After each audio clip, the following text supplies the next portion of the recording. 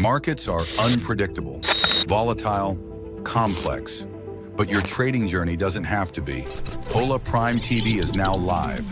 Every trading day, join top coaches as they break down real-time setups, key levels, live trades across Forex, futures, and crypto. From Tokyo's early momentum, to London's open surge, to New York's high volatility action. We decode every move live. Get sharp analysis, clear strategies, and insights that actually make sense. And yeah, we don't just break down charts. We crack a few smiles too. Only on Hola Prime TV. This is more than content. This is infotainment and beyond.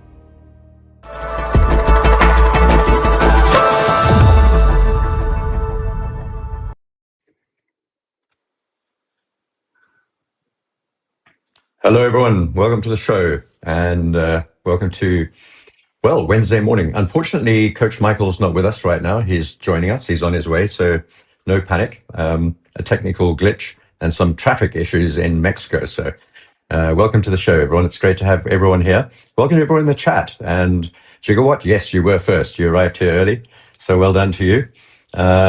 Not so good yesterday, though, but today was an improvement for sure. And welcome to William Ray Wood. And Emily Trading and Mark and all the rest. So it's good to have everyone here. And let's get straight into the charts whilst we wait for Coach Michael to arrive. And if we can just switch straight into the charts and have a look at what's going on this Wednesday morning. And we'll switch over right now. So, folks, we've had a pretty busy sort of period, and I'm going to go through. What I'd like to do is, first of all, just talk about the dollar index. So we had some moves on currencies yesterday, which were pretty interesting.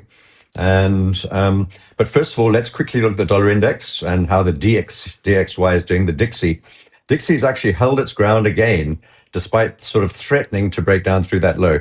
Notice how we made a double dip through that previous, not all-time low, but recent low, and cleared it out and bounced out of there. We're now trying to regain the 20-period moving average after double topping it the last 3 days actually.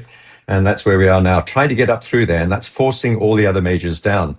You can see our shorts on the euro working out nicely, starting to move down eventually after trading along the top here for so long.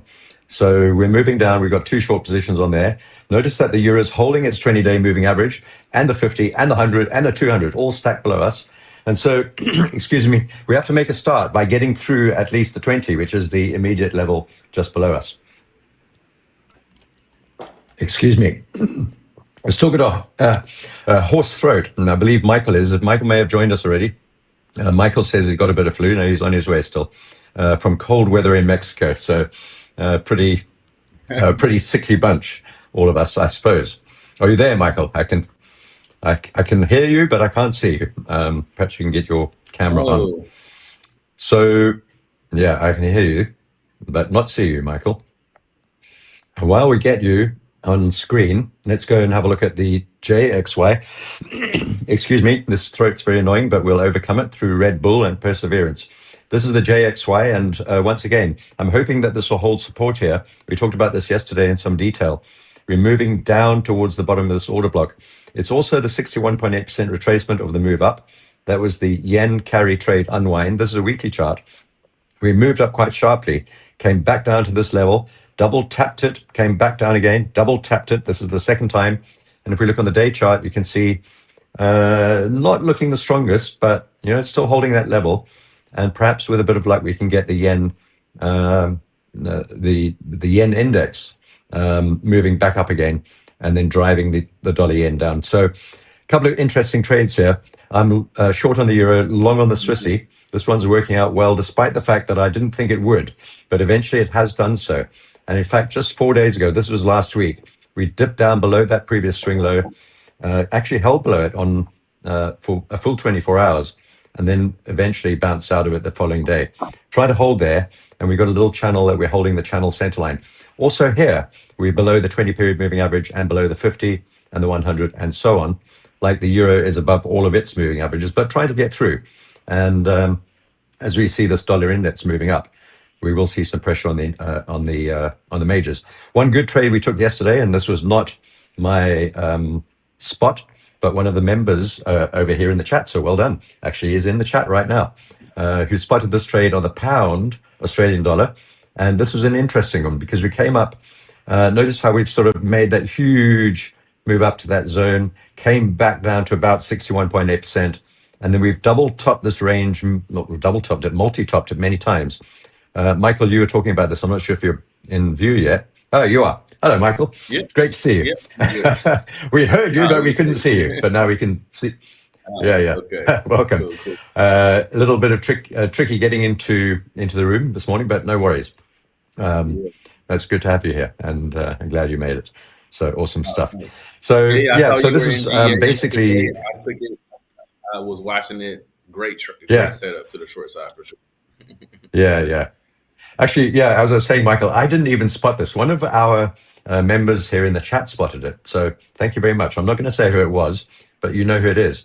And basically, we sort of made that huge spike up. This is going back a long time now to beginning of the year. And we formed this range at the top here. All the volumes at the top range, this sort of zone at the top here, creating this sort of lid on the price action. Once, twice, 3, 4, 5, 6 or 7 times. We've moved down. We came down to the 200-day moving average, and this is pretty important. We actually got right down through it on the first attempt. So a good sign for the bears. And then we bounced back up into it, making these spiky patterns over and over again, just up through the 200. We never actually closed back above it. Well, maybe we did on one day occasion, but we didn't close above the 20 or the 50 or the 100.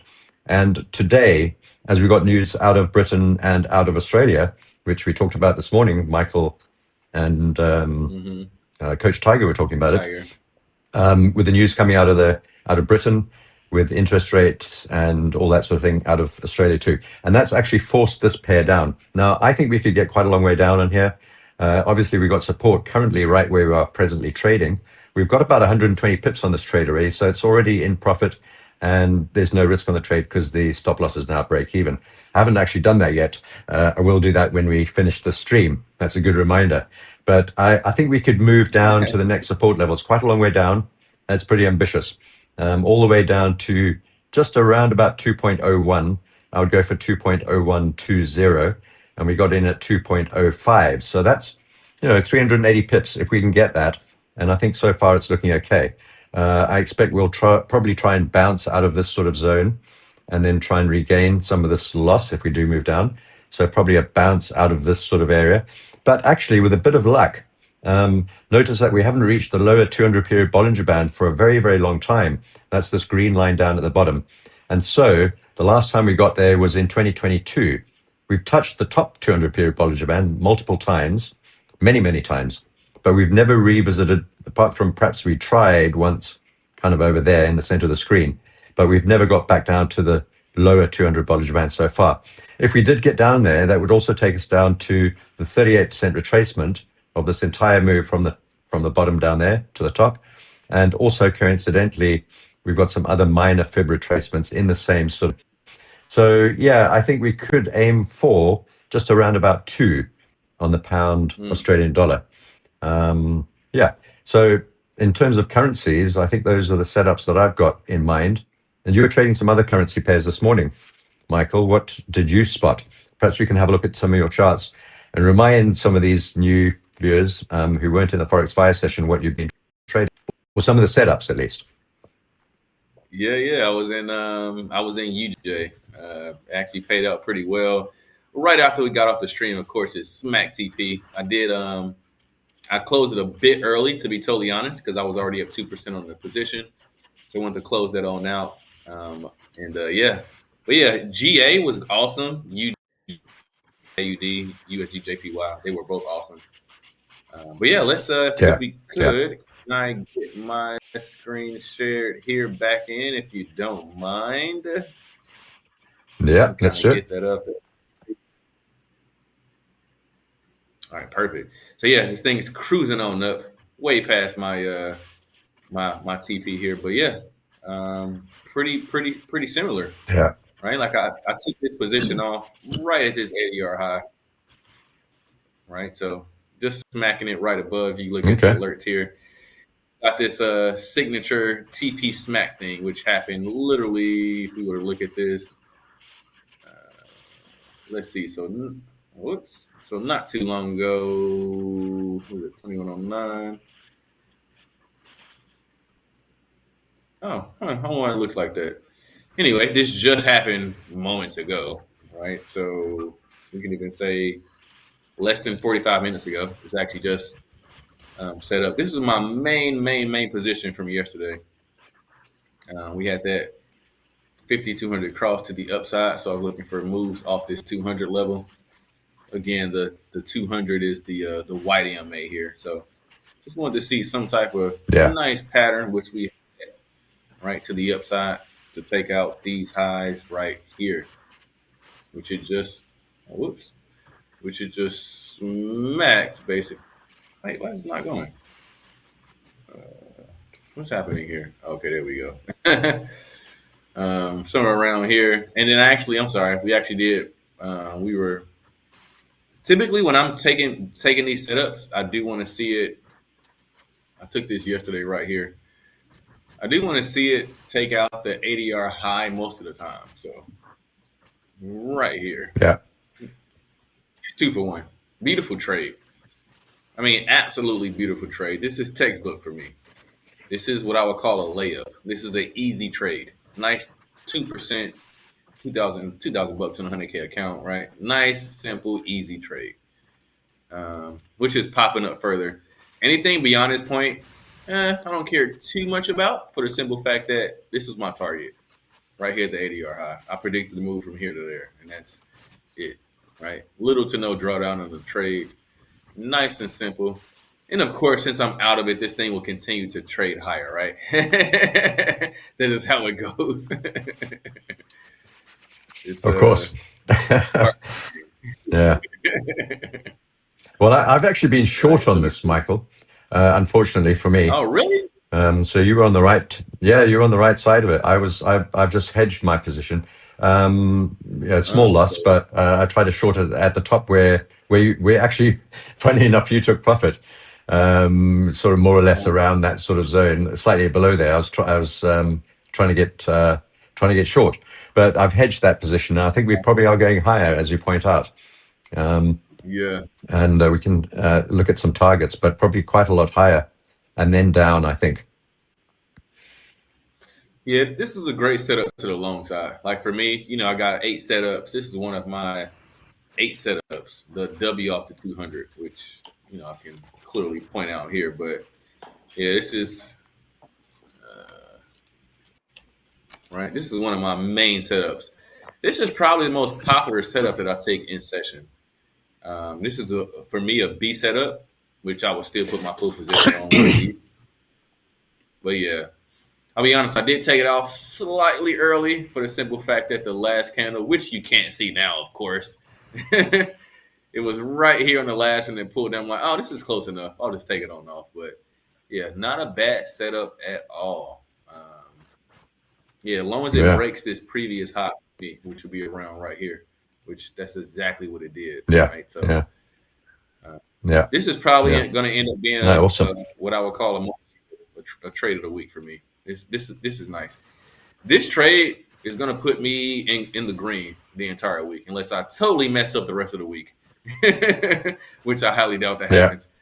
But yeah, this one setup will get me right for the week. So yeah, absolutely love it. Are you holding on to that then, Michael? Or are you out of the trade? No, I'm out of the trade. Nice 2%. I think it was up $2,079 last on the session. I took this last night, like literally right here. Right. So last night, about 10 o'clock Eastern or Central. Sorry, Central. Last night, and little to no drawdown trade. I mean, in this entire time, we had 1, 2, 3 red candles, which weren't even really red candles. They were they were minimum in comparison to the green candles. Right? So huge. Yeah. Huge. Awesome.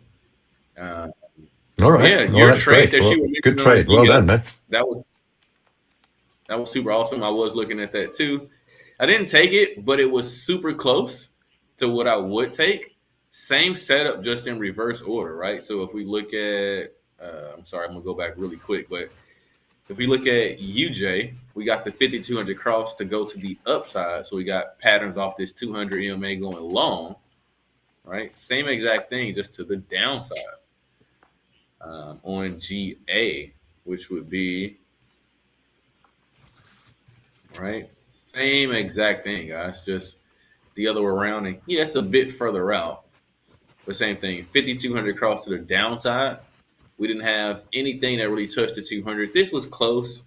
Yes, it was super close, but not too much. That doesn't really count for me. But yeah, this was the move right here. That's why I have this 22 trade. And this is more not a setup because I don't have a 22 trade. It's more of what I would call a candlestick pattern.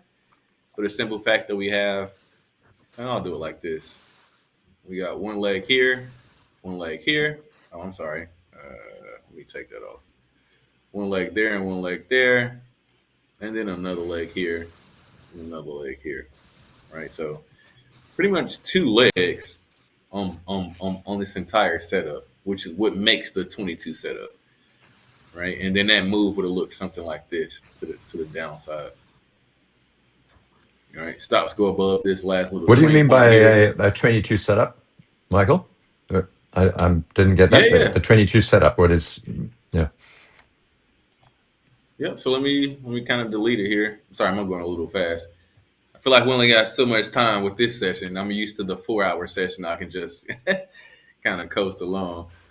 But yeah, so when I say 22 setup, I mean I got one leg over here, which looks like this.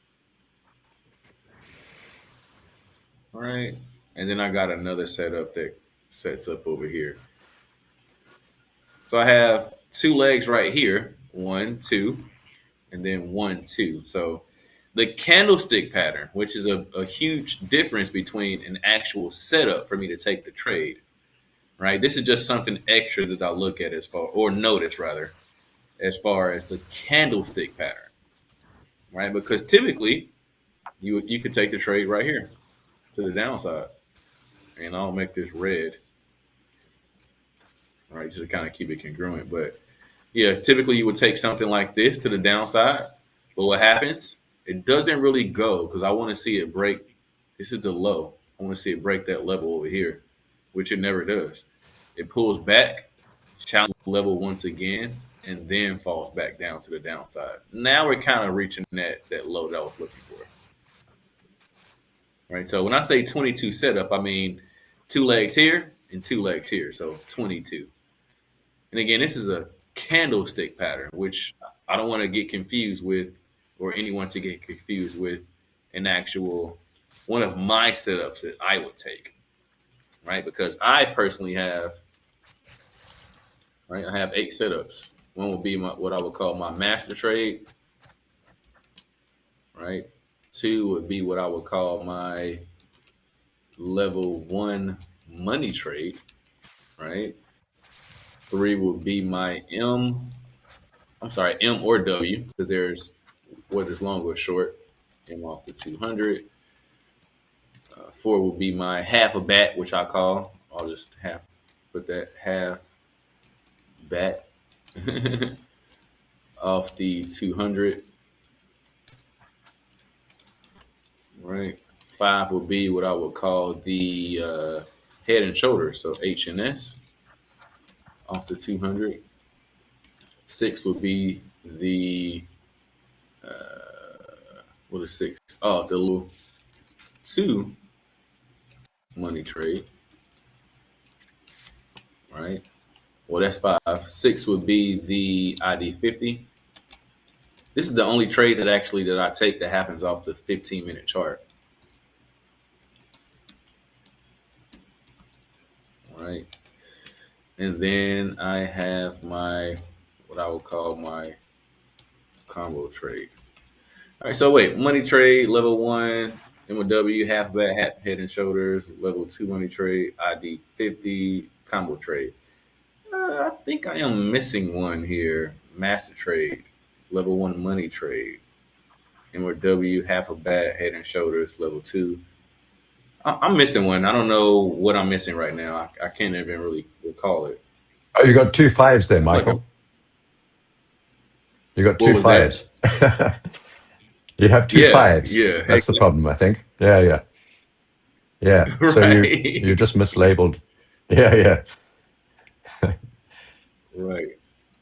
Okay, so here we go. 4, 5. There we go. 6. I'm like, hold on a second. 7. There we go. I'm like, wait, I don't know what I'm missing right now, but yeah. Okay, there we go. See, that's more like it. These are only setups that you guys will ever see me take on the streams. Like, I only have these setups. The only one that I take that doesn't count would be, I'll just put it here. And this is how you know you messed up. It's called an MSU setup. It means you're making stuff up. Right? That's not a real setup. Like, oh, I see this. We all do that, don't we? No, you don't. You're making stuff up. Yeah. And stuff like that. Yeah. Exactly. So yeah, not to be confused with the 22 trade. Notice how the 22 trade is not on here because this is not a setup. It's more of what I would call a candlestick pattern.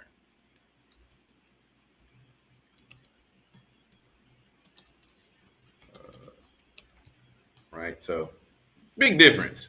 A candlestick is more along the lines of, I'm sure you know, engulfing pattern or doji or whatever. That's not an actual setup that happens off your proper level. So big difference. But yeah, when I say 22 setup, I really mean, hey, I wouldn't normally take this M off this 200. And then it sets up again. Like, oh, we'll take this M off the 200 too. And note that the second one worked out. Why? Because this is a beautiful candlestick pattern. 2 legs over here, 2 legs over here. And what happens is short. This move is still short right now. I can almost guarantee you that I can put this here. Let's just do something like this. I'll just put an alert here. And I'll just put, I don't know, 22 trade pattern hit. Right? So something slight like this. Beautiful trade to the downside. This will more than likely hit. Why? Because I'm expecting us to take out these lows right from over here. Somewhere right here. So I can even scoot this down to about right there. Right, so yeah, that is mainly the main things that kind of occurred today as far as setup wise. It was this. So yeah, beautiful trade off GA to the downside for sure. 100%. Yeah. Yeah. Well, I'm still in that trade, and thank you for the alert warning for that trade. I've got a couple of other things on my sticky list here, sticky notes. Yeah, Okay. sometimes it's we the coaches get a big benefit from the folks in the chat too. So it's a great community. We all Uh-huh. benefit from it together. So if we can just Right. switch back to my charts, I've got my sticky note here. There's a couple of things that I'd like to just quickly look at today, following on from that. So thanks, Michael. Yeah, and I Yeah, think the of question course. is really what is the dollar going to end up doing? So we can switch to my charts, that'd be great. And we'll have a look at what the dollar is doing. And then just segue from there into some of the other things on here, like Bitcoin, gold, silver, natural gas, oil. And I think that's about it for today. So we'll try and get to some of those right now. So stay tuned and let's look at them. Thanks for everyone in the chat. Please make sure to like and subscribe. And if you do that, you'll stand a chance to win a prize later on in the Forex, in the future session. Let's go straight into get to the first thing on my sticky notes. I think we've covered currencies enough for the moment, but let's have a look at the stock market. So a couple of things going on here which are interesting. First of all, Nasdaq has actually broken up through here. We're still short. Have not taken this position off. It's a very small one, which I took at the bottom, well, the underside of this inner sleeve within this large rising channel. You can see the big channel, and you can see the inner sort of sleeve that we traded off twice before and sold both of those levels. We've now sold the third visit to that trend line. It's an upper trend line, forming a different sort of channel, I suppose, if we draw the lower line to that too. We're above all the moving averages and moving up, and it's looking pretty strong. And I've also got another target higher up at the channel top and the top 200 period Bollinger Band right up here. And I'm going to make this blob a little bit more visible for you so that you can see what I'm aiming at. Otherwise, there's just an empty space there. So let's quickly do that. Yeah, so that's it. Make that a bit lighter. So I actually think, given everything and considering everything, there's not a lot of news coming out today. There is some news tomorrow and Friday. We've got jobs, we've got GDP, and we've got the PCE number coming out on Friday. So I think that's the big day. Thursday, well, the sort of big numbers days, tomorrow and Friday. And that's why this week's been a little bit quiet until now. Now, the Nasdaq has actually tried to sort of curl down a little bit this morning and overnight. We have a tweezer top, which is a good sign. And we actually almost have an engulfing candle in that the body of yesterday's bear candle completely engulfed the body of the previous day's candle, which was Monday's candle.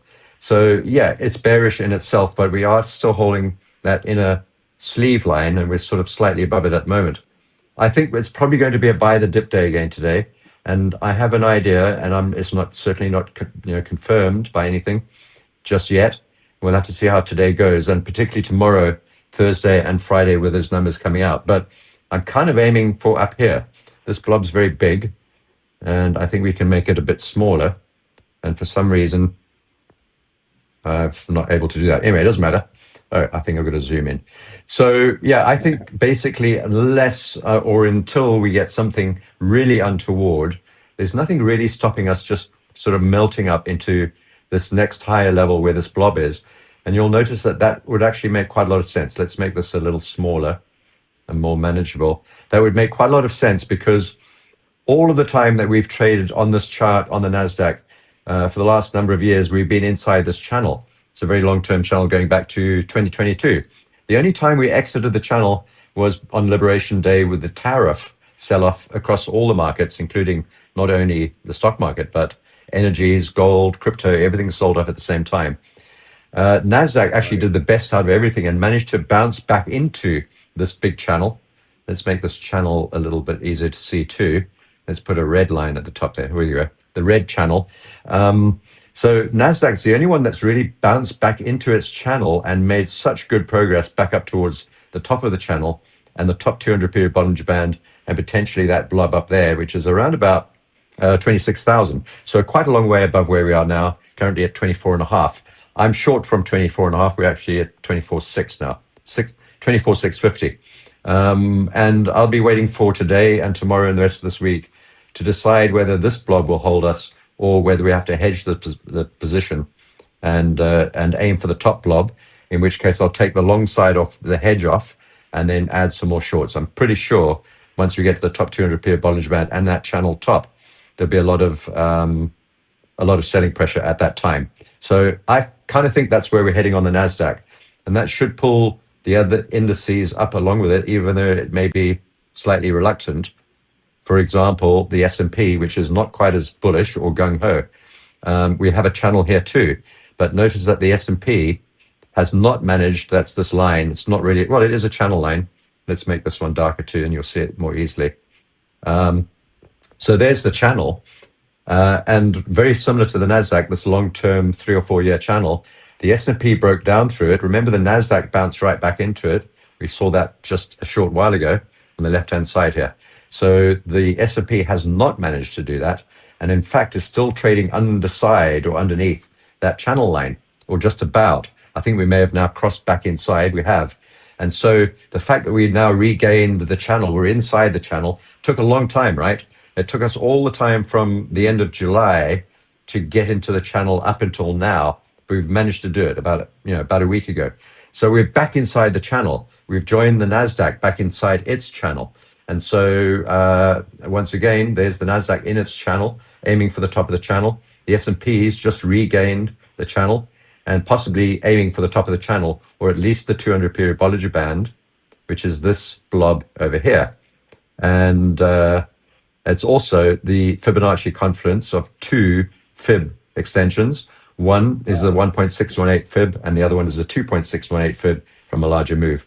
So once again, like the Nasdaq, I think we've got a very good chance of reaching the top 200 period Bollinger Band, and this Fibonacci confluence in this sort of region here at around about somewhere between 6,820 and potentially 6,880, something like that, as a target for the S&P. So yeah, I mean, a lot's going to depend on what happens this week. And as I said, we've got important numbers coming out tomorrow. We've got jobs, which has become, really important in the light of what the Fed's been saying regarding inflation and the pressure on the jobs market. And then we've got GDP tomorrow. And then on Friday, we've got the core PC number coming out, inflation related. So again, all of these numbers, jobs and PCE, not the oil numbers so much, obviously not. And we've also got some other things like retail sales and a little bit of other data coming at the same time. All of these will play into what the Fed's deciding about interest rates, and remembering that we've got potentially 3 more cuts coming out this year, or if you believe Jerome Powell, maybe none, or if you believe Donald Trump, maybe 10 more cuts this year. So who knows? It's an interesting time that we're living in. And the more cuts we get, the more these markets will keep melting up, I imagine. There's nothing to really stop them unless we start seeing really hawkish behavior from the Fed, or really bad jobs numbers, or inflation just goes, through the roof. And, then interest rate cuts are off the table. I don't think any of that's going to happen. I don't see any reason why that should happen. And so until something happens, I have to remain long in mind. Having said that, I'm still short on the Nasdaq, which sounds ridiculous, but I will try and reverse this if we can later on today, or when these numbers come out tomorrow and on Friday, and try and reverse this to the long side, or just simply hedge it. I might keep the short side on and add a long position around about now, aiming for the top of the channel, and then I'll take the shorts off there, the longs off there, and add that profit to mitigate the risk on the short side, which I'll add some more onto at that point. So yeah, so I don't really know, Michael. I don't know what you think. Do you think that we may move up? Do you think Jerome Powell's going to be play ball, or do you think there's going to be more political consternation around all of this sort of thing? Oh man, in my opinion, it's going to be more financial tennis, racquetball, back and forth, right? Like up, down, left, right, sideways, inside out. Who knows? All I know is I'm going to wait for this price action to play out and kind of see. I do, however, think that this is going to be a NAS 100, US S&P is going to be a little bit of drawback, like to the downside first, and then kind of rally back up to the upside. So on your particular position, NAS 100, I got like a price point of around, what is this? Around 2435. So 24,435. And then kind of bounce off that level and then take off those highs back to the upside. Obviously, on the shorter term side, short-term scalps are great. But the overall picture, this thing is monster. It's kind of like gold. right? This thing Yeah. is just Yeah. teetering up. No, it's a I like your monster. level So there too, Michael. I like your level very much. This is a 15-minute chart. This is what you describe, about mhm. two four 400, something like that. Maybe a little slightly, anyway, in that region. There's the lower 200 period Bollinger Yeah. Band, and it's also, yeah, this previous swing low over here. Let's draw, where's my path? So it's that previous swing low there, and there, a Right. little bit there. And it's also the Oh yeah. lower 200 period Bollinger Band right there. And it's probably the point of control or something else that's also interesting. I don't know. Maybe something like that. There's a point of control down here too, which might be tempting too. This is the short-term chart, 15-minute Right. chart. But I'm definitely looking to buy dips, Michael. Whether we'll get any or not, I don't know. The market's opening in 21 minutes, and this is a 15-minute chart. We're holding the 50. We're below some of the other moving averages. Let's look at the 5 with the scalper's mindset or the day trader's mindset. What could we see? That was the original. Right. Yeah, and we've got a trend line here as well that we can draw in. So let's put a trend line in and look for areas to buy dips, I think. So a little trend line there, something like that. It's not quite accurate. But you can start to put some lines in here and maybe some Fibonacci levels. So that's a good level at the bottom of that trend line. Maybe so watch that level on your 5-minute, 3-minute charts. Maybe that coincides with the anchored VWAP. Maybe it coincides with a Fibonacci level. Maybe it coincides with some other indicator that or level that you might be watching. Here's the fibs. Let's put that on, make it gray. So let's see if there's any fib levels down below there that are interesting. Yeah, there is one right down here too. That's the 38% retracement. It's also near the Bollinger Band will move down if we sharply move down. So that's another good zone. So around about 24.5, 24,480, maybe slightly lower, Yeah. as Michael said, down to about 24,430. And maybe even as far as, this point of control and the 78.6. That's actually the 618 fib right there. So maybe all the way down there in an extreme pullback down to this sort of zone, point of control, and the golden ratio number. But yeah, any of these levels, I think there, lower Bollinger Band, this point of control or that point of control and that fib level for longs. But I think you're right, Michael. I don't see any reason for us to get scared about the long side of this market just yet. Very similar No. to what you guys were saying about gold this morning, weren't you? You were talking about gold. How far can it go? Yeah. And are we going to see any turnaround anytime soon? Gold has this We're whole not the seeing it so sky's much. the limit type of approach right about now. The sky's the limit on gold. Yeah. Get in where you can get Yeah, in right absolutely. about now. Actually, yeah. Well, let's look at gold. Actually, I've had a position change on here. So this is interesting from my perspective. I bought some new, by the way, if you see me poking these AirPods into my ears all the time, it's because these are the old AirPods Pro version 2. The latest versions just come out, version 3, which don't fall out of your ears. Apparently, this is a common problem. I thought it was just me, but it's not. So if you've got the old AirPods Pro, that's the reason. It's not your ears that are the problem. It's the actual device. I thought it was my ears The too. new ones I thought don't my fall ears were out. too small. Yeah, it's not. Yeah, so I thought exactly that. I've got pretty small ear canals because of surfing, and these things just don't go in, and they fall out all the time. So, but the new ones work apparently, so that's good news. Some good news from Apple for a change. So this is gold, and as you guys are saying, this is just broken out of this beautiful ascending triangle. We had 3 targets. The red line we got to quickly. The next one, the one in the middle, we got to a few days ago, about a week and a half ago. And we've just reached my 3rd target. These are just technical targets based on normal market structure Give me a quick and second. geometry. I'll be right back. Sorry. And Give me a quick second. yeah, no worries. And we've moved up to the 3rd target. So that gray arrow at the top there represents me taking profit at the arrow. So it's not sort of random profit taking, even though this day candle did move down after we took profit, fortunately. But it wasn't a random zone. It was actually literally at that top of that arrow at that precise level, and we took profit. It has moved down, and today is just poking up a bit. I think we may even get a little bit further on gold. I don't know. That's why I've taken profit. But there are further targets above us, and particularly around the 3,800 level, 3820 or 3880, and that's a little bit further above us still.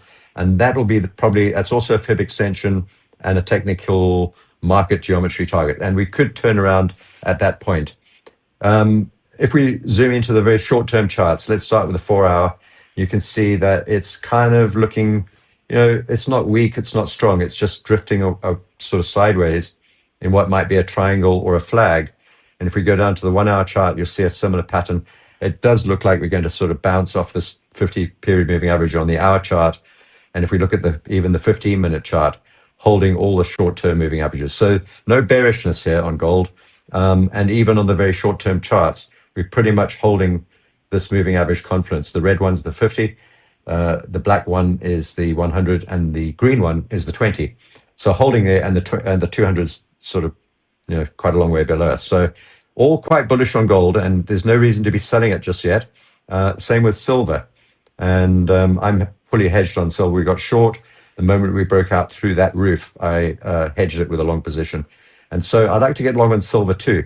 I think silver's going to $50 and then 55, and then we'll see what happens next once we move into unexplored territory.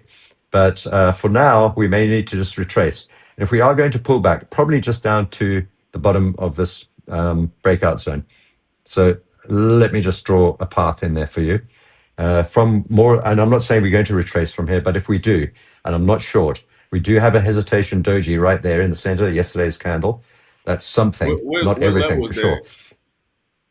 Because I got the same thing at somewhere around on silver. Yeah, around that same level. Yeah, $44. 44 round. Oh, okay, nice. The close, close, yeah. And So then I got 43, if we somewhere close to that. Oh, okay. Yeah, pretty close, yeah. Well, for a buy zone, is that right, Michael? Is that what you're looking at? 43.30. Yeah. Yeah. Oh, for shorts. Right. Yeah. I think that's great. I want to get long on this, but I'll be waiting for that short to play out that you've just pointed out, Michael. If we can get it, I won't be shorting it. But just so we're on the same page, I wouldn't short silver. I wouldn't short gold, or I wouldn't short Bitcoin. I wouldn't short it from the level now. I would just wait for it to pull back to this level. So if you did want to short it, I mean, that's great, but I would be more or less looking for buys at the 43.30 level more than anything. Gotcha. So let's redraw that arrow on the 15-minute chart where it looks more sensible. So that's the sort of thing. This is a 15-minute chart, so it looks like that's a long move, but it's not. It's just a few hours, really. So as you can see on the left-hand side, there's my short, the red arrow. And there's my green, the long arrow. There's my long, the green arrow, or my green, the long arrow. And so basically right next to each other. So I've got no skin in the game here right now, apart from a small losing hedged trade. I do have profit, however, on this green long trade. It's offset by the same amount of loss on the red short trade. So this trade, this green arrow represents a buy, a purchase, a long trade, which is in profit. But as this moves up, that short trade's losing ground at the same rate, so because they're equally sized. But what happens when we get to the top? When we finally turn around, it could be here, I don't know. If we get back down to this channel line, I'll certainly be adjusting the hedge in the favor of the long side. But if we do get to the top, I'll probably, and if I ever think about going short, I'll have the opportunity to take the profit off this long trade, this hedge, and add that as a short, use that profit to add a new short position. Let's say it's at the top here. I'm not saying it is, just an example. So if we were selling there, I'd be using the profit, having taken profit on that long trade, to use to offset, to mitigate the risk basically on the additional short trade. And that's the way I hedge these positions if I think that I've got the direction correct, which is long. So I'm waiting for that pullback. I'll try and reverse we'll get back down to pretty close to this sort of zone where I'm hedged, and I'll probably exit both of those hedges and try and get long on a reversal down into that level. On the 4-hour chart, you can see it's a pretty simple play. We'd have to break down through the 20 period moving average on the 4-hour to do that, though. And we'll see how we go. I do want to quickly talk about natural gas before we run out of time, because I know people will be terribly disappointed if I don't. This is the natural gas 4-hour chart. and we have rolled over. This is the rollover gap. Don't be scared or frightened by that. It's not a price gap. It's a contract gap. So we've rolled into the next contract, and we've actually held up really well up at the top here. Normally with these, and we've got contango, a very large contango going on, because we rolled over from 279 into over $3, $3.05. Very large contango. But normally what you'd expect is that the price may dribble back down again if it's likely to be bearish. Now that we've rolled over, the price has actually held up in this order block pretty well, boding well for a continuation of this upward move. I'm not trading the futures because of that rollover. I'll be getting back into the futures this week. So in lieu of that, I'm trading the continuous contract ETF. And this is the 4-hour contract on, is that 4 hours? Yes, on natural gas, continuous price. And you can see we're busy trying to hold at the moment. We bounced nicely out of that zone. I got long again down there and added some more longs to that existing position. And I'm hoping that we'll hold and move up. My overall target really on this is just back to about 3. Let's go to the futures rather. It shows it better. I prefer to trade the futures whenever I can rather than the continuous or spot prices or anything like that. This is the futures chart, and we're busy trading within what looks like a bull flag, having, let's go to the weekly chart, having come out of incredibly low levels during the last year or so, all the way down here. We've bounced out, we're having a retrace, and I think we're going to try and regain this level. Target 375, then $4, then 425. And I think with a bit of luck, we could get to 480 and maybe just around about, well, we've already been to 470 this year. And I think we could get a little bit higher, up to, closer to $5, 480 to $5. All right, folks. I'm getting a lot of chat coming through here. We need to wrap up. So thanks, everyone. Michael, I'm sorry about the rush. As all the coaches find out in these 1 hour sessions, there's almost no time. We've got to cover a lot of stuff. Yeah. So sorry about the rush, but it's something that you'll get used to. Bye. We got to go. All right, guys. Take it easy. Right, there we go. I thought we were being switched off. Yeah. All right, mate. See everyone in the chat. We'll speak again soon. Take care. Markets are unpredictable, volatile, complex, but your trading journey doesn't have to be. Hola Prime TV is now live. Every trading day, join top coaches as they break down real-time setups, key levels, live trades across Forex, futures, and crypto. From Tokyo's early momentum, to London's open surge, to New York's high volatility action. We decode every move live. Get sharp analysis, clear strategies, and insights that actually make sense. And yeah, we don't just break down charts. We crack a few smiles too. Only on Hola Prime TV. This is more than content. This is infotainment and beyond.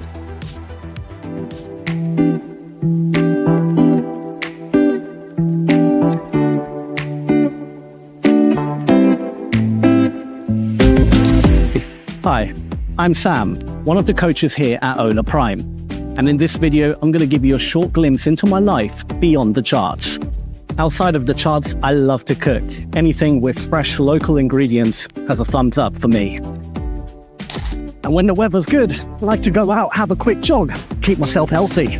I started trading almost 15 years ago, and believe me when I say, it wasn't an easy journey. There was a lot of ups and downs, mostly downs at the beginning, and it took me, I would say, almost 10 years before I could actually call myself a trader. Personally, I like to travel. I like to go to different places, see different cultures, meet new people. I also like a good spa day, just sit there by a pool, relax, get a massage. You can see from the screens behind me, it's just a lot of stress, a lot of digits, a lot of moving, a lot of fast moving markets. You can't spend your whole day in front of a screen. You will burn out, and sadly, you probably won't be as successful as if you just relaxed a bit more.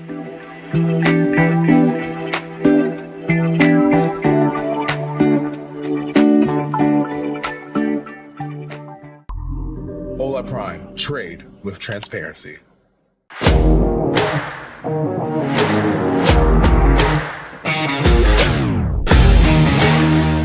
Hi, I'm Tony, one of the futures coaches at Hola Prime, and this is a little glimpse into who I am beyond the charts. I started trading 10 years ago. The early days, full of mistakes, but every loss was a lesson. And trust me, there were plenty of lessons. But here's what I realized. It's less about the perfect strategy and more about the mindset and emotional control. An example of this is cutting your losing trades and controlling your winners. Because if you don't, the proverbial train is coming and you don't want to be on the tracks when it does. That's why, as a coach, I don't just teach setups. I help traders build systems, not just on the charts, but in their heads too. Now listen, everyone wants to double their money overnight, but real growth, it comes from small, smart moves repeated over time. Be consistent and be patient. And don't be afraid to ask, because at Hola Prime, we're here to help you grow.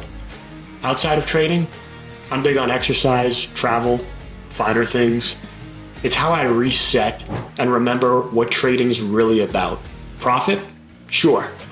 But what that profit can do for you and for others, that's what it's really about.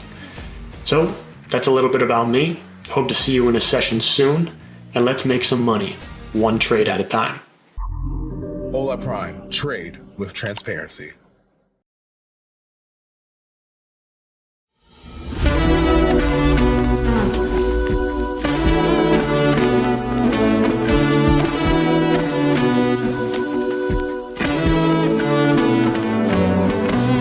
Hi there, my name is Paul, trading coach at Hola Prime, and this is a peek behind the scenes of who I am beyond the screens.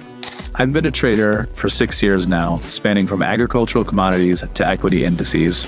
My philosophy in life is to keep things simple, but not simplistic, and to seek clarity, not certainty. In the trading world, these concepts help me embrace a mindset of valuing action over doubt, staying disciplined, evolving with the markets, and maintaining self-awareness. The road to becoming a successful trader is a winding one, but with each twist is an opportunity to reflect and grow. There are no shortcuts in trading, and as a coach, it is my mission to help guide traders down a clearer path to sustainable trading. As a new trader, sometimes the thought of earnings potential can outweigh focus on what truly matters. Long-term success stems from a system of patience, resiliency, and consistency. Two books I highly recommend that profoundly display these qualities are Mind Over Markets and Reminiscence of a Stock Operator. Outside of trading, I love going to the local beaches and golfing. They allow me to clear my head and have some fun too. Golf is a funny parallel to trade. It requires total concentration, adaptability to changing environments, and the majority of the battle is between your ears. You must have a plan to tackle each hole of the course, combined with sound mechanics to execute each shot. Comparably in trading, plans and strategies are important to build and refine, but precise execution matters equally. That's a brief bit about me. I look forward to seeing you in a live trading session soon and expanding our trading horizons together. Hola Prime. Trade with transparency.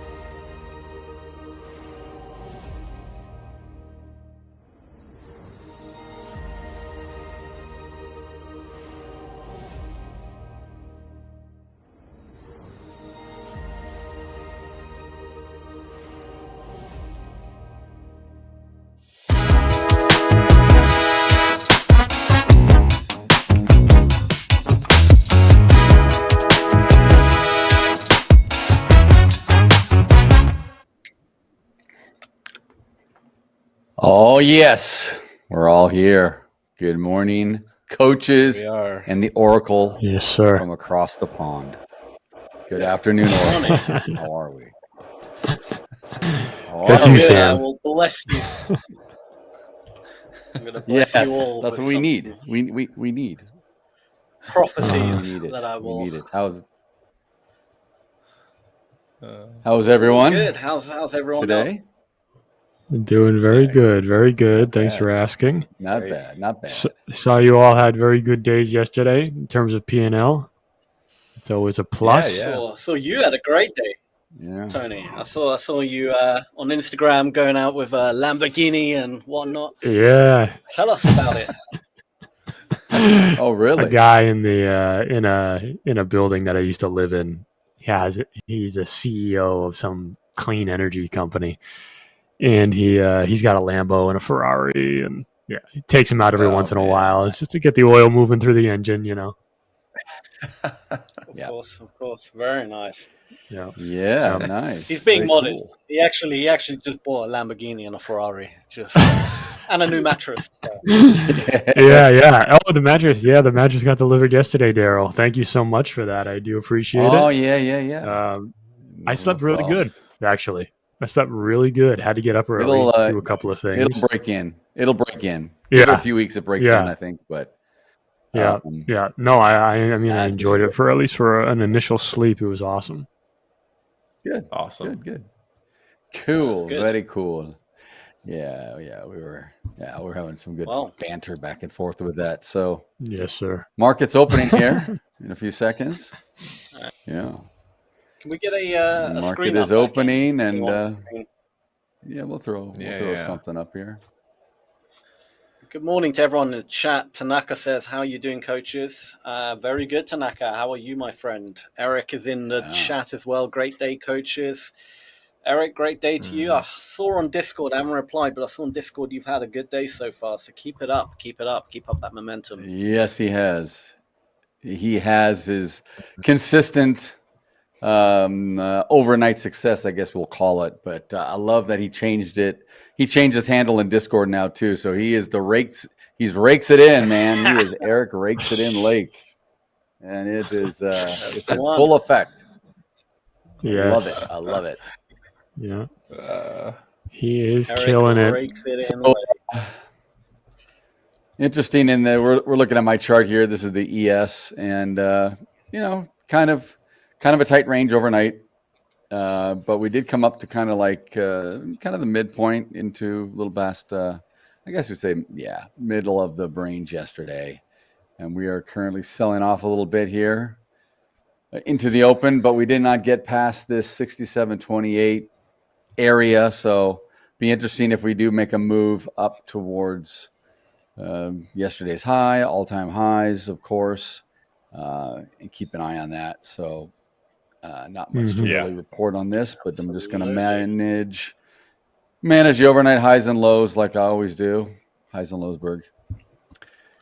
We'll see where we are in about 10, 15 minutes. We do have some reports coming out, I think, in a half hour. New home sales, I want to say, or something. Where is it here?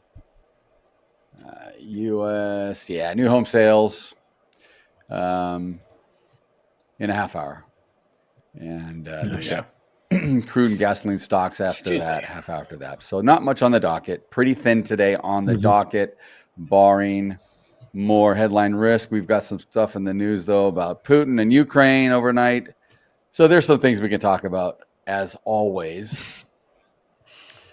And that's kind of where we are. No, good synopsis. The market recap with Daryl. Short and sweet. I'm right. Keeping it tight like the Widow Boys regular. High and tight. Over the years. Soon. One day soon over the I'll years, get another haircut. Above the ear, where do you want it?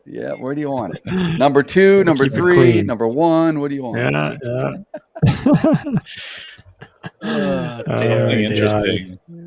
Something interesting here that I'm actually recognizing on the ES, though, where we opened. Like you said, Daryl, it is in the middle of the range right now, but at the same time, if you're looking at like a volume distribution chart or a TPO chart or anything, we opened right where a lot of single prints were. So essentially like an area of the market where we just flushed down and we only spent a very little amount of time and little volume was traded. So opening up in that area is very odd. Like, you don't really see that too often, where you have a somewhat of a trend day and then there's a single print area like between two larger distributions within the day, and then you open up right in the middle of those distributions. So this is odd that we're kind of opening up here, and we're also waffling. Like the ES doesn't really know where it wants to go yet. So waffle. Yeah. I would love a waffle. Yeah, actually, I love a nice crispy waffle. Yeah, I'm starving, trying to hold myself to your point here, Paul. yeah, to your point. This is this distribution here was yesterday's RTH session. This was Mondays. This is Fridays, and we didn't come to the high of Fridays, but we kind of came. I'm trying to look at where we would have. Where is this, sort of resistance at? And we're just kind of in the middle of yesterday, middle of the prior day, and then atop of this. And what is interesting that I did mention with Sam yesterday on the Prime Day wrap up was we almost had an engulfing day yesterday. We almost had an engulfing day over the prior day. We certainly did on the bottom end of it, but we came within one frickin' tick at the top, right? We didn't retest the all-time high that we made the day prior in the ES. So, I mean, essentially it doesn't technically count as an engulfing, but it's almost there. And that's interesting that we kind of got there. It was like, yeah, I don't think so. Had a little sell off. We're coming up kind of back to retrace the mid. Are we going to continue down? We'll see. So yeah, good further analysis there from the cattle wrangler himself. That's very, very well done. Cattle wrangler. Very well done. Mr. Cattle. Where's my lasso? So we see instead of having some waffles and maybe bacon, because we're not doing the lean hogs, you can have maybe some steak and eggs with a side of waffles. Yeah, be very appropriate. Maybe that would sound good. It's good. Ooh, that sounds good. Sounds pretty good. Captain Cattle. I think that's Paul's new name, Captain Cattle. Oh no, that's actually somehow better, more funny and better. I feel like, but it's either Apostle Paul or Captain Cattle, one or the other. Well, I like the first. Both are healthy. Yeah, both are good. Paul, where did you get your degree at? Where did you study? Oh, I went to MooU.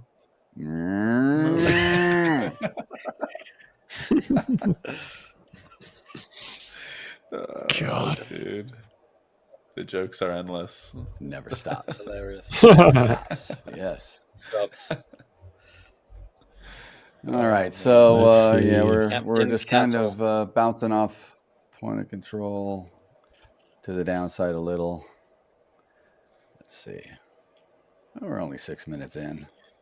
Not much to write home about yet. Yeah. No. Wouldn't be surprised if we Give it go a up bit on of the time, day. let it figure out. Yeah, I wouldn't be surprised. Sam's going to call a range day already. I know you have. No, it's definitely not a range day. Sam yet?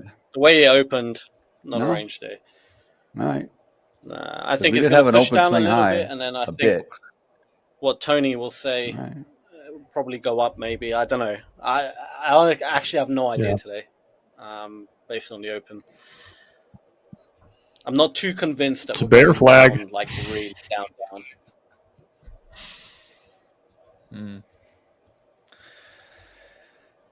Yeah, I mean, for the ES at least, maybe my downside target, generally speaking, my downside targets are like the middle of the lower distribution, which would be like 67.10, and then also like 67.04-ish. And so maybe we go down to like the lower end of that distribution before we pop back up, or if we're going to find support, we find it in that area and then pop back up.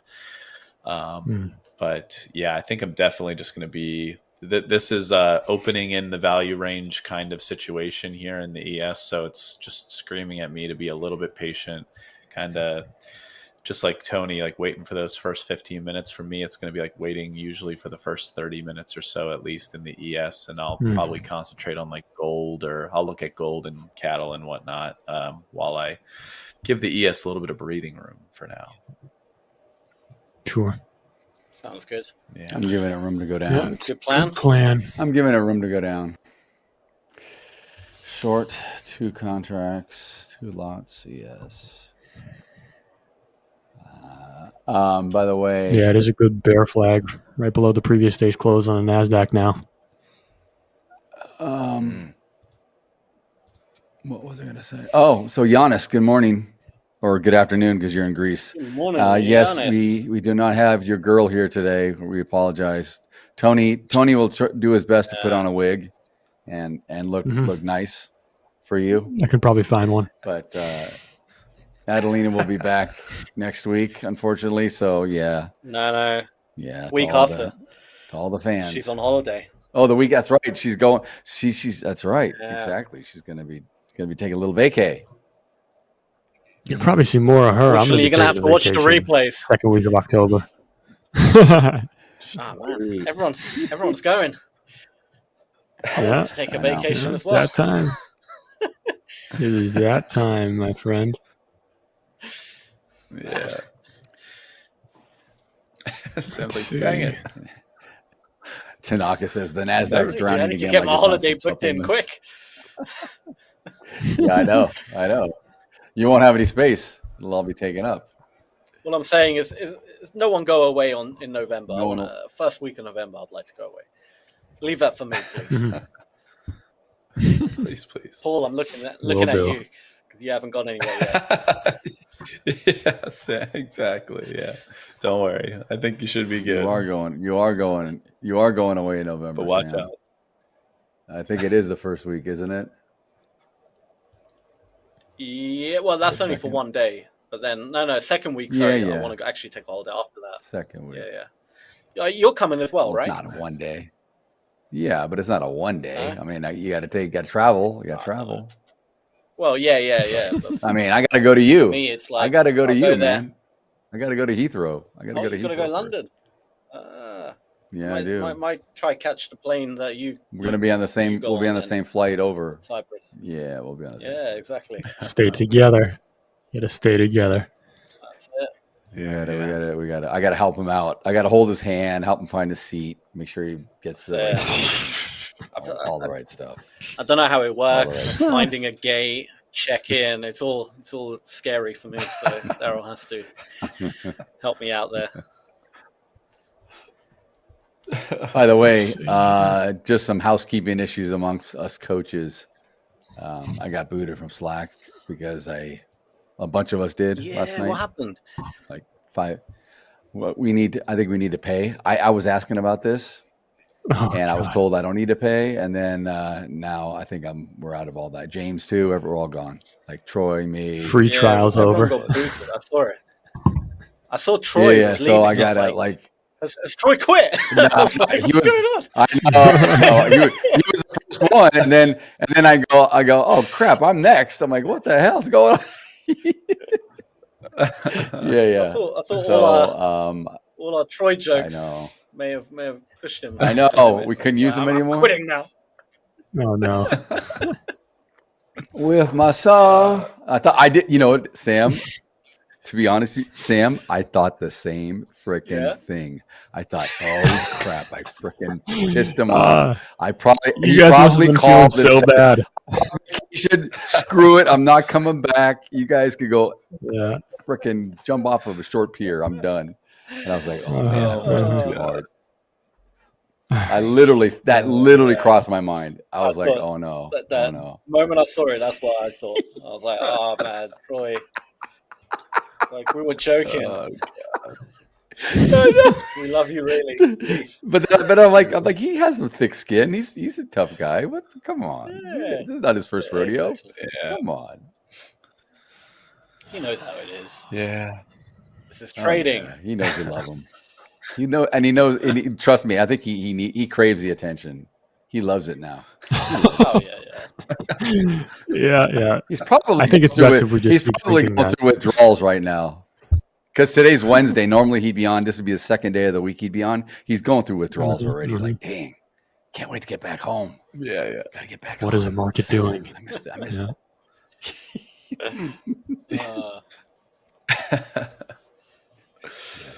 Which clip did Daryl play of me now? Controls just hanging down. Which one did he play of me Yeah, today? I know. And yesterday.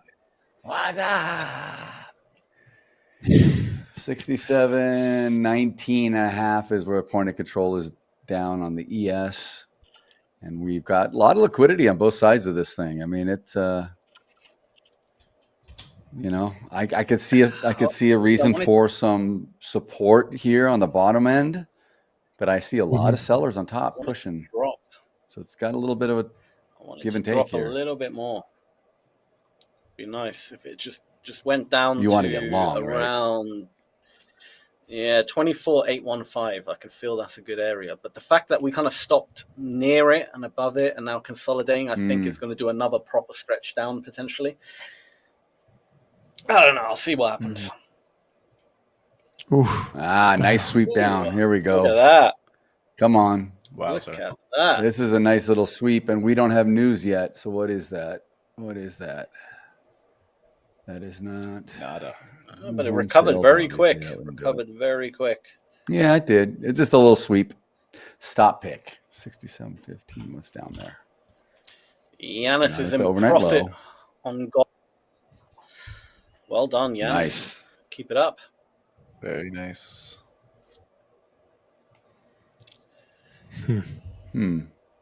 Nothing. I see. How's everyone in the chat? Talk to us. Keep us entertained. Yeah. We will entertain you back. We're getting used to lots and lots of chatter. Exactly. Yesterday was a really Everybody has a voice in the really chat. good chat. Yeah. Oh yeah, yesterday was crazy. And then we had this one guy that came in, this TBB trades guy, this clown. That guy. Always seems to come in at the end of the day. What a weirdo. What a weirdo. He probably just wakes up, We got to get it. rolls out of bed. Keyboard warrior. Keyboard warrior. That's what he is. Yeah. Yeah, 100%.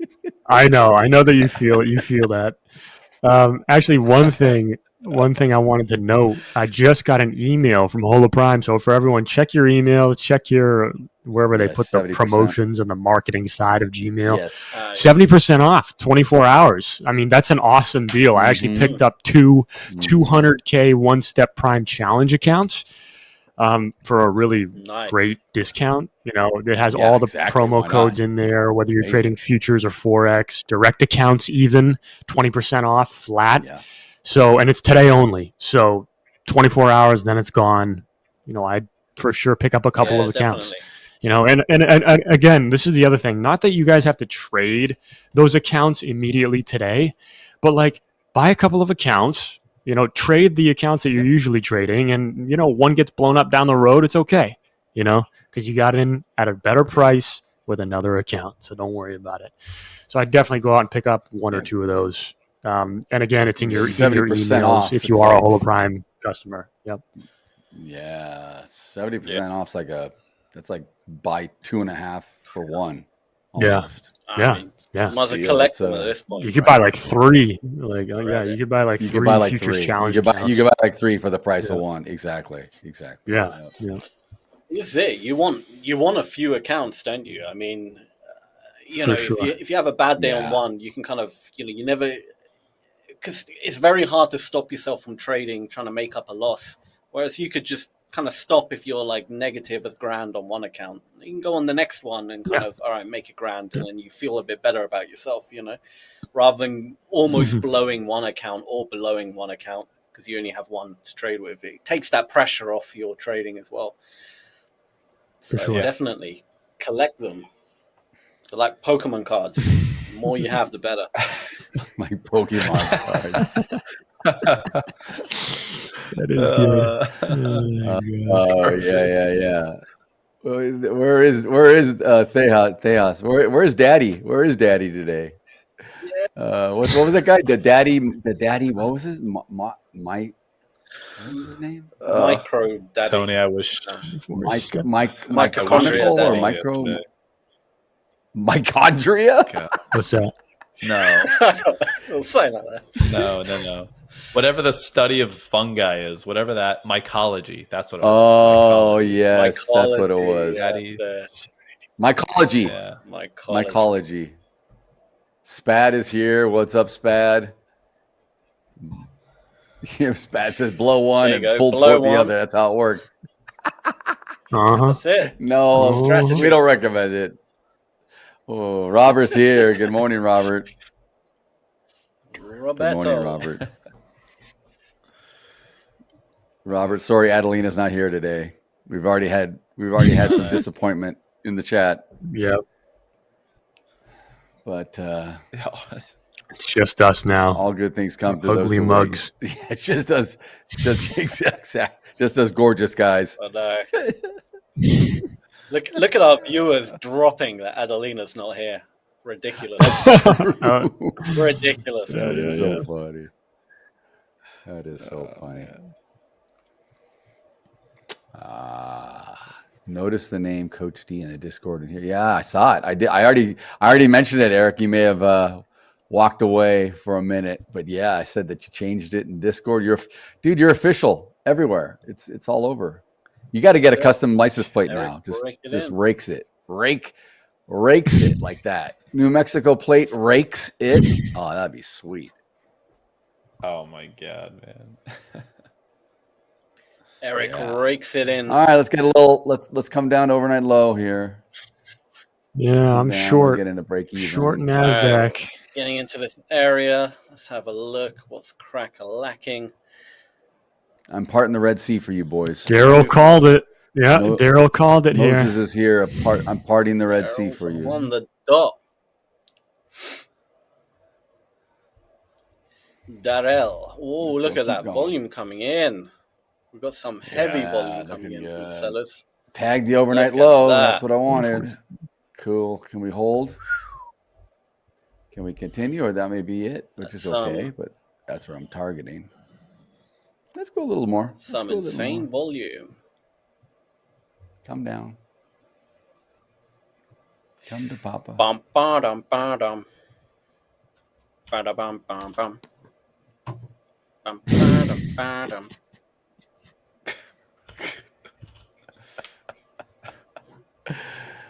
What song is that? What was that? You were doing yesterday? He tried doing Ghostbusters. You were singing yesterday. Had a few beats. Nah, it's not Ghostbusters. It's a riff or something. I don't know what riff it is. No, that's Ghostbusters. But I wasn't. That's Ghostbusters. I know. Come on down. Come on down. I think it's an iPhone ringtone. I don't know. Yeah, that's great. Great. I don't know what it is, but I reckon. Dun, dun, dun, dun, dun. Dun, dun, dun, dun, dun. Actually, yeah, you're right. It might be an iPhone ringtone. Yeah. Really? Oh man, hell yes. Oh, look at that. All right, drop. Let's see. You're welcome. Just do as Daryl says. Yes. That's all you have to do. Okay, I'm up like, I don't even know. I can't. Daryl's going to get so pissed. You're going to get so pissed about what I'm up. Because you're copy trading, dude, like 5 accounts right now. I don't care. I don't care. Don't worry about it, man. Immediately, my P&L is uncomfortably large.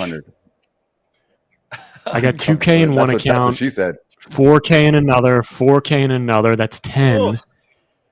2K in another. That's 12. 1,800 in another. That's now you sound like now you do what Eric does.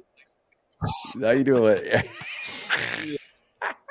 No, we're gonna have to figure this out. You can't put you can't fit 5 digits on there, dude. It doesn't work. We barely got the 11,000 for Sam that day. We had to stretch the really, yeah. I don't know. Maybe I'll just pick one account and go with it. Damn. I mean, they're all done now. I told you guys. I picked up a bunch of the 70% off one-step prime challenge accounts. Code FUT70. Okay, you copy trade all of them. The code is what? FU? What was it? FU? The code FU? FU. That's all I heard. FUTONY 70. Yeah. Listen, you definitely are buying us direct accounts now. I helped you on that trade, so I, part of that 13 grand is us, man. So that's how I see it. All right. Yeah. We'll figure it out. We'll figure it out at some point. There's nothing to I'll send you some out. K-cups. You know what I'm going to do? I'm going to say what this one clown named TBB Trade said in the chat yesterday. He's like, pesos? Like, yeah, the pesos. Yeah. Whoops. He sounds like a guy that you should probably listen to. I don't know. I'm not an expert. Maybe I'm listening to him right now. Yeah, maybe. Maybe. Hey, dude, that's good, though. 20 minutes in and you're done for the day. What are you going to do now? Those are the best days. Take a ride literally. Take a ride in the Ferrari now? Yeah, I know. It is. Yeah. Let's go. It's raining out here now, so we can't take the cars out. Yeah. No. That'll be dangerous. That's amazing. But that's a good example of what's the you don't have to have the psychology of having having to worry about like making 13 grand in one account or anything, and like looking at that large number. You just look at the one count, smaller number, 1,500, let's say, per account, whatever, and you spend that and it across extrapolates. I mean, exactly. Yeah, really good example. I agree. What Tony just executed very nicely there. I mean, geez, within literally 10 minutes, that trade wasn't even that was like 7 minutes long for you there. My goodness. Yeah, if that, maybe. Ridiculous. Sometimes just got to follow the momentum. Sometimes, on the open. Yep. Yeah, that's really it. It's really it. Yeah. Yep. All right, Robert. Sounds like you made a good trade on that short as well. Nicely done. Very nice. Nicely done. Do we add more room to the downside? Do we? I hope so. Like, I don't want to see this thing come back up. I think we do, but I'm not entering here. It's either got to get to the low of the day currently and try to hold and break through, or it's got to pull up to point of control or close to for me to enter. Like right now, it's coming back up, which is good. So that come up to low volume, which is the point of control is not accurate on this Project X because it carries over from yesterday's open Asian session. But point of control in the ES is currently sitting at 67.18. VWAP is a tick or two under it, so they're right there. Yep. Very close. Yeah, very close. Very nice. It's just this high volume node right there. That one. That's point of control.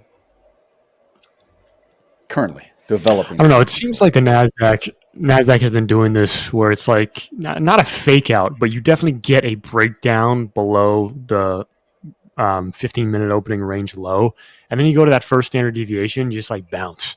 You just like bounce to the upside, and then it kind of chops around between. I don't want to put timestamps on it, but literally like 10:15 to 11:45. It's just chop, no direction, and then that the early afternoon rally. Yeah, but I can only guess that it's because we're still within those those all-time highs in like the Nasdaq ES, that this is just how it is, right? We're not just going to continue to rifle higher. We haven't broken the 6,700 level, so we haven't gone back down to 6,600s at all. We didn't do that yesterday. We held about a 1.5 from that. In fact, actually here, this blue line, where I'm at right here, put my little arrow right here. This blue line is at the 67.01 3/4. That was the low of day yesterday in the U.S. session. So I still have a target of maybe trying to come down and retest that. But yeah, we did not get down through 6,700 yesterday. Will we today? I don't know. Yep. But you're right, Tony. We're still trading at all-time highs. We're just because we're profit taking or backing up a little doesn't. The sky's not falling. It's not over. We're just the market's just doing its thing. So well said. Agreed. Yeah.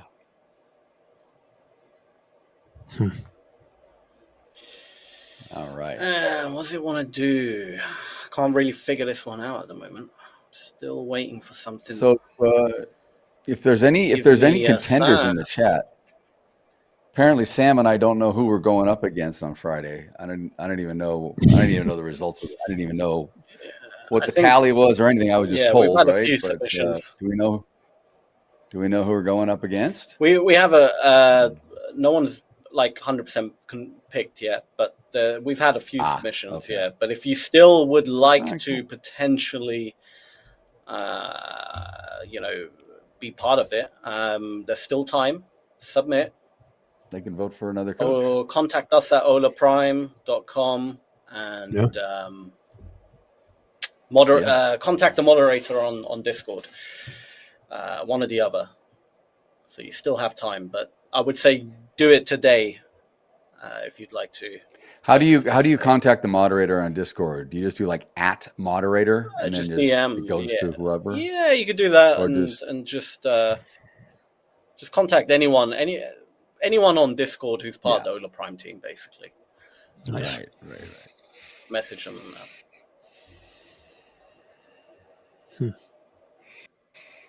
All right, we've got new home sales in a minute.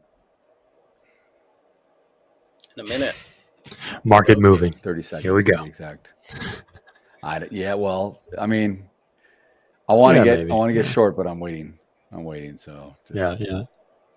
Well, you never know. It could have a little effect, but I wouldn't say. Yeah. I wouldn't expect too much from it. I mean, new home sales month over month, and we're not making new homes. We're not building new homes. It's just story. Nothing's changed here. Might do. Do they reach out to you, Daryl, for that survey to see if how many new homes you're building in a month? New or a homes? week or... No. Yeah. No. I'm not a developer. No. Yeah. No, they don't.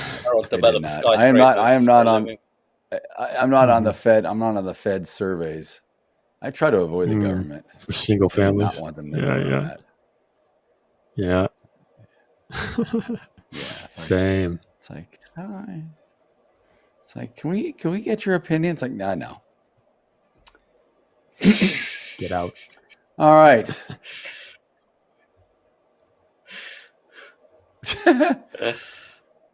New home sales. Wow, up 20% month over month. Last month was down 0.3%.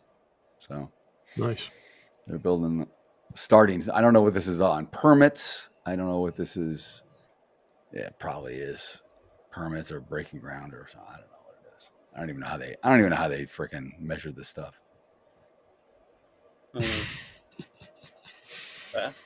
I mean, to be honest, right? Does anyone really know like what they do? The criteria probably changes all the time. They're probably picking certain states and not certain states, like high growth states or low. I mean, what do they do? I don't know. No idea. Yeah, I have no idea. Couldn't tell you. or are they expecting? Yeah, are they expecting like a monthly survey from the big home builders like Lennar and KB and those kind of guys? Probably. Maybe. That's what they do. Yeah. All right. So I mean, the Fed might not even know where they get the numbers. 67.10. I know they don't. Of course they don't. No. All right. We are. What they do actually is they they have an inventory list of all the bricks in the United States, and then they count all the bricks afterwards, and then they can estimate how many homes were built and sold. We don't make our homes with bricks too much anymore. It's all stucco, man. Wood and stucco. Even in Boston. I mean, there's old bricks, yes, of course, but that horsehair stuff that's in the walls. Oh my god. Adobe. Seriously, I have my old apartment was like that. Really? Horsehairs. Yes. Oh my god. Yeah, it's some sort of like it's horsehair, and then they made some sort of like slurry to make it into like some sort of spackle. Like, for the talk about the interior wall. Like, yeah. Yes. Yeah. Right. And like dust, like dust sticks to it, and it's like, God, you can't even clean the walls because like stuff starts chipping off. Like, When it rains, does it smell like a wet barn? Stinks. Does it Smells like a barn. Have that odor Yeah. that comes out of it? Yeah, exactly. My God. What are they doing? All right, let's see. That sounds... Let's get down here below sounds terrible. 6,700. Yeah, it is. It's Boston. Boston, my guy. Horse hairs. Wow. Isn't that like extremely flammable though? Probably. Not Oh, with sure. not with the plaster around it, I wouldn't think, but maybe. I mean, who knows? Oh, I've been laughing, cackling. Well, not this to whole mention- time, and I muted myself. My bad, guys. I'm I was on wondering, Ellie you're very Combs. quiet. I love Yeah. hearing your laughs. Yeah. I've been Yeah. cackling the whole time. Cackling. Oh, there we go. Look at that. Dude. That's not good. Took me out. I didn't even move my stop much. I think like a 2-point stop. I didn't even get a chance to move it. That's all right. It's probably for the best. Probably. This is probably going Nasdaq back right up to the previous day's 24. close. We're getting above previous day's close now. Man, what the heck? I think this could be the All right. reversal. Just kind of Come on, Ellie. double tap the previous day low. We'll see what happens.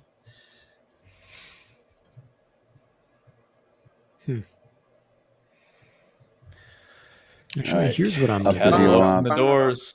I'm going short Just on the again. upside. I'm going short again.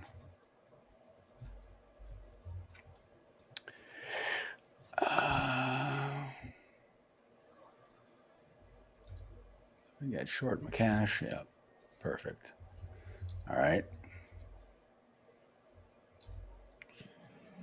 Back down to 6,700 or under. Put my take profit around 60. All right, 66.98. That'll work. I got to move this one down. 66. Okay.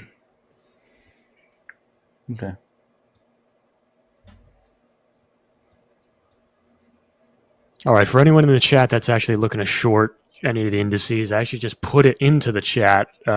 Great place to get short. We came right back up in the Nasdaq to that previous day's close, getting a little bit of resistance, rejection now. But if you're trading that 15-minute opening range, which is what I usually do, I'm not in because I've hit my profit targets for the day, but I would be short, and I'd have my stop at the level that I put into the chat. So 24,865 on the Nasdaq. Just so you guys can, if you're following the 15-minute opening range breakout good. strategy. That's perfect. Perfect. Yeah, I got in short because it just came right up to VWAP and it swept and it held, and I'm like, I'm getting in because I like to sell into strength, and that was a perfect entry. Nice. The question is, will it continue down, all the way down to trade through yesterday's low of day, and if it gets down to 67.01, will it continue? That's what I'm targeting. Looks like we're getting some sellers here. Come on, baby, let's go. Push it. Push it real good. Quickly made my couple Benjis for the day on cattle there. I just got out of my position. I'm up. Yes, almost sir. 200, on a Yes, contract sir. there, so. Made his Dunzo. Benjis. I love it. So is it Couple Benji as in of the $100 bill, or Benji like the little doggy? Because I know you like your Australian Shepherds, but Benji was not an Australian Shepherd. Benji No, was like some Benji's friggin' the name of ugly my dog. I don't know new what cow Benji that I was. actually have. So I used the profits from trading cattle to actually buy my Perfect. own cow named Benji, and I'm There going to you buy go. him now There and you his go. own little friend with the Benjis that I made now, and they'll be in the That's backyard. perfect. I love that. Great idea. I love that. That's so sentimental. Fantastic. You should call him Frankie for Benjamin Frankie. Little Benjamin Franklin. Hey, Frankie. Man. All right, let's go drop through here. We gotta have a No, cap. don't do that. We gotta have a Get up Got a on we gotta this. have a time cap on Daryl and Right. that song.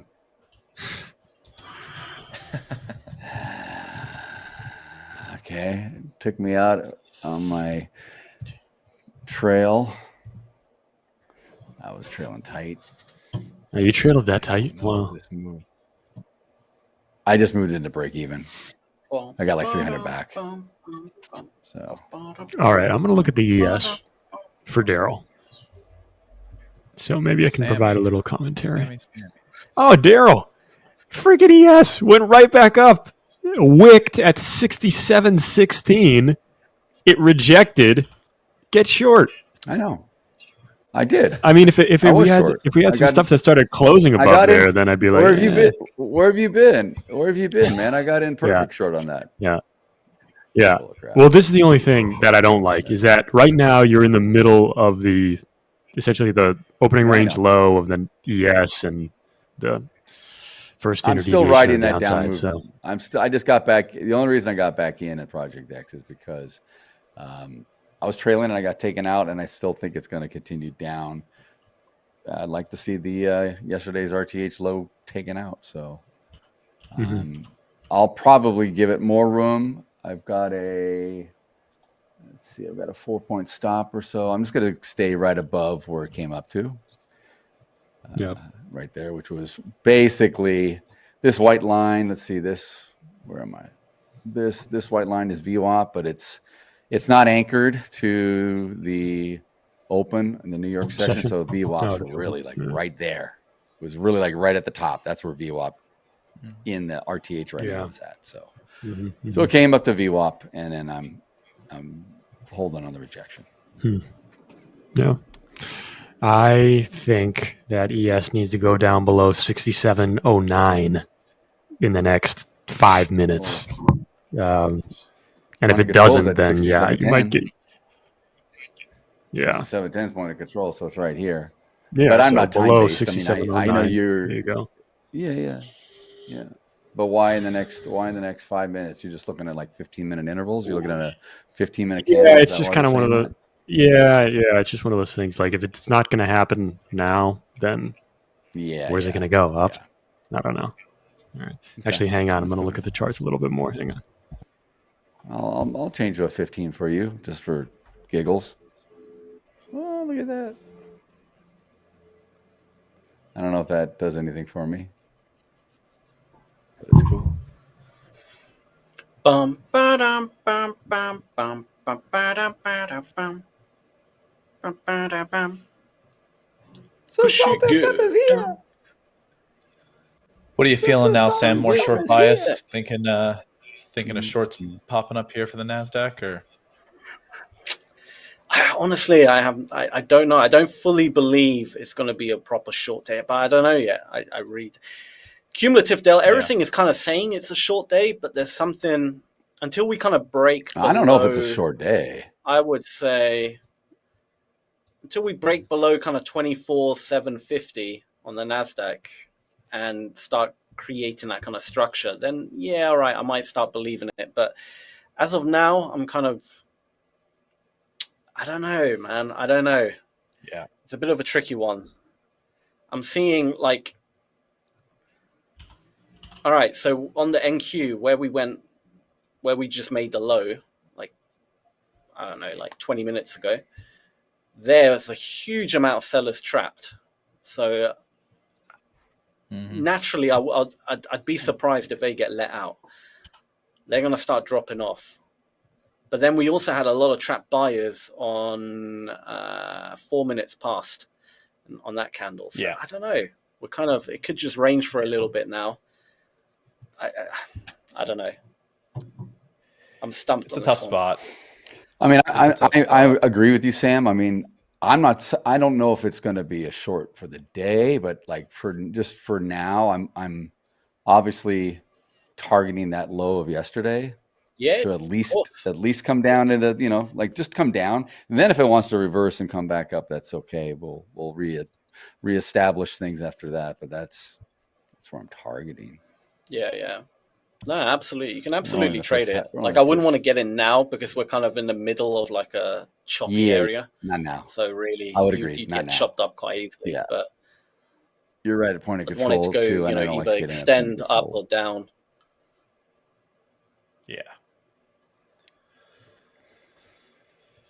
Guys, big numbers this morning. I mean, would- it's been not even 45 minutes, and you guys are killing it. I gotta step up the game here. I gotta get on your tails. My goodness. Tony's Get on long another 15 level. contracts. And then your guys P&L will are go really somewhere. killing it. Yeah, it's Tony's going on Yeah, another it'll level. go somewhere for sure. You got that. You got Yeah, that yeah. right. It's definitely gonna move. Yeah. It'll move one Yeah. way or the other. All right. So, Daryl, upon my further analysis of ES, I mean, I look at the Look, I 9 or switched to the a 15-minute. 21. I switched to a fit. This is a 15-minute for you. I never go this big. So I just went Yeah. 15 I don't minutes. like it because it's not going down. 1 minute left. And the wicks keep on probing like the 9 MA, the 21 MA, and you get a little bit of support. So Yeah. I don't know. I fear just a massive green candle to like get us out of this. Yeah. Oh, you mean like this one? Like that. Yeah, exactly. Like this one right here. But that's okay. That's okay. We're just back up to VWAP. We'll see if we can reverse back. Again, I don't trade time necessarily like this. Yeah. I do trade time like the open, obviously, and MOC and other things that I look at, but not the candles.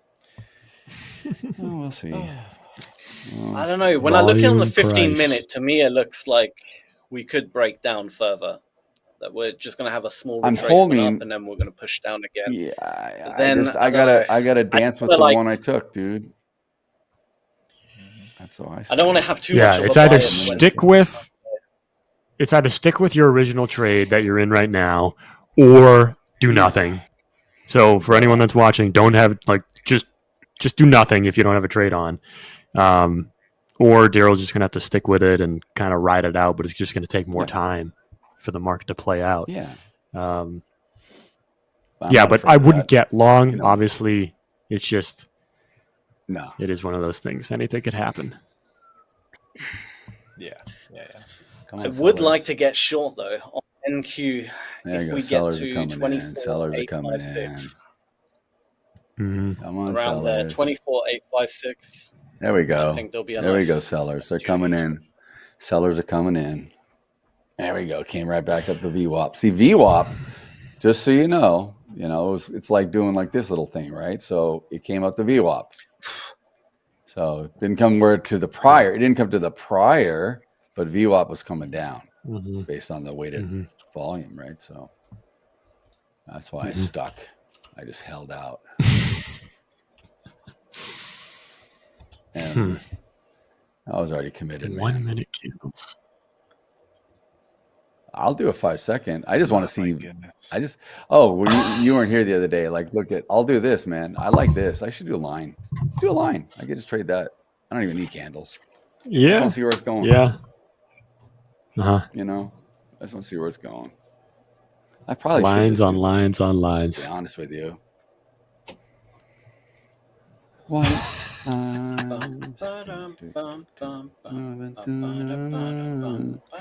NQ again, trying to go through the previous here. day's close. 24,833 on the Nasdaq. You better hold. Go down. Come on, sellers.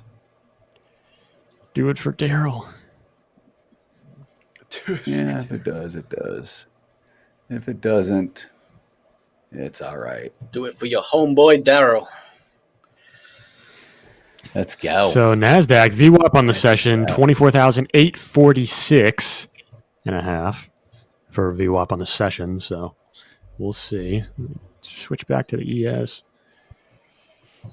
Yeah, since 9:30 VWAP for the session on ES 67.18 looks like. Since 9:30 start. Taken out. All right. Tony, you're getting a lot of love in the chat. Eric, I know. it's like, wow, Eric is trying to Coach catch you, Tony. man. Yeah. Eric rakes it in lake. Strikes again. Rakes it in. That's right. Always. Just got to add more counts, and then the number can be even bigger, just like Robert says. Robert Mashiro. Mashiro! Is that how you say it? Yeah, Mashiro. That's how I don't know someone if you say say it. it as Is the tempo inappropriate? not Mr. Miyagi. I mean, not Mr. Miyagi. Wax on, wax off, Danielson. Hi. Daryl, please.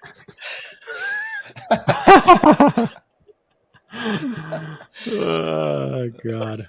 Yes, LOL. He loves it. Robert. I'll just say Robert. He loves it. And Eric rakes it in lake. Giannis. So we got people from all around the globe here. Sound off if you're in the chat. Oh, where yeah, are you coming in from? Giannis is in Greece. He plays for the Celtics, or for the Bucks, I mean. But he's from Greece. And Tanaka, I don't know where Tanaka's at. I forget. Tanaka. Yep. Maybe China. I forget. I do not know. Let's find out. Robert Tanaka, Ross. where are you From from? the US. Where are you from, Tanaka? Robert's in Cali. Eric's in New Mexico. Webb Rashville's in Uganda. I'm actually logging in from a back room at the Federal Reserve, and I know Sam has his own private office. Got it. Bank of England. Got it. The Bank of Passport England. for the Bank of England. Paul's issued at the from their IBF. Sovereignty. God. Paul's at Used the to- World my office Bank. used to be nice. Paul's in the World Bank. My office in the Bank of England Really? used to be nice, and Yeah. used to have loads of gold bars everywhere. Now all the gold is gone. So Yep. Yep. Yeah. Where is it? Someone sold all the It all went gold to China. for like next to nothing. They went to China, dude. Just like Canada Yeah. sold off a lot of their gold too. Yeah. It's China's freaking Gordon Brown or These something. freaking So, countries, like man. the worst trade. If you had to be a trader, this was like the worst yeah. trade ever. He literally sold off all of UK's gold for like dirt cheap, and then gold rallied up to like record highs Yeah. right after. Yeah. It's just like, what are you doing, man? Like, Perfect timing. absolute moron.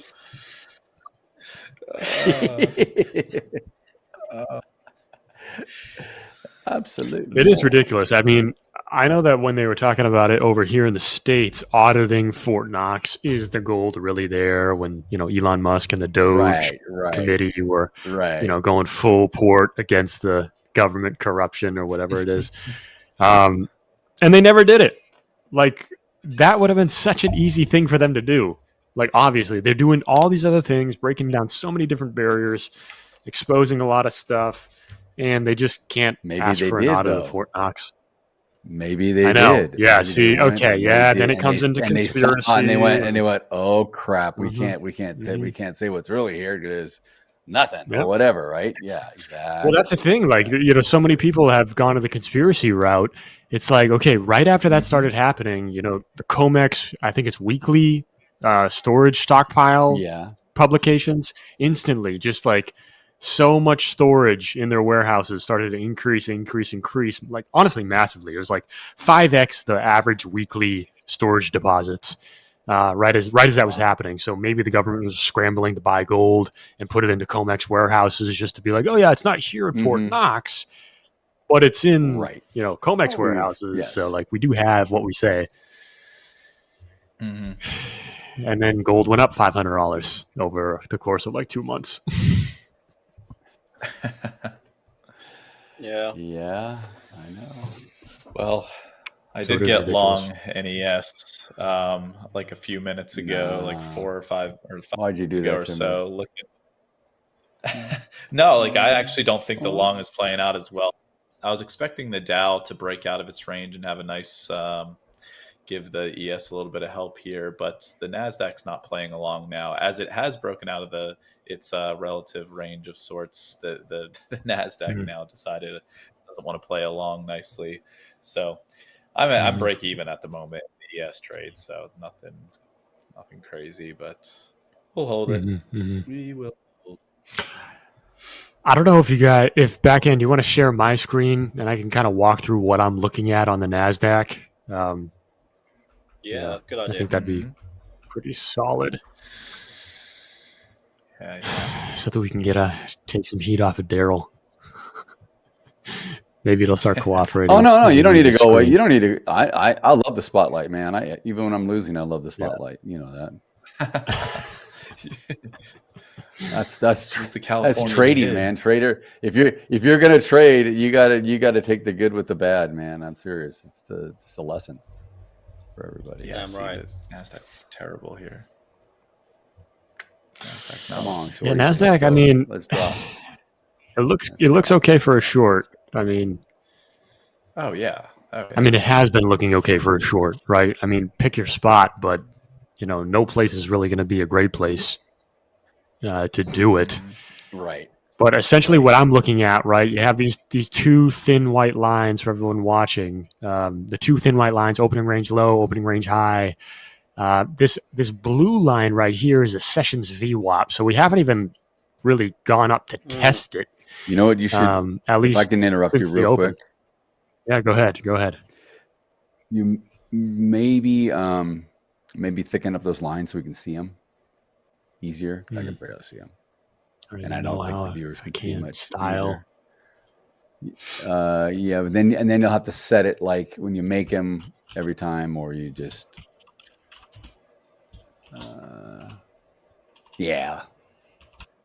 like that. Here we go. There you go. Here we go. Yeah, it just gets it thicker. I don't know. Can you actually thicken these MAs and that type of stuff? The VWAP? I don't know about that. I don't know about that. My lines, I do.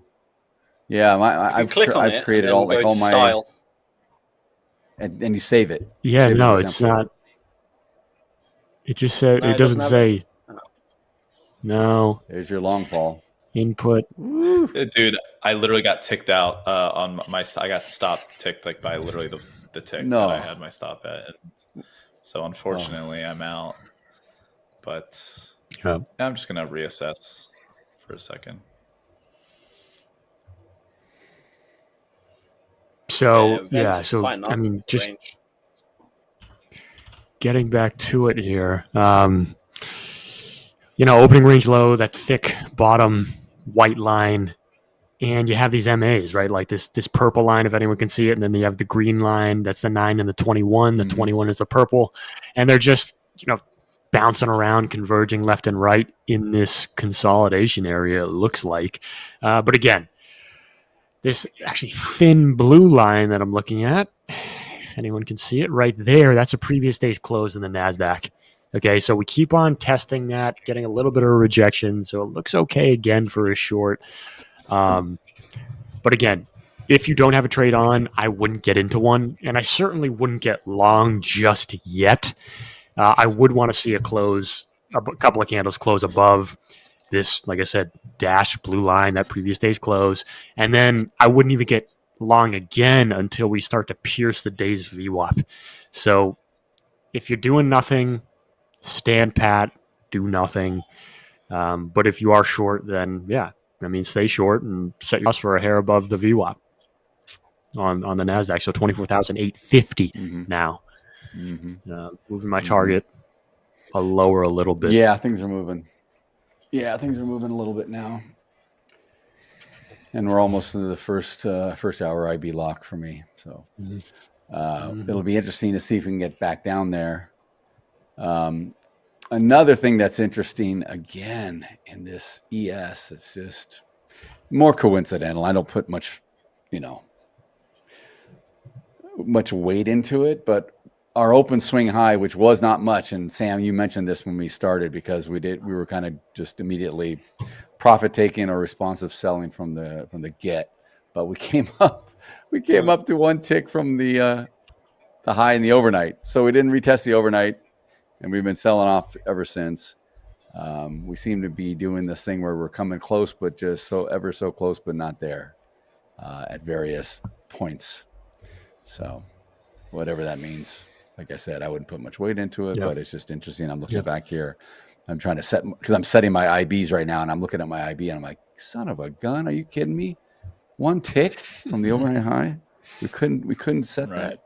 that. Of course. Yeah. It's unbelievable. The That's trading, Nasdaq man. just, it's got to break down here. Come on, break down, get a little bit of a push. Let's go. Yeah. Help Daryl I'm out. seeing a lot of absorption from the sellers. I feel like we might push up, actually. I'm seeing that absorption come in.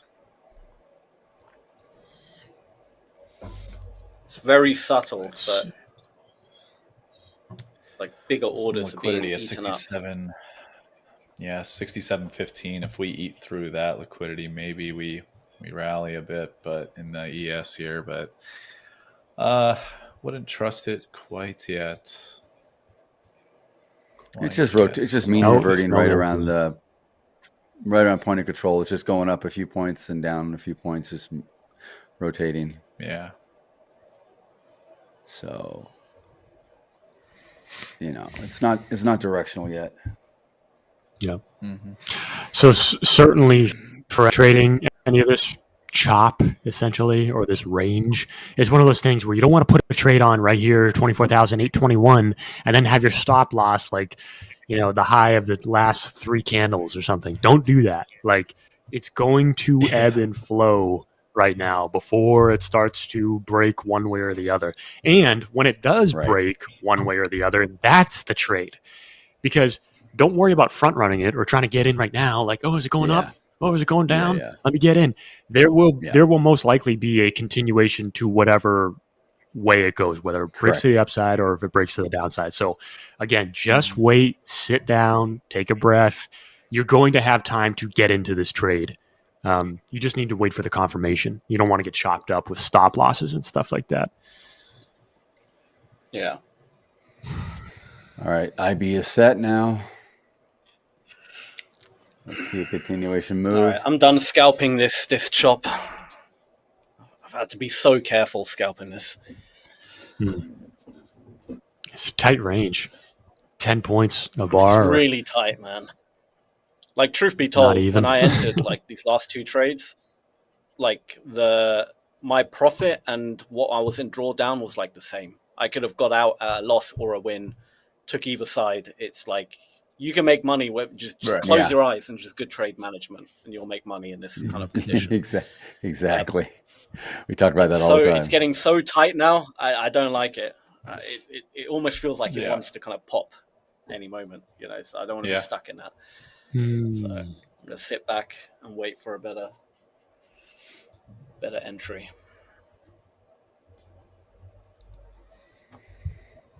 Okay.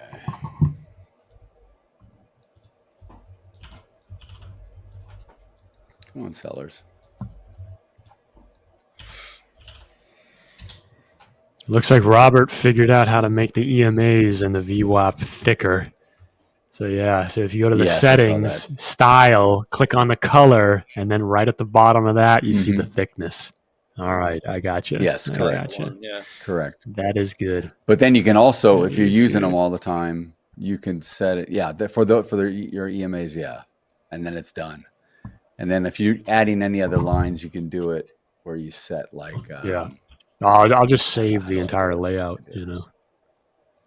Yeah, you can do that too.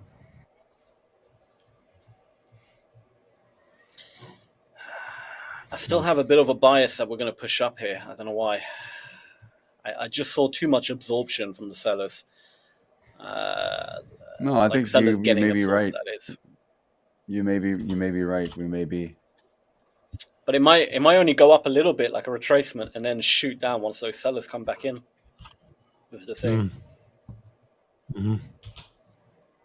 Yep. Like right now. NQ's got to get below that yellow line. Look at that. Come on, NQ. And the buyers again start absorbing it.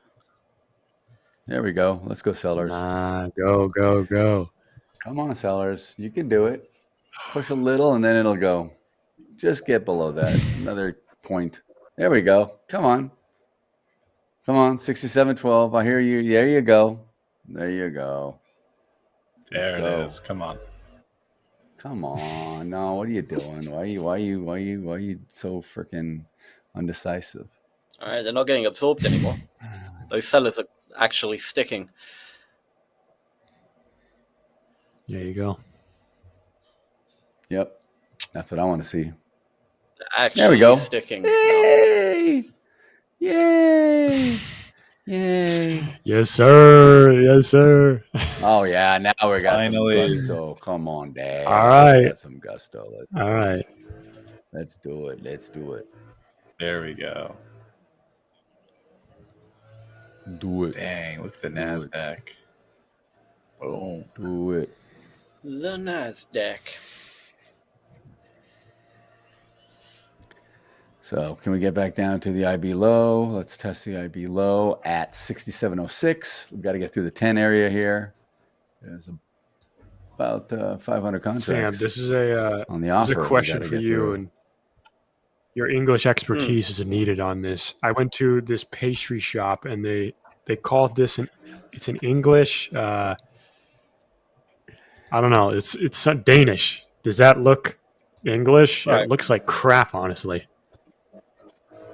That looks horrible. That is a Danish, yeah. It's not English. That's though. Danish. Well, No. from Look Denmark, at it's couldn't even Danish. get crisp lines. It's a in the crumpet drizzle. with jelly on it. It's like it just went like I'm telling you, that's with the drizzle. Like, take a bite. Take a bite right now. You're gonna love it. Take a bite. well, it's dried out. I mean, telling you shouldn't now. I heat it up? You can do if Oh you my want, God. but take a bite. Are they supposed to be served warm, Come on. or is it just like? Well, really? No, I mean, you can have it. You can have it cold. It's good, right? That's He's not a better. sugar guy though. Tony's I'm not a not. sugar Hate guy sugar. though. That's the problem. So What do you mean you hate sugar? if it had How like do you know that? Has he said that? if it- Has he said that before? yeah. Yeah, we talk he said, offline. Like, he liked- Yeah, we talk offline, Daryl. Paul calls me to check in, see what my mental, You're like, what are you eating? you know, how Yeah, I'm send me a doing. picture of what you're eating right On- now. Yeah. Dude, on stream he said multiple times that he likes It's, like the Fresca things that have like 0 grams of sugar, like the tiny bit of sweeteners. And Oh stuff. yeah. So That's true. Okay. So Because you picked up on Tony- that. Okay. I got it. Tony is Paul's sugar daddy. That's what's going on here. my lord. Oh my Yeah, God, I know. Uh, I send him direct account Stop. money. Well done. I send him the internet money. Good. Well done. oh goodness Oh, gracious, yeah. man. Oh, It's all right. So funny. We don't judge If whatever there was- type of relationship. if there was like We don't. if there was like We broccoli, don't. in We're the that most Dana- transparent.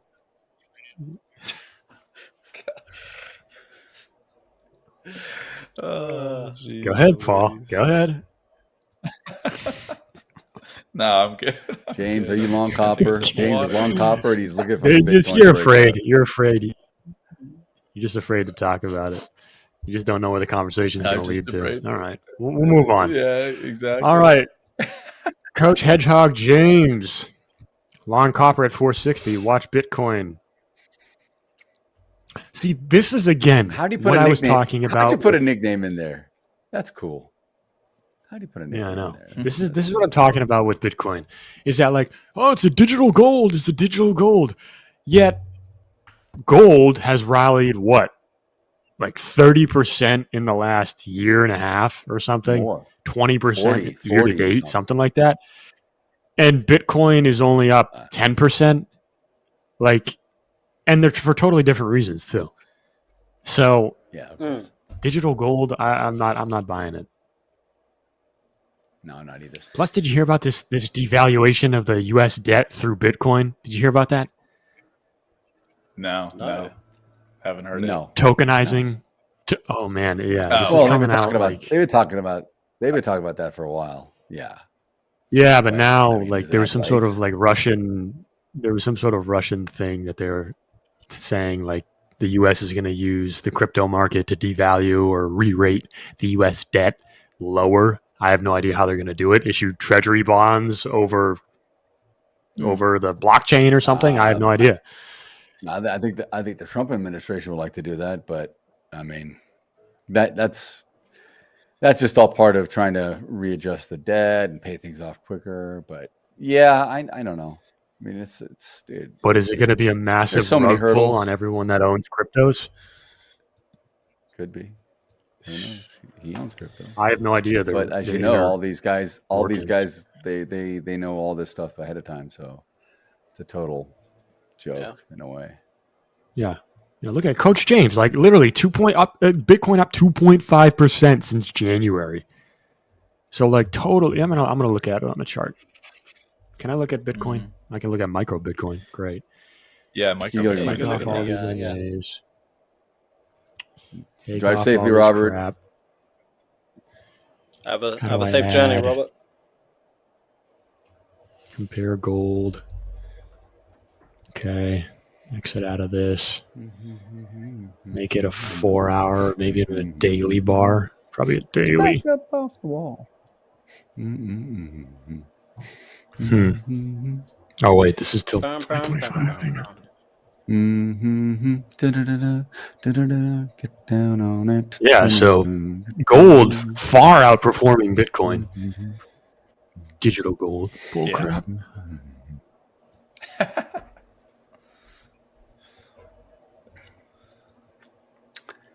They got to have a moniker. It's got to be sexy. It's like liquid gold with crude, right? Yeah, I know, but this is the main thing. I think I'm more angry at the people that were talking about it, and these are like investment managers at like, well, I'm not going to say the firm names, but like these are investment managers and like large portfolio managers. Yeah. They're saying, "Oh, it's digital gold," and I'm like, like, yo, watch it. Talk about Jamie Dimon? No. Are you talking about BlackRock? No. That's not mentioned. You kidding me? They're printing money based off of other stuff. I know. I don't know who said it, I guess. Yeah. So let's see. Robert, we'll see you later. Huh. Roberto. Oh man. So we pulled back there. We had a nice little drop, but then immediately came back up. We went into liquidity. We're coming back down now. Let's come back down. Let's get through the 10. Got to get through the 10, 67.10, 67.9. Got to get south of that to make a run for the IB low and then to point south. Hopefully. Get down on it. I don't know if James, are you still here in the chat? We need to figure out the Slack stuff, buddy. I know you and I and a whole bunch are. We got to get back in. I am still in the Slack chat. I don't know what that means. So am I, but I'm assuming. Are you paying for yours? I think I joined like a day late. No, I think I just joined a day late. I joined right away. Troy and I joined exactly the same time.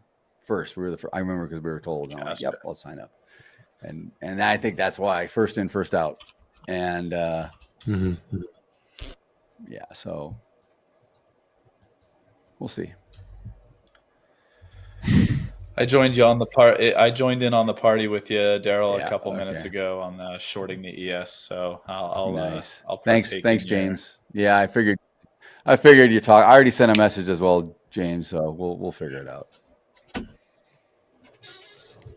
All right, let's go. Holy moly! Let's go, baby. Are you on the ES with me? Or are you on? What are you in, Paul?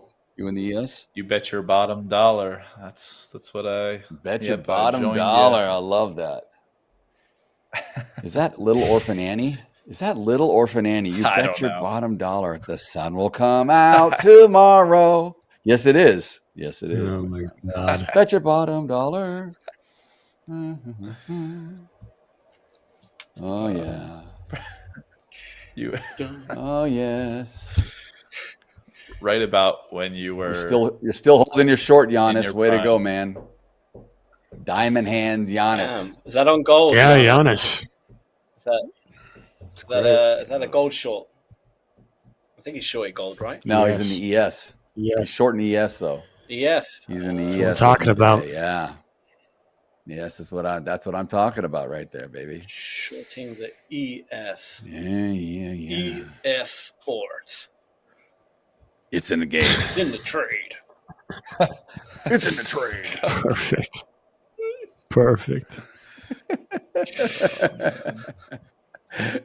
ES Sports. It's in the game.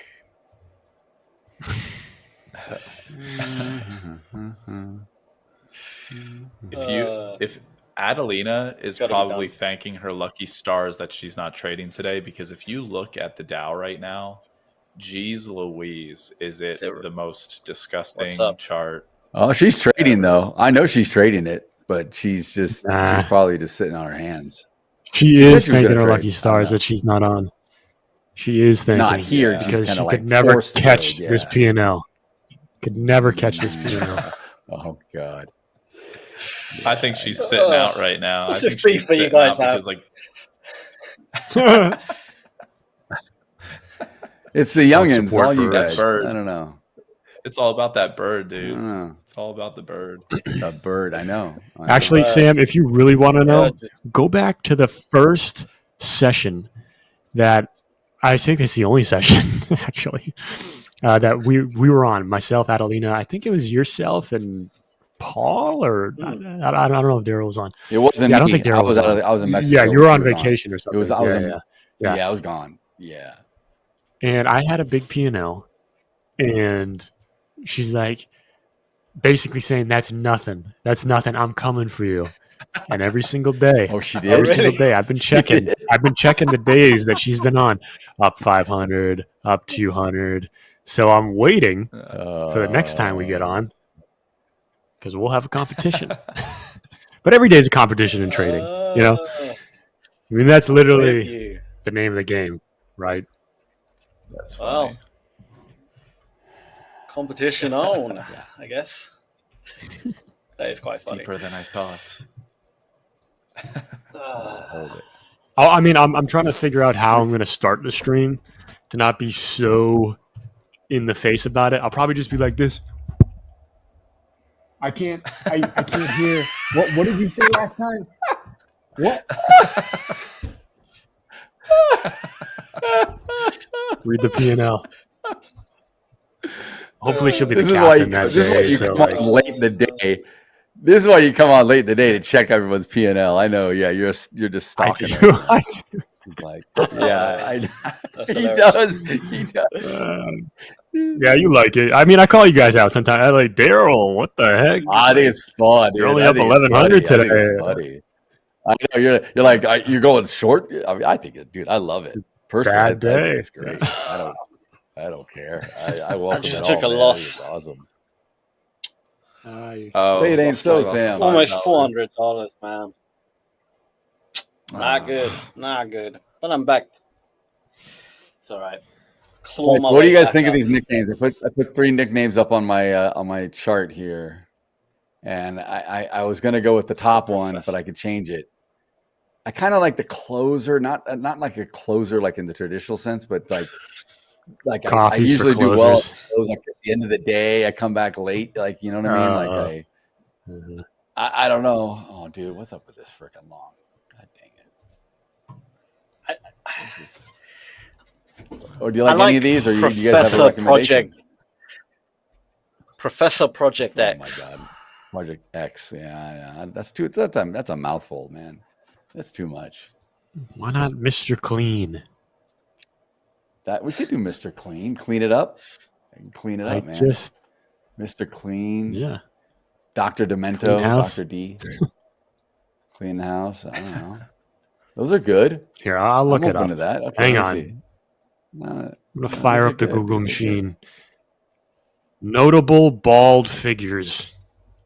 Let's see. Yeah. Well, Telly Savalas, Kojak. You can call me Kojak. Dwayne, The Rock, Daryl. Nah. Daryl, The Rock Johnson. Maybe we could do something like that. No, it's not gonna work. Vin Diesel. No Vin Diesel. Vin Daryl. No, screw that shit. No. Vin Daryl. Vin Daryl. Vin Daryl. Vin Darrell. It's got to be Vin Darrell. I'm voting that. Oh, Vin that is Darrell, 100%. hilarious. Man. Oh, Let's God. see. Vin Darrell. That's the funny. one, man. That's the one. I love it. Or if we want notable bald characters, Dr. Evil, Lex Luthor, Dr. Evil's good. Lex Lord Luthor. I like Lex. Voldemort. See, I like. Oh my God. Shrek. Shrek. They got Shrek down there. Really? Yeah, I guess he's bald. Fiona. He's bald, isn't it? Yeah. Yeah. Fiona. Oh, gosh. Come and have some grubs with me.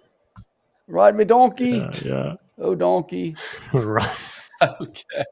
All right. Now you got to take out the me part. I know. Yeah, I know. Donkey's I know. his own Yeah, dude. yeah, I know. Yeah, that's true. I got to be careful here. God. Well, I was just trying to imitate Yeah, Sam with keep I'm good. myself healthy. I'm good, Yanis. How are you? Yeah. I'm feeling very healthy today. Did a lot of jogging. Yeah. Yeah.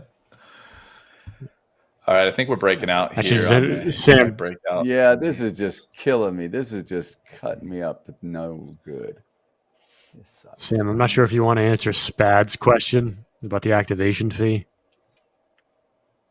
with For the discount normal, codes. if you purchase I'm pretty the account, sure. yeah, there Yeah. will be an activation fee, yeah, but that's only if you pass, obviously. So, but you know, once you get to the funded stage, you'll be happy to pay that activation fee. Trust me, feels great. Well, yeah, and that's the other thing is that even with the activation fee, with the 70% off discount, and again, guys, go out, check your email, or get into the Discord, go into the promotions tab in the Discord. 60% off Forex accounts, 70% off the futures accounts. For the futures side, it includes the direct accounts, but it's only 20%. But still, there's discount codes in there. They're in your email. They're in your Discord. In the Discord. Even with the 70% off, paying that activation fee still is like a 50% discount. No, it's not a 50%. It's still like 25% off a full account, or even if you had a 20% off code that you used. We're offering 70% off today. So it's literally like there's no better deal. There's really no better deal. So yeah, well worth getting it, man. Well worth getting it. The reason I'm short, Paul. I mean, and full disclosure, even I picked up some accounts. Low volume. Well, let me just do this. Yeah, definitely. No, but I was thinking about going long right there. I was, but then I had to reevaluate and go, no, we're on outer. Be crazy not to pick up an account. Just on the outer edge here of this distribution. Just damn.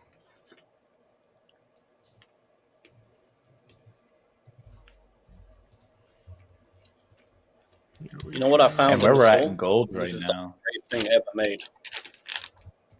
These are roasted peanuts and cashew, honey roasted with a light coating of sugar. This is like the great. I know it's not technically keto, but my God, is this good? Oh my God. Great thing ever, man. Greatest thing since crumpets. Incredible. Awesome. Freaking hate Showing a crumpets, lot of man. support here on gold. Damn, at I know, right off the 37.86. point of control. Frickin' Jesus. You damn. All right. I'm totally invalidated now. Now it's coming out of my distribution. All right. All right. Fine, be that way. Coach James, You do not want to get down. Good question. I'll talk to the back end now.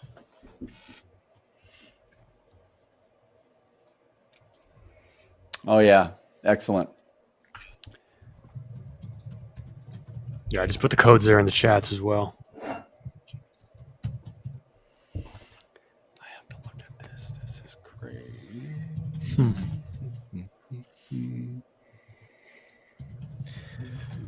Good idea.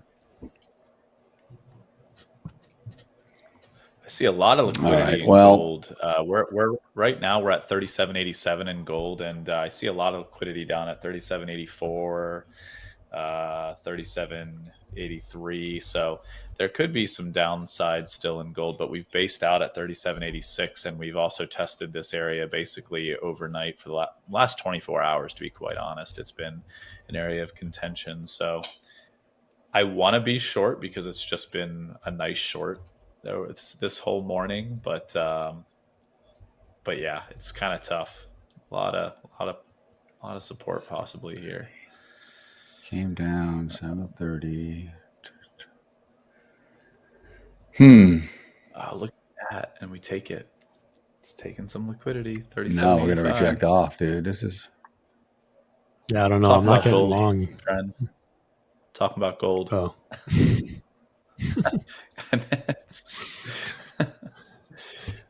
Bet you're looking at the ES.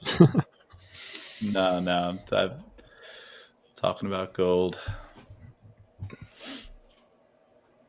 We trading at 37.85 in the ES or in Nasdaq or come on, everybody. 67.15 last in the ES. I was being VWAP. sarcastic. Never mind. I know you were.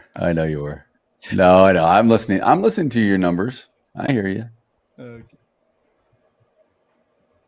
Came down to VWAP, and we're bouncing off this. Are we pulling back? I'm not listening. I'm clearly on VWAP tape point delay. of control. It's probably this Danish. It's the Blame sugar it is messing with me. Blame If it. you could Blame it sugar on the crash. delay.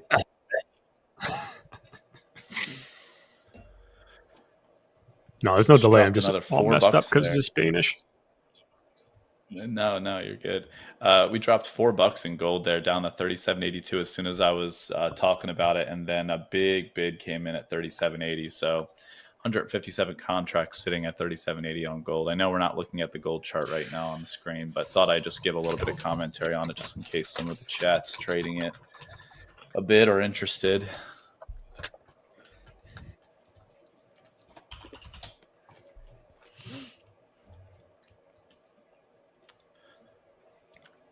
Damn, You're go, not in your yes. short anymore, Daryl? Yeah, you got stopped. Okay, you got stopped. No, I got stopped. I'm looking to go long in the ES. I'm looking to go long. Gotcha. I'm done with my cash. Nice. Up 11,000. I call that in short. cash. No. Beautiful. I'm only up.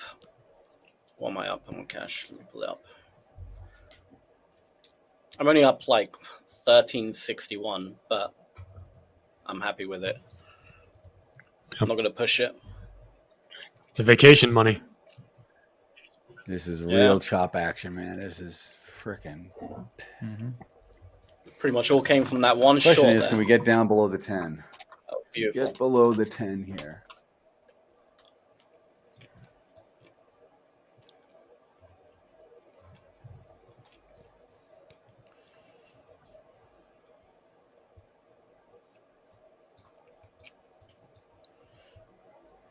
Hmm. 3 minutes right. till London closes. We'll see if these sellers go away. Okay, backhand, no worries. Let me sort that out for you guys.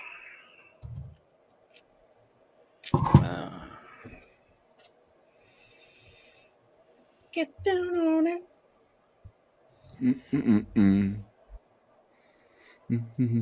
Get down on it. Get down on it.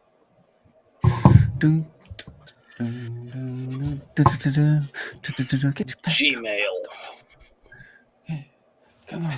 Sam, I have a screenshot if you want me to put it in the chat there. Yeah, that would be actually, helpful, I Is think. that directly from the email? That'll- Yeah. Yeah, if it is, that's perfect. Yeah, that's literally what I was about to do. But yeah, Is there perfect. something in Discord that they used? Because I don't know why if they put something in There Discord is, but it's not on the actually on promotions. the it's like typed in, so it's not actually in the infographic. Yeah. I'm with you. There you go. There we go. There we go. That looks good. Beautiful. Look at that. Wow. Get to the 10? Daryl's We're getting short. to the 10. Daryl's short's working No, out. I'm not. I'm not short. Oh, you're I'm not out. short anymore. I haven't had this. Mhm. No, I got taken out. I got taken out of the top of this damn thing. Pissing me off. But, I mean, I don't know. I don't know how long the short's going to go for. I still am looking Did to get get short long. gold. I'm short a gold contract. We'll see. Risking a couple $100 to make 400 or so, or possibly more if we crash down a bit further. But large liquidity at 37.80. Large liquidity.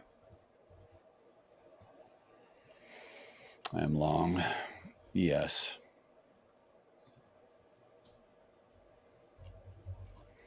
Yeah, that was a good level. Yes.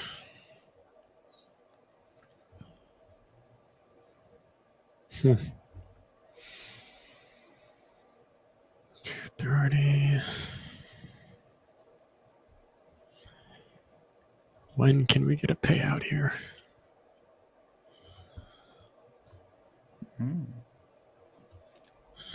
I just live for payouts. That's it. Need $4,000. As a trader should. Man. I know. What else is there? Family? No. Friends? No. No. Love? No. Yes. Yes. Yes. Papa John's. Papa Sam's. Yeah, that's good. Better family? No. Better trades? No. Better ingredients. Papa Sam's. Better payouts. Better payouts. Papa Ola. Hola Prime. Hola Prime. With my son. Not my day. Why? Not me either. I had a great first trade and they've been giving it all back. The day is not over though. See, this is my moniker. This is like the grind. See, I like the grind, but that just sounds gross. I can't use that as a nickname. You can't call yourself the grinder or something. Well, yeah, someone will, and it's just going to be great. It's just not going to work. I might as well call myself the humper or something. That's terrible, man. That's like, it's not going to work. Yep, we got there. Oh, wow. Not going to work. I think that's the one. The humper. The Thumper. Like from Bambi. Little Thumper. Thumper. I thought you said humper. No. I did. I'm trying to change it, mister. Don't go back. Okay. Yeah, no, I don't know. I don't know what I should call myself. I just don't know I'm trying to think of something where it's kind of like more like my style. A trading style maybe, or something, or just something I do all the time. What do you do? I'm delirious. I'm demented. I'm a degenerate. I trade late in the day. MOC, like, see, dude, if I was like MOC, yeah. Something MOC related, maybe. MOD. I was thinking about that, but market I don't on want to be Daryl. the mod squad, the market on Daryl squad, the mod squad. Yeah, no. I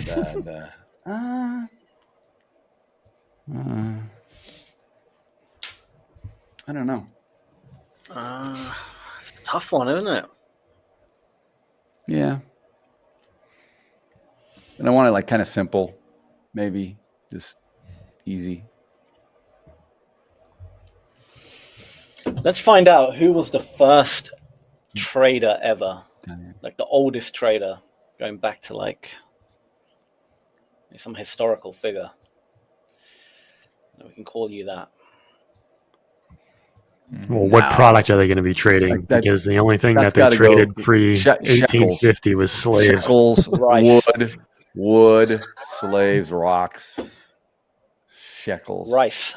Yeah, I don't want to be that. Rice. The big Are one. we going in terms of Tulips. market cap? Market cap. We'll stick to rice.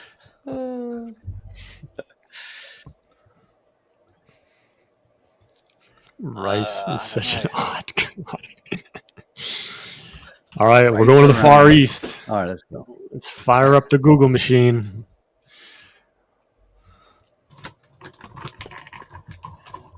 It's probably Marco Polo. He's probably the first trader.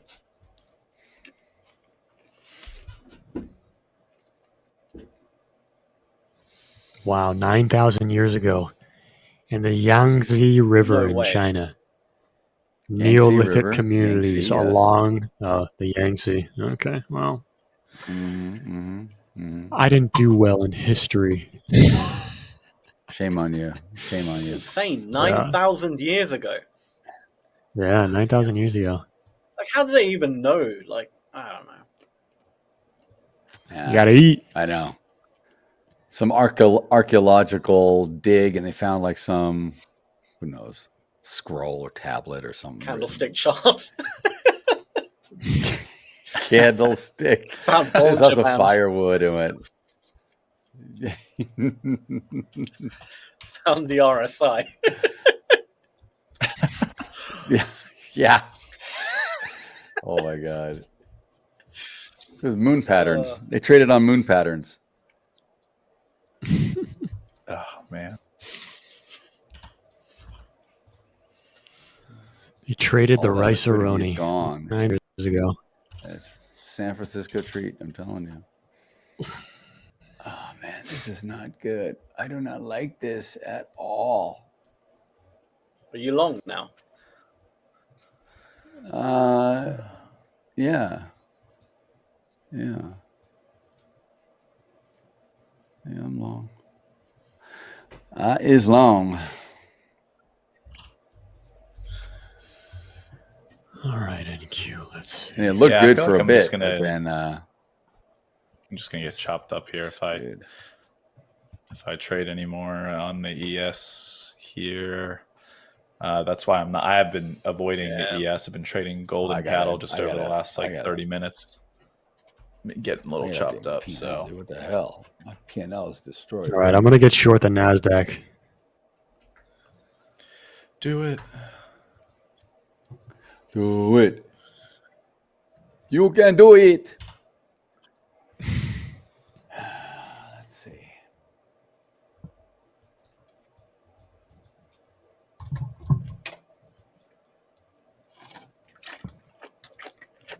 All right.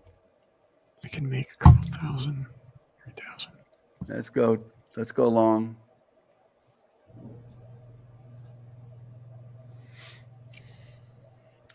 Got short gold.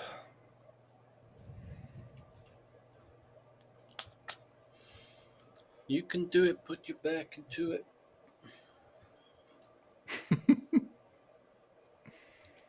Another great song. All right. Yeah, exactly. I would agree. All right. Say the next let's go line. back up. You could do it, put your back. All right, I'm into short it. 4 contracts on the Nasdaq. What's the All right. What is 4 the next contracts. I just need Basically the $1,200 same bucks in this thing, but account. with more direct words. Yeah, yeah.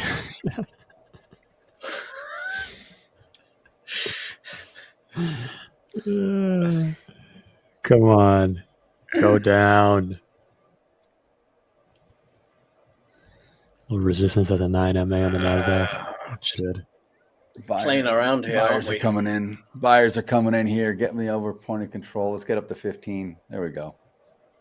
Come on. That'd be a nice. You can do it. Put your back into It's going to be an inside day. It's going to be one of these days. I think. It's cumulative looking like I don't know. I'm very 50-50 on it. I don't know. I like the short. I can see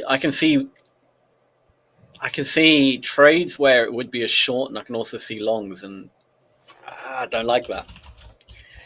I don't like it when, like, 1 minute I see one thing, and the next minute I see the opposite. Yeah. Giannis, did you hold that ES short, or did you get taken out at some point? Because I've been chopped up big time. You went to Chop City. You're waiting now. Chop Suey, man. Chop Suey. Tanaka, Coach Daryl, can you elaborate what you mean when you say they traded on moon patterns? They did. They certainly did, and I was there back in the day. I was back there, 9,000, AD, or whatever, BC, I guess, not BC. He was using like a sundial, all that kind of stuff. Yeah, I feel totally. this market. Yeah. I mean, coaches, I'm sure you agree, but today this market feels like a Taurus. Yesterday was a bit of an Aries market, very Taurus-like today. Yes. I was really hoping a Scorpio market would appear, but we didn't get the Scorpio breakout today, which is a shame. Well, it's so abundantly clear that the market would be acting like this, with the moon in its second 23-degree fade today. Yes, and Mars is in retrograde. And see, there we go. We're talking the technical terms. Thank you. There we go. I was gonna say. And of course, the axis of Neptune is at a negative 30-degree angle. So, like, obviously, it's a Taurus today. Obviously. Right. And if you keep until speaking, Mars Tony, gets your out of anus will be retrograde. spinning into your orbit. Tony keeps talking this crap. His Uranus will be spinning into his orbit for sure. Daryl, I'm just telling you. I'm just trying to summarize what I was learning in the ICT course that I took last week. I'm just trying to summarize it. Don't get me going, man. You're gonna get me in trouble. Paul already knows I got in trouble on this one. Yeah. Things are different now. You're with the dream team. Yeah, exactly. Yeah, exactly. Hopefully. Yeah. We have no ICT fanatics here. Yeah. Oh man. Come on, Mars, get into Gatorade. Get into Gatorade. I mean retrograde. Let's go. Come on, go down. I just need $1,200 here. Go. Okay, we're breaking down below the first standard deviation level in the Nasdaq. Come on, $1,200. Let's go. Please. Watch it hold on you. This is what it's doing, man. It's so nasty right now. There you go. Please, Nasdaq. Yes. All right, we're good. Yeah, I'm out. Take profit. Okay. Well, let's test the IB low. Nice. Let's test the IB low. Come on. Test the IB low. Nice.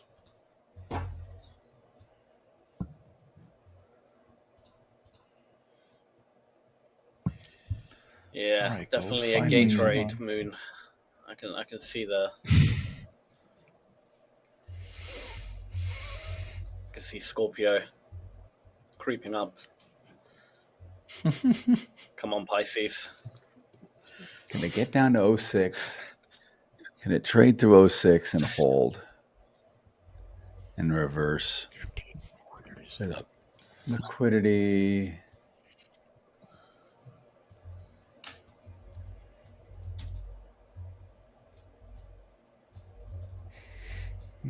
There we go. Come back down. Finish your move. Go. Double bottom it, and then we're done. Gold's finally starting to break a little bit here. All right, I'm short again. Nice. All right, I think I'm going to have a short break. Yeah, yeah. And I shall be back in a couple of minutes. Eat some nuts, have a coffee. All right. Jesus criminy. Really? Classic guy. When is he ever going to learn? When's he ever going to learn? You're jealous he's going to eat some nuts? 24/7, 47. I mean, maybe. Depends on how I'm leaning for the day.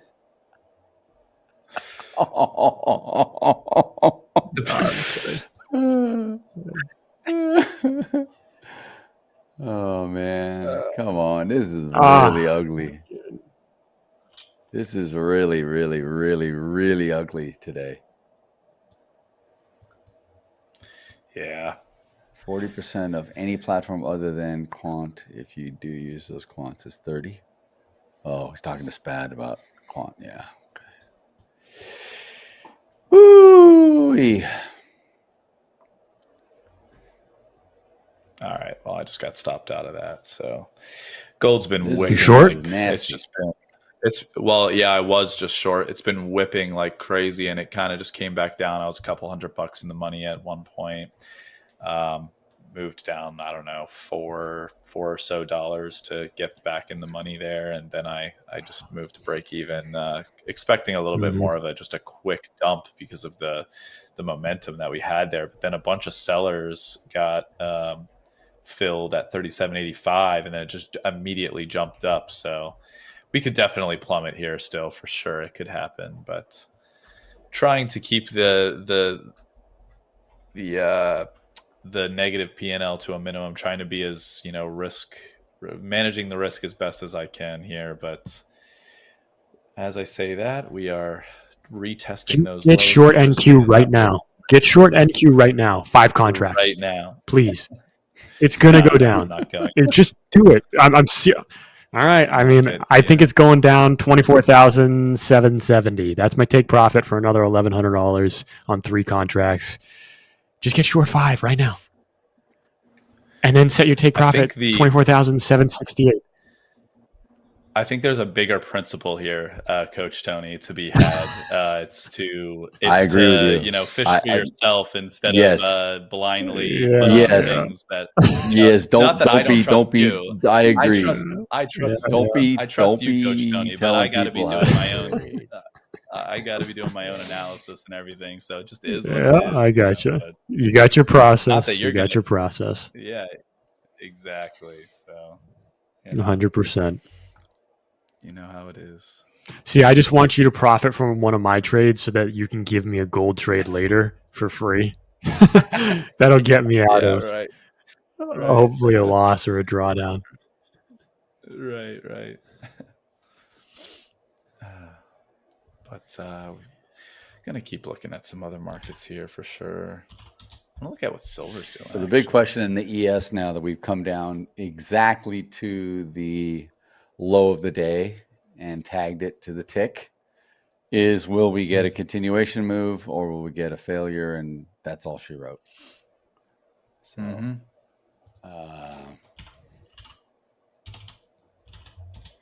it's been very hard to judge today because it'll start to give you some confirmation for a point or 2 or 3, and then you're like, okay, I got my move, and then it doesn't whip back real quick. It just tends to plateau and sit, and then it'll come gradually back on you. That's what it's been doing all morning. Very frustrating. Yeah. It's tough to have any sort of tight stop loss around your position. Right. On a day like today. But then I've been giving it room, and then I've been giving it room to develop and do its thing, but then it still comes back. It still goes there. Yeah. So there's no hiding. Happened like 3 times. No, there's no hiding. There's no hiding today. Unless you want to put your head in the sand like a ostrich. Look at that. Just go away. Just go away. Glad I got out of that gold short. Right. If it's not coming down, see, sellers, it's got to get through this. If it cannot, it's a failure move. Okay.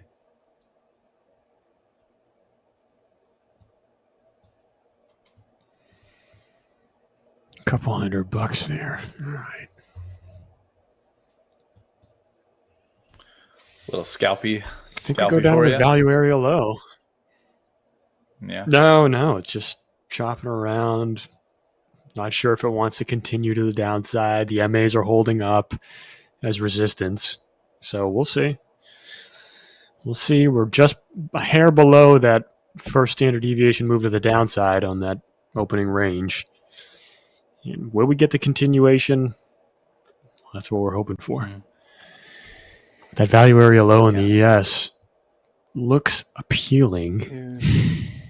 What the hell? It does. Maybe we find some support there.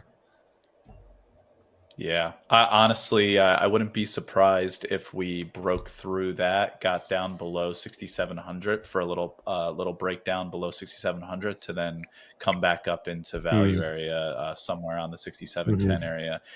That's kind of a scenario where I like the idea of possibly getting short here just to be able to take advantage of that, a possible like quick downside move. Yep. But yeah. Oh, there must be a crazy bounce that's going to happen. 6,700. Unleash the buyers. Yeah. Because technically, based on the distribution, like my TPO distribution charts, technically the value area low is like 6702, but I have it at 6705 discretionarily because that's the edge of the larger distribution of the previous trading, regular trading hour sessions, larger distribution during the day of volume. So I don't have it at 02. I don't have it at 2 either. Yep. Yeah. So like technically the one standard deviation low would be, in terms of volume would be, 6702 on my charts, but I'm putting it at 6705. I just think it has a little bit more weight to it. 2. So I've got at 2. I've got the bottom of the range. I mean, I got the total bottom of the distribution. Right. I know. Okay. And the value area low, that's where like my distribution charts are showing based on time and volume, like the bottom end of that 68% of total volume within the day trading. So sometimes this happens on these charts where you have the value area all the way at the bottom, to extend all the way down to the that's bottom true. it's kind of weird, but come on, let's get up there.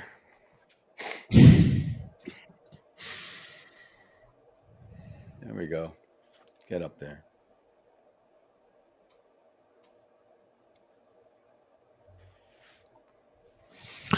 Let's see. There we go. Push. There you go. 11. Nice. Get up to the 10. Nice. There we go. Get up to point of control. Let's go, buyers.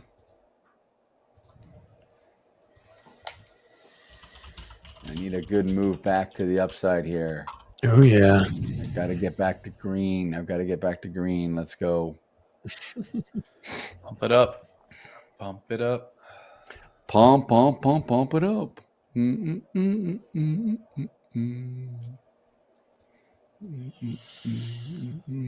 don't know what to do for a nickname, man. I don't know. Yeah. Maybe just like just think about a little.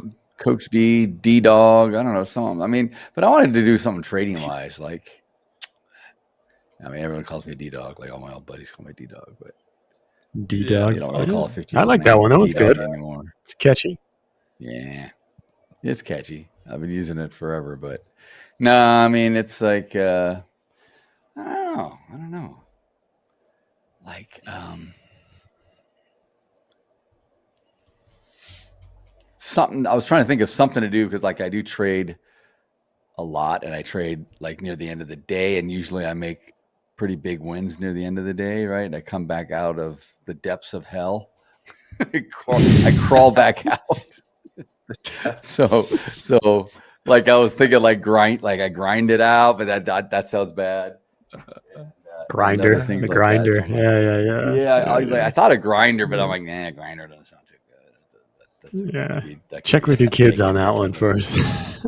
That's what I said. I know that doesn't sound too good. Well, Exactly. You might get a lot of inbound I don't need to check DMs with from them. some people. Jesus. Yeah. It's good. Wait, Paul, what's yours? Pauly G. I like Pauly G. I like Pauly G too.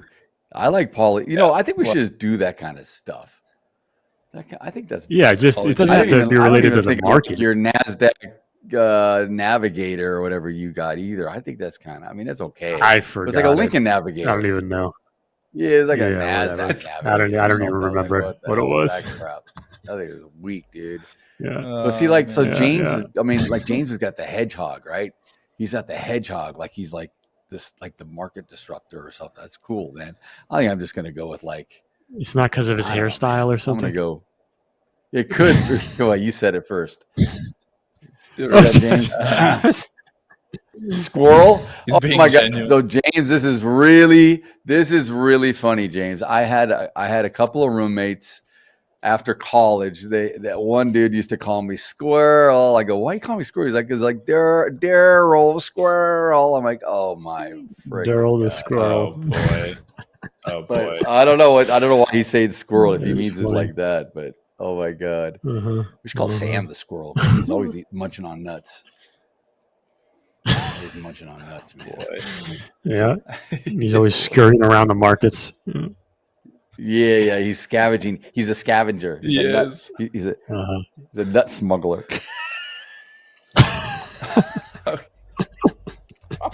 I'm not gonna. We can't go down this route. There's too many things. Oh, There's too many red flags on this one. Squirreling out of bad trades. Oh, that's funny. I mean, I don't know. Squirrel. That's so funny. Giannis says, "Who said to short the NQ5?" That's your boy. Oh man, I freaking got take profit. I hit take profit. I made $500 there. Yeah. I'm actually long now. Well, I mean, in the last account. yeah, I mean, it's changed now. It's too late now. It's the back then when you said it was the right move. All right. Well, now I'll put it at me on paper again. I'm long the Nasdaq right here. 5 contracts.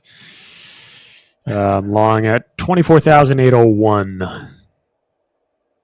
Looking for just a little bit of a move above, back to like 814, 815. Where's my cursor? Dude, what the hell is going on? Paul, I don't know, man. I've had to refresh my software like 5 times now. It keeps MBO data from the CME keeps shutting me off. Oh, really? I don't know what's going on this morning. That's weird. Yeah, and Dang. I know, and I'm like, oh, see, I'm frozen, and I'm now trading blindly. God dang, I gotta reboot. This is like the 4th time. That's weird. It hasn't happened to me yet, but that's weird. I never get this, and it's not my machine because everything else is running sweet. I'm back, but please don't call me the nut smuggler as a nickname. That was Tony. That was Tony. I did not say that. I heard the whole. I did not bring that up. I heard you, Daryl. That was all Tony. Yes, you did. You did. You did. The nut smuggler. Mixed nuts. It is spare time. He likes to go for long walks in the park and eating nuts.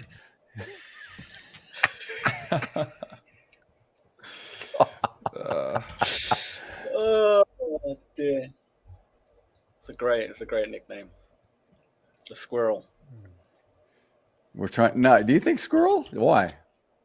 Why? For me? No, that's a terrible nickname. Nah. No. I think it's terrible. Yeah. Just in general. I like James though. James is going with hedgehog. Well, I think I got to go with like hedgehog. That's good. I got to go. I think that's good. Because he hedges lean hogs. Funny. It's memorable. You want something memorable and kind of cool, you know, like I don't know, man.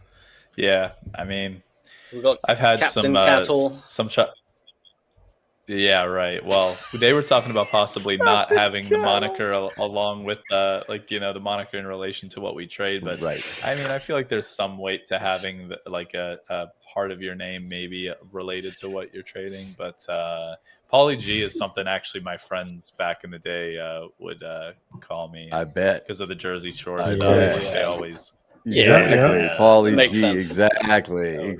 That's what I was saying. Yeah. But you could be Saul Goodman too. You could be, you know. Yeah, you got so many. Pauly Saul, Paul Saul. Paul Goodman. Oh, come I on. think we need one for Tony. We don't really have a nickname for Tony yet. Nah,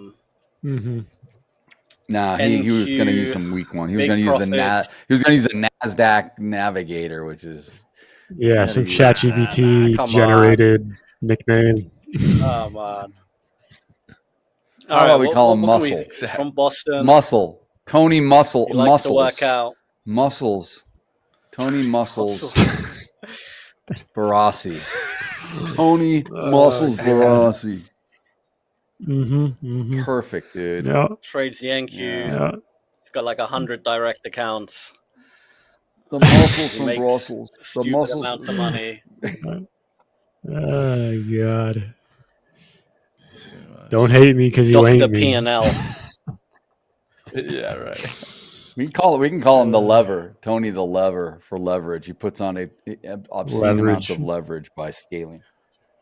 Ooh. We could do multiple contracts. I don't know, Tony the Tiger. But we got to do something now. Like we got to do like. Let's see. You know what? This is what they used to call me on the trade desk, and it has to deal with the working out. Yeah, my name. Yeah, whatever. They call me Big Tone. Big Tone. But I'm not like that's a joke. I'm not big. I'm like not big by any. I know. Tone Loke. Yeah, I heard that one a but it lot. doesn't have- Tone Loke. Yep. Tone Loke. Doesn't have enough punch to it. We need more than Big Tone. That feels a bit T-Bone. I don't know. How about Tony? Not enough effort. How about this one? How Tony about this one? Baloney. This fits your Italian heritage. I'm full of no, Rigatoni Tony. You could just call me Rigatoni because it's already in the name. Tony, exactly. Tony Rigatoni. Yeah, double T. Yeah. We're like double D. Hey, it's double J. D. I love Rigatoni. BBD. Big Beautiful Daryl. I love it. Oh my God, dude. Rigatoni Tony. That's horrible. Man. There's a lot of good. Come on.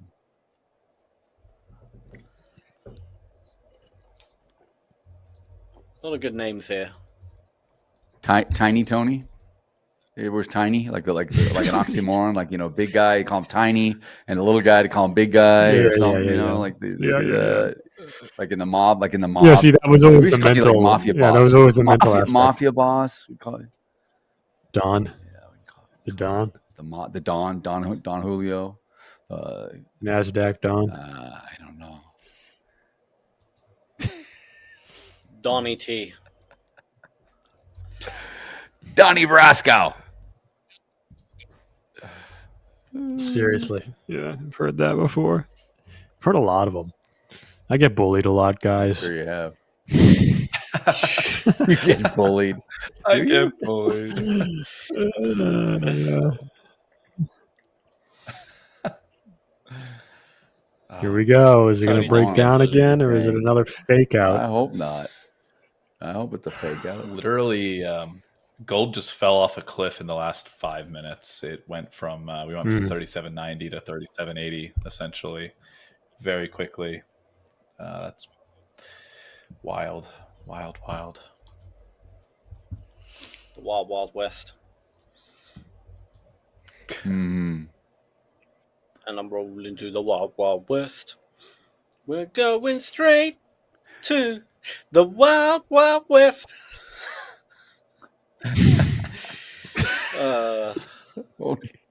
Great. Yeah, we're not with you on that one. Sorry, man. We left you out to dry. You got long Don't like a ES, bit of Will Giannis? Smith? Oh man. Wait. What's Paul? You're from Philadelphia originally. You must love Will Smith. You must be like his biggest fan. Yeah, that's how it works. That's exactly how it works. You went to school with him. In West Philadelphia, born and raised. No, yeah. I mean, hey, who didn't love Will? 10 years ago, but nowadays, my goodness. Oh yeah, now he's like a train wreck. Now the guy's an absolute dude. This dude. Guy's got a lot going on in his life that I don't know, so I'm gonna stay away from that. He's got a house full of women. All of them are women, even the son turned into a woman. I'm kind of glad he slapped Chris Rock though. Freaking ridiculous! What a piece of entertainment! Oh, just for the entertainment. You don't like Chris Rock? The guy was all right. It's not that I don't like Chris Rock. I just look at this great entertainment to watch. Pierce through it. Who doesn't want to see someone get slapped on the Oscars? My goodness. Live. I don't think it's ever happened, so it was a first. It was a first for sure. Oh, man. He should have just walked around, slapped Chris Rock, and then just went into the audience and started slapping people. Just like everyone. Everyone gets a slap like it's on Oprah. You get a slap. You get a slap. Damn. Oh my God, that's funny. You get a slap. No, it's your turn. Whack. What would the five fingers say to the face? Slap. That would have been, man. Incredible. This sucks. Here we go. Why did I get long? To the downside. Why did I get long? I am totally seeing it wrong. Just take a break. See. Reevaluate. I am taking a break. Let's see if it gets to the yesterday's low. See if we can get below 6,700.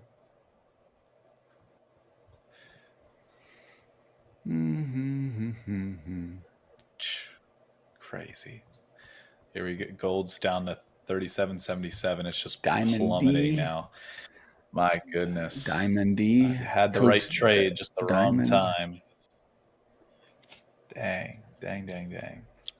Short again in NQ. Nice. Well, we'll see. Yeah, I don't know. It's got to keep going. It's got to keep going here. The long looks good here. Well, you may be okay. It does. You may be okay. Yeah. I always love that. I love that. Like the market shits. I mean, it goes down so hard, and then it's like, and it's even better price. It's even better if you want to get long. I know. Yeah. I mean, I just don't want this thing to freaking totally reverse. Come on, go down.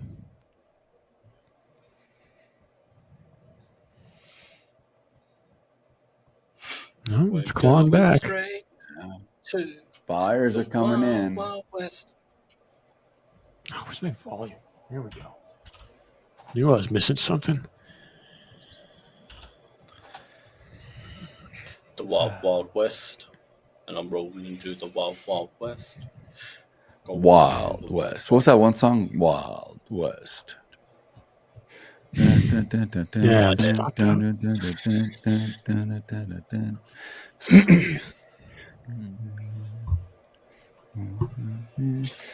They're going straight to the Wild Wild West. The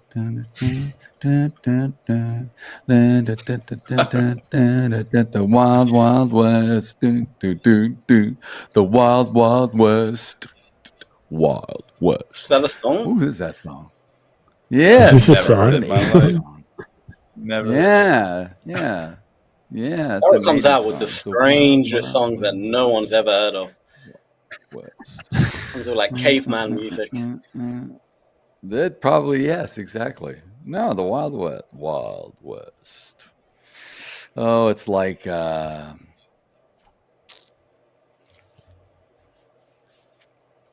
song, Wild Wild West, by the Escape Club.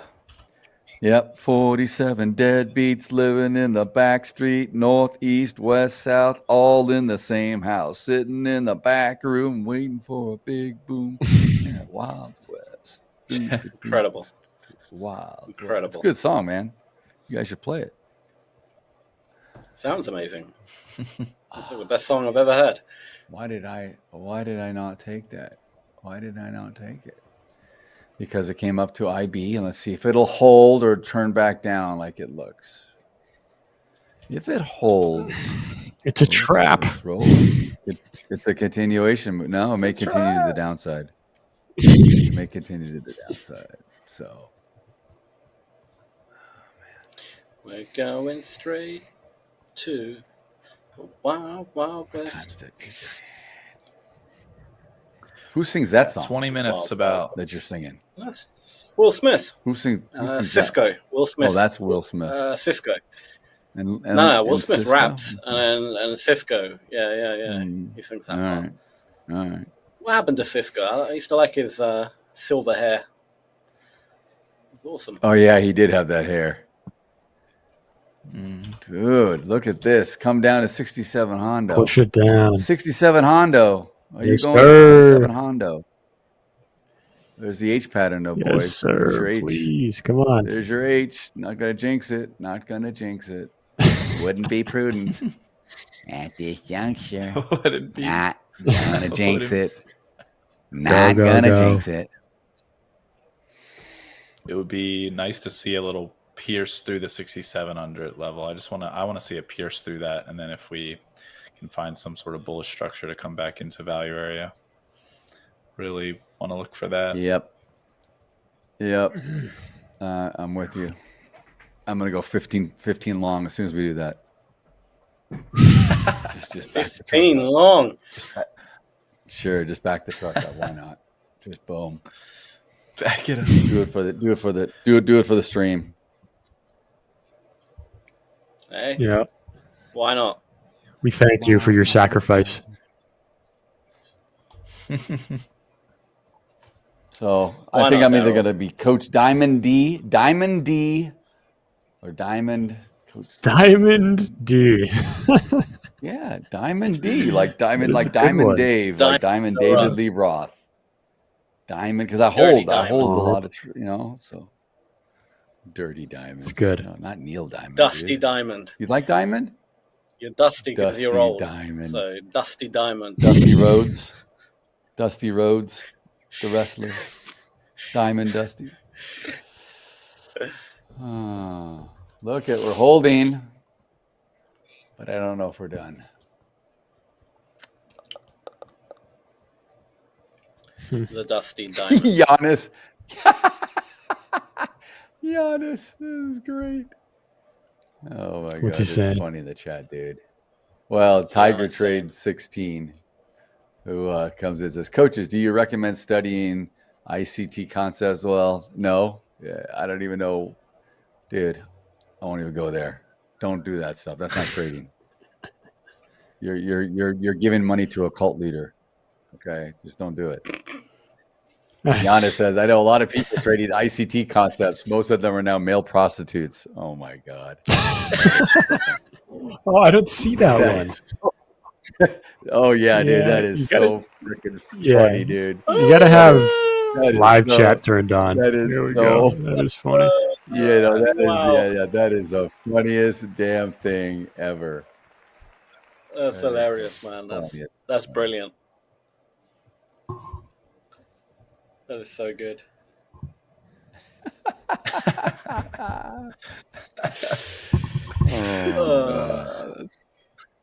I just turned it on the all messages. Yeah. I know. Sometimes I get like that. I'm like, oh, I got to do all live chat, not the Yeah. not the Yeah. top. Live Yeah, you chat. have to. It's way better. 'Cause I miss it. I miss the fun. We don't want to miss the fun. Yeah, can't miss it. Man. I don't know why these We're guys. going straight Why is Why is this whole thing sitting around? Wild, wild west. What? I didn't move my stop.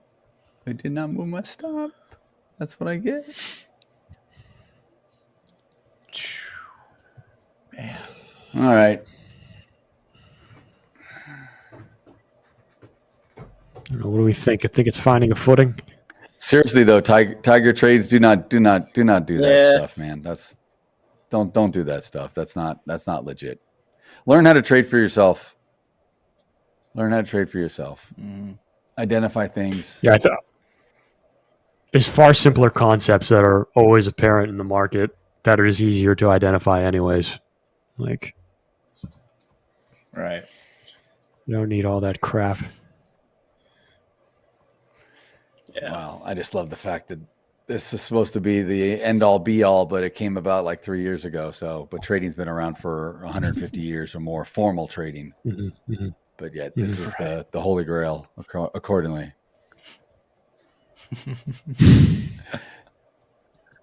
And this guy, whatever, I don't know. I'll leave it at that. That's all I'm going to say.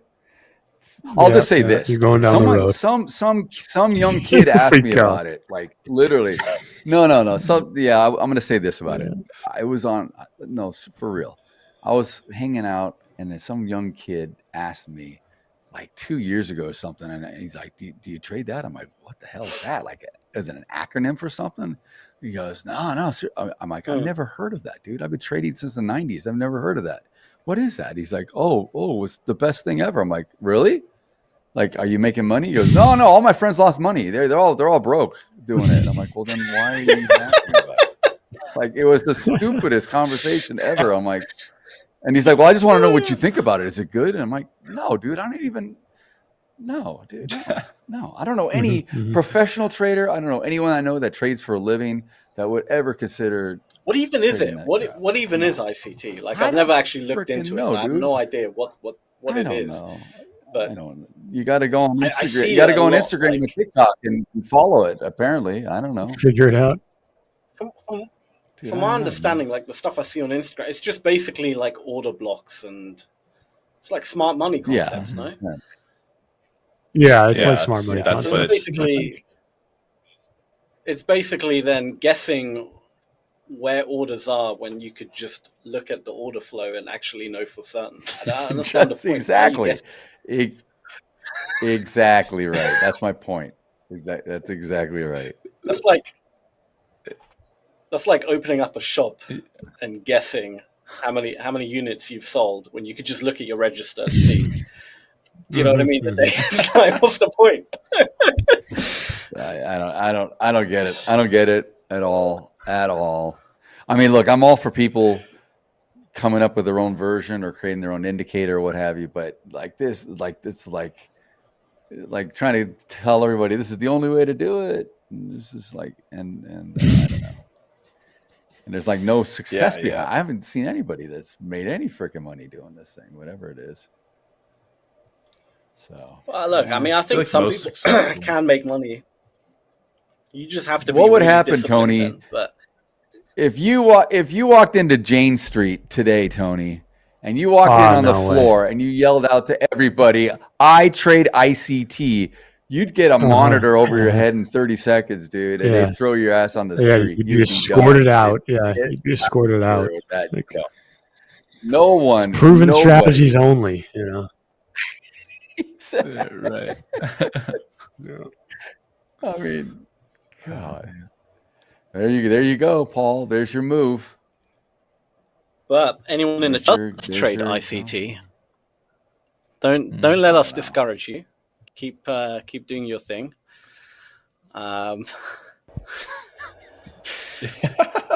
Yeah, I mean, look, only because we don't agree with it doesn't mean that it's impossible to make money with it, or it's not.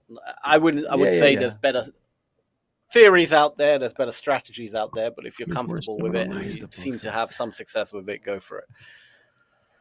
Yeah. Right.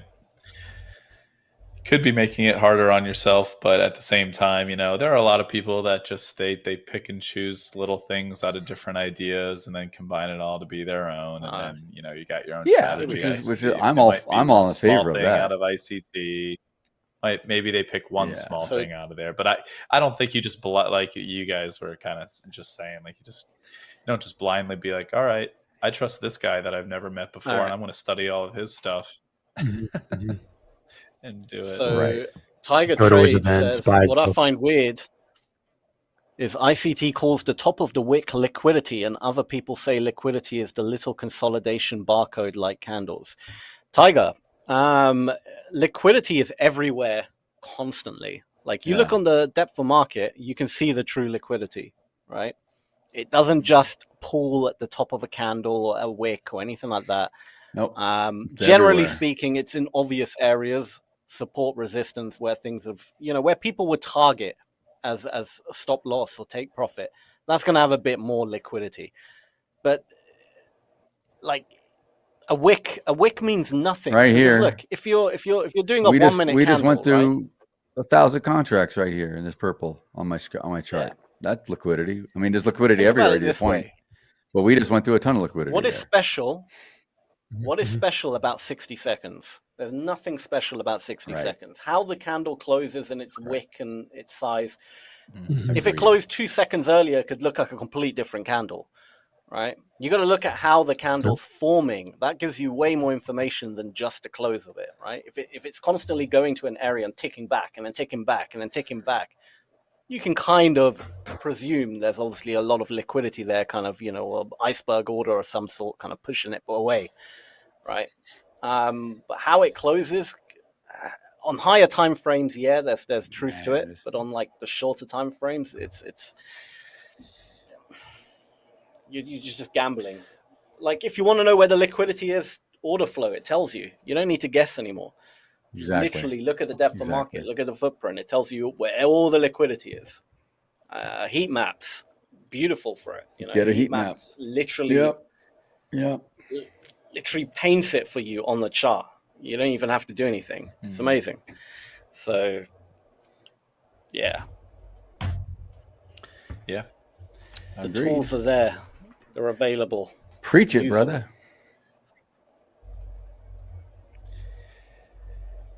Yeah, why trust the wick when you can just go directly to the horse's mouth and look at the order flow and see if that wick actually meant anything or not? Because I mean, I 100% agree. I 100% agree. Is ICT all about trading wicks? Is that what that is? I mean, no. It's not. I don't know. No idea. It's I have no idea. It's not. I don't think it's all. I don't think it's all about that. I think it's a lot. I think it's a lot more than. I mean, I don't know as well. I don't know everything. Or I think I read it for like 3 minutes and I was like, all right. I think I kind of. I mean, it's vague. It's like so vague though. That's the thing. Is like it's all like I was reading through it. And I'm like, oh, okay. So it's just like a bunch of vague stuff. Like I don't know how to explain it. It's just a lot of vague concepts where I'm like, okay. I mean, yeah, that can work. It doesn't like it's not. Why are so many people to where the fountain of youth is or anything? I don't know. I mean, so I don't know why so many people love it? To it. But yeah, I don't have either. no idea. I don't know. This is the other thing is that I didn't sold well. I was just gonna say, like, just because something is marketed to a ton of people know about it. It's almost like a household name amongst traders. Doesn't mean that it's good. Doesn't mean that it's anything, right? It's just a well-marketed product to a vast, number of people. So that's really why, like, sounds like the younger group, the social media group, right? Like I guess it's all over Instagram and TikTok and stuff, I guess, and right? The biggest thing is that, like, I've met a lot of traders throughout my life, and I've actually never met a single one that has traded ICT or like, will live and die by ICT rules or whatever it is. I've never met anybody. I've never met a single one in like a professional capacity. The prop space is different because anyone trades, like we were joking around earlier before, like they trade moon phases and stuff. Like everyone has different stuff. Some people it's pray and spray, it's just I just hit buy or sell, and I click the button, I make the money. I know. That type of thing, right? So, prop is different, but in a professional capacity, there's no one that's like a real trader or having like hedge fund capital or any sort of portfolio allocated to them to trade ICT. Yeah, agreed. Yeah. You're not. No way in hell. Think about it logically. Agreed. You got to apply logic to all these things, right? Do you think institutions, are placing $100 million trades based on vague concepts some random dude came up with? No, like all this, the stuff they're trading is data driven, right? It's got some kind of they don't trade technicals anyway or any of that stuff. They don't trade anything like that. Mm-hmm. Yeah, I mean, and Daryl, weren't you saying that this guy came out of nowhere? Like 3 years ago or something. I read about this dude, like 2002 or something, 2022.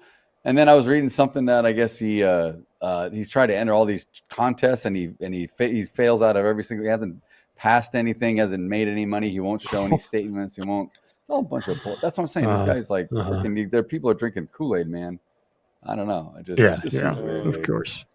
I don't know any. First of all, I'll just say this: I don't know anybody that's ever traded it, and I don't know anybody if they've said they've traded it, they've ever made a damn penny off of it. So I don't know, man. Mm-hmm. But you can't trade based on like.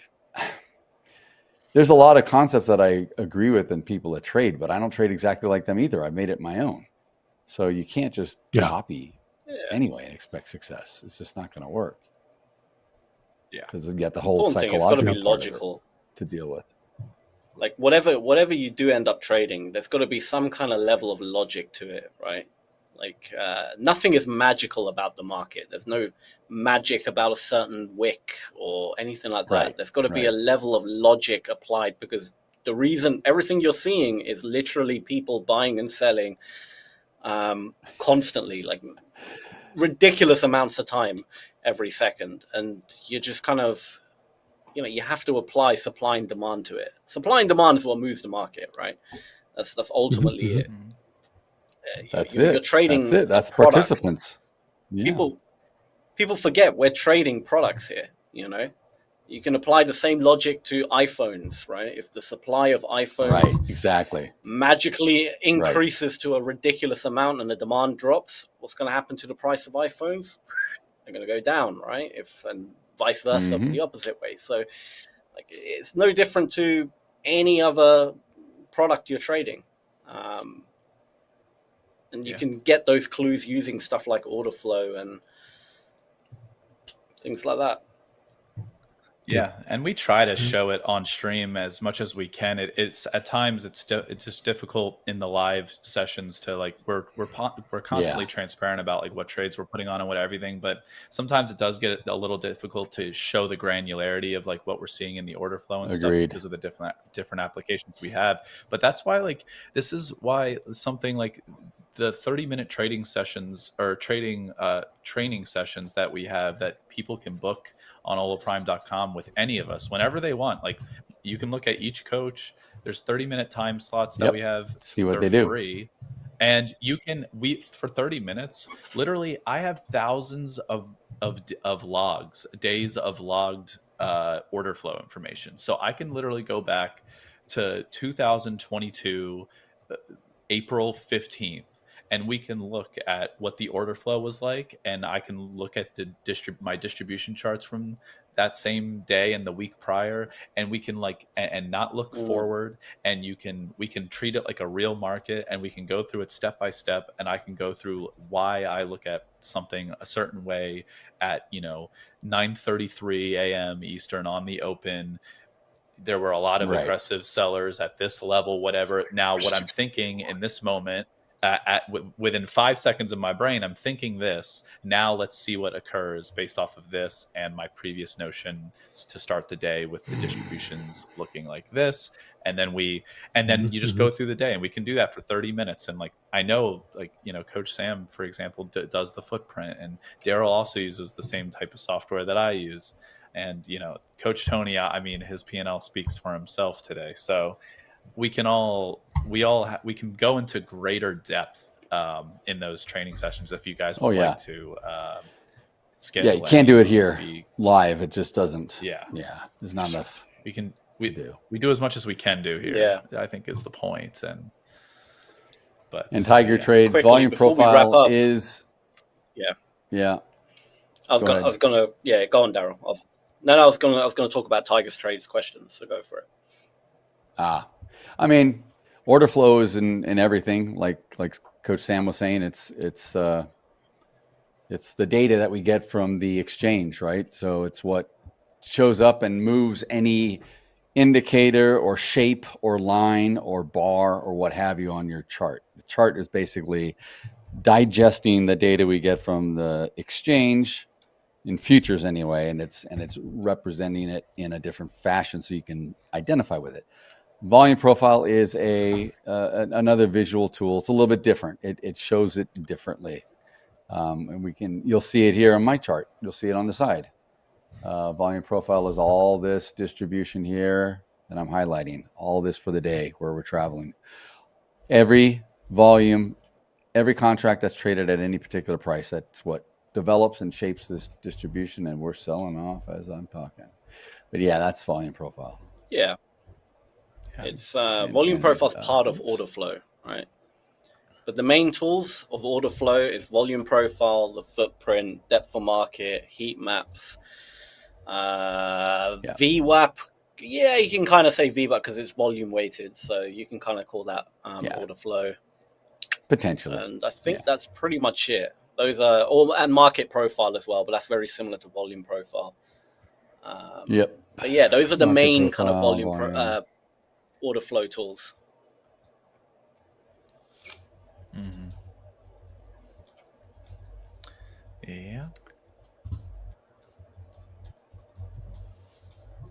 Oh man. Well, we certainly come down, and we're holding, no rejection. Yeah, I mean, I'm surprised today. I genuinely didn't think it would be a bearish day, but I know. It just shows. I know. It wasn't super clear. Right. I was very 50-50 on it, but I thought, but Well, we'll come back. We'll come back and see how the later session changes because things will change. And for those of you in the chat, thanks for being here. You guys have been great as always. We have our performance coaches coming up next, Laura Leone and Stanislava Puach with Mind Over Market. And then we will be back.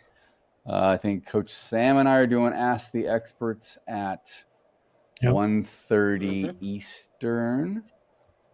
And then we'll be back to live trading at 2:30 Eastern. So come back and see us. Careful trading. It has been a little bit of a wild ride this morning. And I hope everyone stays safe. We'll see you shortly. Thanks. Yep. Awesome. Sweet. Take care, Markets are unpredictable, volatile, complex, but your trading journey doesn't have to be. Hola Prime TV is now live. Every trading day, join top coaches as they break down real-time setups, key levels, live trades across Forex, futures, and crypto. From Tokyo's early momentum, to London's open surge, to New York's high volatility action. We decode every move live. Get sharp analysis, clear strategies, and insights that actually make sense. And yeah, we don't just break down charts. We crack a few smiles too. Only on Hola Prime TV. This is more than content. This is infotainment and beyond.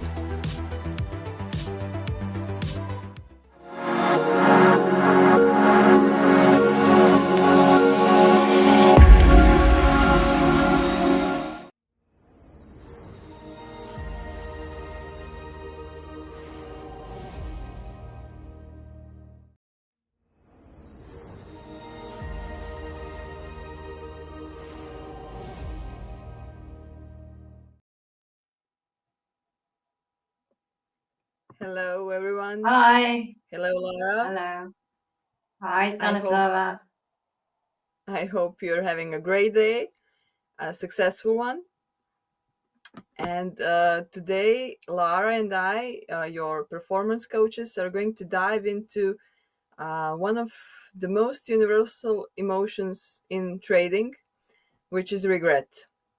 If I may add, it's a universal emotion all around. But today we are going to focus on trading. And every trader, no matter how experienced, knows this sinking feeling.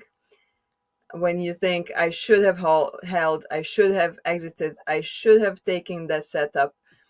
And in psychology, we understand regret as a product of counterfactual thinking, comparing what happened with what could have happened. It's our brains running simulations of that better world we just missed or should be entitled to, and this is where it stings. And regret does feel like punishment. It's sharp, it's heavy, and sometimes it's completely overwhelming and it affects our behavior. But regret, actually, and this is the first step in dealing with it, we will reframe it, it is a form of feedback.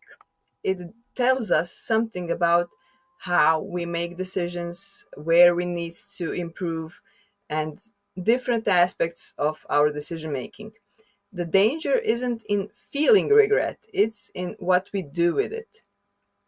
For example, in life, I'm sure you all know that situation when you text someone and immediately regret that, wish you hadn't. Or in meetings, you don't raise your hand, you don't say something, and later kick yourself for missing that chance in brilliant idea you didn't voice out. And that's the same brain loop, just less money at stake than in markets. In trading, regret can push us into overreacting, as Lara will explain.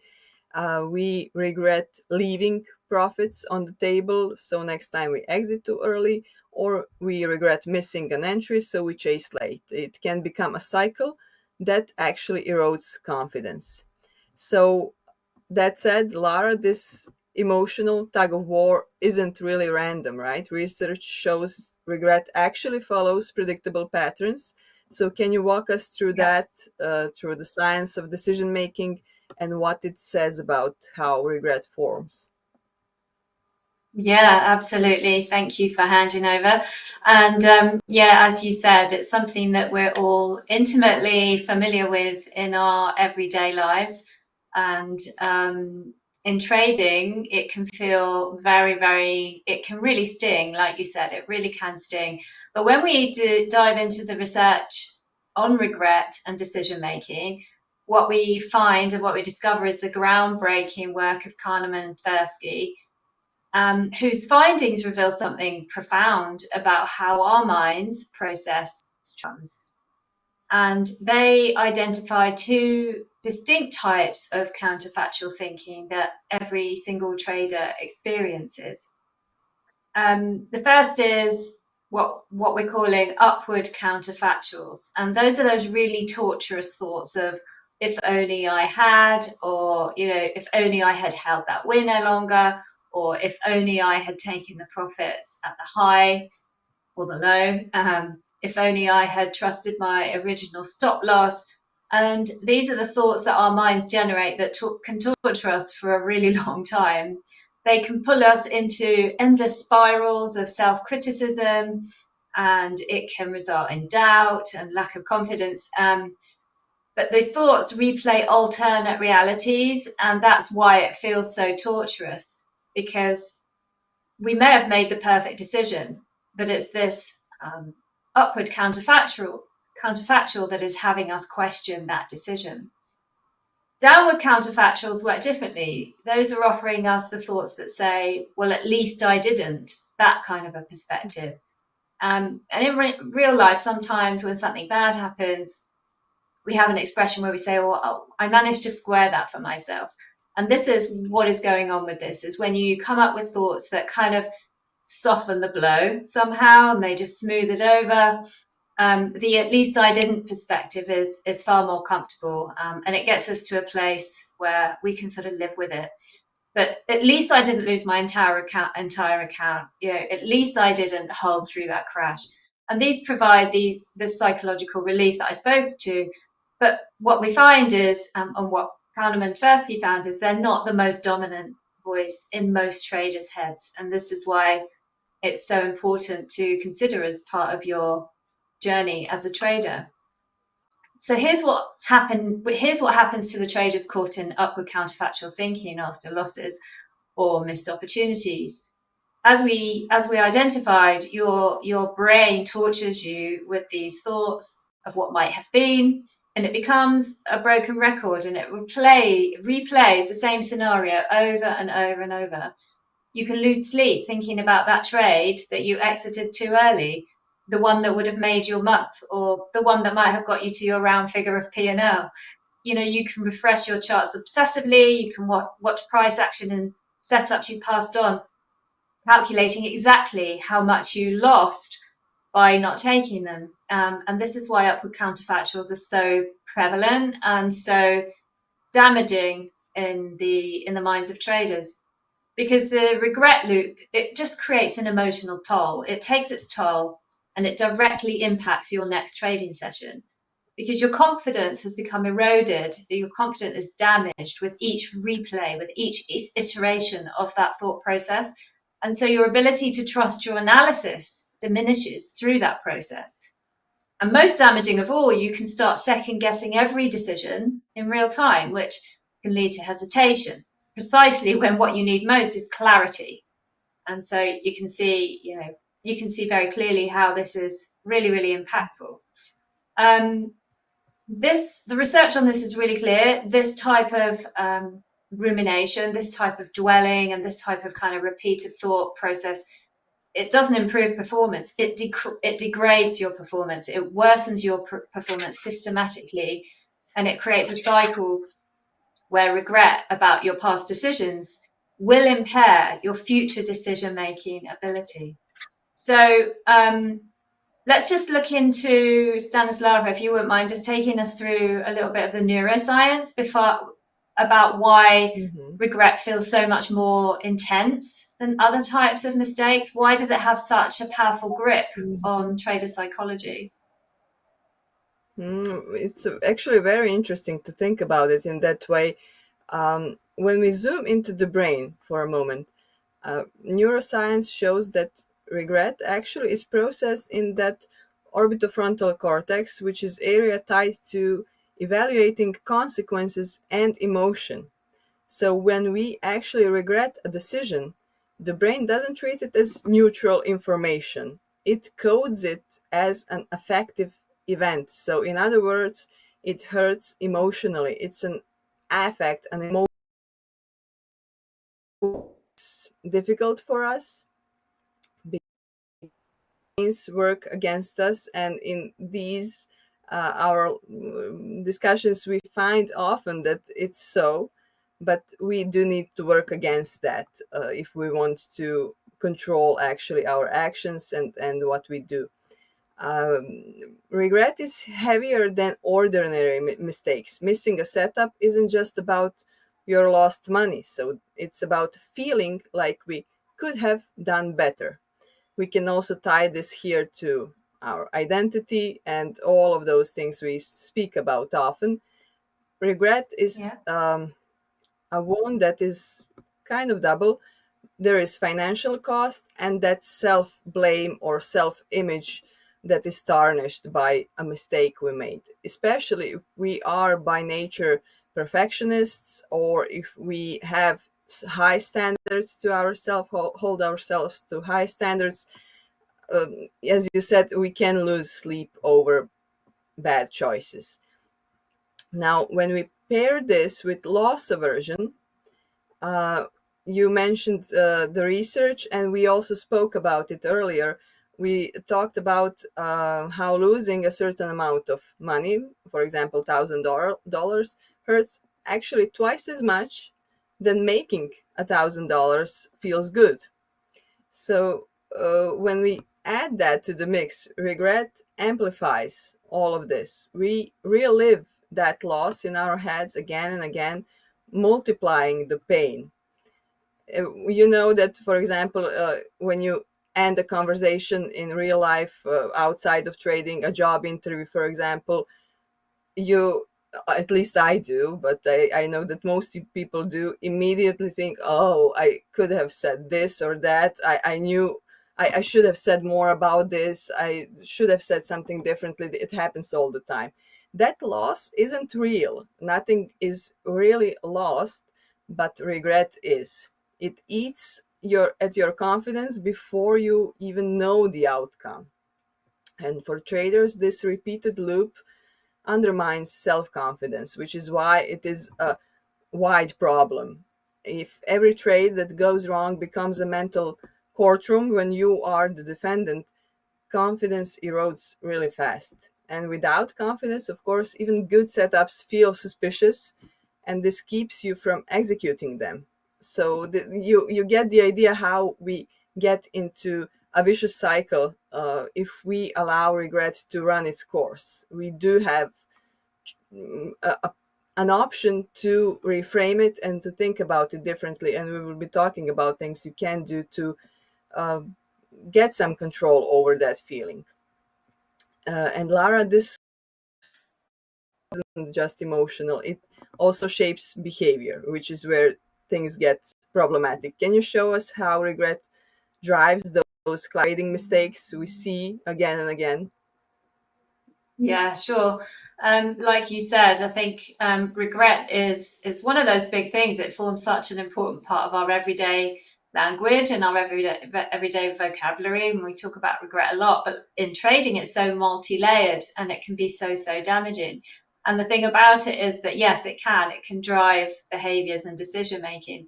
So let's look at the specific behaviors that regret drives, because recognizing these patterns is going to become your first step in breaking free from them. And as we always say with all of our talks and all of the topics that we talk about, it's all about becoming self-aware. I think one of the most commonly spoken about and really obvious behaviors that's driven by regret is revenge trading. And it's the most destructive regret-driven behavior.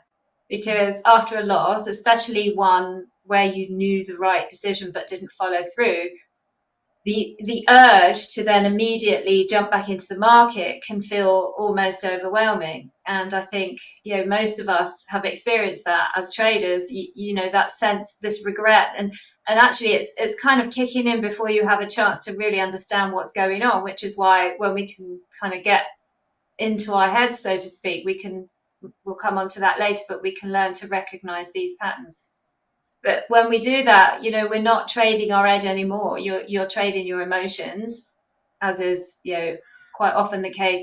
But what you're trying to do, what your brain and what your thoughts are trying to do, is to have you erase the regret by proving that you were right all along. And again, this is so multi-layered, as you mentioned, Stanislava. This ties into our identity and many other things, loss aversion. But revenge trades are very rarely, if I would say never, based on your best analysis, because by the time that's happened, your A1 setup's already gone. And so these revenge trades are based on your worst feelings, and that's the truth behind how this can affect our decision making and our behavior. Then there's the behavior of closing our winners early to avoid regretting giving back profits. Let's say, you're in a profitable trade and price is moving in your favor, but instead of letting your edge play out, you exit prematurely. Well, why? Because you're terrified of watching those profits disappear and potentially having to regret not taking them.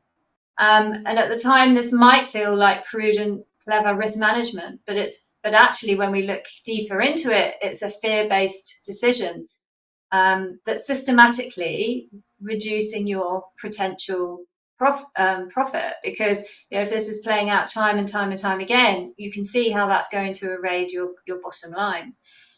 And then also very dangerously is the way that it affects us in terms of hesitation, and that hesitation which can develop after regret. Because if we've had a significant loss, which we then deeply regret, that's going to potentially result in our hesitation. And this is a huge one that traders have to overcome. Let's say you see your setup, you've done all your analysis, all your criteria are met, but you just can't seem to pull the trigger. You've got press button paralysis, and this is really, really common. You know, you feel paralyzed by the memory of your last trade, the last time that you trusted your judgment, where it went wrong. So, you know, you can sit there and you can watch all your valid setups pass by and then regret not taking them, which now creates another layer of regret. So this then sort of compounds into more hesitation the next time. So it really can spiral. The thing about these behaviors is that they offer, as do many of these things, short-term emotional and psychological relief, because they're giving you the illusion, they're giving you an illusion, they're leading you into a false sense of security, essentially. Revenge trading will give you the illusion of control. Closing winners early eliminates the immediate anxiety of potentially giving back profits. And yet hesitating feels safer than taking another painful loss.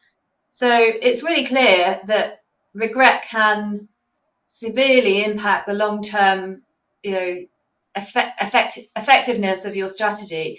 Revenge trading destroys your risk management, and early exits cap your profit potential. And then we can see what hesitation does, which is really, really damaging on its own. So you just end up with your edge or your strategy being systematically weakened by this emotional interference, which clearly will lead to much poorer results, more regret, and so on and so on, and the cycle just continues. So this is where confidence and belief systems become so crucial, particularly how our relationship with regret will directly impact our ability going forward to trust our setup. So if you wouldn't mind, Stanislava, could you take us through that? Of course, and you set the stage by discussing hesitation. Yes, it does creep in, and one of the hardest truths in trading is that regrets gets louder when confidence gets weaker. And if you don't truly believe in your setups, every loss tends to feel like confirmation that maybe you're not cut out for trading. And here is where mindset matters. Some of you, if you watched some of one of our previous lives, might remember that we spoke about growth mindset and Carol Dweck's research. Let me just remind you briefly. It shows that resilient performance don't tie mistakes to identity. They see regret as well as mistakes as information and not proof of incompetence. In the same way, they don't see their wins as proof of their talent, their intelligence. All of that within that growth mindset notion is part of your efforts, part of your growth, part of your working on your skills and your personality. So instead of I'm a bad trader, a trader with growth mindset thinks, okay, that trade gave me data about what to refine, which is a very delicate and subtle difference, but it can turn out to be that one thing that will separate you from the crowd. Like in sports or any other area of life, you can think, okay, I'm terrible under pressure, or you can say, okay, good, now I know what to train for tomorrow or what to learn. And that it's the same regret. You will feel it, but the difference is in how it impacts confidence. In trading, reframing it back preserves self-belief. If you regret missing a breakout, the lesson is, was my system clear enough? Did I follow my checklist? That keeps confidence intact while improving your edge. And we can talk also about self-efficacy, or your belief that your ability, you have the abilities to execute. High self-efficacy traders don't try to eliminate regret, but they use it as fuel for refining their executions, not as a reason to freeze or give up trading or talk badly about themselves to themselves. So all of this is about how you will frame something you will inevitably feel. And we will talk about a little more about different techniques. But for now, Lara, okay, theory makes sense, but traders need to see how this works in practice. So can you share an example of how someone actually broke free from the regret spiral? Do you have some anecdote for us? Yeah, certainly. I think essentially what it boils down to is, as we always say, is to look at your trades as data, as opposed to having it sort of be able to dictate your emotions. If we can separate it in that way, if we can look at it as bits of information, as you said in that segment there, it gives us a chance. I know of a trader who was able to successfully transform their relationship with regret. This trader, she was technically very, very proficient, but emotionally really struggling with the whole kind of ups and downs. If she had a solid understanding of price action and risk management, but every time she took a loss, it kind of sent her into a spiral of regret, much like what we described earlier. And she did find that that would affect her trading performance for days afterwards.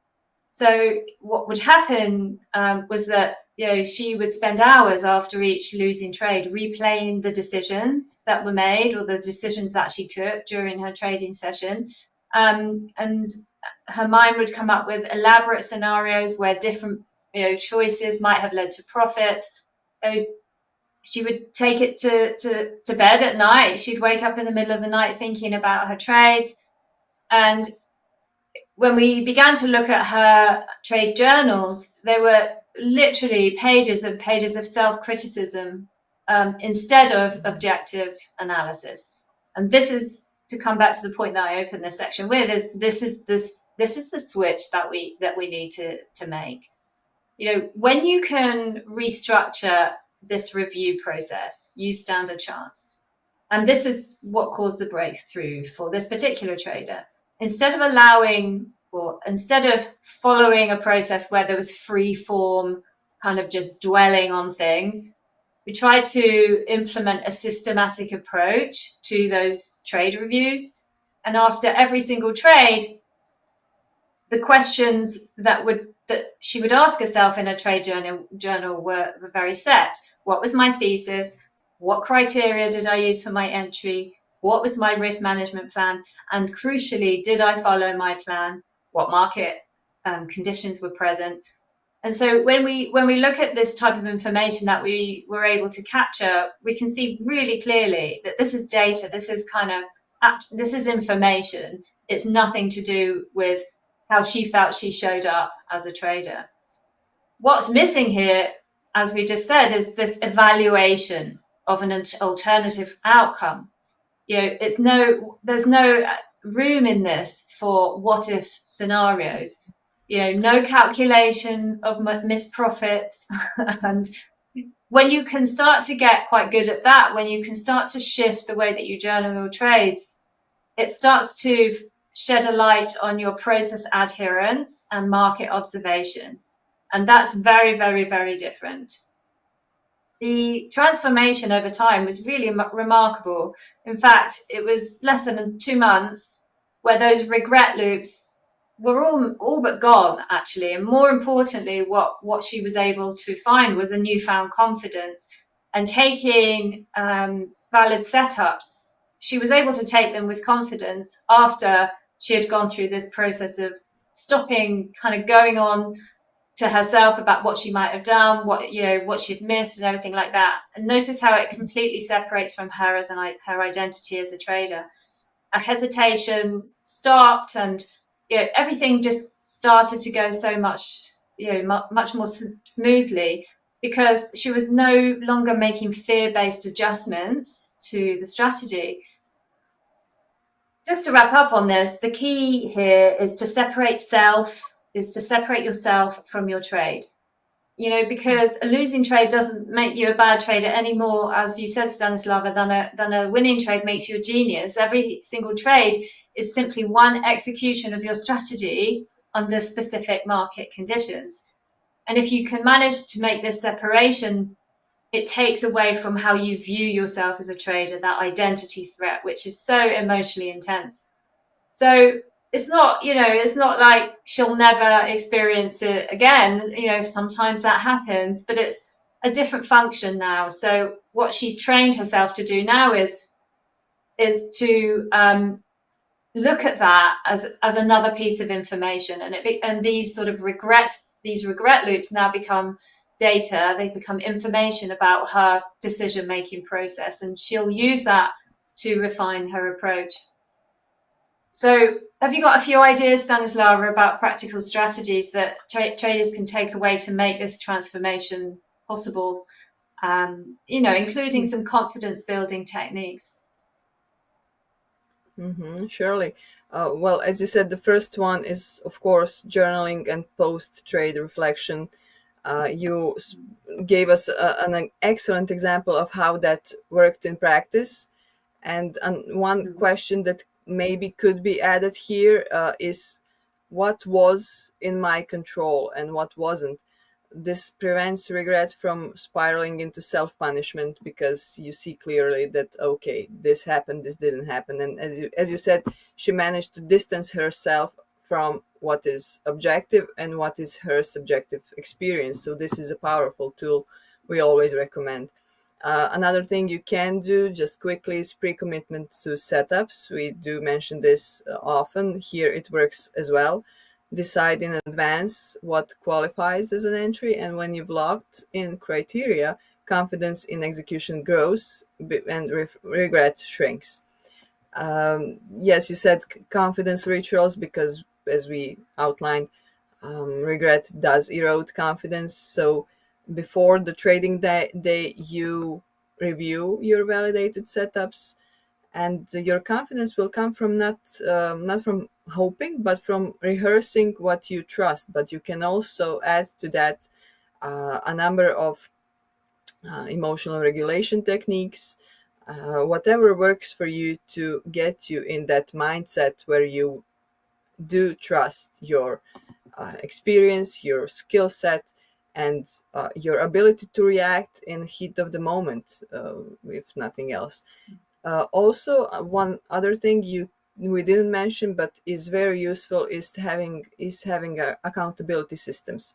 You can share trades with a peer or coach, so that evaluation centers on process quality, not just profit and loss, and not your thoughts about or evaluation of yourself, but an external mentor or that external element of objectivity will help you focus on data and not go into that regret loop. It's the same principle professional athletes use. They go to the field, imagine themselves going through the motions, review starting blocks, all of that. So you can use the same principle in trading. And Lara, would you close with the big picture, how we use how do we use this emotion we will experience, but how do we take it, and how do we become stronger and better through it? Yeah, thanks, Stanislava. The main thing to take away from all of this is to understand that regret is not your enemy. It's an inevitable, unavoidable part of trading, which can be trained and redirected, and that's the beauty of it. Actually, it's the goal is not to get rid of regret. We can't do that as humans. The goal is to shift regret from what we call emotional rumination, just like dwelling on your thoughts, into a productive learning signal. If you think about the most consistent traders that you know yourself or have studied, they don't avoid regret by making perfect decisions, as we know it's impossible in an environment like the markets. But instead of that, they have learned to use the regret that they've experienced as information about their process without letting it affect their emotional state or future decision making. So, it's a transformation that does require some practice and some patience with yourself, because you're rewiring neural pathways in your brain that have been reinforced through repetition. So every time you catch yourself in a regret loop and redirect your attention to process evaluation. Instead, you're strengthening new neural pathways and your psychological resilience. So confidence doesn't come from never regretting a trade. That would be a fallacy. True confidence comes from knowing that regret, when it arises, won't derail you from executing your strategy. You need to acknowledge it, learn from it, and move forward with your process intact. The market will always provide trades that result in a sense of regret, but your job is to ensure that those experiences make you stronger, not more hesitant. And that's the difference between traders who improve over time and those who remain stuck in emotional cycles that ultimately prevent our growth. We hope you found today's talk interesting. If it applies to you, think about some of the tips that we've given you and think about how you might start to create that shift for yourself. Thank you so much for your time and listening. Trade safe, and we'll see you on the next one. Thank you. See you.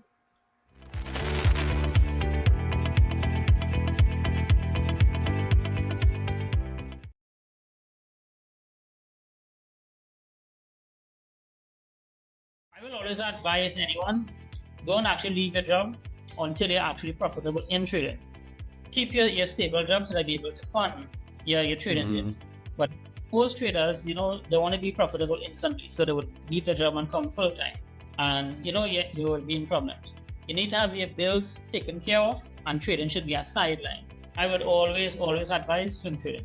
Even if you're not working, it takes a lot of stress away. And for me, Hola Prime looks very, very transparent and trustworthy.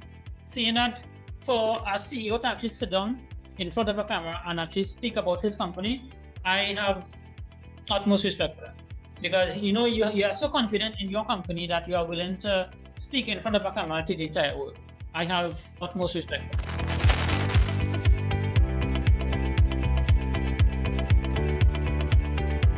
Hi, I'm Yanni for Hola Prime, and I'm joined today by Shivanand, who won the 3rd position in the Showdown competition. So, Shivanand, congratulations, first of all. Thanks very much. Actually, very happy to be here based on the research I did on the company. So I'm really proud to be here. Right. Well, great stuff. Like, tell me, how does it feel to win something? I've never won anything in my life. Really, really great. Especially trading wise, I've been trading for the past 5 years. So it feels really nice to actually win a prize, basically. Yeah, no, I can imagine. I won't know the feeling, but I can imagine. You just mentioned that you started trading 5 years ago. So how did you get into trading? Like, how did that happen? Was it something on YouTube or how did you get into trading? Well, actually, based on my job, I'm a police officer. So with the pandemic, we usually do like little extra work. We call it extra duty. So with the pandemic, everything basically shut down, the entire world shut down. So I was looking for a little extra income. So I actually went on YouTube and simply typed in how to make money online. And I came across different things like Shopify, whatever the case is. And I came across trading. And I started doing research. And the algorithm will keep throwing videos and whatever. So I started doing research. I would have to say I tried trading courses and whatever the case is, but I did actually paid for a course, and the company shut a couple months after, and then I decided, I'll try it on my own. I will try research on my own. So I went through all the different videos. YouTube have a lot of videos, so you have to pick and choose exactly which one you need to understand. And I basically tried it on my own, and 5 years after, I would say I am somewhat profitable. Yeah, that's very interesting because, I mean, you just mentioned, like, you did some research and did you mention some courses as well? So you've done some courses? Yeah, I did actually take that. However, in the course itself, like the MLM companies, they don't actually teach about trading itself, more of the multi-level marketing stuff. And I was interested in the trading, exactly how to do trading, whatever the case is. So there was actually one instructor within the whole entire class. And I did get some little, I should say, insight into the trading itself. However, I have a certain mindset that, I need to see exactly to be able to understand on trading.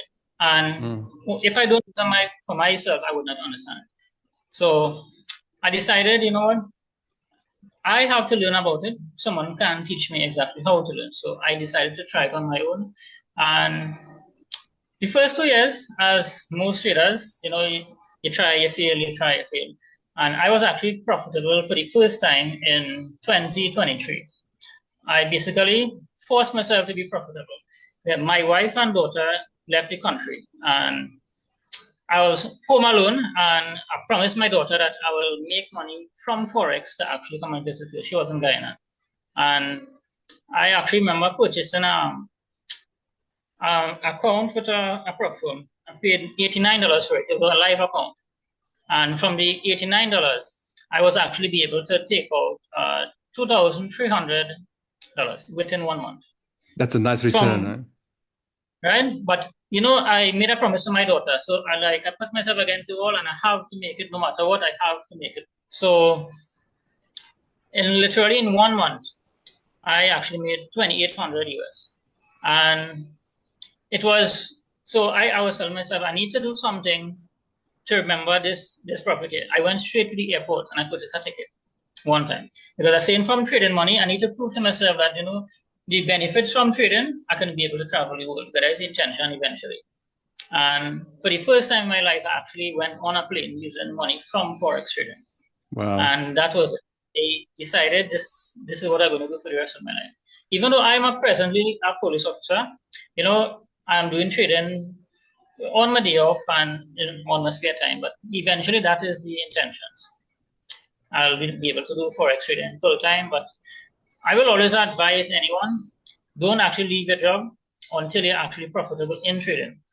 Keep your stable job so that you'll be able to fund your trading. But most traders, they want to be profitable instantly, so they will leave their job and come full time.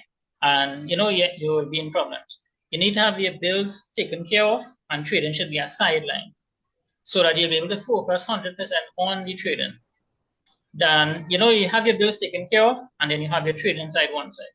So you have no stress, no worries with your trading.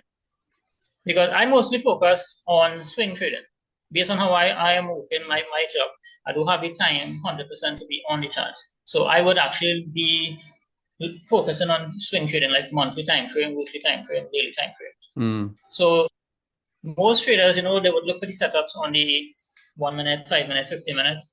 I mostly focus from the monthly coming down. My lowest time frame would most likely be the 1 hour time frame. That is from entry.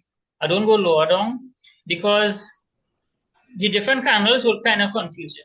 When you see your setup basically on the monthly time frame, if the monthly time frame is bearish, right, all the other time frames would be bearish, right? And you just had you work your strategy coming down. I actually I'm a big fan of swing trading myself. Swing trading is the way for me. Right now, I'm actually monitoring gold. I'm expecting gold after NFP on Friday to be bullish. So I'm actually monitoring right now. So I'm looking at a nice setup. Sorry, that's I mean, you've already answered a lot of questions I was going to ask you, like how do you trade and so on. But you've just mentioned swing trading. I also agree with that. Okay, I do believe that focusing on longer time frames is more stable. Is stable the right word? Maybe not stable, but definitely levels and patterns and etc. are more respected on longer time frames compared to the shorter time frames. So and yeah, I was going to ask you, like, you have a full-time job. How do you trade? Do you just trade 1 hour in the morning and the evening? But if you're a swing trader, then you have plenty of time to pick your entries, and you don't even have to be 100% accurate because it's such a longer time frame. So it's not like you have to have pinpoint accuracy. So that makes total sense. But I was going to ask you, I mean, you've mentioned you've been trading for 5 years, and then the first 2 years it was you struggled. What was the turning point for you? Because a lot of traders struggle for years and they just never get that turning point for them. They just struggle, and they hop from one thing to the next thing, or switching time frames, switching strategies, switching from one course to the next one. It's like, but you seem to have figured it out pretty soon. 2 years is not bad, my friend. That's impressive. That's really impressive. So, like, what was your turning point, or the moment?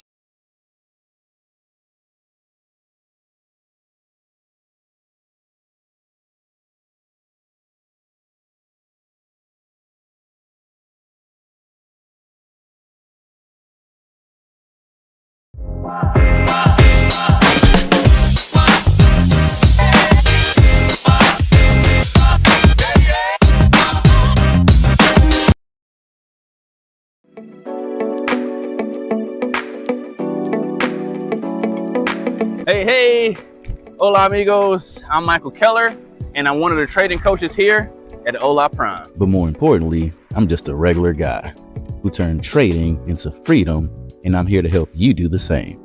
So this is a glimpse into who I am in front of the screens and beyond the charts.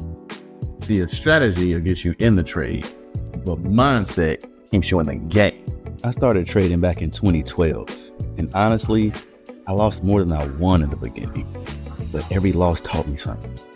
It wasn't about having the fanciest indicator. It was about mastering my mindset. Living in Mexico has taught me to slow down, breathe, and be present. Trading is what I do, but it's not who I am. I'm a dad, a husband, a traveler, and a student of life. And all of that makes me a sharper trader. When I'm in flow outside the charts, I'm in flow on the charts too.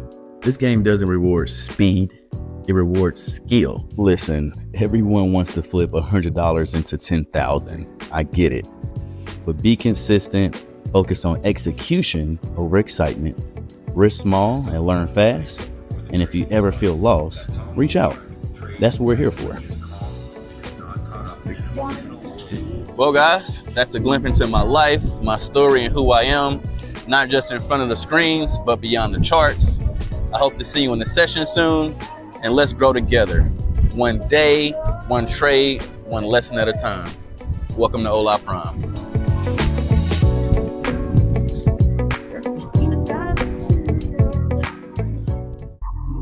Hola Prime, trade with transparency.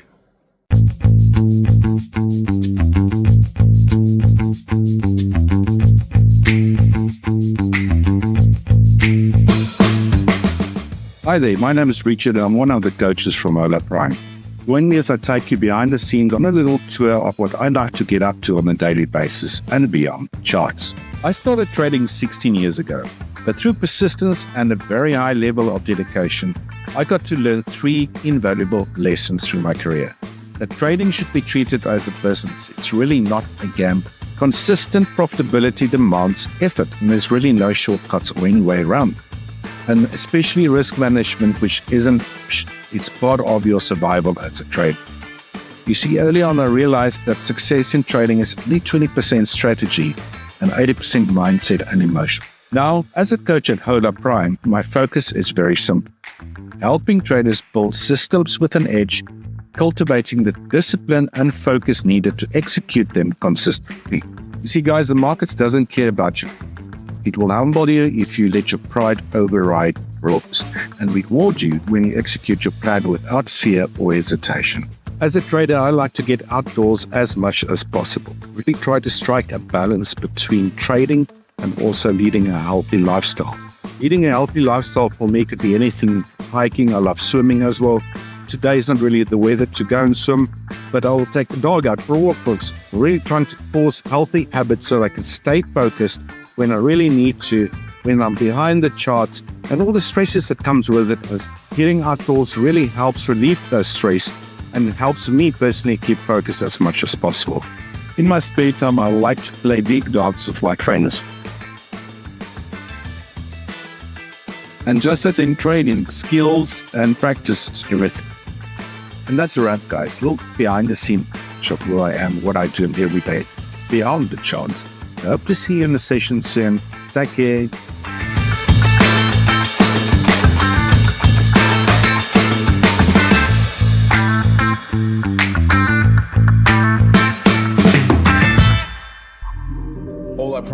Trade with transparency. Well,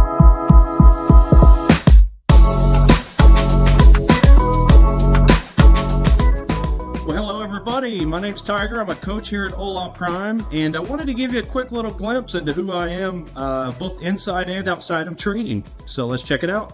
So I've been trading now for going on 11 years, and that first decade of my trading was all about technical analysis. And really over the last few years, though, I've really dug a lot deeper into fundamental analysis and sentiment analysis, seeing how the bigger banks and institutions are trading so I can ride their coattails, so to speak. They're the ones making the money. So I've just kind of looked at trading like Edison and his light bulbs. He's went through thousands and thousands of different prototypes in order to find the one that worked. Look, one of the things about trading that people get wrong is they think it's an overnight get-rich-quick scheme. So, for me personally, all the hard work was done well before I even picked up trading, and it all had to do with reading some good books. So, one of my favorite books right there, The Magic of Thinking Big by Dr. Schwartz. And as you can see on there, the chapters, best way to read this book is read chapter 2, 12, and 13, and then turn around and read the whole book. Powerful, let me tell you. And I'm sure you caught that above my bookshelf. One of my biggest things that I love doing is bowling. I'm a very competitive bowler. Bowled a lot of perfect 300 games, so they give me these nice little trophies whenever you bowl a perfect game. Got another one for an 800 series, basically bowling 3 games of 800 or higher in a 3-game series, so it's like a 250 average. Pretty good stuff, but competed national tournaments, state tournaments. I've won a lot of them, so bowling, that's one of the top hobbies that I have. Outside of that, I love singing. I like to go and belt some tunes, whether it's karaoke or just singing in my car, some carpool karaoke. But other than that, listen, on the weekends, I love nothing more than just to hang with my girlfriend. She's an awesome, incredible woman, and she kind of balances me out because she sees how hard I focus on trading. So it's just a very good reset at the end of the long, hard week of trading to just get away, just step away from it all, go enjoy each other's time, and prepare for the next week. So that's a bit about me. Just let us know how we can help. Just remember, it's not a sprint, it's a marathon, okay? The basics of trading are quite simple to learn. It's just all the nuances that take a while to really master. So just keep that in mind. Don't overwhelm yourself. We'll take your hand. We'll lead you to where you want to go. Like I say, just one step at a time. So with that, have a wonderful day. Look forward to seeing you in a session soon. Hola Prime. Trade with transparency.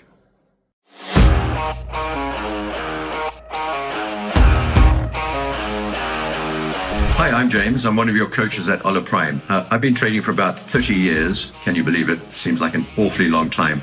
But in that time, I've learned a lot about trading the financial markets, and I've learned the best way to trade the markets. By dawn, I chase waves, chase stocks, and sometimes chase my own sanity. Trading, like surfing, is all about timing. Wait too long and you miss the move, and jump in too early and you just wipe out. If you're a new trader and you're struggling with your trading, I think you've come to the right place. I'm really looking forward to meeting you and helping you with your trading. I'm approaching a stop street now, and I'm going to have to stop. Emergency brake if there's traffic coming. And that's one of the things you've got to learn in trading as well, as how to keep safe. And it's one of the main things that I teach in my trading philosophy is risk management, which is not taught very often. Trading is a bit like driving a car, really. You've got to have a license, and in trading terms, having a license is like learning how to trade. And once you've learned how to drive and got the license, learned how to trade, you've got to get good at it. And my philosophy is to teach traders how to trade properly using the tools and techniques that they should be using. My specialty is swing trading, and it's a bit like riding the waves. I've been a surfer for a very long time, and swing trading is not much different. You've got to find the sets and catch the right wave and get out of the wave when it's time. A lot of people ask me, how did I get to where I am today? How did I learn how to trade? And how can they get to where I am themselves? I think the best answer to that is to get educated, learn how to trade. And there are all sorts of resources out there for you, including fantastic resources here at Hola Prime. Hola Prime. Trade with transparency.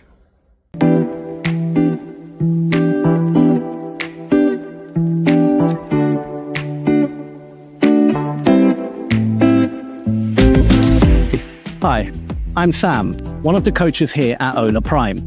And in this video, I'm going to give you a short glimpse into my life beyond the charts. Outside of the charts, I love to cook. Anything with fresh local ingredients has a thumbs up for me. And when the weather's good, I like to go out, have a quick jog, keep myself healthy. I started trading almost 15 years ago, and believe me when I say, it wasn't an easy journey. There was a lot of ups and downs, mostly downs at the beginning, and it took me, I would say, almost 10 years before I could actually call myself a trader. Personally, I like to travel. I like to go to different places, see different cultures, meet new people. I also like a good spa day, just sit there by a pool, relax, get a massage. You can see from the screens behind me, it's just a lot of stress, a lot of digits, a lot of moving, a lot of fast moving markets. You can't spend your whole day in front of a screen. You will burn out, and sadly, you probably won't be as successful as if you just relaxed a bit more.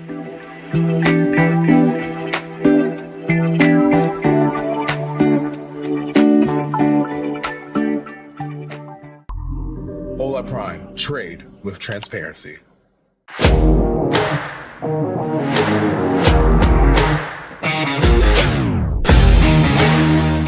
Hi, I'm Tony, one of the futures coaches at Hola Prime, and this is a little glimpse into who I am beyond the charts. I started trading 10 years ago. The early days, full of mistakes, but every loss was a lesson, and trust me, there were plenty of lessons. But here's what I realized. It's less about the perfect strategy and more about the mindset and emotional control. An example of this is cutting your losing trades and controlling your winners. Because if you don't, the proverbial train is coming and you don't want to be on the tracks when it does. That's why, as a coach, I don't just teach setups. I help traders build systems, not just on the charts, but in their heads too. Now listen, everyone wants to double their money overnight, but real growth, it comes from small, smart moves repeated over time. Be consistent and be patient. And don't be afraid to ask, because at Hola Prime, we're here to help you grow. Outside of trading, I'm big on exercise, travel, finer things. It's how I reset and remember what trading's really about. Profit? Sure. But what that profit can do for you and for others, that's what it's really about. So that's a little bit about me. Hope to see you in a session soon, and let's make some money, one trade at a time. Hola Prime. Trade with transparency.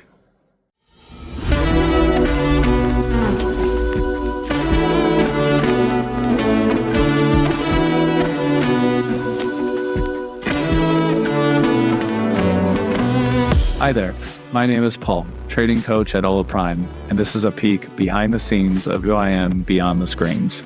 I've been a trader for 6 years now, spanning from agricultural commodities to equity indices. My philosophy in life is to keep things simple but not simplistic, and to seek clarity, not certainty. In the trading world, these concepts help me embrace a mindset of valuing action over doubt, staying disciplined, evolving with the markets, and maintaining self-awareness. The road to becoming a successful trader is a winding one, but with each twist is an opportunity to reflect and grow. There are no shortcuts in trading, and as a coach, it is my mission to help guide traders down a clearer path to sustainable trading. As a new trader, sometimes the thought of earnings potential can outweigh focus on what truly matters.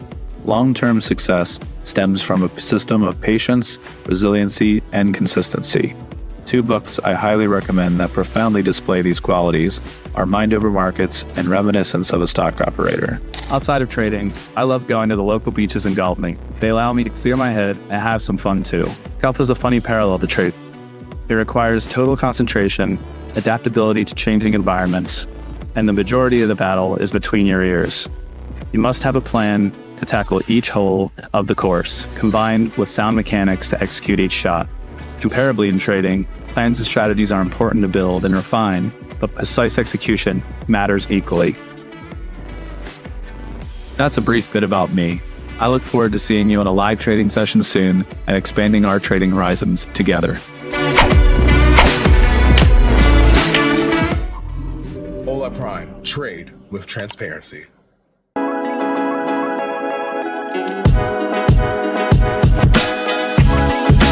Hi, I'm Daryl, one of the coaches here at Hola Prime.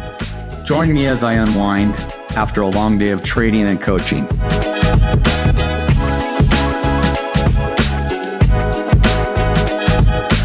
So, like I was describing, I like to get out on the trails, take a break from trading, kind of relax my mind, get some fresh air, get some sunshine. It's not bad that I have a number of trails right in my backyard. This one's about a 3-mile trail, and just over that hill right there is the Pacific Ocean. Sometimes I'll take a drive through the canyons and unwind my mind, but oftentimes grab the dog, come up here on a trail, just sit here, and it's beautiful, you know?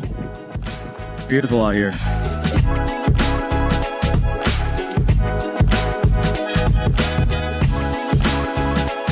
Every trader sees the market differently, and if you've been trading for a number of years and haven't had much success, instead of continuing to learn and research and add more, I would suggest maybe trying to unlearn some of the bad habits and removing some things that hold you back. Oftentimes, being simple in the markets is best, and it's only until we can remove and take away the things that we keep repeating that cause us the errors and the mistakes. Once we remove that, we can start to move forward, build some structure, and get profitable. I find that successful traders trade within themselves. They know their boundaries, they know what they're good at, they know what they're not good at. Just kind of finally forged away and had the discipline to stick with it. It's not trading the markets that's the key. It's truly trading ourselves. And once we can do that, then we can find success. Anyway, it's been nice to get to share a little bit about what I do in my off time and how I unwind from the markets. I look forward to seeing you on our Hola Prime TV channels, live streaming every day. And here's to your success. Thank you. Hola Prime. Trade with transparency.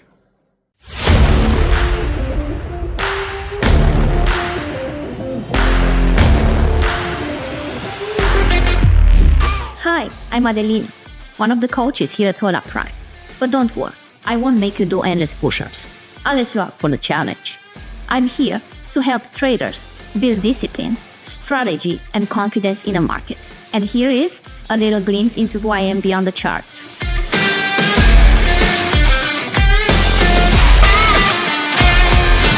I've been trading for 4 years, and it's been the most humbling teacher I ever had.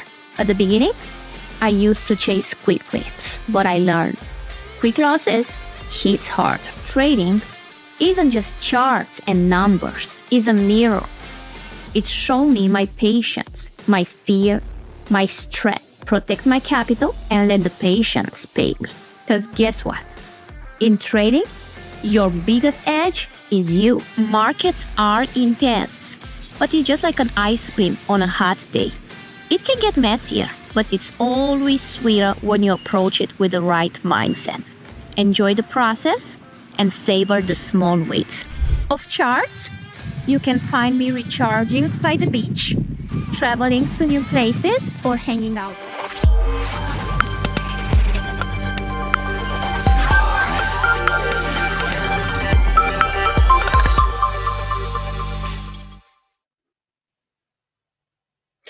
Good morning and welcome to today's market update. The big picture today is a cautious Federal Reserve, a strong US housing surprise, and a mixed tone across risk assets. The dollar is back in demand as traders digest Powell's latest remarks and stronger than expected US housing data. US index futures are trading slightly higher, but gains remain modest as investors weigh interest rate expectations. In the Forex market, the dollar is firm across the board, while emerging market currencies continue to feel pressure. The euro attempted to bounce but faded as traders respected key resistance levels. Sterling is stuck in the middle of its range, caught between sluggish UK growth and stubborn inflation. The yen remains tied to moves in US yields, with dip buyers stepping in whenever front-end rates pop. Emerging market currencies like the Indian rupee are pinned near record lows despite central bank intervention. The key theme in FX remains simple: buy dollars on weak global data and fade extremes when momentum stretches too far. Turning to US economic data, new home sales for August came in much stronger than expected. This reinforces the idea that lower mortgage rates in late summer helped stabilize housing demand. The data gave the dollar an extra push and dampened hopes for more aggressive Fed easing.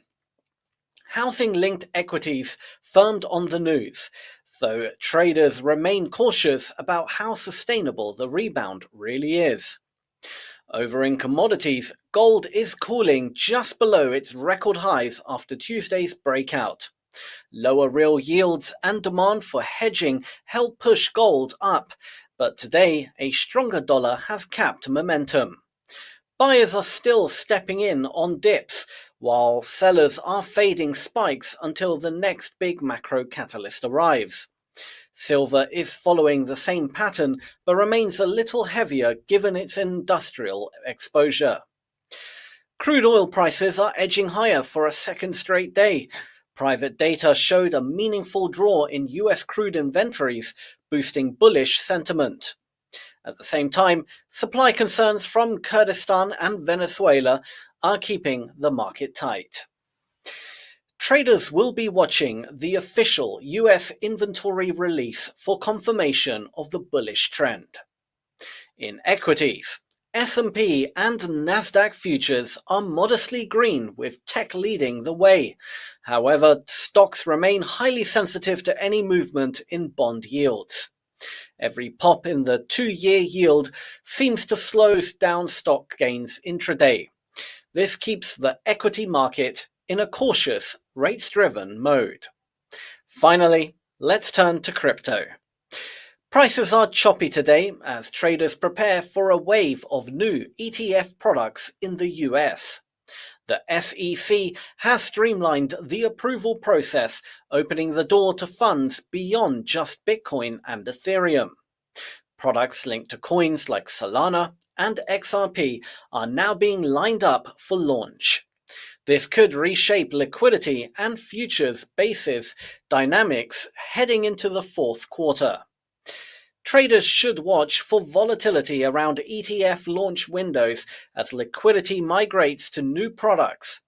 To wrap up, here are the key takeaways. The dollar remains firm as Powell keeps the Fed cautious and data continues to surprise to the upside. Gold looks like a buy-the-dip trade unless real yields push higher.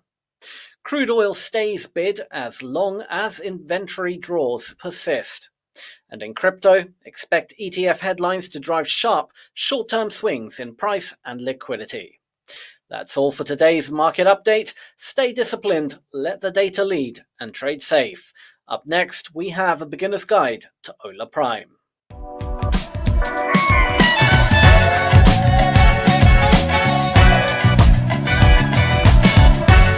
In today's video, we'll show you how to modify trades on MatchTrader. Let's quickly place a few trades for modification. Once placed, the trades will appear at the bottom of the page. Simply click on the respective trade and you'll see options to modify or close it. Click on Close and the trade will be closed right away. Let's try modifying it now. To modify, just click on the respective plus icon to update the stop loss or take profit. Let's set the stop loss for this trade. You can set it based on price or value. Remember, since this is a buy trade, the stop loss must be set below the current market price. If you try to set it above the current price, you'll get an invalid value error. So make sure to assign the correct stop loss. You can also adjust the price using the handy stop loss line right here on the chart. Once the correct stop loss is set, just click Save and that's it, the stop loss has been updated. You can similarly set the take profit as well. Right here on the chart is the order line. Click on Buy and you'll see the take profit line. Just drag and drop it to your desired price to set the take profit. You can continue making modifications anytime by dragging the stop loss or take profit lines directly on the chart. The settings will automatically update. Moving forward, let's see how to partially close a trade. Simply click on the Close Partially option at the bottom of the page. Now enter the lot size you want to close and click Close. And that's it. The trade has been partially closed. Next, to modify pending orders, switch to the Positions tab at the bottom of the page, and then go to the Pending tab. Here you'll see all active pending orders. Click on the order you want to modify. In the center, you'll see the edit icon next to the activation price. Just click on it to modify the price. Alternatively, you can drag and drop the handy order line to your desired price and the pending order will be updated. Lastly, to cancel the order, just click on Cancel Order. And that's how you modify or partially close open trades on MatchTrader. Thanks for watching. If you found this video helpful, don't forget to like, share, and subscribe to our channel. In today's video, we'll show you how to modify and cancel pending orders on MatchTrader. Let's quickly place a pending order first. Select the instrument you want to trade and click on New Order right here. The Market tab is used for placing trades at market execution. Switch to the Pending Order tab for pending orders. Adjust the lot size, then set the price at which you want to place the pending order. You can also set stop loss or take profit using the plus icons. Once everything is set, just click on the type of pending order you want to place. Let's go with a sell limit. Now, let's modify it. You can adjust the price of the pending order directly from the chart. Right here is the order line. Just drag and drop it to the desired price, and the order will be updated with the new price. Alternatively, go to the Pending Orders tab at the bottom of the platform. Here you'll see all your open pending orders. To modify the price, click on the edit icon right here, adjust the price as needed, and click Save. To set a stop loss or take profit, click the respective plus icon, adjust the price, and hit Save. To cancel an order, just click on the cross icon next to the trade. And that's it. That's everything about modifying and canceling pending orders on MatchTrader. Thanks for watching. If you found this video helpful, don't forget to like, share, and subscribe to our channel. In today's video, we'll show you how to place market execution and pending orders, and also how to set stop loss and take profit. Once you log into MatchTrader, this is the default layout you'll see. To place a trade, simply click on the instrument you wish to trade and the operations page will appear. Just click on Sell or Buy and the trade will be placed. Exploring the page further, at the top you'll see the chart. You can adjust it as per your liking. You can also set the lot size for your trade using the minus plus signs, or simply type it in. To set a stop loss on this trade, just click on the plus sign here. You can set it either by price or by value. You can similarly set the take profit as well. You'll notice that based on your selected stop loss or take profit, one of the options may get grayed out. For example, if you set a stop loss above the current market price, the system will gray out the option to place a buy trade. If you set the stop loss below the current market price, it will gray out the sell option. You can then proceed with the available sell or buy and your trade will be placed. To view all open positions for this instrument, just scroll to the bottom of the page. Now moving forward, to place pending orders, simply switch to the Pending Order tab. Adjust the lot size, then set the price using the minus plus signs, or you can also type it in directly. Here's an interesting thing. If you enter a price above the market price, you will only see options to place a sell limit or buy stop. Similarly, if you enter a price below the market price, the platform will show options for a sell stop or buy limit. The system automatically adjusts the order types based on the price you've entered. Click on Sell or Buy, and that's it, your pending order has been placed. To check all active orders, just switch to the Positions tab at the bottom. In the Open tab, you'll see all open orders, and in the Pending tab, you'll see all active pending orders. And that's it, placing trades on MatchTrader is that easy. Thanks for watching. If you found this video helpful, don't forget to like, share, and subscribe to our channel. In today's video, we will show you how to log in to MatchTrader on a mobile. After purchasing a challenge, you'll receive the login credentials on your registered email address.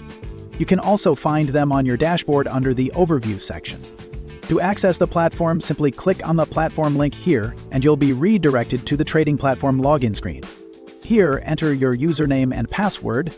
Make sure to enter the username provided on the dashboard and not your email address. Click Sign In, and you're logged into your account. Thanks for watching, and if you found this video helpful, don't forget to like, share, and subscribe to our channel. Come, I will show you how Hola Prime is changing the future of prop trading.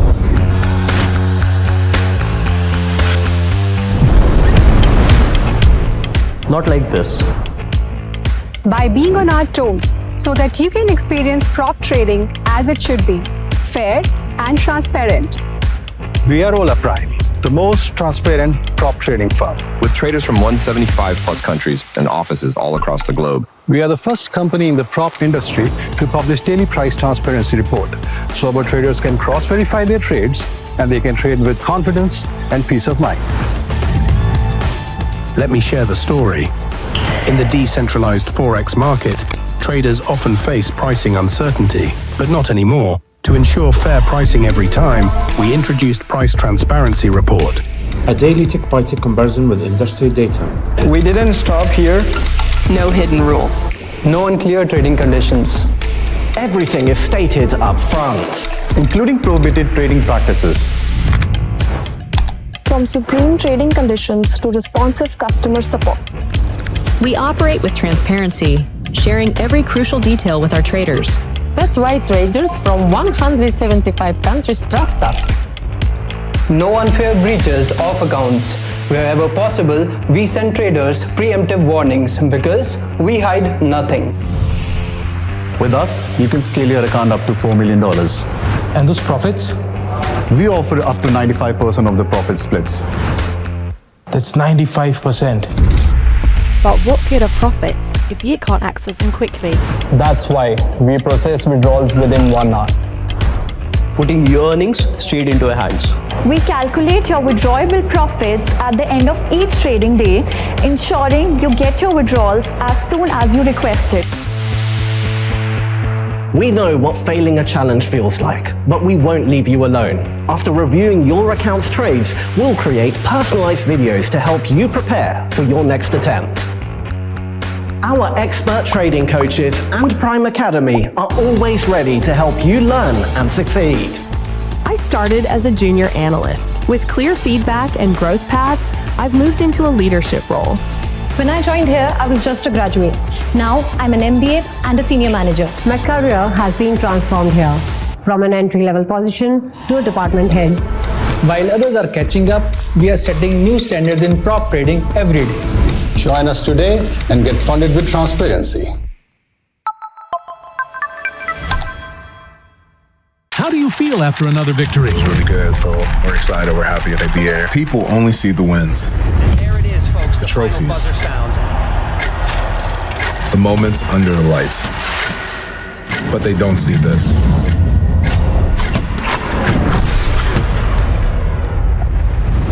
Adversity.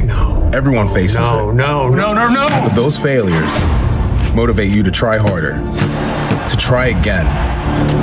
Hola Prime is the platform used by pro traders. No hidden rules, just fair trading. In basketball and in life, speed is the difference between success or failure. Hola Prime has the fastest payouts in the industry with less than an hour. Adversity sometimes just means a new beginning. Hola Prime, trade with transparency. Got trading skills but can't risk your money? Enter prop trading, a smart way to monetize your trading skills without risking your own money. Start your journey with Hola Prime. Here's how it works. Buy a small fee trading challenge.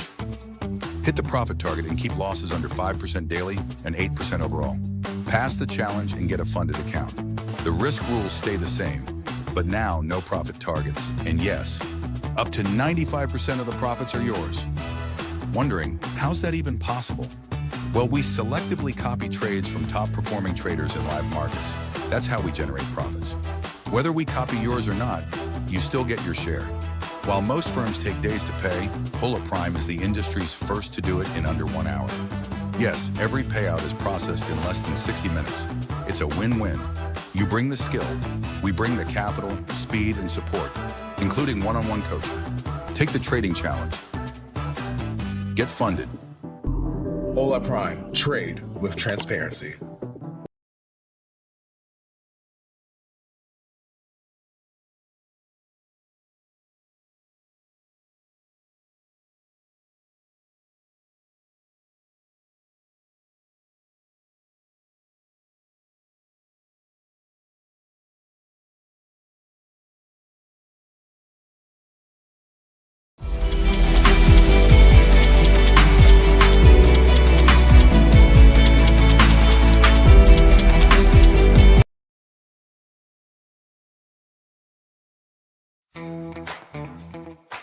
And welcome to another Hola Prime Academy video. In this video, I'll be talking about using parallel channels to follow a trend. My name's Christopher Lewis, and in my 15 years of trading experience, I've picked up a few things along the way. And one of my solidly favorite ways to trade the trend is using a simple parallel channel. The idea is that it gives you another way to look at a market as being oversold and overbought. There are a multitude of ways to use this tool or use this setup, but I'm going to go through some of the simpler ways just to keep it short and sweet so that you can use it right away. The trend, of course, is the most important thing here. So unlike some traders who will use the overbought condition as an automatic sell signal and an oversold condition as an automatic buy signal, I use, for example, in an uptrend, when it says it's oversold, I'm looking to buy. When it says it's overbought, I'm looking to collect profit, not looking to short the market, or maybe cut back my position size a little bit, or close it out completely. It just depends on what's going on. In other words, I only trade with the overall trend. So let's take a look at some charts, and I'll give you an idea of how I use this in the real world. Okay, so in front of you, I have the Australian dollar, Canadian dollar currency pair, and I am using the TradingView platform, but you can find these tools on MetaTrader or any other platform. It really doesn't matter. But I know a lot of people like to do their analysis on this platform, so therefore I'm using it in these videos. So looking at the Australian dollar, Canadian dollar daily chart, you see that we have the 50-day EMA and the 200-day EMA both going higher. So the first thing that you're looking at is you're like, okay, well, I want to be a buyer of the Australian dollar over the Canadian dollar. Pretty straightforward there. You can go to the trendline menu and go to parallel channel. And there, like I said, there's the exact same thing on MetaTrader. And you can click and drag your trend line up and then reach the top and click it again, and it puts this in play. So when you see this, full disclosure, you won't know what's going on for a while. You can see down here, there's really no real way you would have known. And there's no real way you would have known at the first sign of major resistance. However, when we get down here, the second time, that trend line holds, and that's something that you should notice. Just a simple trend line tool would start to point that out. Now, when you use these parallel channels, there's a lot of different ways to use them, but I'm going to suggest that as you get to the top of the range, you're just simply looking to take profit. So for example, if you buy down in this area, you're getting close to the top, you're probably taking profit. There's also another way to do this, and it's a little bit of a hint here in this channel. On the chart, you can see there is a midpoint. So a lot of times what I'll do is I'll use this very similar to how Bollinger Bands are used, in the sense that it's an area that should be support and resistance. So I'm a buyer down here and perhaps taking half a position off once we get to the middle. A buyer in the bottom again, doing the same thing, and then hopefully letting the rest ride to the top. Notice how I did not say sell. I'm not shorting the market. I might sell my position out, but I'm not shorting the market because it goes against the recent trend. As a general rule, there are people out there that will suggest trend trading and then like counter trend strategies. My experience has been it is not worth your time to mess about with counter trend strategies. They just don't work often enough. Another thing that I would point out about these parallel channels is that they do tend to be respected for long periods of time. There are such things as throwovers, in other words, a breakout, a false breakout, Notice here when it broke out of this channel, it formed a shooting star. That's actually a very negative sign. So if you trade candlestick formations and patterns, you would have looked at that and said, okay, I might get short. This chart, of course, is the Australian dollar against the US dollar. And notice we started to form the trend line here, and every time we got to the middle, we saw a little bit of a reaction. And then once we get to the bottom in this downtrend, we saw a bounce. So you're looking to short, you're looking to collect profit either in the middle or at the bottom of the parallel channel. And again, you can use a host of different ways to do this. You can take half off when you hit the middle and then move your stop loss to break even. You can just wait to take all profit at the bottom. You can take all of your profit in the middle. There's no real right way to do this. This is like a guideline to keep you with the trend. Now notice recently, this sideways action has actually started to try to break out of this channel. So will that be a sign that the Australian dollar is about to change trends? We don't know at the time of recording, but it is something worth watching. So in front of you, I have the US oil, or West Texas Intermediate oil, chart on the daily time frame, and you can see that from April of 2020 to June of 2022, it was an extraordinarily bullish market. Since then, we've been fairly sideways.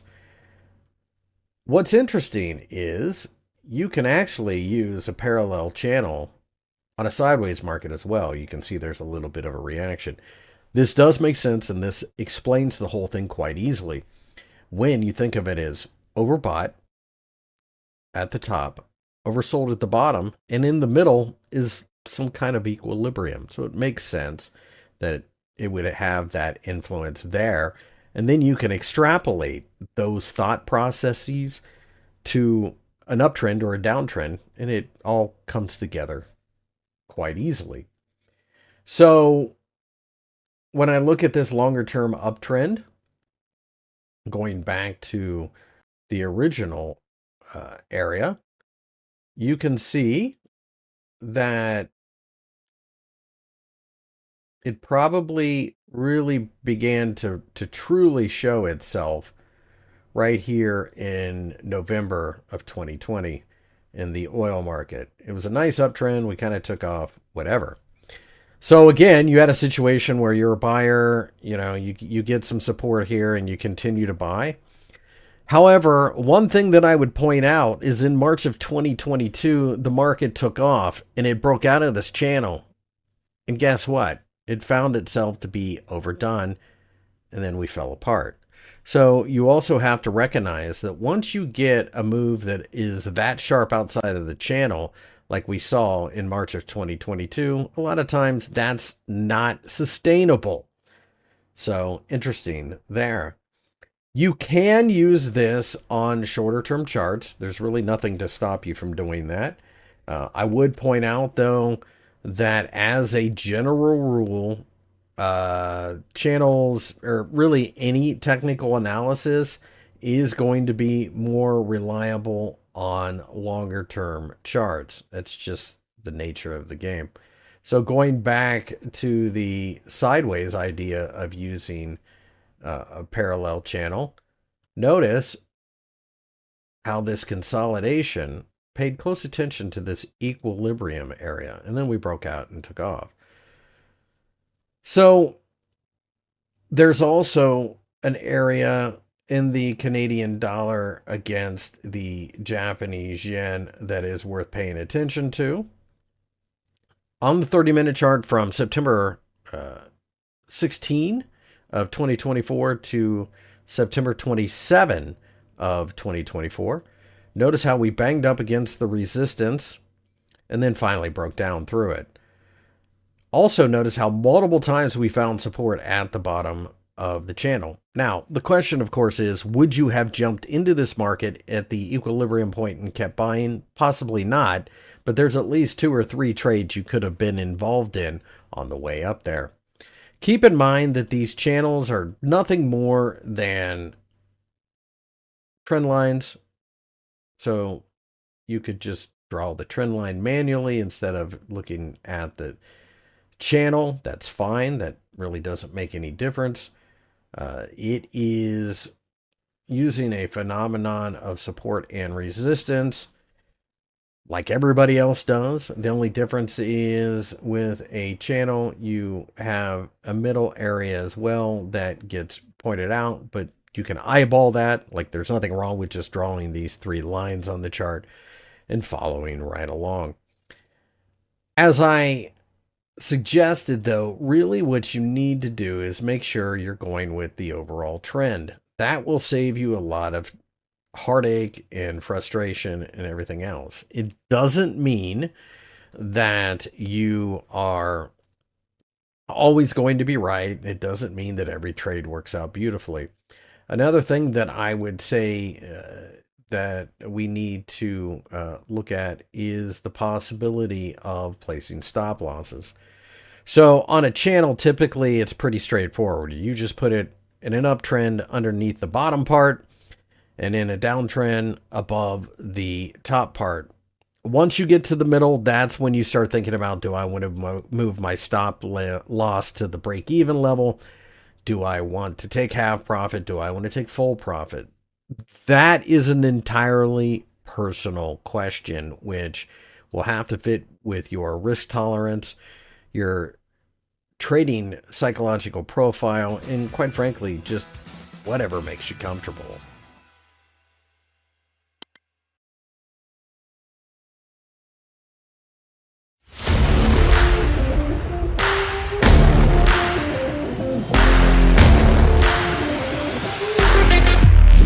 Hi, I'm Adeline, one of the coaches here at Hola Prime. But don't worry, I won't make you do endless push-ups, unless you are for the challenge. I'm here to help traders build discipline, strategy, and confidence in the markets. And here is a little glimpse into who I am beyond the charts.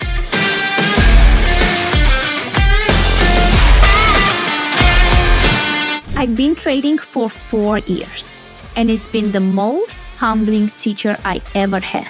At the beginning, I used to chase quick wins, but I learned quick losses hits hard. Trading isn't just charts and numbers, it's a mirror. It showed me my patience, my fear, my strength. Protect my capital and let the patience pay me. Because guess what? In trading, your biggest edge is you. Markets are intense, but it's just like an ice cream on a hot day. It can get messier, but it's always sweeter when you approach it with the right mindset. Enjoy the process and savor the small wins. Of charts, you can find me recharging by the beach, traveling to New York.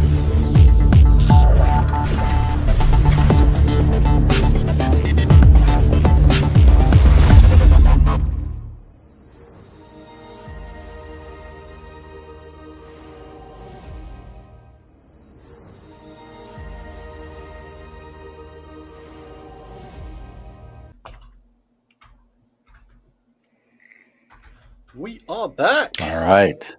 Hello, We are back. Cheryl. Oh, The experts have that went by returned. fast. Yes, we have. Ask the expert segment.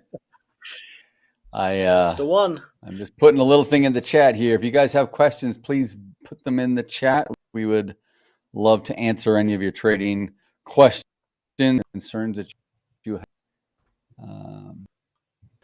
Absolutely. And do you see Definitely. anything? I haven't seen. I don't know if there's anything in here. Don't, but if not, we'll give them a few minutes. We can go into the sheet that has a bunch of questions. What is going on here? Why is that? Okay. I have it. I'm having a bit of difficulty just opening it up. Yeah, if you want to. No, I have mine ready. Grab it. Yeah, just hang on one sec. I just got trying to type in the chat or trying to do everything. My goodness. All right, so let's look here. Oh, on a crazy day like today, what's an appropriate question? Let's see.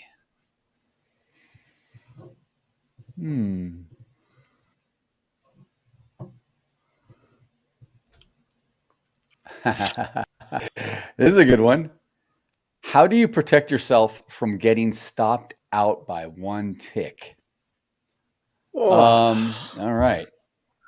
How do you protect yourself? Good I don't question. think it's necessary to protect yourself. Yeah. I mean, if you're trying to be that precise on, well, look, I mean, this is regarding avoiding your stop getting hit. Probably it's a fear of that. And, you know, the market comes down, it gets to your stop. It either takes you out and it goes maybe another tick only to go back in your favor. And it's easy to get frustrated with that. And you think that, you know, the market's out to get you or you're a victim or what have you. But understand that the stop is there to protect you first and foremost. When it comes down on you and it takes you out by a tick and it reverses it, hey, no one knew that it was going to stop at 1 tick. It could have came down, stopped you out and ran for another 100 ticks. So, you know, again, your stop is there because your trade's invalidated. It's going against you. If you find yourself placing too tight of a stop and constantly getting ticked out because you're putting on too much size and you want to keep a tight stop, you're trying to make too much on it, then I would say work on giving the trade a little time to develop. Maybe back and look at all the trades you've done similar to this kind of trade in the past, and you'll see a pattern. You'll see maybe the average drawdown or rotation before it goes in your favor, if it does. And then you can adjust your stop, because you need to think about where your stop's going to be really before you put on your risk. So I know everyone wants to do this. Oh, I want to get a 1 to 2 or a 1 to 3 risk reward or 1 to 4. But we can't force the market to do anything. We can't force the market to give us a 2 to 1 risk reward or a 3 to 1 or a 4 to 1 or a 10 to 1. If the market goes there and we capture all of it or most of it, awesome. So you have to really, the first job you have to do is to protect yourself, and that is to set your stop appropriately. Where you set your stop is going to dictate probably how much risk or size you're going to put on, whether it's 1 micro, 3 micros, 1 mini, whatever it's going to be. And then based on that, what you're willing to lose, assuming you will get, then you can think, where should I put my take profit? Or if you trade certain levels or certain, if you trade in volume profile, one zone to the next, or one high volume node to a low volume node or a high volume node, you can adjust that too. But again, taking care of your stop is job one. And if it stops you out by a tick, sometimes the luck of trading, man, that's just how trading goes, right? Yeah, you almost have to learn to accept it and love it when stuff like that happens, because like Daryl said, like, it's going to happen, and you cannot avoid it. And the only way you can avoid it is by keep moving your stop further and further. But that is a very dangerous game to play, because that will ensure you will lose a hell of a lot of money. More. You're better off just, look, occasionally it's going to happen. You're going to be pissed off in the moment. You're going to swear at the market and curse it and whatnot. But you go on to fight another day, right? You go on to fight for another trade. You take another trade. You make back your losses. It's no big deal. It's just a simple, you got stopped out. And that's the reason for the stop, right? It's to protect us from big losses. So does it happen? Yes, it will happen. You got to learn to love it. There's no... Yeah. I mean, in the beginning, for sure. No, nothing you could do. A lot of beginning traders, they just have it goes against our human nature to be wrong, right? Because we're taught in the school system, life is about, we want to be right, or we want to avoid mistakes, and trading is just so different. So, but you kind of have to accept it, like Sam says, deal with it, find a way to deal with the uncomfortableness of it. Certainly in the beginning, you just have to learn what it's like to lose and get stopped out. The most profitable traders in the world get stopped out a lot, probably much more than they do on their big wins. So you just have to get used to it. I mean, you look at the best players, the Hall of Famers, the All-Star guys, the best hitters in baseball, what do? They definitely strike out far more than they make runs or home runs or singles or whatever. It's so you don't see them, they strike out at the plate and then maybe they're a little upset at themselves or shrugging it off, but they go back to the dugout and it's like, okay, fine. Next time I get up the plate, we'll work on the same process again. Hopefully it doesn't happen, but there's no assurance and you cannot be guaranteed. You could be the greatest hitter in baseball. There's no guarantee that you may go on a 10 at-bat strikeout streak going over 2 or 3 games in a row where you're just striking out. It just in a slump. It happens. You can be the best golfers in the world and you can go through bad slumps. Use any metaphor, any professional athlete or expert in any field. They all go through it. But for some reason, when we get into trading, certainly in the beginning, because our whole world is so inundated with the social media and all these little short little videos and things, and we say, oh man, it's got to be so easy. I can make some good side money, or I can do this. I just need to do this and this and this, and I can make it. I can double my account.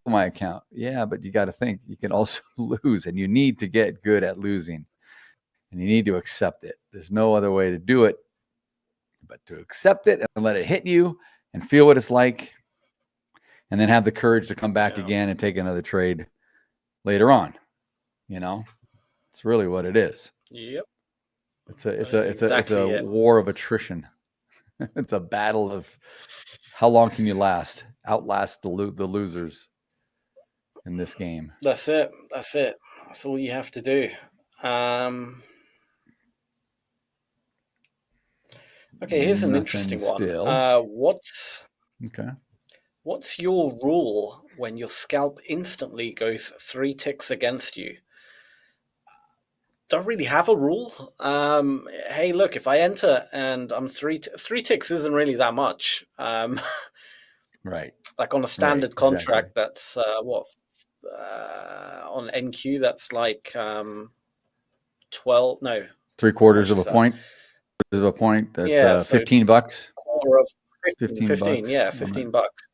15 on the NQ. So yeah, it's not 37.50 on the ES. It's nothing. It really isn't a big deal, I really do nothing. Now, okay, if we change 3 ticks to something else, like let's say 3 points, okay, still, a $60, that's still a bit. What if it's 3 ticks with five minis on it? That's different. Well, I shouldn't have entered that trade if I'm not prepared to take the heat. I always have, like, in my mind, the way I do it, right, the calculation in my mind, 1 contract, $100. That's kind of where, if I enter with 1 contract on a scalp and I'm going into negative 100, that's when I start looking at, should I start getting out, right? Because that's when it starts making me uncomfortable. Okay, so if I got 5 contracts on, it's negative 500. That is the number where I'm like, that's ugly. Starting to get a bit, it's ugly. So if it goes instantly against me, like let's say I enter 1 contract and it goes instantly negative 100, I'm not going to instantly get out. I'm going to first try and figure out what the hell just happened, right? Okay. Yep. And I'm going to look at the footprint. I'm going to study it. I'm going to see how the orders are coming in. And what I'm looking for is, as buy or sell orders come in, so say I've gone in long, right? If I see buyers coming in, I'm looking at, in that second or in that split second as those buyers come in, is the candle actually moving, right? Is the candle actually jumping up with that buy pressure? If I see kind of like no jump, right, buyers are coming in, but the candle is just not moving up at all, I'm instantly getting out, because like it's like no way. But if I'm seeing, it goes a bit against me, buyers are coming in and the candle starts jumping up, all right, that's okay. The buyers are coming in. Sign. We'll give them a few more, seconds. Let's see if they can overpower these sellers. And generally it works out. But 3 ticks, I wouldn't really care. Unless I'm risking too much. And in that case, it doesn't matter if you're 2 ticks, 3 ticks, 10 ticks, you get out the trade. If you've put way too much that you cannot handle, or that you're not comfortable with, or more importantly, that your account can't handle, just get out that trade while you're there, while you still have some. That last thing you said is so balance. true. What your account can't handle. That's probably more important than anything. What your account can or cannot handle, especially with prop firm accounts where you may not have the flexibility that you do if you're trading with cash. The thing is, these are great questions, but they're very mechanical questions. They're set up to where, and it's fine. You have to start somewhere. I think most traders do kind of, when they start to build a trading system or design something for themselves, they start with a little bit of a mechanical, if this, then that. I always enter, I give it this much for a stop, I give it this much for a take profit, or I just let it run, or I trail it by X amount of ticks or points. That's all good to do. But if it works for you, that's great. It doesn't work for me. Every time I tried doing this in the early years, I fought so damn hard to work on it. And then when I would go through a day or two of just getting chopped to death, I'd spend hours literally that night going over all this and redesigning another plan for the next day. Aha, I got it. This didn't work today because I had too tight of a stop. Now let's see if I massage it this and this. And I'd run all kinds of spreadsheet calculations. I thought it was like, truth be told, you go into the next day and it's a different trading day. The market's not exactly the same as it was yesterday. And then you're just like, oh boy, and you're getting the same. But for me, and for my personality, the way I wanted to trade was I needed to find a system or a strategy that allowed me to give a little larger stop. And if the trade doesn't go exactly my way in the beginning, I will allow it to do its thing. Granted that I am making the right call, or I'm seeing that it should be doing what I'm doing. Maybe I'm a little early and I'll let it sit. So again, these are great, and you can be very, very tight with your stops. But if you're going to play tight, then you're going to have to accept that you're probably going to get taken out a lot, quite a bit. And that's fine. You can get taken out 15 trades for 3 ticks every single time, but then you have 1 or 2 good trades and you made 40 ticks, right? That's a winning day. So, but you have to stick to the plan, and you can't keep changing it up. You can't go, 5 losses in a row at 3 ticks. Okay, now I'm going to go and I'm going to move it back 10 when you don't need to. Maybe the rotation in the instrument you're trading is rotating about 5 or 6 ticks, but you're giving it 10.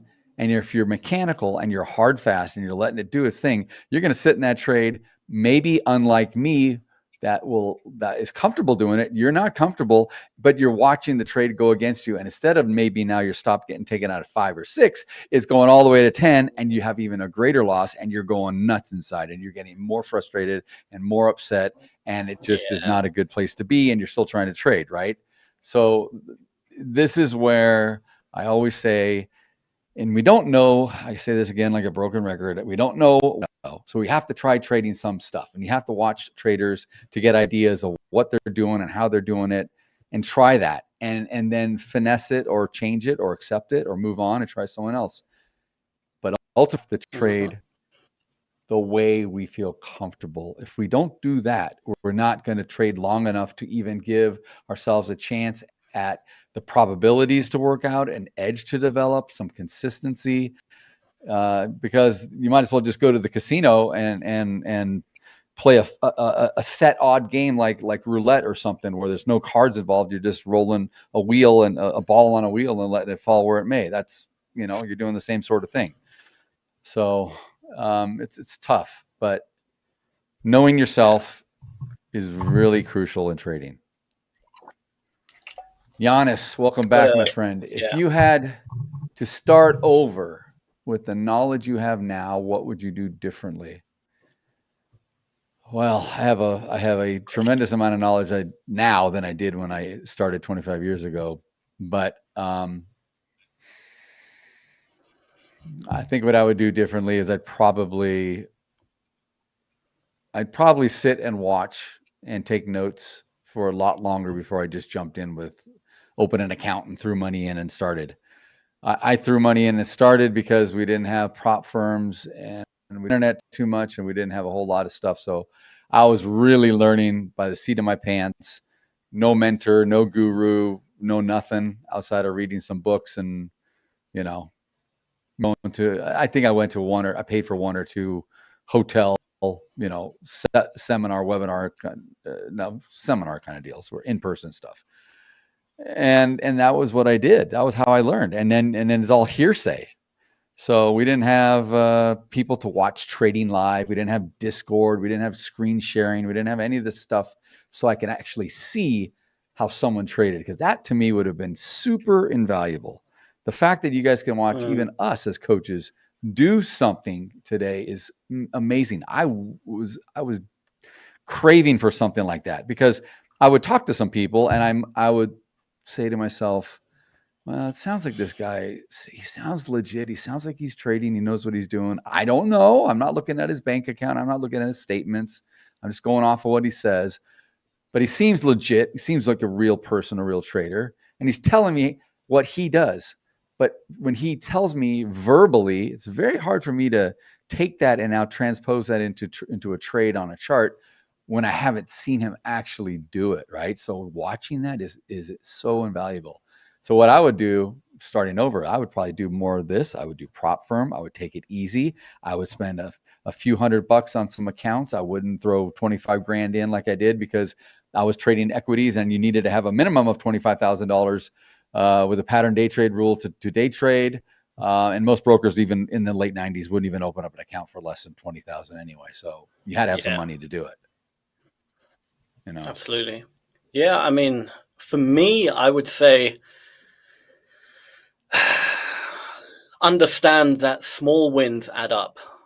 Understand that, because for me, one of my biggest problems was I was always trying to get the big payday, you know, the 10K day, the really big ones, and hit the grand slam. The market's not going to give you that every day. There's going to be, occasionally that great day where it works so well with your strategy and you can just rake it in. Fantastic. But there's going to be also days where it's going to chop you the hell up. And for me, right, what I hated having losing days. All right, I hated losing, and I still do hate losing. That's never gone away. But now for me, it's like, okay, I can lose, but I figured out a way to kind of minimize minimize those losing days, and that's basically taking what the market gives you, right? And if I'm up a certain amount, I'm taking it. If I see any, I'm like Bambi. I trade like Bambi. That should be my nickname, Bambi, because I spook really easily, right? The market shows me something, I don't like it, I'm out. Like, I just take what I can get. But understand, those add up. Like, it really adds up. Think about how many times, think about how many times you've been in a market where you've tried to scalp it and you got chopped up, and how quick your losses started piling up. You know, you had like 4 or 5 losses in a row, all stopped out, and you're down like $2.5 grand. You're like, but each loss was only a few $100s. I don't understand, because all these little bits, you know, 300 here, 400 here, 300 here, 200 here, they add up very quickly, and believe me, they can do a lot of damage.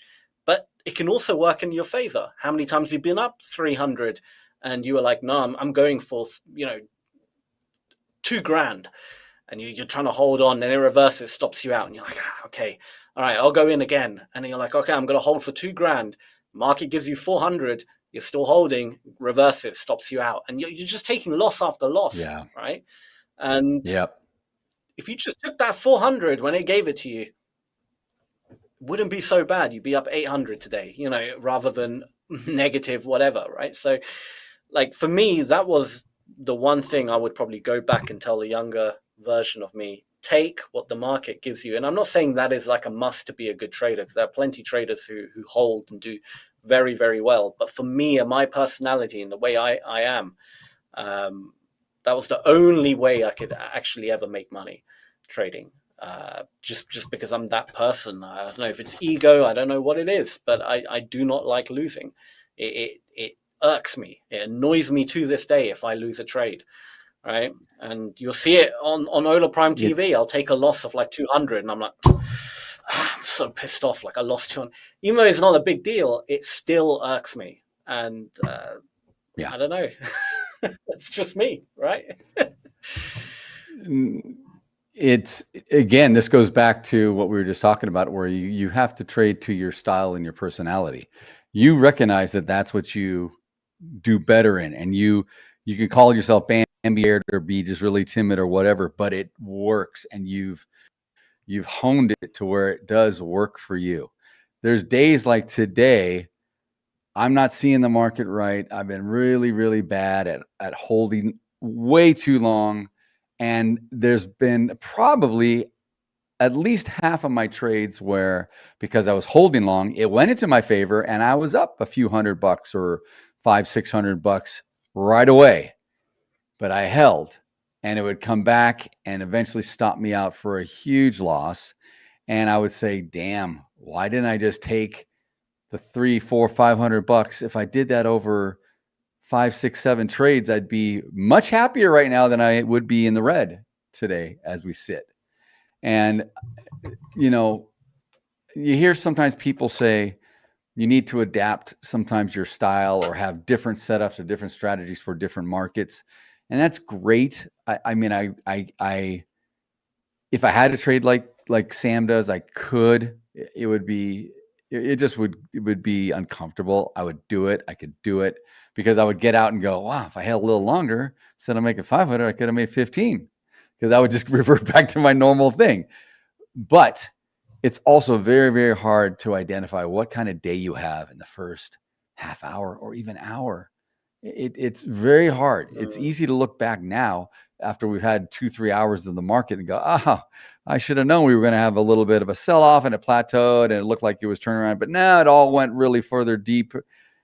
We were all talking as coaches. We thought, half of us thought we were going long for the longest time. We were reversing, only to have it come back and spit in our face and continue downward. So, hindsight is always 2020, Monday morning quarterbacking, whatever you want to call it. It's always easy to look back, which is why I have a thing.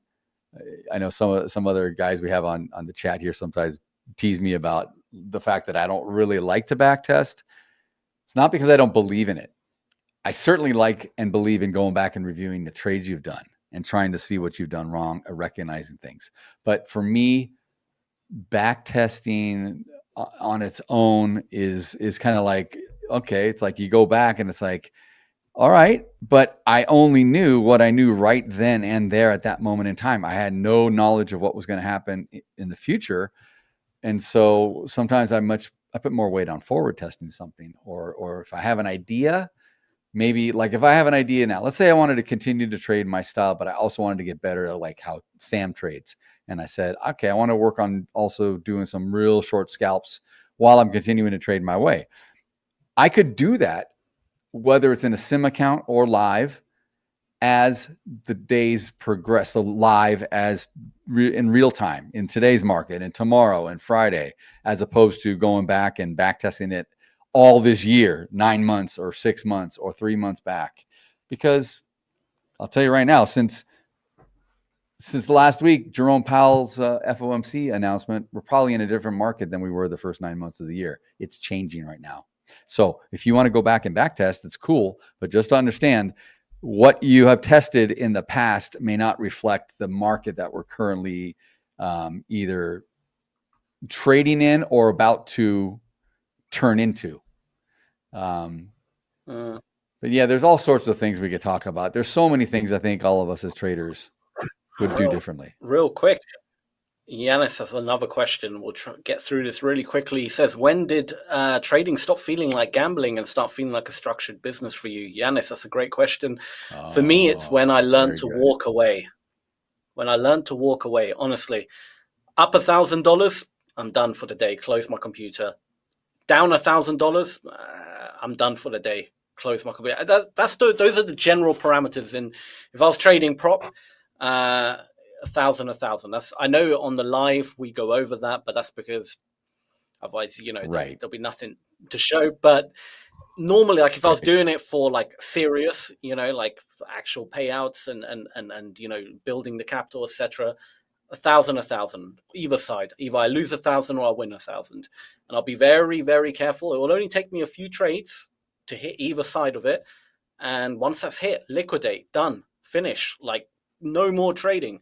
The moment I implemented that in my cash as well, my cash account, that kind of idea, it felt like a real business, because then every day I would either make a certain amount or I lose a certain amount. And I know I have way more winning days than I have losing days. I probably have like one, maybe 2 losing days a month. 18 days I have winners. And as long as it's 1-to-1, I'm always in the green. Does that make sense? So that's when it felt like a business. I can almost predict what I'm going to be having at the end of the month. There's a similar amount. That's a great, it's a great. I kind of agree. Like Sam was saying, when we're here on the stream, we do trade a lot more than we would do. I would be trading, like this morning, my very first trade, I think I was up like $1,350 or something on the very first trade. Yeah. If you were here in my office at my house watching me and I wasn't on Hola Prime TV, I maybe take 1 or 2 more trades. And if I got to about $2,000 or so, I call it a day and I'm done. I'm literally done, shutting off the computer, maybe calling a buddy, say, hey, you want to go to lunch or something, make plans later on in the day, right? I would literally go and be done. And you have to look at it that way. And for me as a business, and I know we're running out of time, I think treating it like a business, whereas I have a dedicated room in my house for my office. I got no one comes in here. Everyone that comes to my house knows it's off limits. My little nieces and nephews, they don't go in here. No one freaking goes in here. I don't even let the maid clean my office. I clean it because they come in every 2 weeks to come in and clean my house, and they start freaking wiping all my screens and moving stuff. I'm anal. No, you're not touching my stuff. So only I come in here. But it was easy for me to always want to trade all hours of the day. And when I said to myself, no, I'm not, and like go have dinner with the family, unwind, and maybe watch some TV, take a shower, get ready for bed, and go to sleep and get up, and like I would go to work, that's when I knew I had the ability and the self-control to be like a real business. So it's different for everybody. Absolutely. I love that. You're laughing, dude. I don't want anyone touching my stuff. No one's touching my equipment, man. I'm telling you. You're not. I get it. 100% get it. Yanis, if you have more questions, we're back in 30 minutes with Back to Trading, so you can ask more then. But we are going to wrap up now. Yeah. Captain, do you want to take it away? We'll be back in 30. Captain today. We'll be back in 30, guys. Come back and see us trading live for the end of the session. You'll catch Coach Sam, myself, Coach Paul, and Coach. So shortly. Be safe. Happy trading. Guys. Ever heard of futures trading and thought, too complicated? You're not alone. Futures trading can feel like decoding a puzzle, but it's simple at its core. Take the one-step prime challenge. Hit a 6% profit target. Stay within 3% max loss. Pass and get the Hola Prime account with profit splits. News trading? Allowed. Copy trading? Supported. Pro trading platforms? Ready to use. Trade instruments listed on CME, COMEX, NYMEX, and CBOT on all major platforms. Oh, and did we mention, we're the industry's first with 1-hour payouts. So you don't just learn fast, you get paid fast. Because futures trading shouldn't feel like a maze. It should feel like progress. Hola Prime Futures. Futures trading simplified.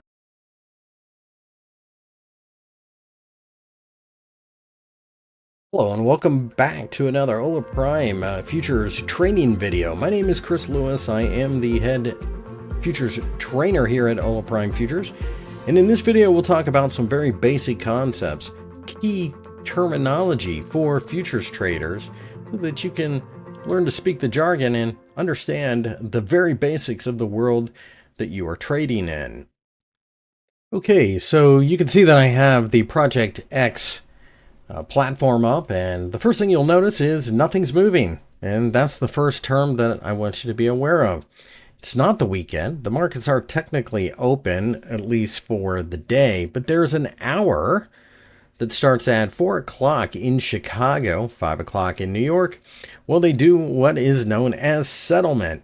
Now, settlement can mean a couple of different things, but in the case of what you're dealing with, it is a cash settlement. It is more or less a time of the day that they match up the orders and decide that trader A owes trader B or whoever $1,700, and this one may owe $2 million, and this one may be expecting $800,000. Whatever the situation is, this gives the exchange the ability to move payments, because you must understand that retail traders aren't going to have any type of credit. Basically, you have an account, and if you blow it up during the trading session, then it's gone. You don't have to worry about this, but that's why the market closes for an hour. Furthermore, you can also start to talk about the other types of settlement, which, of course, the first one is physical that you can think of. Now, physical is basically, for example, if you buy oil and you want to take physical delivery, that is a settlement as well. You go to Cushing, Oklahoma, they drop off a certain amount of oil, you get the contract, you pay for it, or the exchange is financially done ahead of time, I would assume, and then you take your X amount of barrels of oil away. Again, not something you need to worry about. This allows the futures markets to basically mark to market. So when you see at the end of the day that oil was up 1.6%, well, what they mean is at 4 o'clock in Chicago, the futures markets shut down.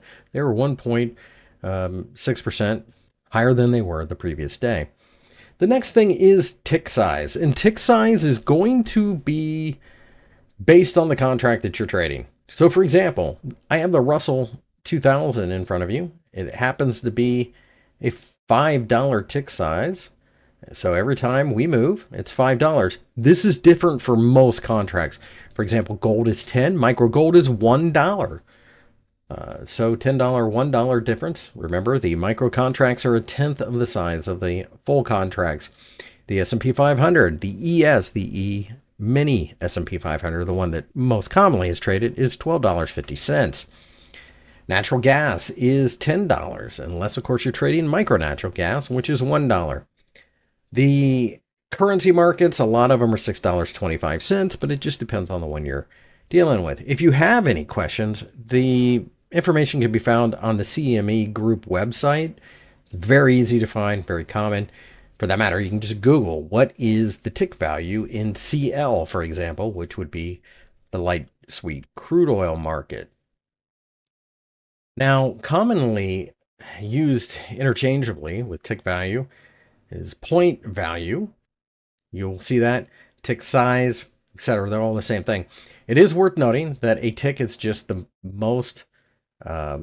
smallest amount an asset can move. So in the case of the Russell 2000 here, it is a tenth of a point. It is going to be different in other markets. So for example, let's go to silver. Silver will be different. And you'll notice it's half a cent. So $37.62.5. One tick higher is $37.63, and so on. Leverage is something that is determined by the exchange and not Hola Prime, and it does change. So understand that leverage is just the amount of an asset you can control for the margin that you put up. So margin being, for example, $2,000, and you get to control $20,000 worth of something, that would be 10 times leverage. It's a lot like the Forex world. It's not any different, really. The only difference here is Hola Prime does not have the ability to change the margin. It is determined at a central exchange. So, for example, sometimes when a market really takes off or really melts down, they will increase the margin because of the fear of disaster for blowing accounts out. Remember, every time you buy something, there has to be a counterparty, and they don't want people blowing up left and right and have some type of major financial crisis on their hands. So margin, again, you can find that at the CME group. They will be very prominently listed per asset that you're looking at. So for example, if you're looking at copper, it'll give you all of the latest information on that website. The biggest thing to take away from here is that not only are there key terms, but again, they are somewhat interchangeable. So for example, tick size, point value. I've heard point size. I've heard margin. I've heard dollar per tick. There's just a lot of different things that you hear, and you find out it's really only a couple of things. And again, all of this information is on the CME Group website, and I do encourage you to look at it because, quite frankly, if you have, in this case, a $50,000 account, well, you only have $50,000 worth of margin, and you may find that, for example, silver asks quite a bit right now, and maybe more than you anticipated. So CME Group Financial Services, you can go to there and you can see that you're on the website. So let's go ahead and take a look at the markets, and let's just take a look at corn. Why not? So the overview, it tells you that 350,000 contracts are traded per day. It is the most liquid and active market in grains in the agricultural section.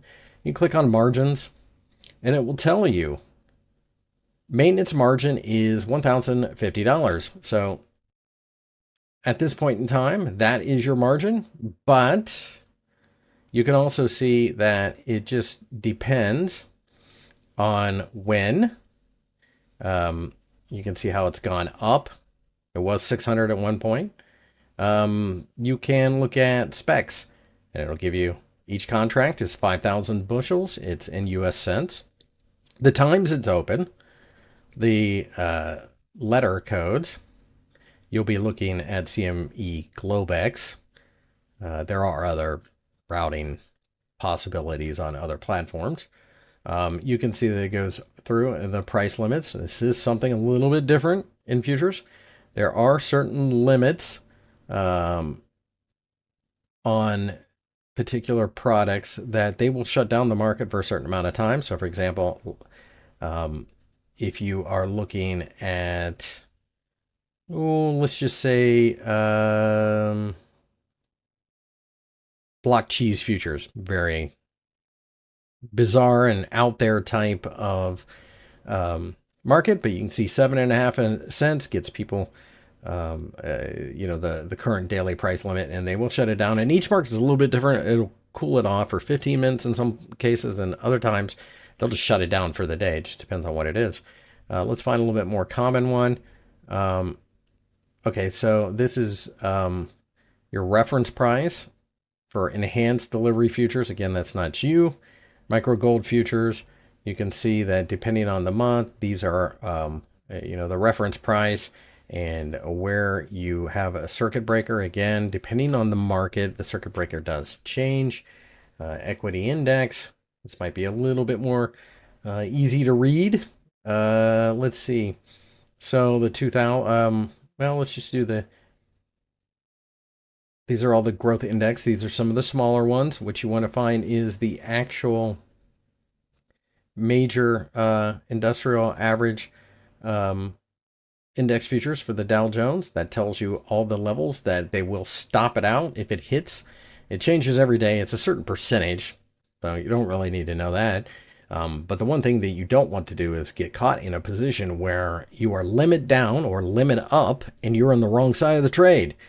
That limit gets hit, it kicks off the circuit breakers, and there have been times in the past, very rare, but it does happen, where a market goes limit down, for example, whatever that happens to be, maybe 7% that day. And then the next day it opens up, and it opens up limit down because there's a flood of orders. You do not want to get caught in that, so do be aware that it can happen. Very, very unlikely to happen. And of course, there are some protections on the platform. So going back to the platform, you will see when you enter a position, it will say ask price, bid size, blah, blah, blah. You can change the dome to show P&L column or hide it. It'll say, you know, in for example, silver, it'd be $25 each time. So it'll say 25, 50, 75, 100, and so on. And just make sure you know what you're getting into before you start. Hola Prime, trade with transparency. In this video, we'll be talking about a very simple trend following strategy, which I call the rainbow strategy.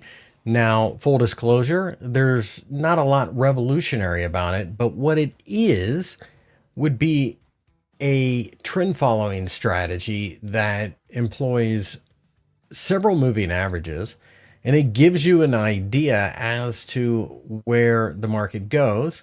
It has a clear set of rules, when to get out, when to get in, etc. And as a result, it does make it rather simple.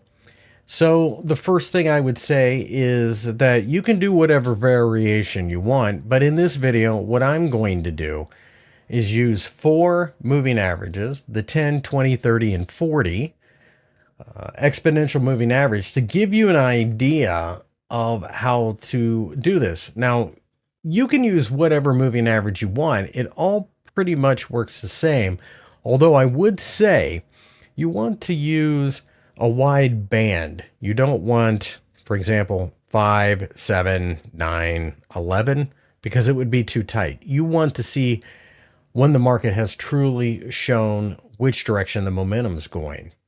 So in front of you, you have the Australian dollar versus US dollar 1 hour chart, and you can see that there are 4 moving averages on the chart.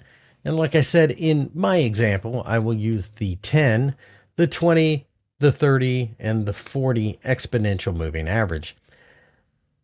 The red is the 10, the orange is the 20, the green is the 30, and the blue is the 40.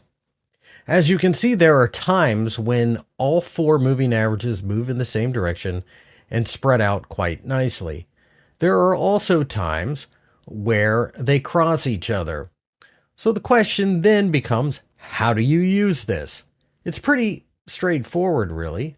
What you are looking for is an area where the moving averages start to spread out like you see here on the chart, and you trade in that direction. It's really that simple.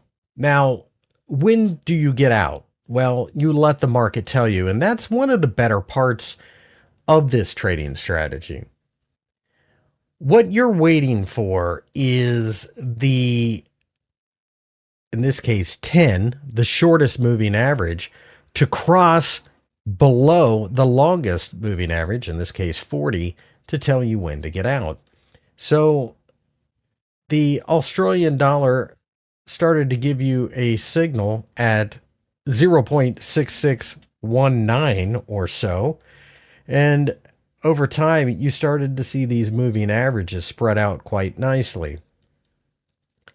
At 0.6738, the 10 exponential moving average finally crossed below the 40 exponential moving averages. So you can see that it kept you into the market for quite some time, and basically you just let the moving averages tell you when it was time to get out. So when you enter a trade, you don't really have a target. You want to squeeze it for every last pip that you think you can. And one of the nice things about this type of system is that it is mechanical. You don't have to think much about it. Now, there are a couple of things to keep in mind. One of the problems that you can run into is that there are choppy times. For example, here at the 0.6613 level, about 24 hours before the trade that we just ran through, the 10 exponential moving average started to separate from the others, and you would have had a buy signal. However, about 20 hours later, it crossed over, and you probably took, in this case, about a 5-pip loss. In other words, it is most certainly a trend following system, and that's the one thing that you will have to keep in mind. However, one of the biggest advantages is that it doesn't require a whole lot of thought. And in fact, if you understand how to make an expert advisor, you can program it to just run it for you. And of course, you could change the parameters. So let's take a look at something a little bit more exotic. Why don't we take a look at the New Zealand dollar, Japanese yen? Now notice there are big movements in this pair.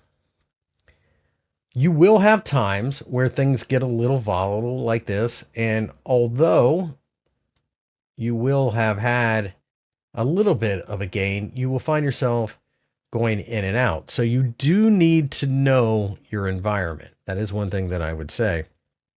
But there are also times where, for example, here on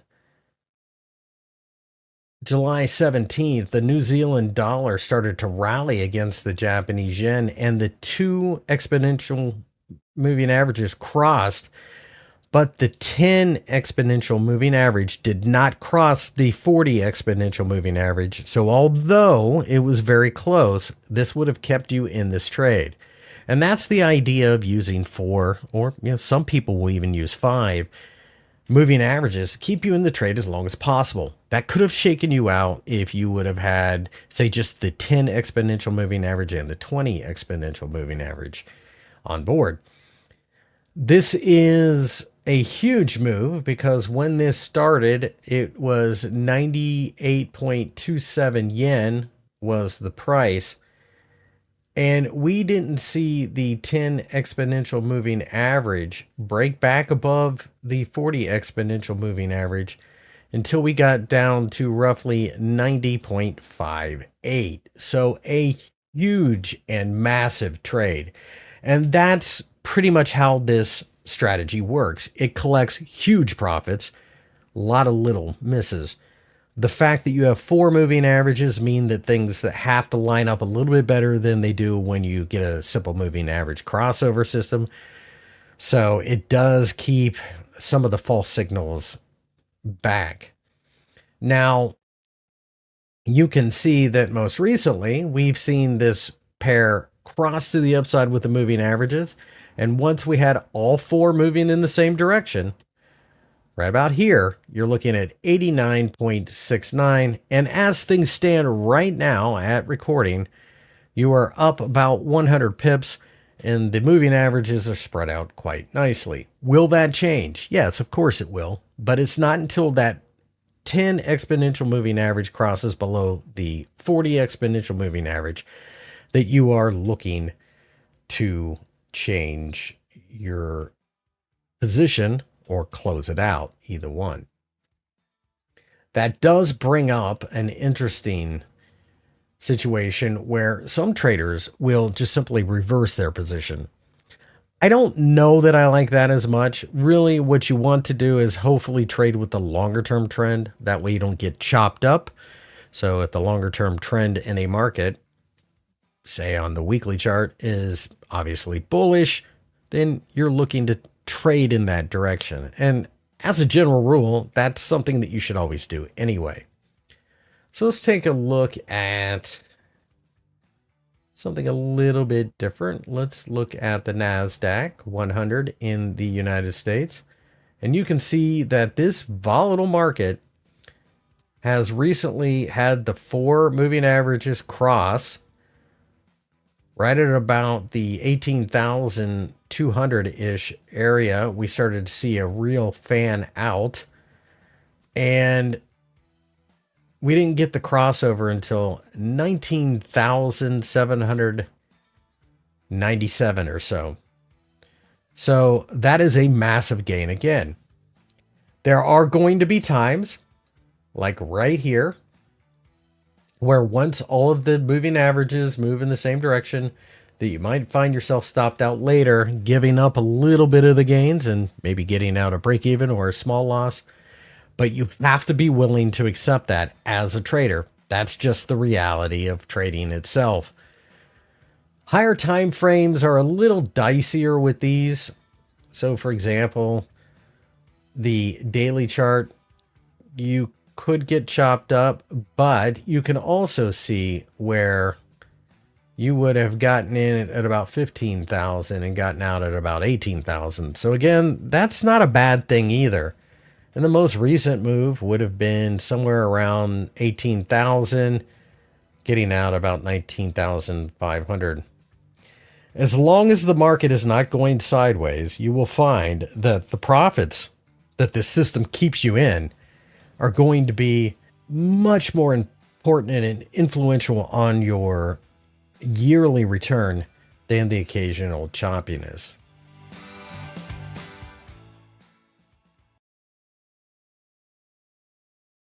And welcome back to another Hola Prime Futures training video. I'm Chris. I'm your head trainer here at Hola Prime Futures Academy. In this video, I'll talk about the various types of products that are available for trade in the futures markets and give you a walkthrough in the platform as to what's available at the moment and give you an idea of the world of futures trading, exactly what makes it so interesting for traders around the world. With that, let's take a look at the charts and I'll show you the assets. Okay, you can see that I am in the Project X Hola Prime account, and as you can see, there is a chart here. Let's go ahead and widen that out just so you can see a little bit closer at what it is I am looking at. And you see it's a slash forward SI. Now, that happens to be the silver contract. And that brings me to the first range of assets, and that is metals. Now, obviously, there's silver. You've just seen that.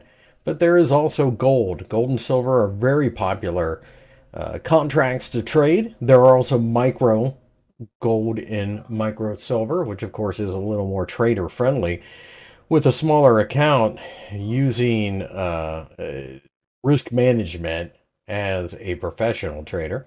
There's also copper. So keep in mind that it's not always the most intuitive symbol. So for example, GC is gold. You could say that's gold contract. SI is silver, but HG is copper. You click on that and you can see it pulls right up. Keep in mind also that not all contracts have a micro. So the first thing you can do is just do a / and an M. It'll pull up all the micro contracts. So there is a micro copper.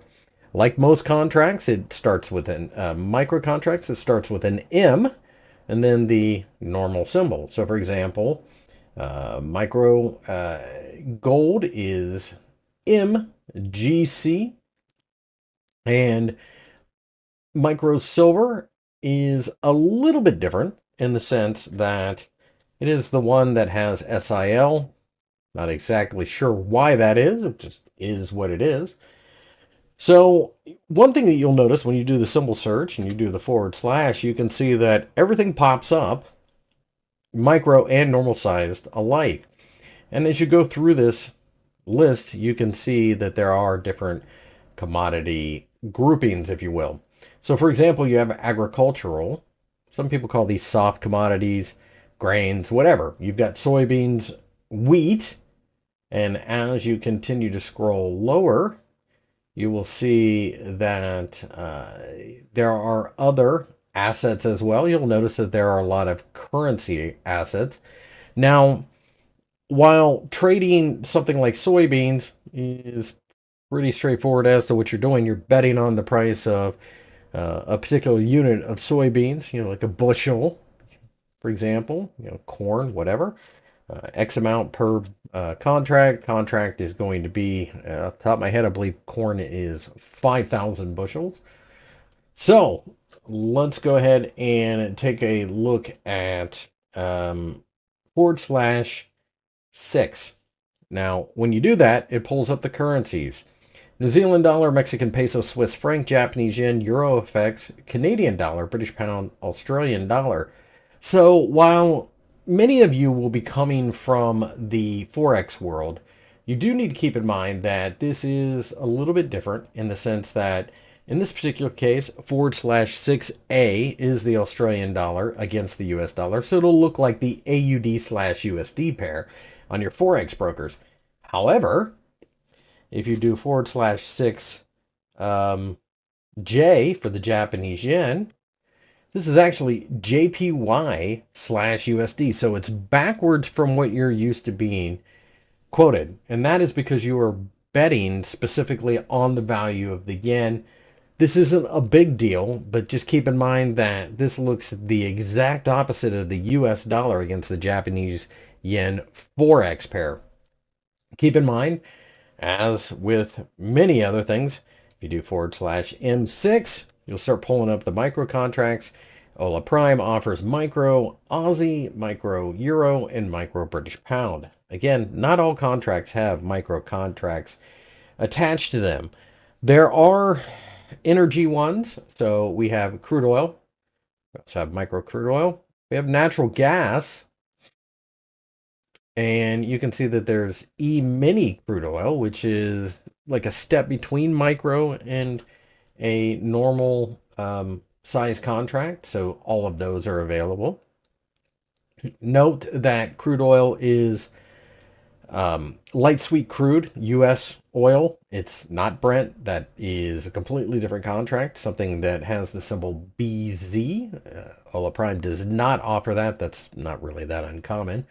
It's a little thinner traded from the CME exchange. That's typically more of an international type of trade. I believe it's traded on the Intercontinental Exchange, but various other exchanges around the world. There are some other ones that are a little bit different in the sense that, let's see here, you have the micro Bitcoin, and you also have micro Bitcoin, and you have micro Ether or Ethereum. That, of course, gives you exposure to the cryptocurrency world. So you can see recently, as I record this, Bitcoin has been just absolutely screaming to the upside. So everybody wants to trade it. Micro contracts make that doable for retail traders. Quite frankly, the original Bitcoin futures market is just far too volatile and dangerous for retail traders to be involved in. And quite frankly, you can trade it.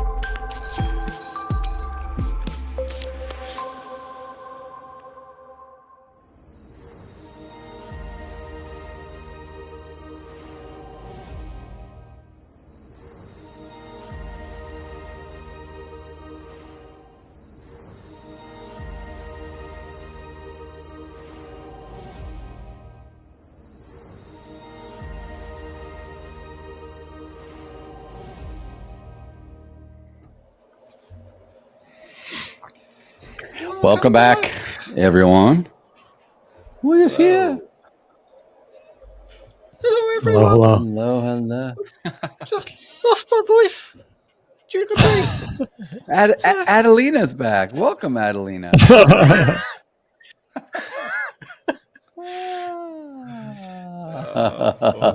It doesn't look like it. Different hair color. Yeah. You know, yeah. it's amazing what That's a whole surgeons can other- do today. Yeah, right. It is. That is a truth. Yeah.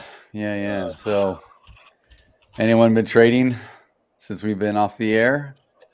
See, This thing see is, Tony has 17,000. Tony. You put on a small trade. You put a little small trade to get there. Nasdaq navigator. Got short. He's navigating. Got short. Nas. Yeah, That's I know. it. I got short. fairly heavy. I'm plowing my way back. I'm still down about 380, but that's a far cry from where I was. So I'm getting there. I'm getting there. Heck yeah. I got to get there. Little by little, one trade at a time. I was trading when I was on with Sam. I don't know if you saw me, chat. Sam. I kept looking away at the screens. I was just like, I honestly didn't notice. I didn't that's notice. good. That's a skill I have. It's a very good, very important skill. Just be incognito. Yeah. Yeah. I can trade during the most random times as well. You'll never know. I know, it's weird. Just be like, it's kind of weird. Only on my phone. I do all my trading off my phone. Something special about having a chart. It's so tiny. Yeah. Dude. What I No like PC. to do though is I like to enter with like just a million trades, the exact same trade, just loads of them, so they all stack up. And then I'll screenshot it, and then I'll be like, "Look at that! Look at all that blue on my MT5." Yeah. That's what I do. And I might take a picture of my phone, like with the TV, and just have Jerome Powell talking on the TV, and then be like, "Look at all this money." And then upload it to your Instagram. Yes, exactly. Upload it to your Instagram and say, "Look what I'm such a guru."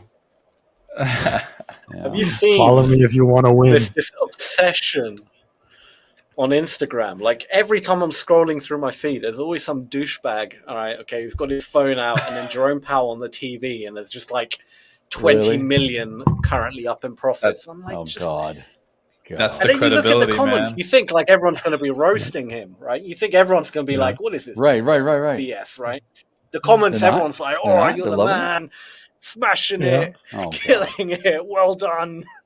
I don't get it. I know. I don't get it. I don't get it. That's why surely.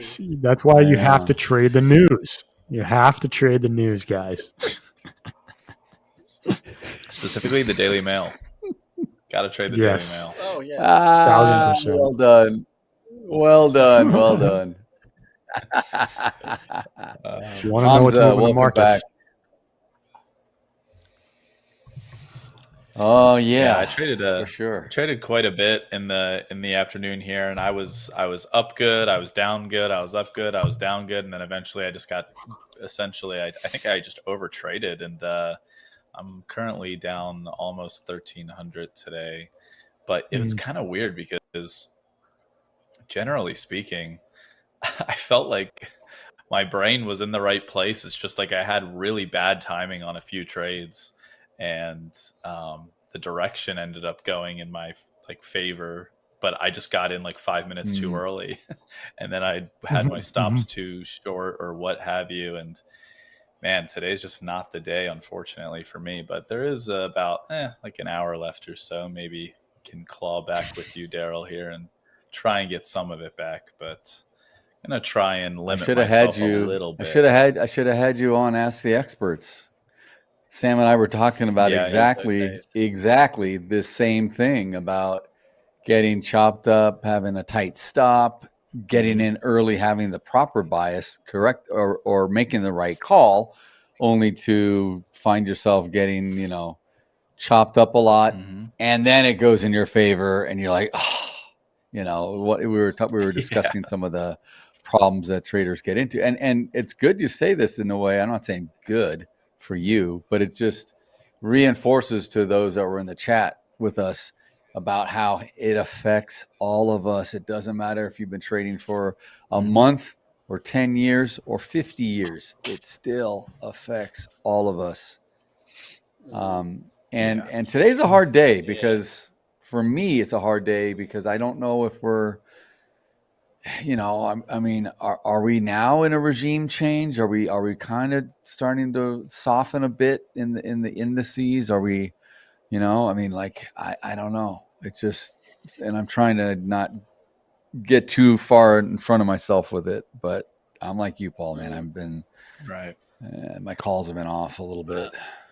I mean, I don't know about you guys, but I think today's been a tough day for Tony. Oh yeah. I'm so glad I didn't. They put the wrong I almost integer took a on sip there. of It should be coffee there. negative 17, not a plus. No I know. plus. It's supposed to be I know. red. What the heck? How did that happen? They gave you an extra. I don't know. Oh man. They just like me on the back end. That's it. One more number. You're gonna roll into Paul's face. You're gonna be just green. It's gonna be green. Too many green numbers over Paul. Just gonna start just stretching out. Couple more digits. It's gonna be like just a couple more. Exactly. Couple more. It's just gonna be like a couple more. Yeah. They're gonna say round up or round down. No more pennies. No more cents on there. You just got to do whole dollars because we're running out of space. Yeah, I know. Can't fit you in. It's gonna be 17,000. That's it. Yeah, no, it's been a good day. I mean, obviously, does the 40 cents make you feel like a big boy? I mean, you got to throw that in. You got to rub it in there. You got to put the 40. You can't just call it like 17,000, 13 even. Like I got to put. Well, I want to be exact in case anyone wanted to fact check it. We could go through all the accounts here and just tally it up. Yeah, It'd be hilarious. We're the most transparent. I know. Or 1 cent over. Yeah. Then everyone can call me a liar. You're lying about your P&L. We knew it. We knew it. Can't trust him. Caught him. I know. Oh man. See, yeah. I don't want to get into it, but yeah, it's multiple accounts. Yeah, I know what you're gonna say. You know, I mean, you guys know. It's multiple accounts. But this is the other thing is that I actually opened up some 200K challenge accounts. I didn't know that you could actually do that. And then there's obviously the 250K challenge accounts. And they just turn into obviously live funded accounts if you pass. That's awesome. I actually didn't even know that we even offered that. Great on me doing my homework. But I thought it was I think we just the max expanded is 150. Yeah. No, but that's the thing is that like direct accounts. Yeah, I know, but for direct accounts, you can only buy a 150 like up front, right? Yes. Yeah. You can't just buy a 250 direct. Okay, yeah, correct. You got to earn the 250, right? You got to earn the 200. So that's good. I mean, that's awesome. Yep. So, again, like I'm like, try it. Let's try it. The 200K account. You know, profit target is 12,000. We're almost there. Maybe tomorrow we'll pass one of them live on the stream. Need to make $3,800 in one of them tomorrow. So is there not a consistency rule in that one? Yeah, no, there is. No, there is so rule. there is. But this is the thing: the profit target is 12,000. Okay, even with a 4K day, which I had, you only need to make 10,000 for a consistency pass, but you still need to make 12,000. So it's like, you know, what I think with these challenge accounts is like, if you can, you know, you don't want to shoot for the moon, but if you can, it's going to take you 3 days. Like, so just do a third of whatever your profit target is. And yeah. Mm-hmm. So, but then once you go funded, the consistency rolls over into that, doesn't it, Tony? I mean, it stays. So it resets. However you were. Yeah, but doesn't it go to however you were trading to pass it? Doesn't it follow, or no? It starts up fresh again. No. It starts a fresh one. Yeah, because then what I'll probably do is drop down to like, again, what I usually like is I like 1,500, 1,500 a day. Yeah. You know, you do it for 5 days. To your point, if you can pass it quickly because it's going to reset anyway. I hear what you're saying. Yes, yeah. But then once you get into it, you know, it's back down to my risk management type thing. Like if we can shoot for 1,500 a day, which without taking too much leverage is generally easy enough. And then we can stick to like a max loss of like $2,500 or $2,000 in a day before it locks you out. You're going to have the account for a while and you'll be able to endure multiple days where it locks you out by hitting that 2K personal daily loss limit. So, yeah. And then it keeps you in the game that many more days. So do you set the loss limit in the settings? Yeah, I do. Project X, you set Yeah. Yeah, you do. Okay. So once you get the account ready to go and it's live, you just set everything up. Okay. Yeah. Yep, 100%. And it's all quick. It's all very quick. You just sign the agreement, and then you refresh your page, and it's pretty much in your account like within 10 minutes. Right. So there's really no downtime. I know some other prop firms, it's like you pass it today, but you're not going to get the live account until tomorrow morning, and it's like, okay, whatever. KYC, but no, take not with Hola Prime. forever. Some of this. Yeah. Yep. Mm-hmm. Yeah. So pretty good. So we'll see. Yeah, Hopefully we have a good day tomorrow. Awesome stuff. Yep. Web We're Rashville definitely- says we're gonna Coach have a good Tony is day. bribing the back end. Please just turn my P&L green. It can still be negative. Just turn it green. See, the thing is, Web Rashville, we're all trading U.S. dollars except Tony's trading like Iraqi dinars or something Vietnam. today. Rubles. Yeah. Hyperinflated. Exactly. He's basically made the equivalent of like $96, but it's showing now it's at 17,000. Yeah. I love it. Oh God, it's good. Yeah. Venezuelan Bolivar, 17,000. I know. Oh yeah. Oh dude. Venezuelan and what was the Zimbabwe when they had their one, was it $100 billion note with the inflation? I forgot what they had. They called it. My God. Or was it a trillion? Was it a trillion or was it 100 billion? The Zimbabwe one that was this is really happened. Like, let me see. I'll look it up. Regardless. Zimbabwe inflation. Yeah, no, dude, it was. I think it was 2008.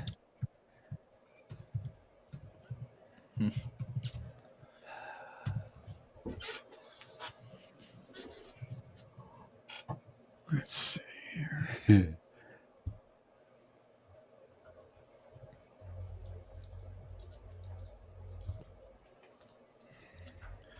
I haven't looked at if there's any news lately. Check the. I just feed looked real before quick. we got on. There wasn't anything that caught my eye. Oh, check this out. Zimbabwean dollar in. Oh wait, where was it? I just lost it. 2006, 2008, and 2009. 3 times it had denominations of up to a $100 trillion banknote that was issued and printed in circulation. It was worthless. It was 100 trillion. You had a friggin' piece of paper. It said 100 trillion. And we burned it. Paper was worth more than what was note. the actual conversion on that? What was 100 trillion? I would love to know. Well, I mean, probably it like was 10 bill. So let's see here. Currently,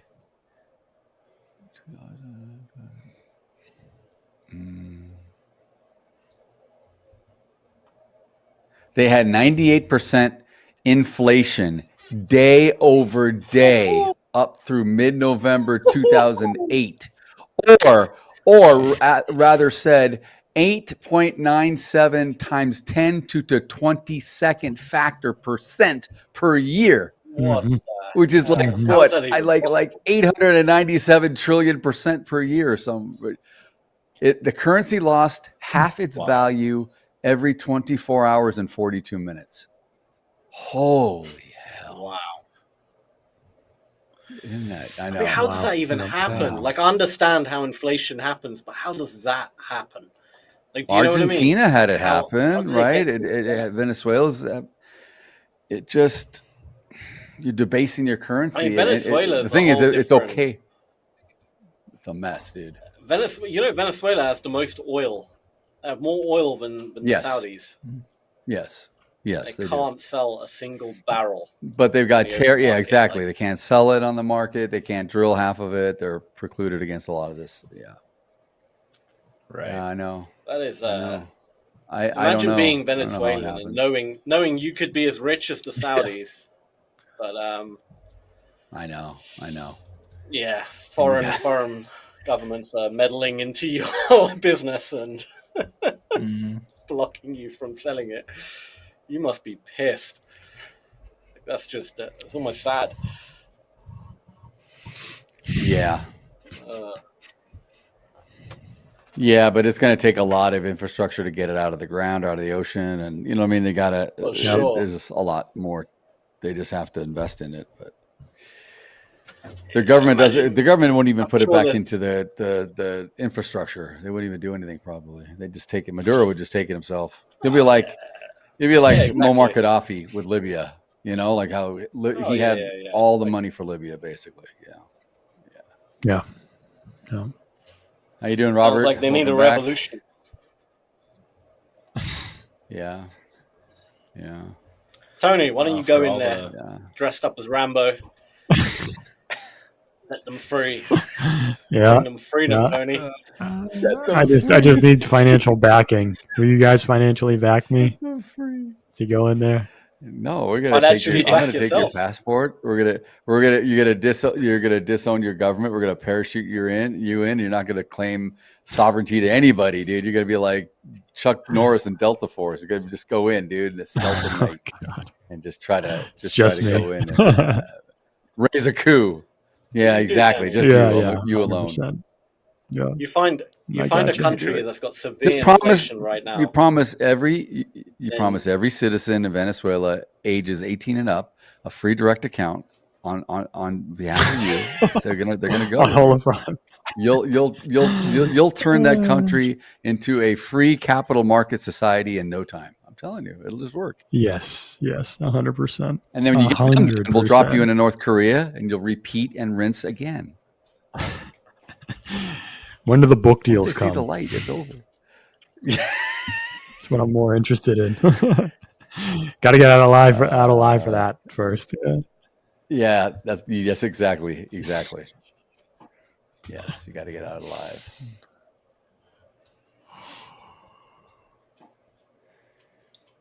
I kind of want to get short, but the ES is right on a point of control. Actually, no, it's not. It's Robert's back. Project X, but it is. Yeah, Hamza. Point of control could shift here. We don't have. I mean, we could look at the silver futures. It'll be very similar. We could look at silver. The CFD pair. I know the Captain Cattle likes a bit of silver occasionally. He has a famous Tony's saying. The real silver guy. Coach Paul. Yeah. He walks up to traders and he goes, "You can either have silver or lead." That's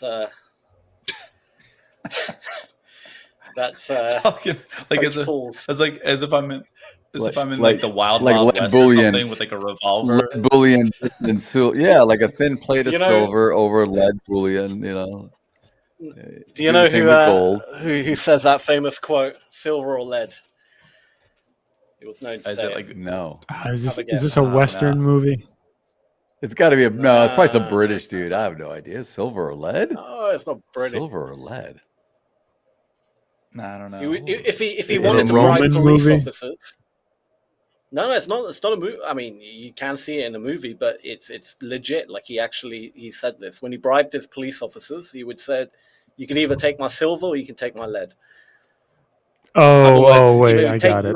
Pablo Escobar. Yeah. Oh, it is Pablo Escobar. That's right, it is. Oh, God, yes. Yes.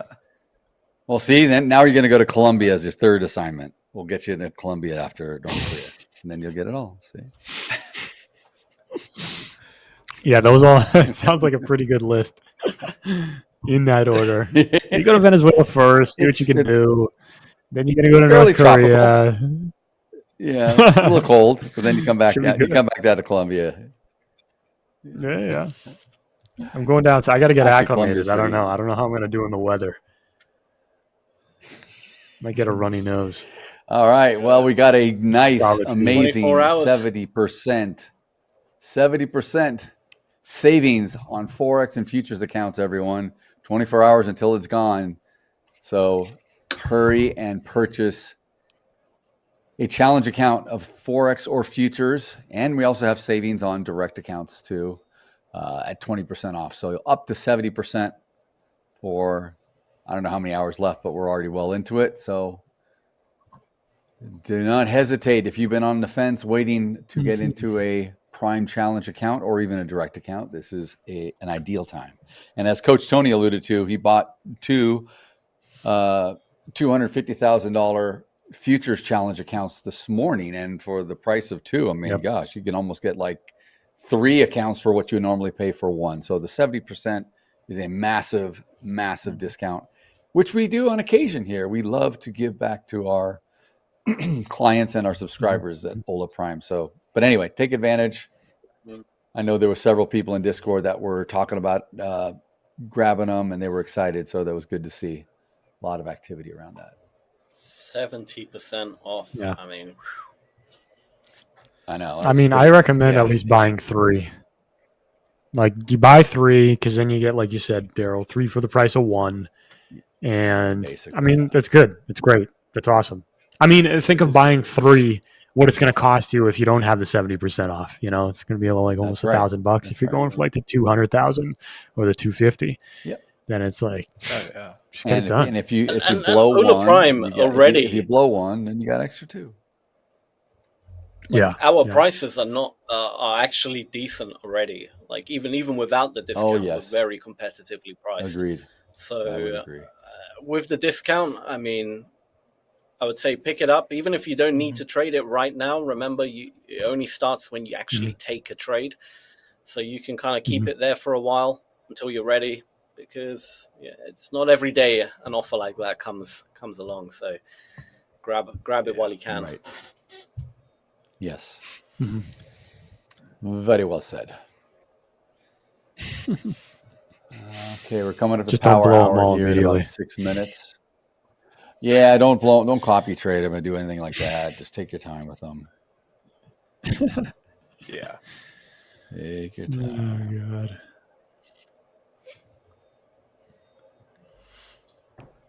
All right, Nasdaq's off to the races. All right. Yeah, ES is following suit. Yeah. But I gotta wait till it gets out of this distribution here first. I clawed my way back. I'm not there yet. I don't want to get too aggressive again. Plus, we're almost at power hour, so we'll wait and see what the reaction is in 5 minutes or so. I want to say I think the bottom's in. The low of day is in, I think, but I've been wrong before. So don't quote me on any of this, guys. What do we come down? Yeah, I see nothing. My 2 areas. The area to buy in is 24,672 for me. And the area to potentially short is 24,752. So we've just been in the middle playing around for ages. We have come down almost 50 points in the ES exactly. And that's what we did yesterday. We did about 55 points. Very interesting. Mm-hmm. You know, not crazy stuff, not like down 100 or 200 points, but just enough. And it looks scary on a chart because we've been looking at charts that keep melting up for the last 2 weeks. Finally, we got some stuff to the downside, and it's like, oh, Chicken Little, the sky is falling. But it's not. Rest assured, everyone, it's not falling. Troy's going to get back from vacation and miss out on all the good weakness. He's going to be like, damn, it happened while I was gone. Yeah. Yeah.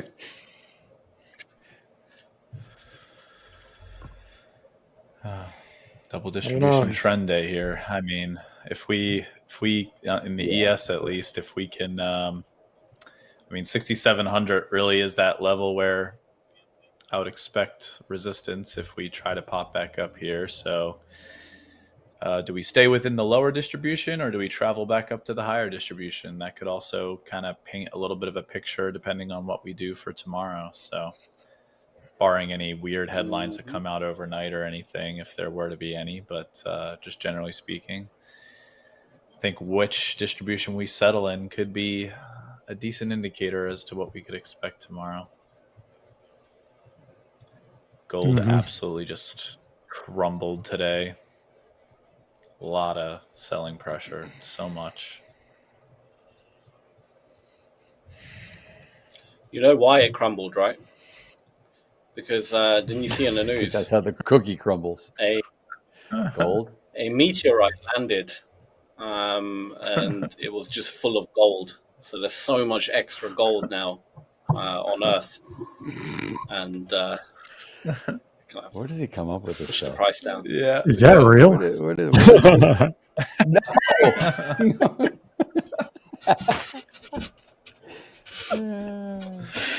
I don't know where he comes up with this crap. Oh, me some gold. You guys see though, there was I was looking at it on X. There's some dude from like Peru or something.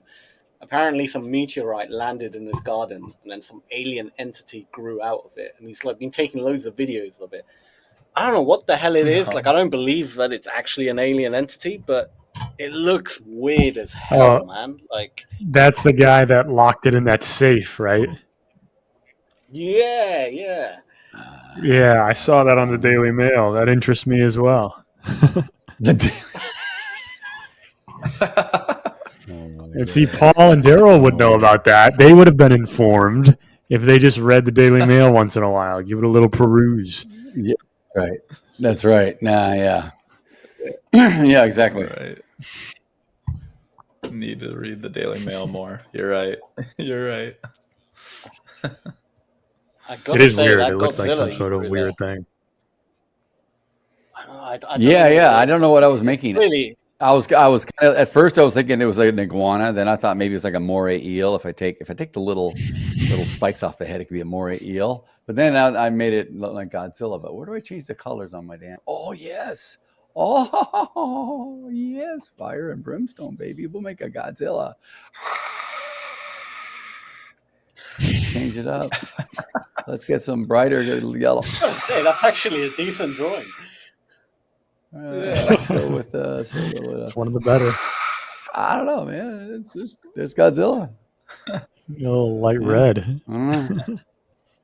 Yeah, but it's hard on the black make it on the black climb. backdrop. You got to like draw the Empire State Building and it climbing up. Oh no, wait, that's King Kong. King Kong. Never mind. That's King Kong. Same thing. Dude. I know. Yeah, but Godzilla did fight What a King say. Kong though, and Mothra. He did. Yeah.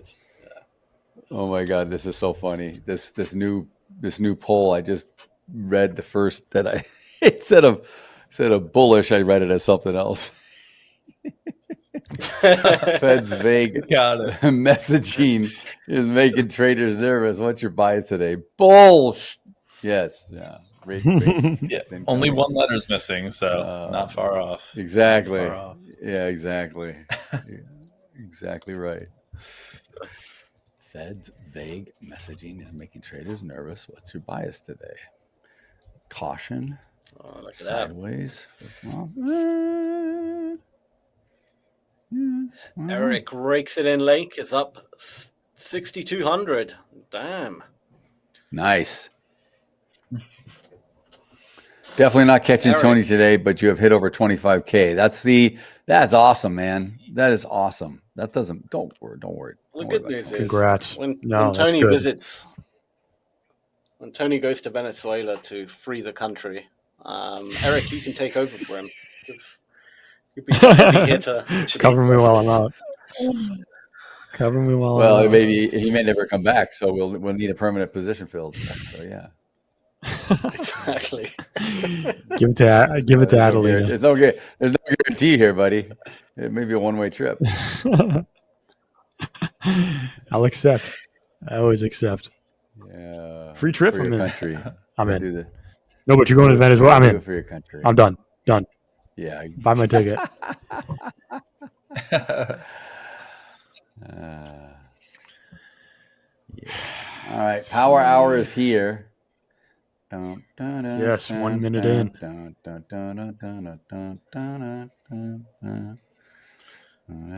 I thought you'd be singing, I got the power. I got the power. We will make. I don't know the words, but yeah. I got the power. That's all you need to know. Who sings that? Who sings that? I've got the power. I don't know, but everyone knows it. Yeah.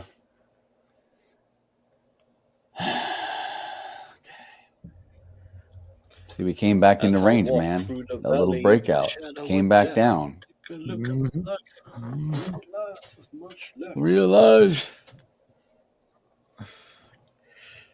Daryl, you should say, as I trade through the valley of ES, I take a look at my P&L and realize, take a look at my margin and realize there's not much left. So I've been flip-flopping and putting on too much size. Because I've been eroding my account all day. Oh, God. Papa Sam things. As I trade through the valley of the ES of death, I take a look at my account and realize there's nothing left. Funny, man. Funny. Oh my God. That is so. I don't know if Tony saw this yesterday. Did you? I think you left after. What's that? I'm gonna put it up here.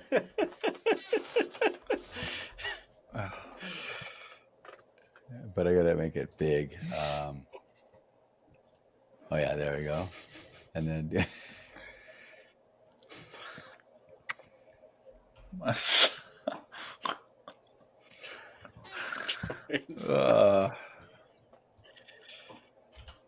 it's like I try to get it where I could flip it, but it's like a sign on the side of their truck, you know, where like the end either like it wore off or the decal peeled off or something. He used to say Troy and Sons, like Troy and Sons. Yeah. Melted down. With my son. Oh, God. What does Troy's son do? Like, is he a golfer or is he a student? No, he's in high school. Apparently, he's learning to trade, though. Troy's teaching him how to That's trade. good. Oh, Yanis has a joke for us. Why can't you trust stairs? I don't know, Yanis. Why can't we trust stairs? Because they're always... Oh, I've heard this before. They're always up to something. They're always up to something. Can't you trust stairs? Because the higher you go, the harder you fall or something. I don't know. What is it, Giannis? I guarantee you, they're always up to something. I've heard it before. You're right. They're always up to something. You're right. You're always up to something. Got him. It's a good joke. It's a classic. Good man. Classic Christmas cracker joke. That's what it is. Cracker joke.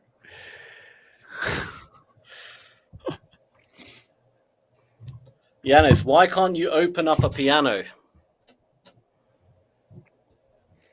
I don't know if I've heard this one. Because all the keys are inside. Boom, boom. Yeah, perfect. That's good. That's good. I like it. I like it. Never heard that. I like it a lot.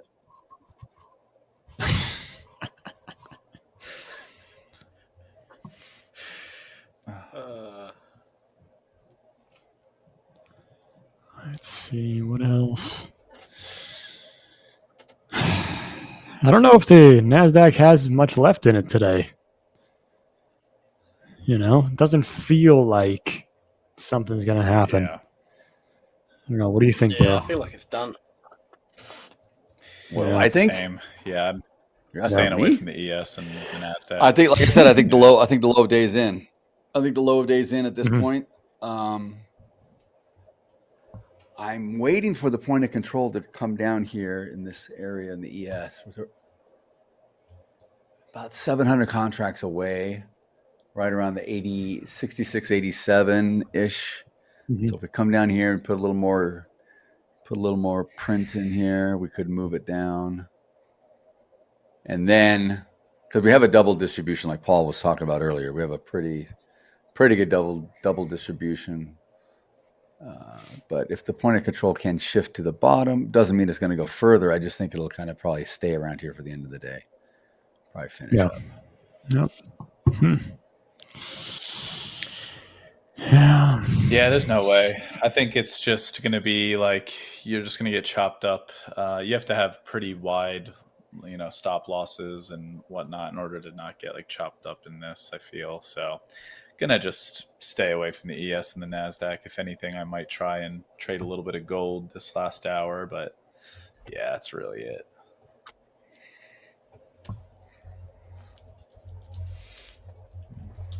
Oh, this is even better.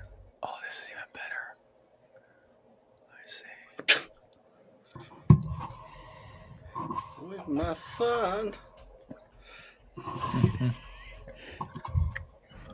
Oh no, wait a minute, I can do it better.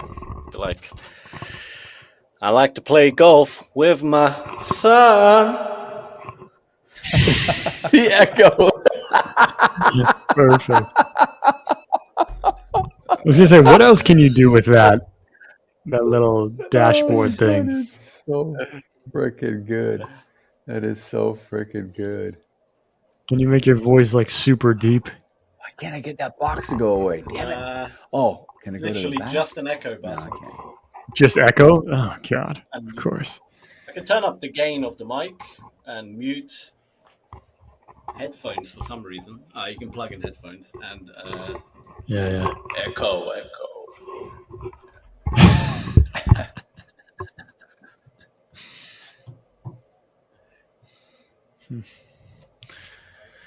Yeah, I hate the boom arm. It gets in the way. Like, you can't really. I don't look use that down. boom arm. I don't like that one. I don't like that one. I have a different one. I went through. Yeah, I liked my old one. It just sat right in front of me. It was good. Yeah, I could swing mine all over. I actually have a suction cup one that I found because my desk is it's wood and it's round. It has rounded edges, so I cannot put a clamp under it at all. Yeah. So I was like, what the hell? And I didn't want to like drill into it or put screws. But I looked around forever and I found this really good suction cup one where it'll stick really well. And I have like Formica in the middle, like so I have like real like oak on the borders, but there's Formica on the main surfaces, so it's like it'll stick great. It's like glass. Yeah, it's good. That Here we thing go. is awesome. That is awesome. I wish I found that first. Would have saved me some money buying 3 or 4 of these things.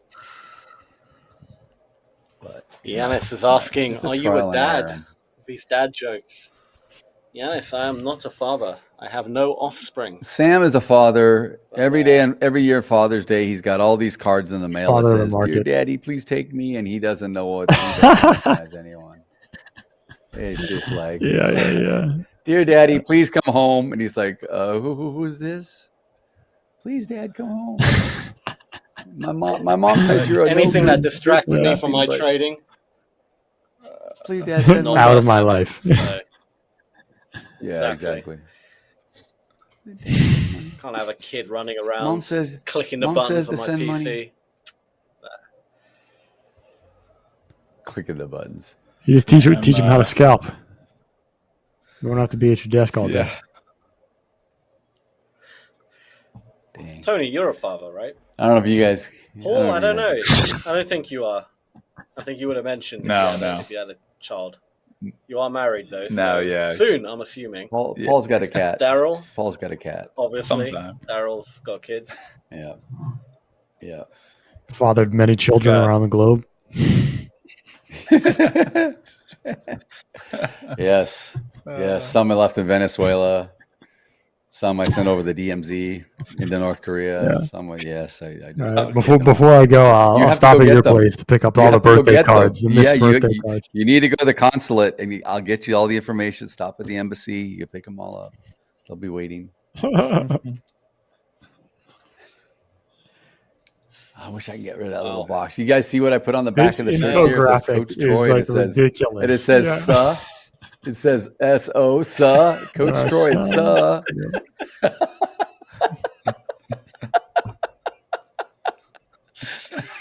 Actually, I got to take a screenshot of this.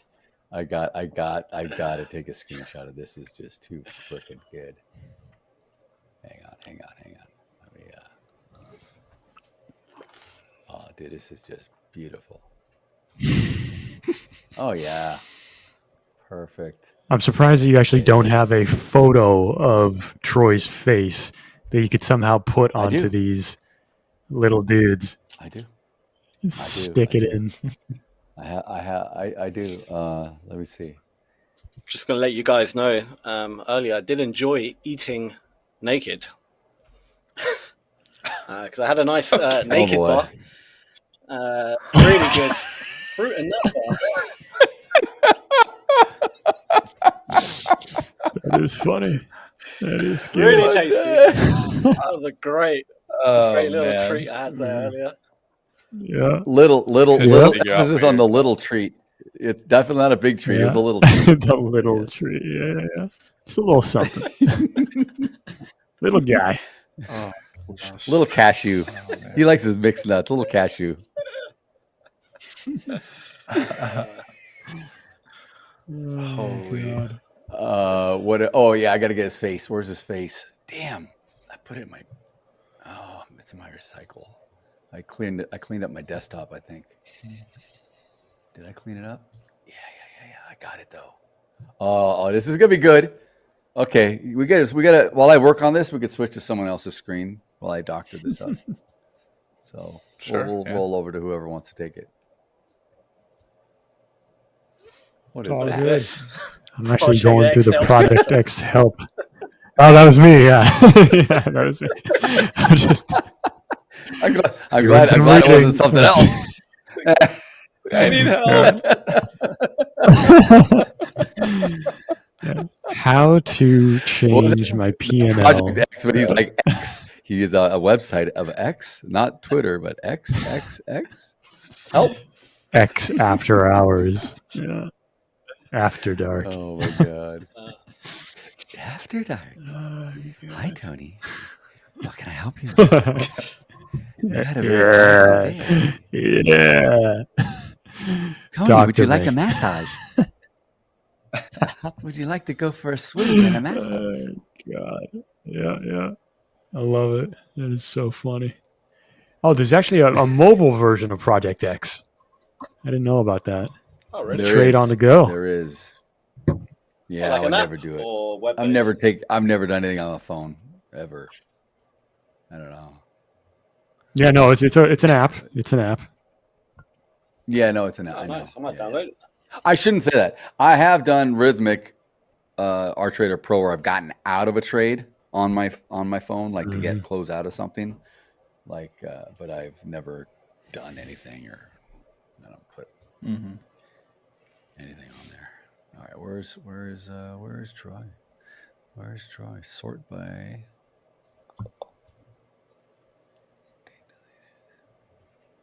With my son. Custom layouts.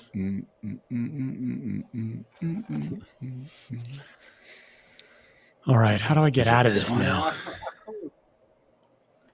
I don't know. I can't see it on the App Store, Project X. Is it called something else? Or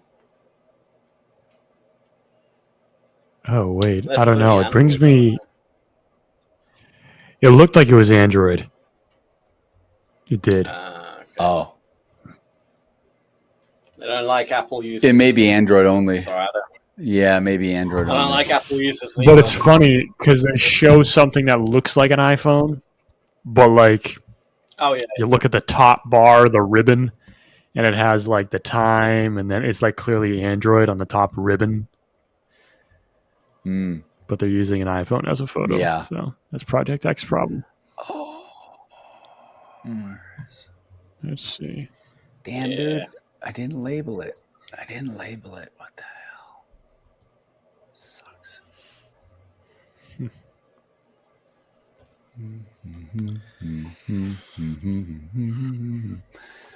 do we think, silver longs? It's just in a downward channel. God. Where is it going to? Oh, I got it. All right, cool. Damn, it took me a long time because I didn't label these. I had it as freaking all kinds of screenshots I was going through. Found them both. Perfect. Oh, now I need to work on this a little more. Need to crop it. All right, let's do some work. Man,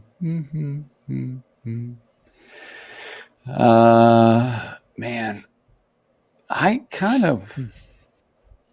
don't know. Maybe the ES wants to still come down.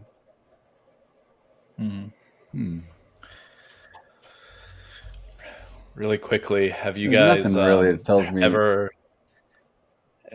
Have you heard the Norm Macdonald moth podiatrist joke before? Real quick, I'll tell the PG version of it. I'll tell the PG version of it. Double entendre intended. Was it a Saturday Night Live deal? No. It wasn't. Well, no. He told it on like a talk show at some point a long while ago. But yeah, he had a podcast. It was so funny. And oh, dude, I'll tell the super PG version of it. But essentially, a moth walks into a podiatrist's office, and the podiatrist says, like, "Hey, so what's going on?" And the moth says, "Well, Doc, to be honest, I'm just really sad. I've been very, very sad lately, and I honestly just don't know what to do with my life anymore. I feel like I don't have much purpose, and things just seem gloomy." And then the podiatrist says, "Well, I think you're at the wrong place. I think you need a different doctor. So why did you come in here?" And he said, "Well, the light was on." Yeah.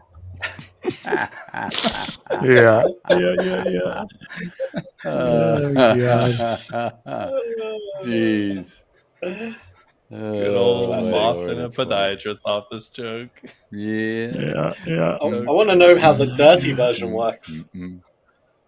I said the effing light was on or something. Or was it? No, it's more sad and drawn out. Okay, I'm with you. Oh my god. There are so many good ones from him. He's a Norm legend. Macdonald. Oh, so funny. Oh my Are god. you kidding me?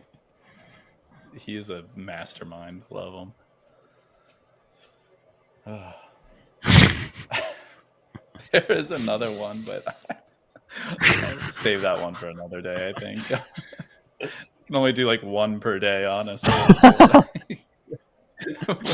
I'm actually reading some of them. They are so funny, but bad. I'm trying to find one that we can read on air. Yeah.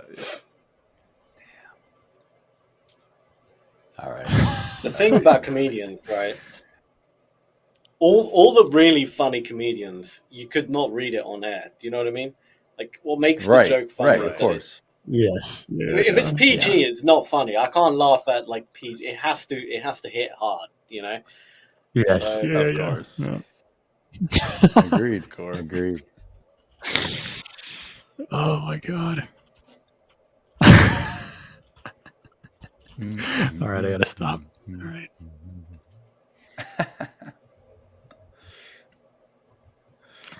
All right, I'm gonna send you guys one.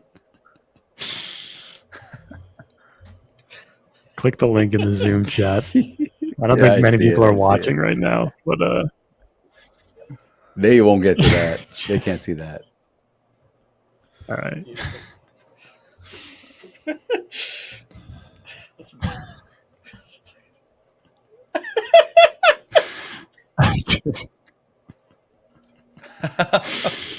Yeah, that's a class. Yeah, oh my god, dude, that's a classic. Yeah, I just think it's just because the best jokes they make you think I would never have gone there, like to like find a laugh in that, you know, and that's like literally what Norm Macdonald always did. Yeah. Oh, man. I mean, I've gone down the rabbit hole of watching Norm Macdonald YouTube videos, so it's so great. Great. That's a good one. I got it down to a rabbit hole. Like recently, actually, George Carlin. I was just He's binge great. watching all of his shows. He is so great. Fantastic. Oh god, yeah. Fantastic. Yeah. It's not even comedy. It's just like truth half the It's just all Facts. profanity. Yeah, I know. Yeah. It's just all profanity. It's hilarious, man. Oh yeah, no, he is. He is talking facts. Yeah. Oh, I know what I gotta do. And that's kind of the other thing. Like, I mean, the best comedians, yeah, like they do their homework and all that type of stuff. But like the older comedians, for sure, like they knew a lot about like world events, Yes. politics, stuff like that, and like what divided people, but then like what brought them together. And then like someone like George Carlin, it's like, yeah, he was good at what he did for sure, because there was obviously truth in the joke, right? Truth from all angles. Yeah, exactly.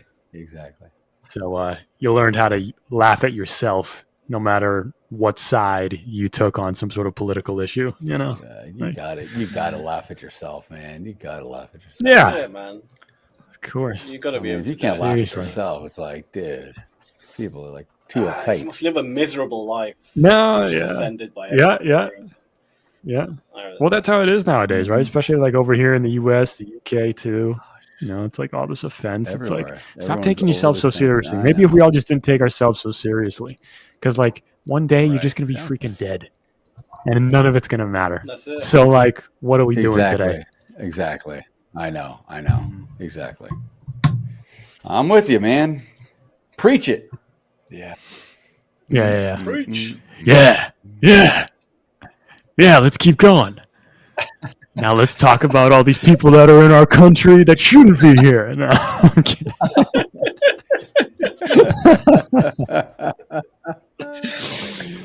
Like, whoa, all right. Chill out. Oh, God. 12:23. Okay. So how many more I got feedings his do you face, have, I can't do it. Sam? Do you have any How many more more what? meals planned for the rest of the? I called it a feeding, but I guess it's a meal. Feeding. I've got. No, Like I've had all my meals. I've got a feed bag. protein shake left later on, and that's it. Yeah. Okay, all right. Is that the real kicker? Is that like you got to have protein before bed to help your body No, recoup? No, not rejuvenate? at all. It's just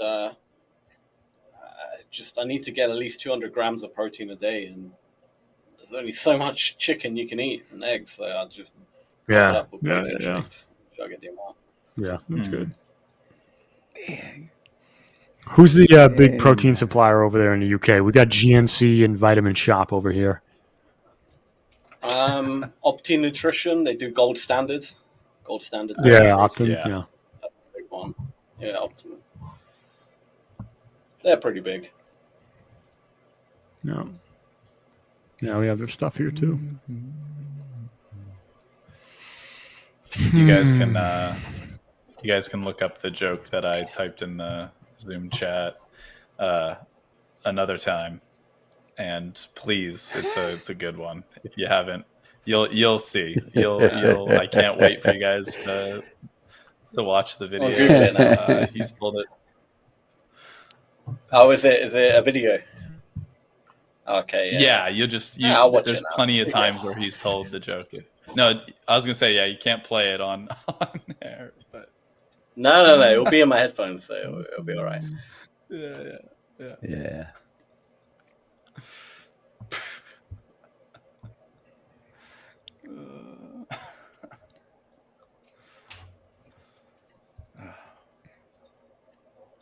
Gold is just bleeding out. It just will not stop bleeding. Every single time a bigger bid pops up lower, sellers just gravitate towards it. It's kind of wild.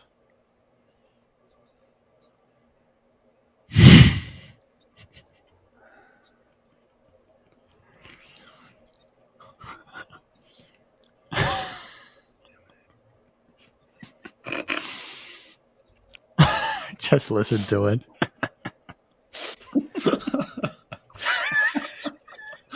That's something I would invite Daryl to. I'm messing around with I'm doing my artwork. I can't. I'm struggling on this damn thing. Man. Yeah, that's a great joke. That was a great one. So blunt and ridiculous. It's just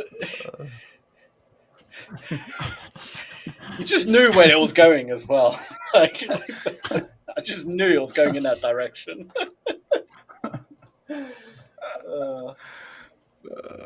Dude, it's funny.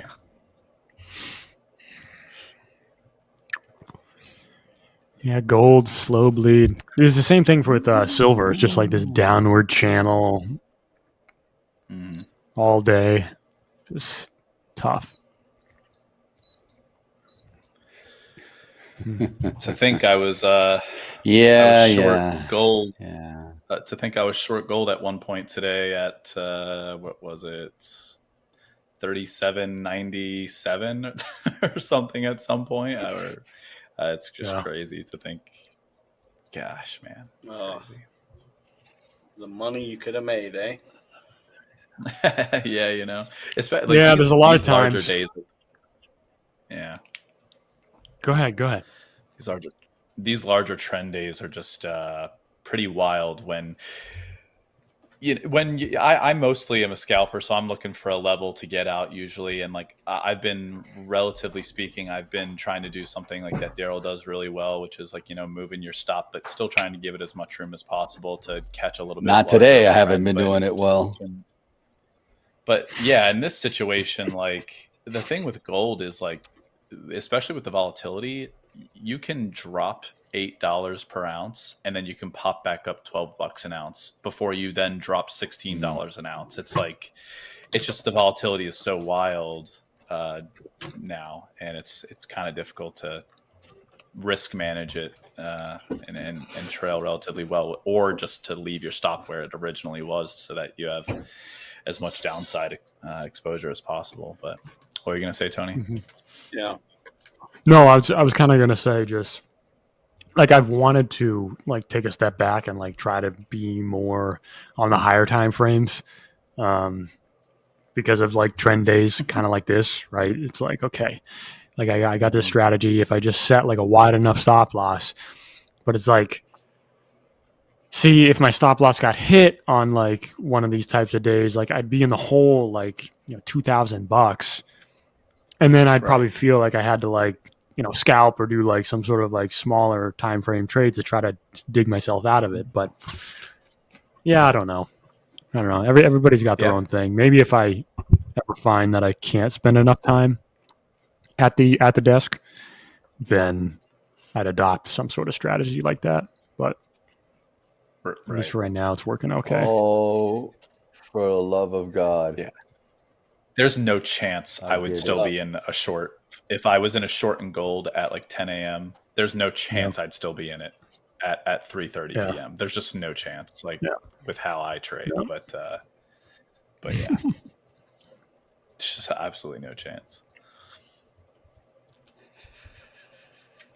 Let's see here. Tiger trades. It's funny. You and me both, Tiger. You and me both. Hey, man. Yeah.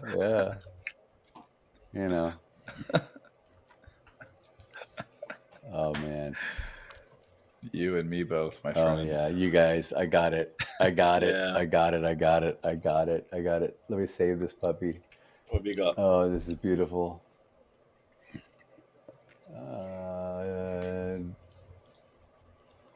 Hang on.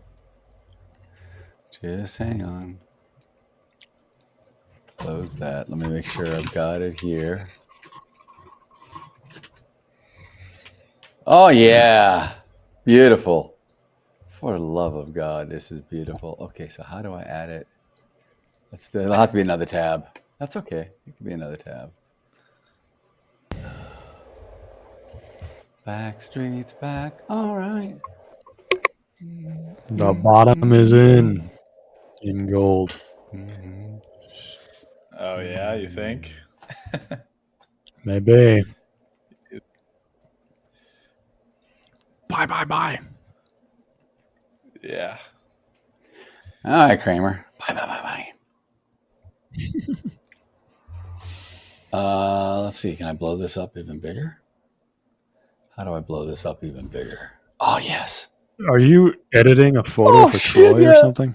Oh yeah, shit. Yeah. Oh yeah, dude, this is beautiful. Now I gotta stop sharing. I gotta share the actual screen, not the application, so you guys can see. Hang on here. This is gonna be cool. This is gonna be cool. Oh, I meant to check the Fed Watch tool real quick because of. Oh, I looked at that yesterday. comments. Yeah, I looked at it yesterday. Yeah. Okay. Still one cut, like 95% chance of a cut in October. 90. It was like 8. It went as low as Okay. 89%, and then it was back. Point of control just shifted down here. Yes. All right, you guys can back end can switch over to my screen. I think I'm sharing. Should be sharing. Still a large chance for cuts. Nothing really changed.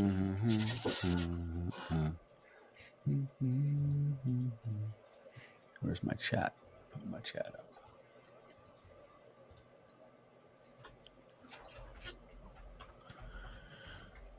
Let's see. I know what it's going to be already. Do you? Yeah, I accidentally saw a glimpse of it on Zoom just now. They're already laughing. They're already laughing. They already put the emojis up. Let's get to it. I want to see this. I want to see this. Oh no. Oh. Oh my god. That is something.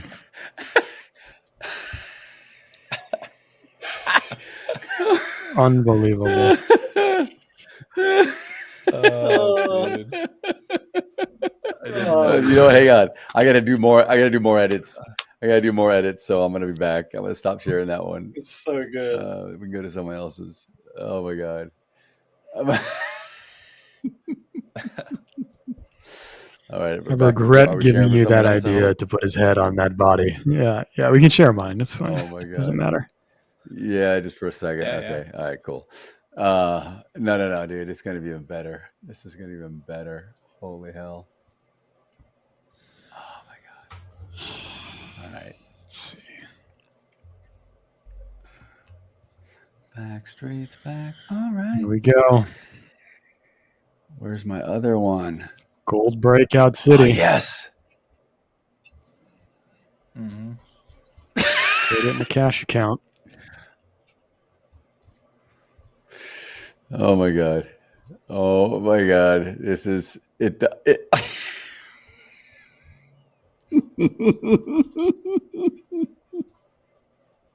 Oh, dude. You guys are gonna. I'm never gonna hear the last of this. I'm never gonna hear it. It's gonna. Oh my. Oh. Oh my god. You said you're in a gold trading cash account, Tony? No, I already got out. Oh, But nice, yes, it nice. was.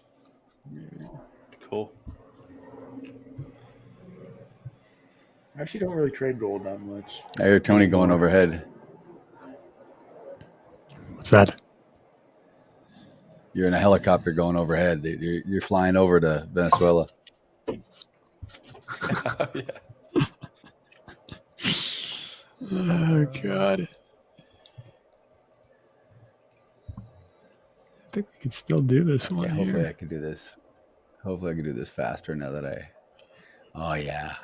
Okay, then I gotta do. With my son.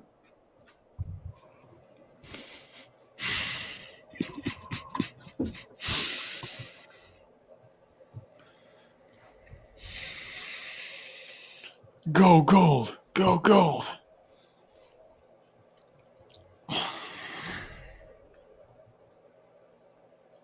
So where are you going to take holiday, Sam? Belize? I'm thinking. Oh, where? I don't know. I'm having a look. No, that's too far away. I think I'm looking at Egypt. They'll still have really good weather in November. Oh. It's more quiet. Mm-hmm. It'll be good. They got some really nice resorts there. Mm-hmm. They do. It's cool. That's cool. So yeah, Egypt. Isn't Hamza from Egypt? It's good. Hamza, you're from Egypt. You can show me I around. think he was, Be yeah. my tour guide. Grab a camel, go see the Giza Plateau. That's it. Yeah. The Sphinx. All of it. Yeah, yeah. Oh, boys and girls. Oh, this is beautiful. This is freaking beautiful. I mean, oh my God. It doesn't get any better than this.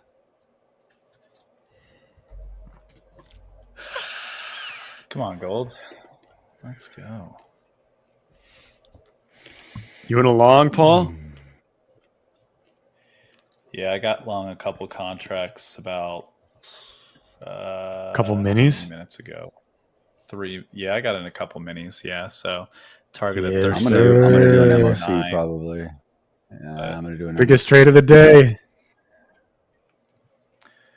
I've been playing around with 2 or 3 minis all day today, and it's worked for me and against me. But I've been also trying to hold trades a lot longer today at times, and sometimes to my peril, other times decently. But What up, Spad? let's see if we can't break up here. I mean, I'm gonna probably move it to break even now. But come on, like get through this 37.57 half volume. Like, what are we doing? Oh, wait, here? wait, Just I'll tell you where blow it's going. through that. I'll tell you where it's going. Hang on here. It's going to 37.60. It's got to be going to 37.60. Come on. Oh, yeah. Yeah. Come on.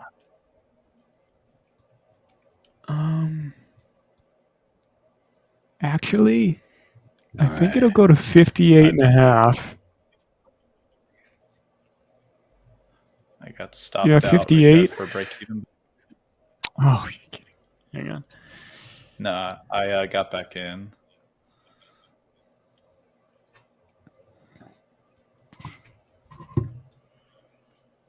Let's see.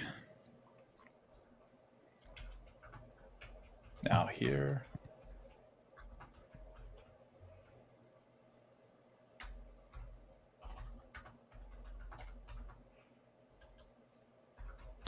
Two.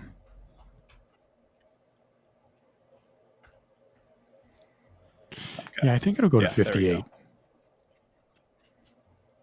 Maybe 60, but you got that 200 right there at 758.5. So Let's get there. Let's get there.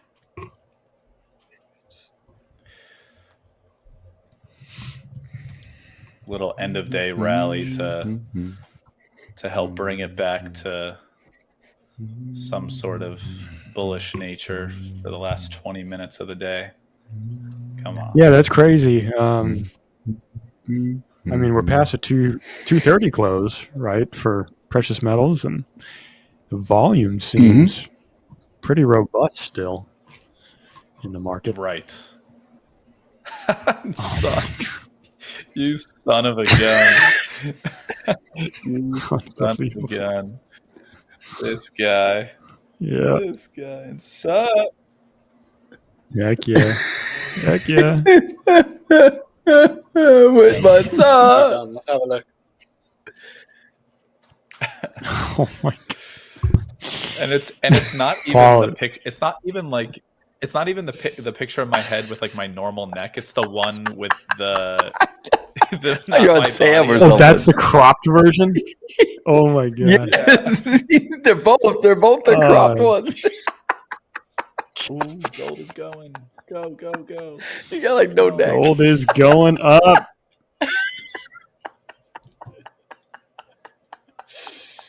Paul, you're getting paid your royalties in gold for them using your face here. Oh, There you go. Oh, dude. So ridiculous.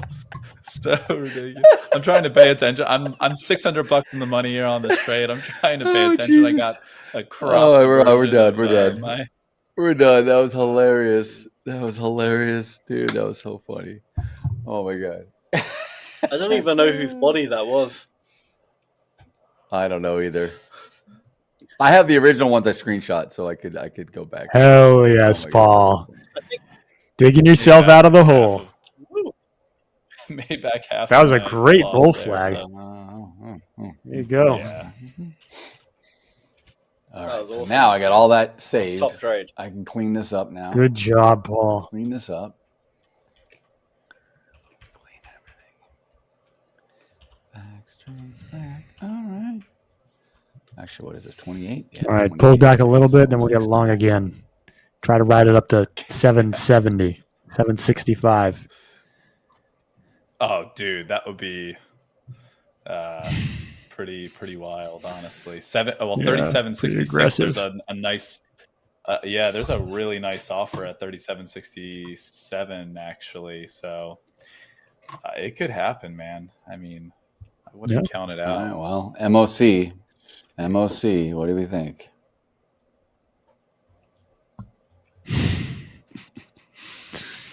No. There we go the other way. Looking at the precious metals now. Let's go back to the NQ. Yeah. Still doing nothing. Unbelievable. I'm not even. Yes. Yeah, it's funny because I'm not even looking at the NQ or the ES or anything at this point because they just look so dead. I'm just like, all right, not looking at those screens. And there was like no reciprocity in the NQ versus that gold move.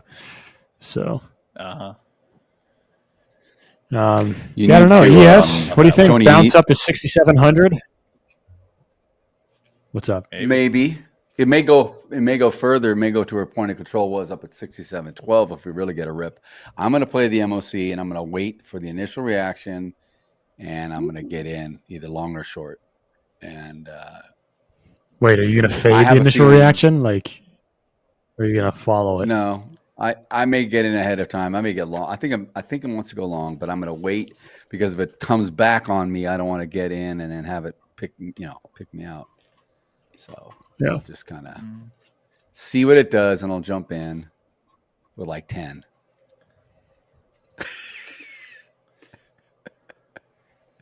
No, I'm not going to jump in with 10. Just 10 contracts real quick. No, I'm not. Yeah. I'm not. But it could come back down and retest the low. So I don't know. I say I'm not. No, I'm not going to do it. I don't think so. Maybe. If it starts to go, I know. I don't think so. I don't think so. Tony, you need to talk to James. Talk to James when you get back. When he gets back on Slack. We're working on this, and the company's trying to get us all back up. But I think you need to change your handle to Coach Tony or something on there. Yeah. So everyone in the chat knows that's you. And yes. I gotcha. Thank you for the heads up here. Here we go, Tony. The move. The move's coming back. We're in gold. Yep, continuation. It's going to 765. Oh man.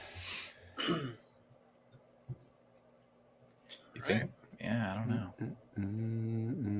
Definitely looks like it wants to give it a go. Somebody. Oh, jeez. And look at that big bid that just came in, too. Wow. Big bid just came in at 37.60. Jeez. Jeez Louise.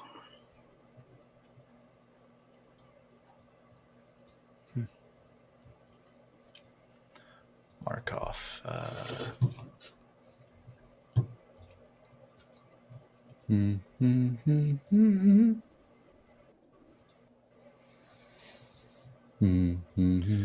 a little purple box where I see the massive oh dude, yeah, it's happening. It's happening. It's for sure happening. It's happening, everyone. Get ready. It's happening. This is it. It is happening. He and Troy are going to the driving range. It's happening. I can't wait. I've been looking forward to this all week. There's nothing that would actually make me laugh more than if we just did like a surprise meetup. Me and Troy did a surprise meetup, shot a few videos, edited them together ourselves on the driving range, like in Tennessee or wherever. And then with all of my son stuff, and I'll be his son, for the video and everything, and then show it on stream. And you guys didn't even get to, it'll be first time for you guys to see it. We're like, wait, that looks like Paul from the back. Wait, is that Paul? No, it's his son. Turn around. What? Who is that? Yeah, exactly. Okay.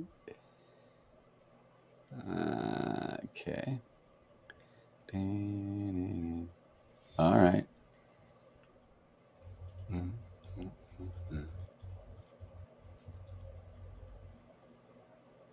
Let's see.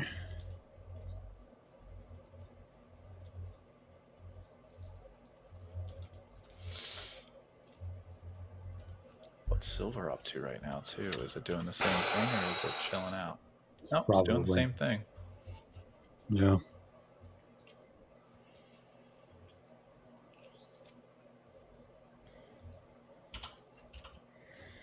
All right. Whoops. All right, let's see. MOC. MOCKEYMOUSC.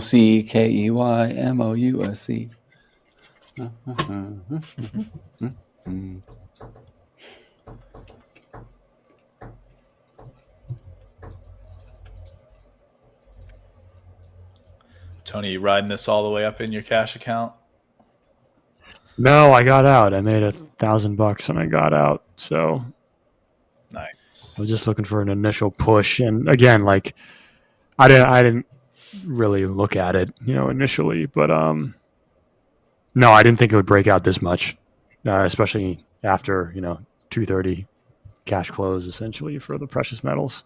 So, right. No, are you still long? No, I contemplated it. When it was at 37.61, I was like, man, maybe I should be getting long for this 37.67. I think 765. It'll get up to 70. Sorry, yeah, go ahead. No, you're good. Yeah, you go. I said what I wanted. I think you'll get a little resistance at 765, just from a fib standpoint. But in general, if it's going from the fib on the day, high to low, 9:22 a.m. Eastern to 3:24, then this thing is going up to 770.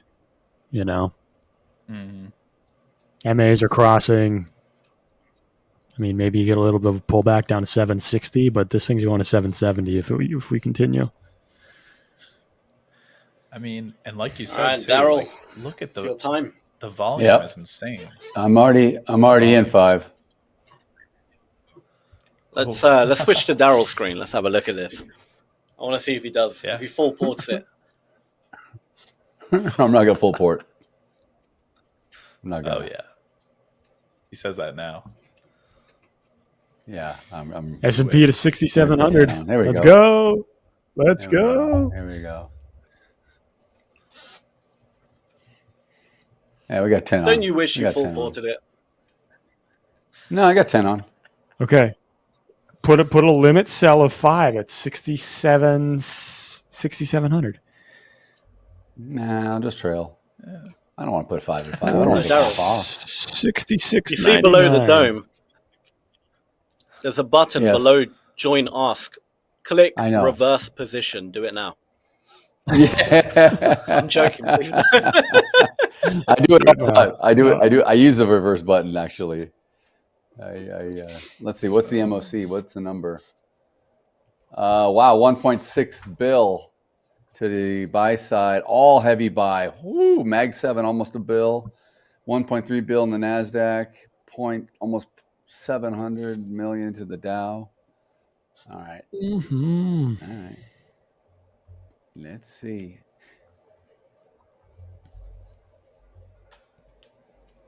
Daryl, can you make it full screen, F11? Huh? Your charts, can you make it full screen? You click F11. Just hit F11. Oh, on the yeah. keyboard. Sorry.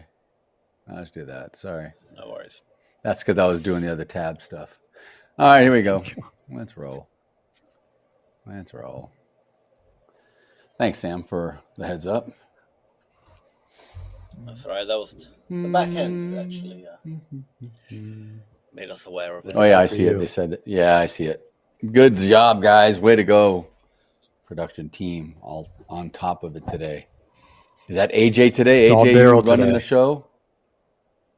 AJ running the show. I think it's AJ. Who knows? We'll see who it is. It's Minaj. Oh, right on, Gotta man. figure this Way to thing go. out. Come on, S&P. Daryl needs it to go up. Needs you to go up. You know, Minaj is his second name. His first name's Nicky. No, I thought you were gonna say something even worse, dude. I thought you were gonna say Minaj was his first Nicki name, Minaj. and there's something else. Yes. Is he French? No. Nicki Minaj. No, I'm not talking about her. You don't know? I don't. I'm trying to get it. Okay, what is three? What is three in French? Trois. There you go. You said it. I don't understand what's going on. I'm thinking different jokes. I still don't get it. I don't get it. Oh, dude. Just look it up on the internet. Three. Or call your I'm dad and typing it ask in. him to explain it. Oh. Typing it in. I typed it in. Of course Sam doesn't know what you're talking about, dude. He doesn't know what you're talking about. He's never experienced something like that. I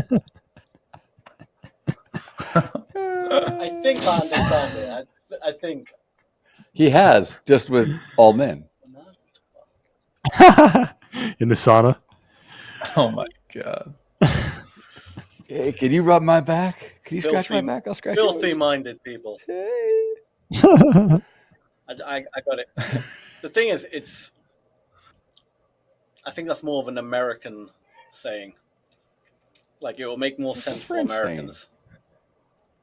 They don't say that in France? You know what I mean? What? They have to. All right, let's go. Get up there. Let's go. Get up there.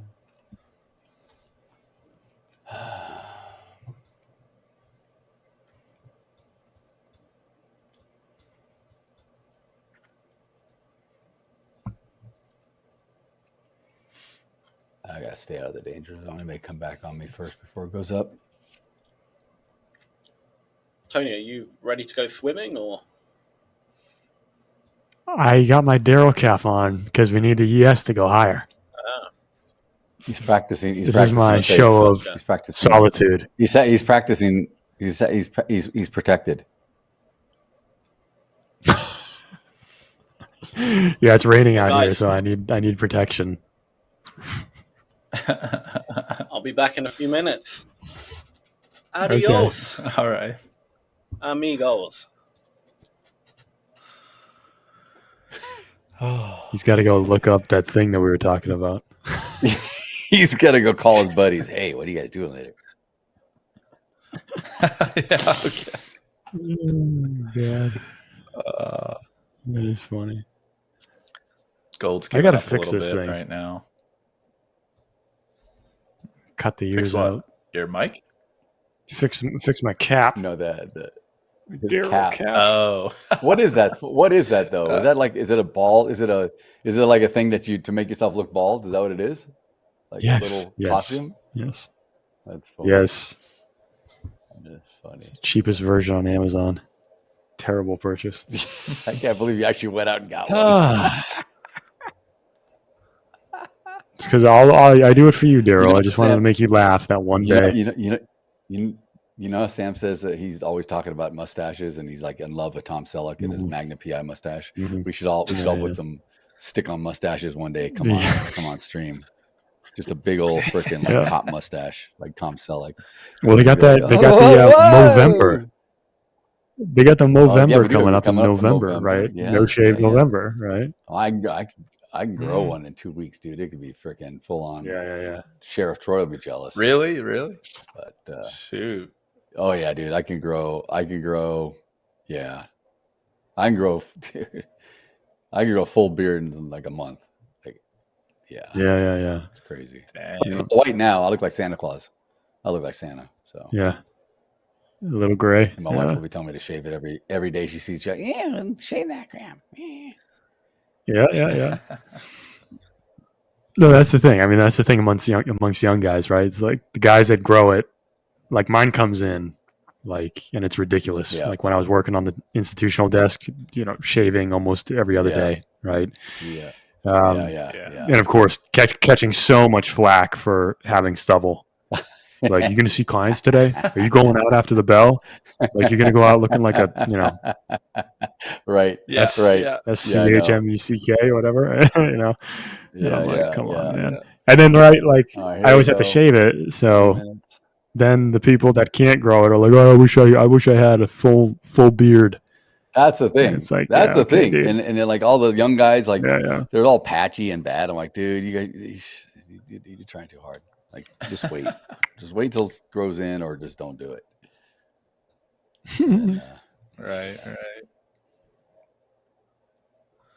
all right, let's go. Come on, just a little rip. Get up there. I'm not asking for much. A little 5 points will be fine. Just doesn't want to break Still out of looking this. bullish. Staying right here at this point of Gold. control, and maybe it may finish up. There we go. Come on. I get flattened. Minute and a half. Come on. Let's get all the buy volume in.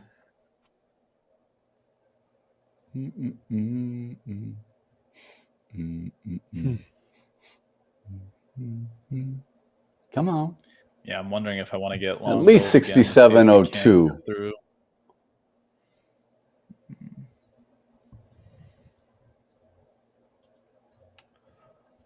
Come on.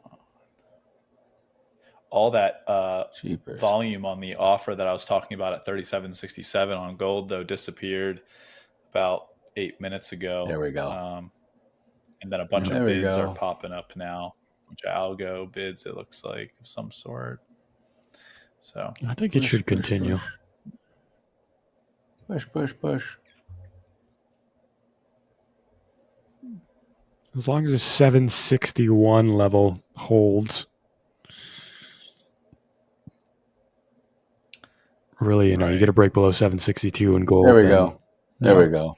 ES is going to go to Come on, 6,700. no, Come don't on. Oh, wow. Well, no, it came back. Just wait. Squashed, yeah. Just wait. Actually, the same thing happened to wait, MOC yesterday. I was watching it just in the last minute, just like squashed, All right, and then now it went back in. higher. Finally. Now I'm back in. Yeah. Now I'm back in. all right. It does that. It tends to do that. It'll pull back, and then it'll do a little release. Oh, come on. Do not do this.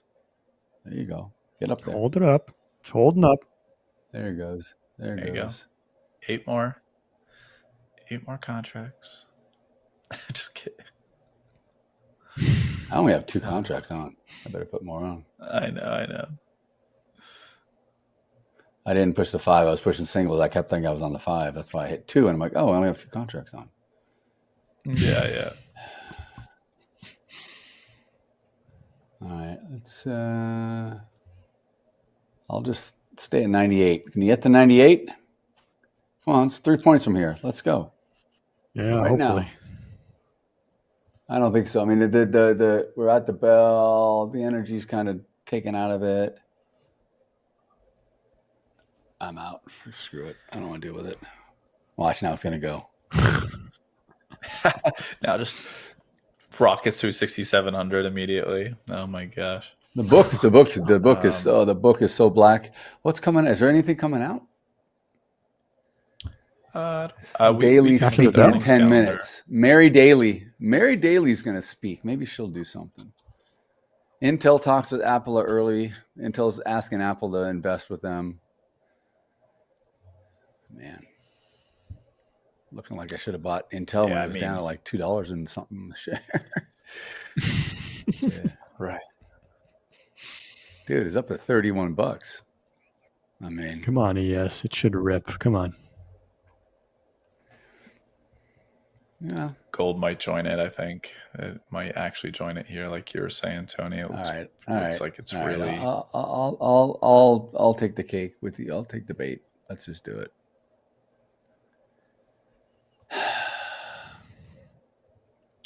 We got KB Homes and HB Fuller. Reporting earnings after the bell. Not the That's not going to do companies.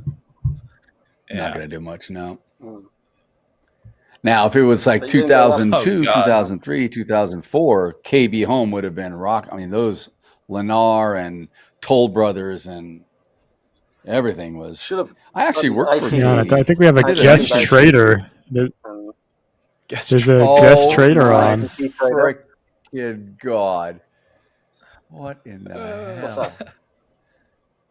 What's your strategy there? He's like going to his ad. It's a scare tactic strategy. He's trying to scare you. ICT trading. Got it.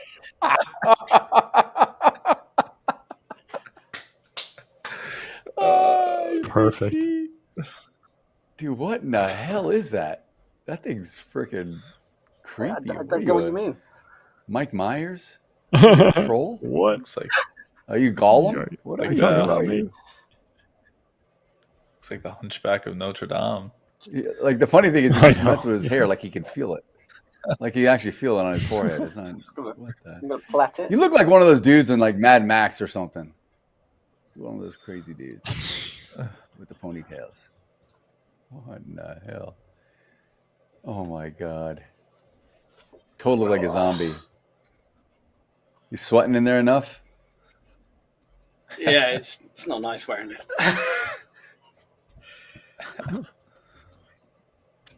What is that thing? What is it? It's just a mask. I don't know, like a Halloween mask. It's just like a weird. Oh yeah. Oh yeah. That's a scary looking thing, dude.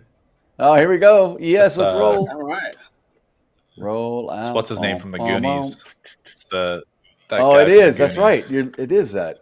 I think you're right. That's exactly right. I knew it would look familiar. It is that guy from the Goonies. What's his name? Jeez.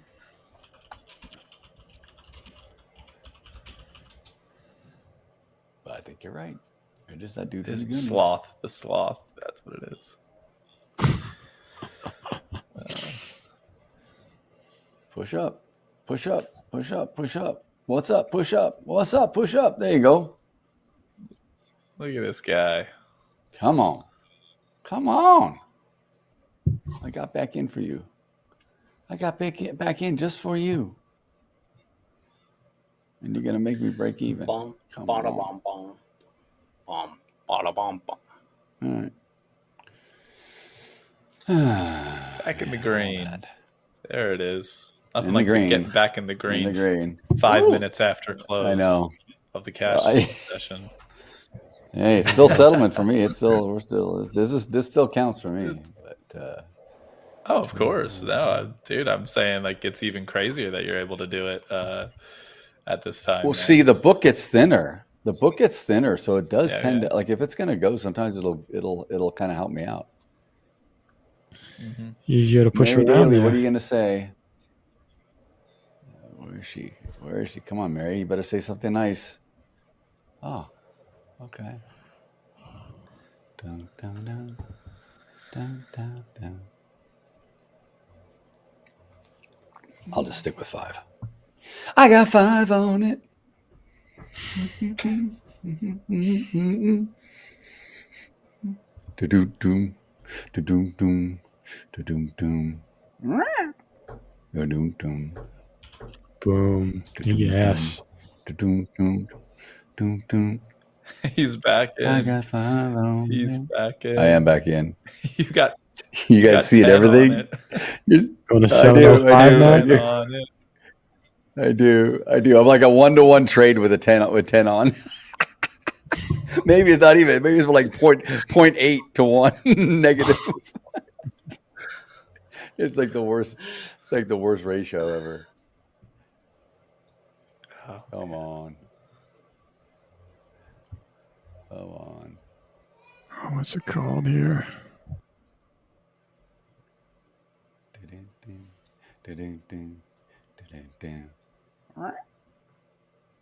Oh, don't do this. Get up. What time are we at? 106. Shouldn't have got greedy, Daryl. Nah, I've been in and out of this. Like this is like my third or fourth entry since we closed. Nah, we're okay. We're okay. We're okay. Yeah, we're okay. Get up. Go. Just keep saying you're okay, and then you'll be okay. That's right. Like I'm just delusional. I feel like it might just. I need Mary to come in and say we foresee for sure a very, very high propensity for 5 more cuts. Boom.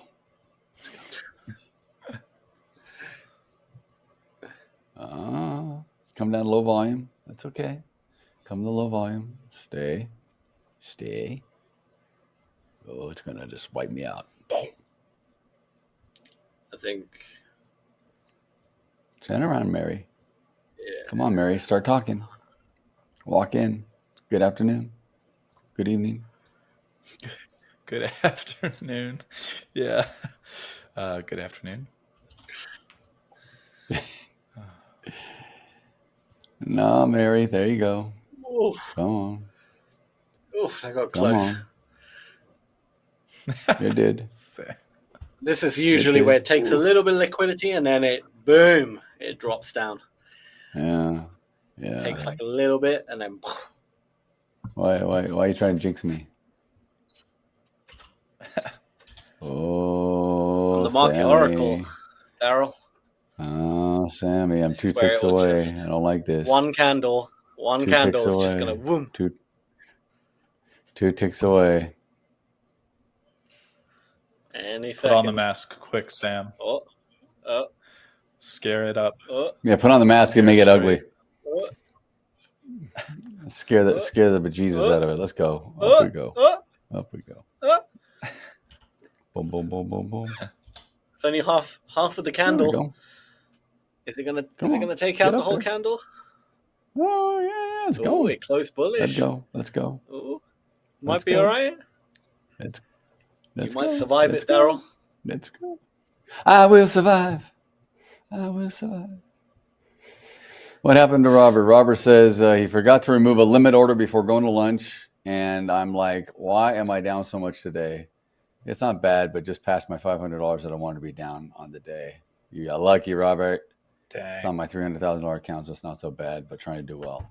Yeah, just remember to check all those. If you leave any open orders, you got to either close them or set a bracket, do something.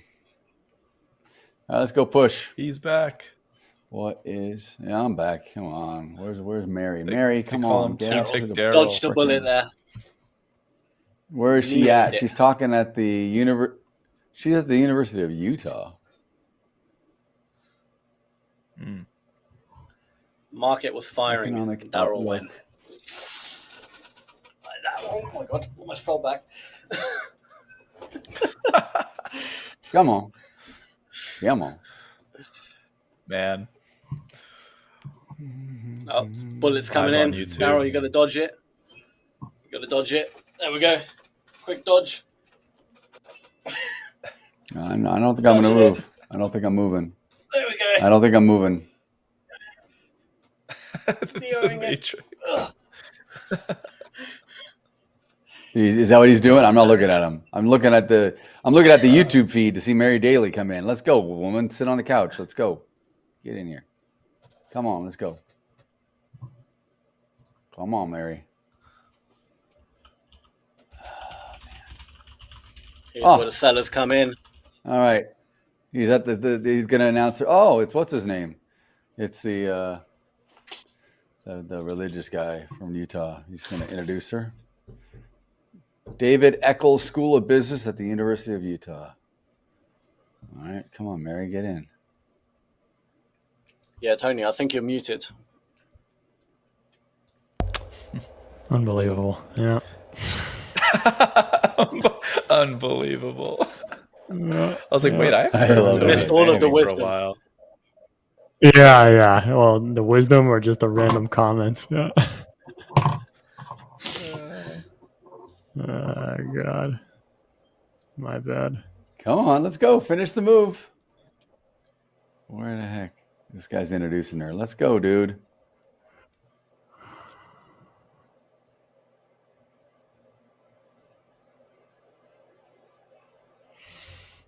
Daryl's long 100 contracts here. He needs $15,000 in this trade. Come on. Yeah, I got 100 long, and I'm trying to make three points, and I'm risking 100. Yeah. That's awesome.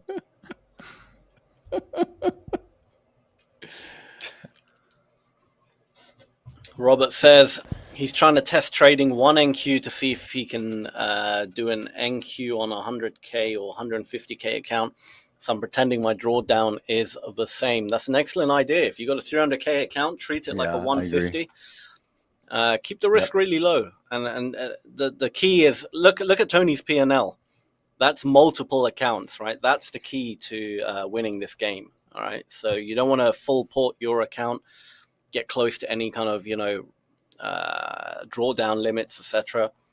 Target, on your 300K, if you can make $1,000 a day on that, either win $1,000 or lose $1,000, one or the other, whichever one comes first, you stick to that. But you have a few other accounts. Beautiful.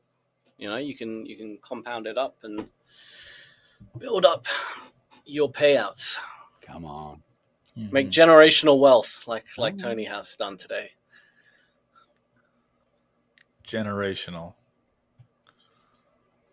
He's muted again. Tony, you're muted. What the? That's all it takes. That's all it takes. Multiple accounts. Yeah. You'll make whatever Sam said. Yeah, that. I'm sorry about that again. Yeah, super sensitive. Good thing we're not trying to get some good recording. Yeah, it literally is. It's very sensitive, which is odd that they just have like a sensitive button that you just mute. So I don't know. Mm-hmm. Yeah, multiple accounts. Exactly what Sam was saying. Because then you'll be on vacation for a week and you'll still get payouts. Why not? Screw it. Exactly.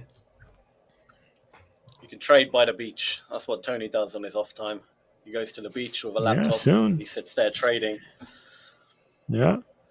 Going to be going down south a little bit, Puerto Rico, in about a week and a half. Renting a house for a week. Taking a bunch of people. Should be good. Very nice. You are, Tony? We'll shoot some content.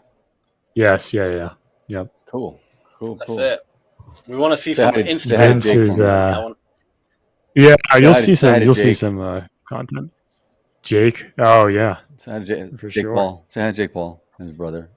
Everyone. All the crypto guys that are down there. We partying with them. All the crypto guys are there, man. They're all there. Yeah. It's crazy, dude. Yep. Vince is still not said if he was going to come with us or not. So we got to see. We got to check about that. Maybe I'll do some sort of masterclass for all the people that are there trading Hola Prime accounts. That'd be cool. We'll be watching the stream for sure. We got to do that ridiculous crap, right? Everybody with a laptop, and then you zoom in on all of them, like they're looking at the charts, and then you turn and you got the nice view of the beach, right? The house on the water, all that. Oh, yeah. This could be you. Yeah. Exactly. You got to do all the man. All the guru influencers. Yeah, I know. And then we get on here and we're like, guys, we aren't the gurus, just like everybody else on YouTube. I'm not trying to sell you anything. I'm not promising extreme gains. Some sort of lifestyle. God dang, get up there, woman. Get a stack The of longest cash, intro put ever. it next to your ear for some reason. I don't know why people do that. All right, but here she yeah, is. You got to do that one. All right. I talk to the Say money. something good. Say The good money afternoon. talk to me. Say good afternoon, Mary. Good afternoon. It's already at our target. Like we said, it was going to 66.99, 6,700. Like it's there. It hit it, right? No, it didn't. No. No, it didn't. Well, that's the session VWAP, 66.99.20. I don't have my take. I don't have my take profit there, dude. I have it at 67.01 quarter. Well, if it blows through the session's VWAP, it's probably going to go through your take profit.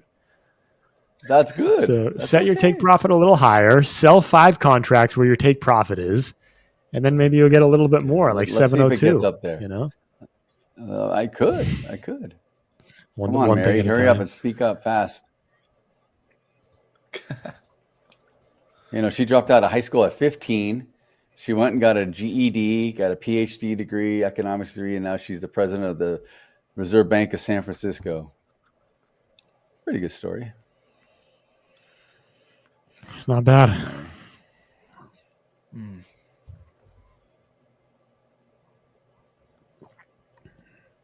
Say something. We got 12 Actually, minutes. Janet Yellen went to the Shut me University off of Massachusetts to speak. This is like 2017. Oh, God. No, this is 2018, I think. And Oh, she God. had like some Oh, she sort of wasn't, weird medical event on stage. wow. It was super weird. Like she Oh, really? Were you there? aspirated and burped. Yeah, I was there. I was in the audience. She just took a wicked long pause, and people were like, "What's?" What the? And then like you heard this like belch sound, and like she almost fell over. And, people run up to the stage. No. Like, oh. Yeah. Oh And she's super tiny, like she's a little old granny. Oh yeah. Oh, she's very small. Yeah. She's very, very small. Mm-hmm. This lady Mary Daly is too. She So- barely can clear the podium, dude. She's like 5 foot tall or something. Yeah. See, Jerome Powell needs to come out. I don't know and be how like, long I'm gonna. We're I don't know how long back I'm gonna onto the hang on to gold this standard. What am I doing? What am I doing? In this? Gold. I'm not doing anything here. Could you imagine? $30,000 gold. I know. Dude. Well, again, like I feel actually, I heard that. That would be I something heard that similar someone was to, like, saying, crypto. something about the debt and the price of gold appreciating again, going through like this like super cycle where all the other commodities haven't really gone through it, but like gold has been singled out. Going back to the COMEX stockpiles, the hoarding by central banks all across the globe, certain certain countries calling back their gold from places like London, places like the US. It's like, what is going on here? And then you have BRICS, whatever the hell they're up to. Yeah. I don't know. Yeah. I don't know. Buy gold. That's all I can say. Yeah. Take your payout money, put it into I gold. don't think the BRICS are sitting on gold. BRICS are sitting on a lot of gold, I would think. Certainly South Africa. Russia, India, China, Brazil. Oh, yeah. Yeah. Yep. Exactly. Actually, I saw another chart on amount of- gold. Speaking of gold. Sorry, go ahead, Paul. It's just some I was going bullcrap. to say the amount of Just go millions ahead. that would probably make if some event like that occurred where it was like gold standard again, the amount of millionaires that would be made probably just like you heard about with crypto stuff, like the amount of millionaires that were made, just average, Joe Schmoes. Yeah. Would be very interesting. But yeah, you go. I want to hear this. I want to see what this chart is. I don't know. Hang on. I gotta figure out where I saw it because it's a cultural thing and I don't want to be off-putting. Hang on. I think it was an Investopedia article. Okay, here we go. I'll start with a question. Do you know what cohort of people, human beings, own the most gold? Yeah. I would India. say probably India. Yeah. So it's actually India, and specifically Indian women. They have accumulated nearly 25,000 tons of gold, making them the biggest private holders of gold in the entire world, actually. Oh, yeah. That's crazy. And I'm not sure if that believe includes it. institutions. I think that's literally just everyday. That may just be people. like it's consumer gold. Yeah, to give us a gift. consumer decorative gold. Yeah, they wear so much. Yeah. Think about it. 25,000 You got a country tons. of what, 1.7 billion or something. Let's say half of it are women. You got. I mean, that's just a lot of people, dude. Not even. Not even. Look at this. The U.S. When is this as of? World Bank, World Gold Council, as of March 31st, 2025. The U.S. owns 8,000 tons of gold. The U.S. stockpiles. Wow. Yep. Indian women have 25,000 tons. Oh wow. Wow. Yeah. That's what I was like. If you were to smelt it all down That is and put it in a bullion, man. insane. Yeah. Wow. Push up. Good for them. Come on, Mary. For real.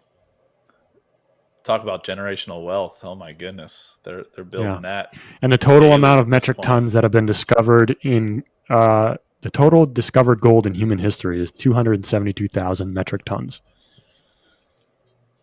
And they own 25,000. Dang. It's great. That's like 10%. That's crazy. You know how much is sitting on the bottom of the ocean out of that? Yeah. There's a lot. Probably a lot. There's a lot, right? Like just sunken galleons and all the stuff of just over the years and centuries of, Well, that's the other thing, right? It goes into like cultures, obviously Indian culture. You know, I'm no one to speak on this, but it's just like Indian culture goes back generations, hundreds of years, thousands of years, you know, so been around for a long time. But also it's part of, you know, cultural traditions, I guess, right? Weddings, receiving gold jewelry, stuff like that, family heirlooms. But also I feel like it comes down to like culture as a whole. And I almost feel like it's kind of tough to say, like, does the US actually have like cultural norms? Like, do we? Because we are like a cultural melting pot of all these different cultures coming together. Is there actually like American culture? what our backgrounds are? Nah. Yeah. I mean, because we all come from different places. So, like we have traditions in this country, but a lot of the traditions really depend on what your family wants to do or what they did, right? You know what I mean? The only like American thing that I feel like I can think of that the world looks at us as is like the country stuff, you know, like put the cowboy hat on, shoot from the hip. That's the only shooting guns, running people over with big trucks. Maybe like the Super Bowl tailgating or some friggin' something crazy like that. Maybe I don't know. Yeah, I don't know, Daryl. I don't think there's enough volume to push it up now. No, she's not doing. I mean, unless she says something. Yeah. No, I'm cutting her Some off. sort of She's delayed algo anyway. Yeah. No, it's delayed. Like she's talking and the stuff's already been printed. Oh, we only got 5 minutes left in the segment. Trying to kill time. We're trying to make it interesting. Time flies when you're having fun. You and I have the Prime Day. Doing this, Mary. There we You go. and I have the Prime Day wrap up, Daryl. Here we go. The Oracle. Oh yeah, is it you and me today? All right. Yeah, I think so. Yeah, we are. It's where the ES punishes you for your greed, Daryl. Gonna humble you. Like the old man got greedy. I gave him $500 and he rejected it. Now I'm gonna take 1,300 from him. That's the way it works. That's exactly how it works, man. You know it. That's exactly what happens too. Told you my risk reward was pathetic. It was like risking 10 to make half a contract. You know, Daryl, I actually kind of did something similarly at between 1 and 1:30. I got long at like 66.94, a couple of contracts during our break.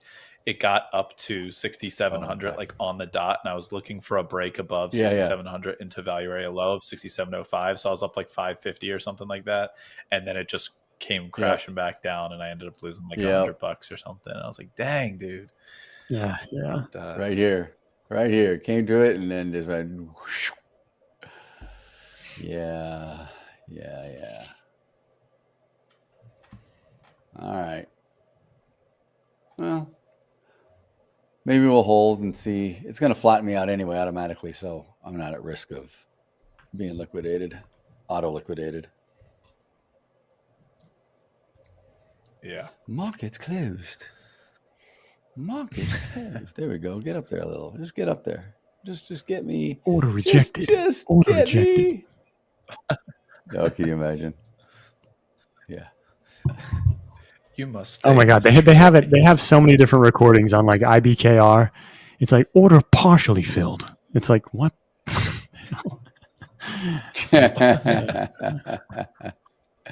Order half semi partially filled. And then I love it when it just like starts happening. What up, Coach Chris? What's up? Yeah, we don't know what's the grade of gold. He's asking like what the carats. You probably don't know that, Tony. Based on that, I think Indian gold is actually very pure as well. I think it's it is. good gold It is as well. very yellow, very they don't gold. mess around. Yep. Yeah, I was gonna say it's probably very very yellow. Highland has a lot. So of at least gold 22 and carat, culture, probably. At least 22. At least 18 anyway. Yeah, for sure. Yeah, no, I mean 18 karat is like obviously it's for more durable stuff like gold chains, stuff like that. You can be wearing every single day. Like 22 is like that really yellow gold, you know. Yeah. I mean, the U.S. has since the Italian mob got killed off, we don't have a lot of gold chains anymore. Sorry, Tony. And then the rappers and their gold teeth. And they don't have what is it called? The bridge, whatever they wear, Grills. Grills. The grill, all the diamond. They do platinum and diamonds and Yep. Because what you have to do is you gotta rob a jewelry store, tell them make me a grill. Dun, dun, dun, dun, dun. You remember that song? Well, actually, I was looking at another report, just like some business report, and they're like, like jewelry stores, like especially specializing in gold jewelry. It's the one business that you could have just put all of your money, all your assets into inventory, not sold a single gold chain, and your return still would have 10x'd over like the last 15 years. So wow, unbelievable some of the returns like from brick and mortar jewelry. Spike it. Order market closed. Come on, just one nice little boop, and then close me out. Is it 18? Oh boy, it's not doing anything. It's not moving. 10. Dude, bookmap's not moving either. What the hell? Didn't know it looked Just gonna pretty. Get up grab an there. extra few $100. All right, close me out. 97 quarter. Chris, I'm red too. Chris, I'm red too. I'm red. The two red boys will be talking. Right. Not too bad. All the back end have to do is literally turn your P&L red. It's pretty much identical to what you had. That's right. No, exactly. Yeah, exactly. Oh my God, it's so close. You're right. Yeah, that's okay. All right. Well, we are done. Shame. I know, Chris, but we had a lot of fun today. We were messing around with a lot of settings and things. All right, guys. To everyone in the chat, if you want to stick around, we're going to take a 5-minute break. Coach Paul and I will be back for the Prime Day wrap-up, and otherwise you will catch all 4 of us bright and early tomorrow morning at the start of the U.S. Open. So all 4 will be back. Yes, sir. So have a good night, Sam and Tony. Take care, and we will catch you guys tomorrow. Thank you. Actually, Sounds we'll good. catch See you Tony then. on early quiet markets too. Tony's on quiet Oh markets. yeah, later actually. on today. Yep. All right, guys. Awesome. Take care. See ya. See you in a bit. Markets are unpredictable, volatile, complex, but your trading journey doesn't have to be. Hola Prime TV is now live. Every trading day, join top coaches as they break down real-time setups, key levels, live trades across Forex, futures, and crypto. From Tokyo's early momentum, to London's open surge, to New York's high volatility action. We decode every move live. Get sharp analysis, clear strategies, and insights that actually make sense. And yeah, we don't just break down charts. We crack a few smiles too. Only on Hola Prime TV. This is more than content. This is infotainment and beyond. Want to learn trading or already a pro but can't risk your money? Enter prop trading, a smart way to monetize your trading skills without risking your own money. Start your journey with Hola Prime. Here's how it works. Buy a small fee trading challenge. Hit the profit target and keep losses under 3% daily and 6% overall. Pass the challenge and get a Hola Prime account. It still has fictitious funds and the risk rules stay the same. But now, no profit targets. And yes, up to 95% of the simulated profits are yours. Wondering, how's that even possible?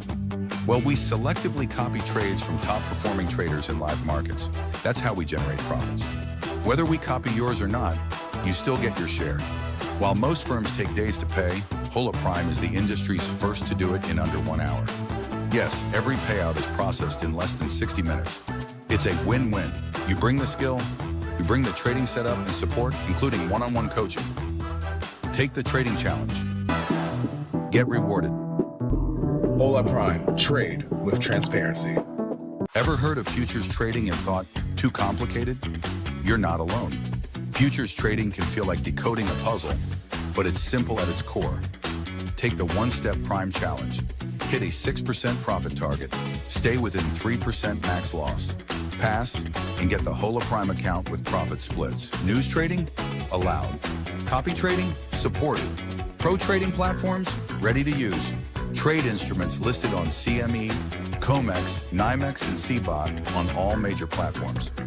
Oh, and did we mention, we're the industry's first with 1 hour payouts.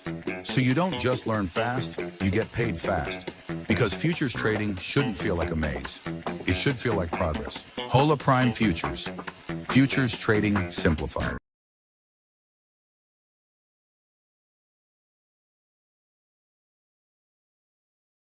Ever heard of futures trading and thought, too complicated? You're not alone. Futures trading can feel like decoding a puzzle, but it's simple at its core. Take the one-step Prime challenge. Hit a 6% profit target. Stay within 3% max loss. Pass and get the Hola Prime account with profit splits. News trading? Allowed. Copy trading? Supported. Pro trading platforms? Ready to use.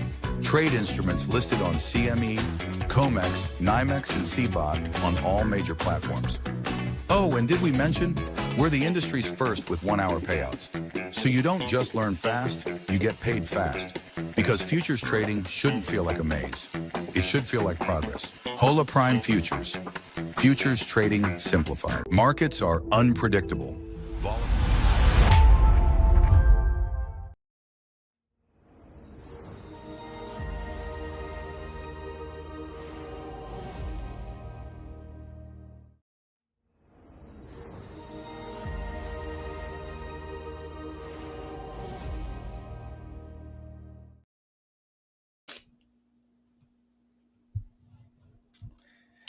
Here we go. Prime Day wrap up. Prime Day wrap up. I don't know if it was a prime day for me, for you, but same. Nonetheless, same. Nonetheless, you know, there was a lot. There's a lot, honestly, that I had to unpack for myself today. It was I am. First of all, I'm beat. I am like tired. I am so tired. I used a lot of brain power today to even get to where I'm at, being down like $750 or whatever. It could have been a way worse day. At least made that good like $600 gold trade close to the end of the day there. But my goodness, it's interesting because I don't feel like I traded bad today. I traded relatively well, but like I mentioned earlier, it was just my entries were unfortunately just there was like some bad timing. Specifically, it was with gold and ES, where, and I know what the solution was. Essentially, I was only giving myself, $2 of room on the gold futures specifically. I was giving myself like a couple $100 of a stop loss a lot of the time. I would enter a trade where I would tell myself, okay, $200 is likely enough of a stop loss here because of this level. If I enter here, that's a relatively okay entry. I can risk down to this level, which should be support, yada, yada. But what was happening was those levels were somewhat, I guess, obvious levels for some of the larger participants to really sweep liquidity and, take me out before the real move occurred. And the solution to all of this, and what I really learned today in such a volatile day for gold and the equity markets in general, was I needed to size down. That was the solution, and I didn't do it for a good part of today. I needed to size down instead of trading a gold mini or two. I needed to get in somewhere around like a half of a mini. I needed to trade the micros to allow myself a little bit of breath, a little bit of room, because the volatility is there, and that's all there is to it. These trades could have been great trades with half the position, giving myself more room to collect a larger move, and that's all there is to it. So humbled today in terms of just understanding, hey, I needed to really understand my position sizing was not true to what I was comfortable with given the volatility, and I need to note that going forward on a day like this to cut that out. So not as bad of a day as it could have been, like I said, but relatively, the account's still fine. I didn't blow up an account or anything. I basically got the account back to break even. This was a new account, actually. I meant to trade my other account, but this is actually a new challenge account that I have, and that I traded like one other day previously, and it's now back to break even with today's P&L, unfortunately. But me too. It's very funny you say that. I'm on the second day of this one too, and I think my balance is 149,714. So I was trying to get it over the 150 just to get back flat, but it is what it is. It is what it is. Yeah. It's a tough day. This is a tough day. If you look in the screen and you see the ES here, the profile, you look at the volume profile, and you look at it now and you go, wow, that is so clean. That's so easy to read. You got very bell-shaped triangle to one point, and then you got a bottom distribution that's just the same, like boom, duh. But, and this is what's so damn hard about it, when you, I'm going to remove this. I'm going to remove the profile too, because I'm going to show how it looks if you were just to not do the profile. Where is it? There we go. All right. So you see it, and then it's just like following it is so much different, because we started out, like I said, we opened up here and we came right off the top, and we went up and we came down, and you're looking at all this, and if you just see it, this movement, this is where it got really tough at the bottom here. All this up and down, up and down. It was really rough. And it makes what you see over on the left side or the right side, which is basically symmetrical to what I just erased. But when it's moving down, like when it's doing this thing and it's coming down hard here, this part here, this leg, it's just like, that's what it was doing. And I kept fading it. And I don't know why I was fading it, because I was like, oh, it's not going to go below 6,700. I just had it in my mind it was going to hold here, and it didn't. And then when it came down, then it just stays below. And when you look back again at the end of the day, everything's like, oh, of course, duh. It seems so much easier now that I see it here. But when you're in the middle of it, it's like you're in the middle of a snowstorm, right? You can't see anything. You don't know what you're what you got. You just get lost. You get turned around. Yeah. Some days like sometimes and the pathing gets a little crazy. hazy sometimes when there's just a lot going on, and you just got to be able to like center yourself, kind of. So what you're saying, it's very tough. I would agree at times, for sure. And it's harder when as coaches. I think it's harder because we got a lot. We're talking and we're looking at different stuff. We're not like, like if I was sitting in my office just trading, like just focus on my trade, probably have a different outcome. Probably definitely would have. I would have had some more breaks. I would have stopped. I would have walked away. Would have came back. But it's different. Sure. Yeah. Sure. It's just different. Sure. And the funny thing is with like, and again, some reflection on my trading day here, being down $750. I had two trades, two larger trades. One, I made like a $450 or something on cattle, and I made $600 on gold. So I made over $1,000 on two trades, and I'm still down the $750. So that goes to show you all of my losses were like between $100 and $200 a piece. So that just shows you how much I cut myself. I just kept cutting myself, and I overtraded. It was a big overtrading day where I was cutting myself up constantly. And then I had a couple of trades that, finally I was getting into the groove of things and catching the wind and behind my back. And, I could log those bigger trades to ease the pain a bit. But this is all on me. Today was on me. It was just this was my first red day in like 2 weeks. And a good reflection day for sure. Which is great though. Which is great because you're going to get the red days, and if you can go that long without one, that's really, really good, and that shows the consistency that you need to have. So that's very good. Yeah, just I'm just watching the ES here as it kind of creeps back into the 6,700. Maybe it'll settle out before we take the 1 hour break before Asia opens up. But look, it came down.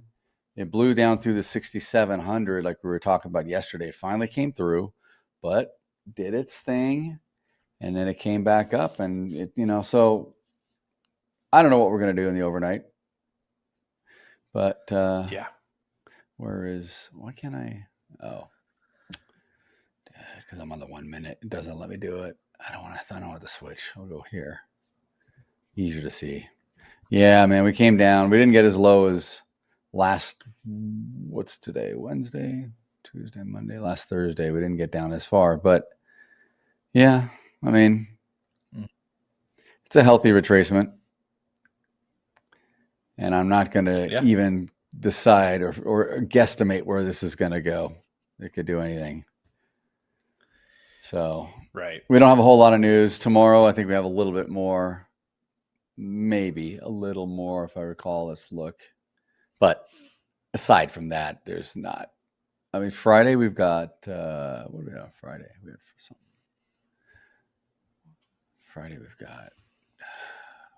I will say real quick, based on like generally speaking, like core PC. When I'm looking at the distributions for the last 2, 4. Sorry, I'm looking at my other screen here. 2, 4, 6, 8 days. So almost 2 weeks of distributions on the days.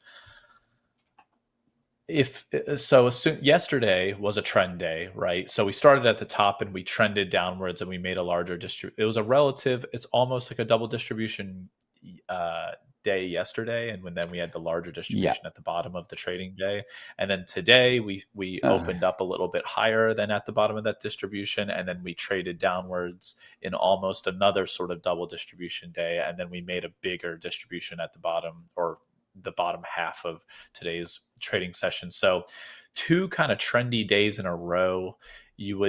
I feel like the general bias that I will have without knowing the overnight, like right now, my general bias would be somewhat bearish because of these 2 trend days.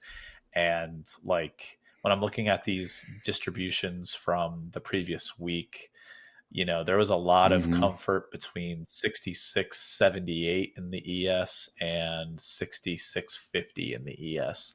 So I don't know, maybe do we we closed up at we basically closed up here at 6,700. So maybe we can rotate through the distribution and then try to get down to 6,650 at some point if we were looking to do another kind of bearish trend day of sorts. I mean, and let's be real, like 50 points in the ES compared to what we've seen in the last, few years isn't anything, too crazy or what have you. No way, not at all. Not at all. Even 125 points would be acceptable on a day. Yeah, exactly. If it was to roll either way, 125 points would be totally fine. Yeah. No, I was just circling the little double distributions just to show like you're talking. Good. Yeah, I mean, and we made the all-time high in a US session on Monday. So what is I so badly would love, just part of me wants to see it come back into here. Maybe not get to all-time highs again, but just kind of get up into here. But we may be done. The fact that this could end up coming back and be something. The fact that we missed retesting yesterday's all-time high in the morning by one tick and we sold off. Yeah. Is I know. I mean, that's like really like sellers really stood their ground that badly. They did not let even one tick or a couple ticks to retest that puppy and then roll over. Nope. And then even today, we one ticked the overnight. We didn't retest the overnight by one tick. Again, we missed it by one tick.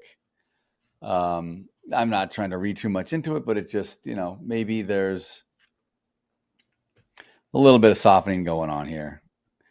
Or sellers stepping in when they want to. So, yeah, there were some, Google, for example, today down $4.50, almost 2% on the day. So some larger, there's a couple of larger names that lost a decent bit. You've got, Palantir down 1.6%.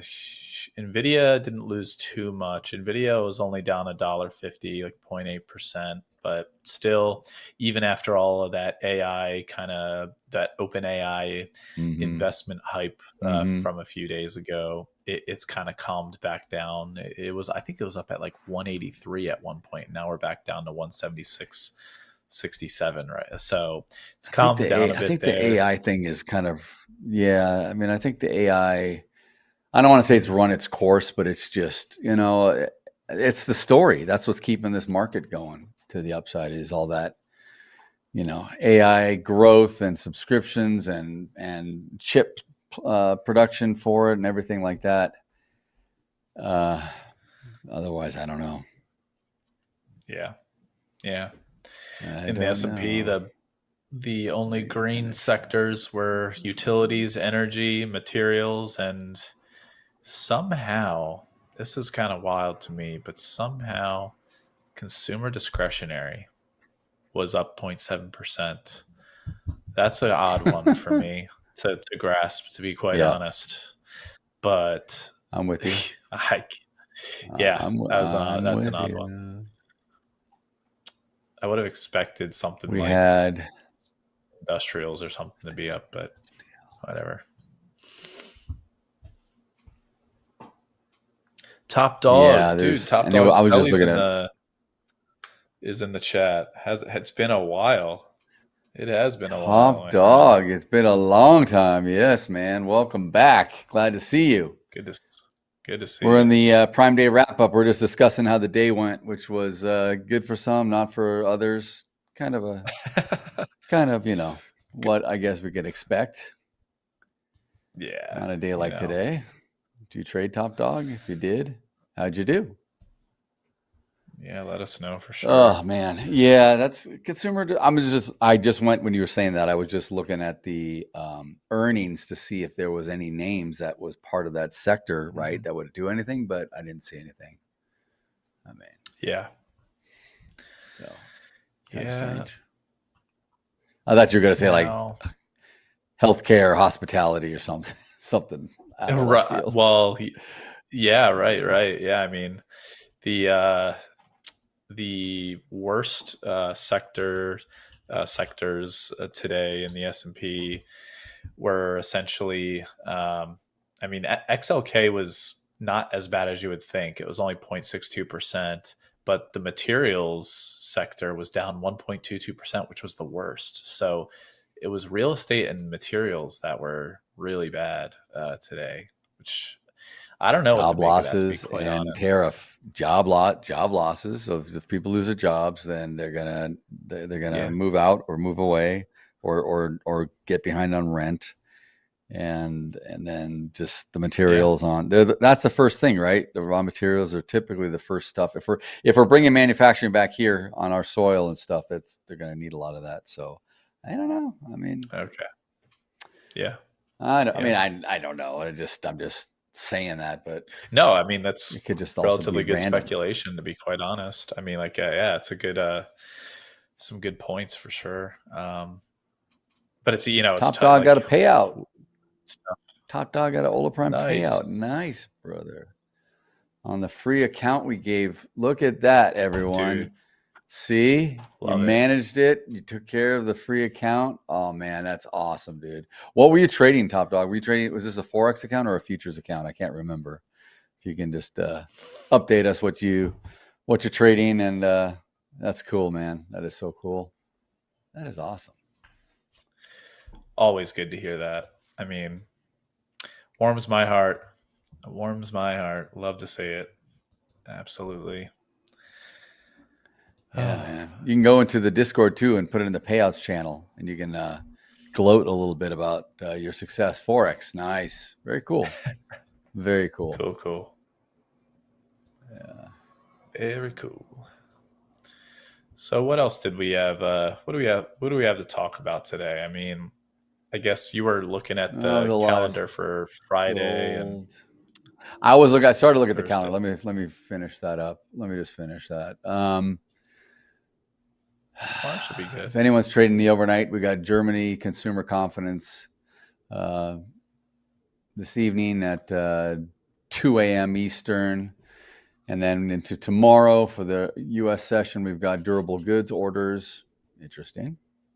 So that could be maybe the front running that. Durable goods orders month over month. And GDP growth quarter over quarter.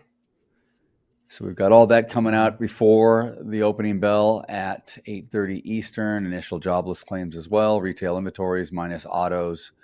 Wholesale inventories month over month. So all that's coming out 5:30 Pacific, 8:30 Eastern. Then we got some more Fed heads talking. We got existing home sales at 10 o'clock a.m. Eastern. And that's probably it. Really, besides, there's a lot of Fed heads, man. More Mary Daly talking tomorrow, more Bowman, more Williams, Goolsby earlier too. A lot of these guys are talking like. So there's, I don't know if there's enough new data that'll change what they say and how that'll affect the market, but that's what's going on tomorrow. And then of course Friday we've got core PCE, personal spending, and personal income. That would be something to keep an eye on. But tomorrow, we're starting to ramp up a little bit as we get into Friday. And then the slew of comments that are coming out from Fed's Daily is ridiculous. I mean, I know. On a tear. He's been on a tear for the last 15 or 20 minutes. But kind of going into basically talking about the labor market not being weak, and it's hard to say if further rate cuts will come now or later even this year. And then talking about inflation, excluding tariffs, is 2.5% or so. All this stuff making a lot of headlines here, but I'm kind of interested in these unemployment claims for tomorrow morning. I think as many traders are going to be at 8:30. We'll see how the market takes those unemployment claims. I mean, it's not expected to move much, but again, like we say, if it's off by a ton, if you're instead of 233 expected, it's 150, then maybe we'll see some massive move. Yeah. But your XRP's up 4.25% in the last 24 hours, almost back up to $3. Interesting. It's crazy. Interesting. Pretty hilarious. Yeah, I'm just looking across the spectrum of all my little things I look at here, but yeah, that's probably it on the docket. I mean, we were looking at a lot of stuff today. We were looking at gold, we were looking at silver, we were looking at cattle, of course, like we always do, and the Nasdaq and the ES and the Dow, and so yeah, I mean, indices had a sell off of a little bit today. I don't know what the Dow did. I think the Dow did, but I know for a fact. Yeah. The NQ and did they all three? Yeah. Okay. Oh yeah.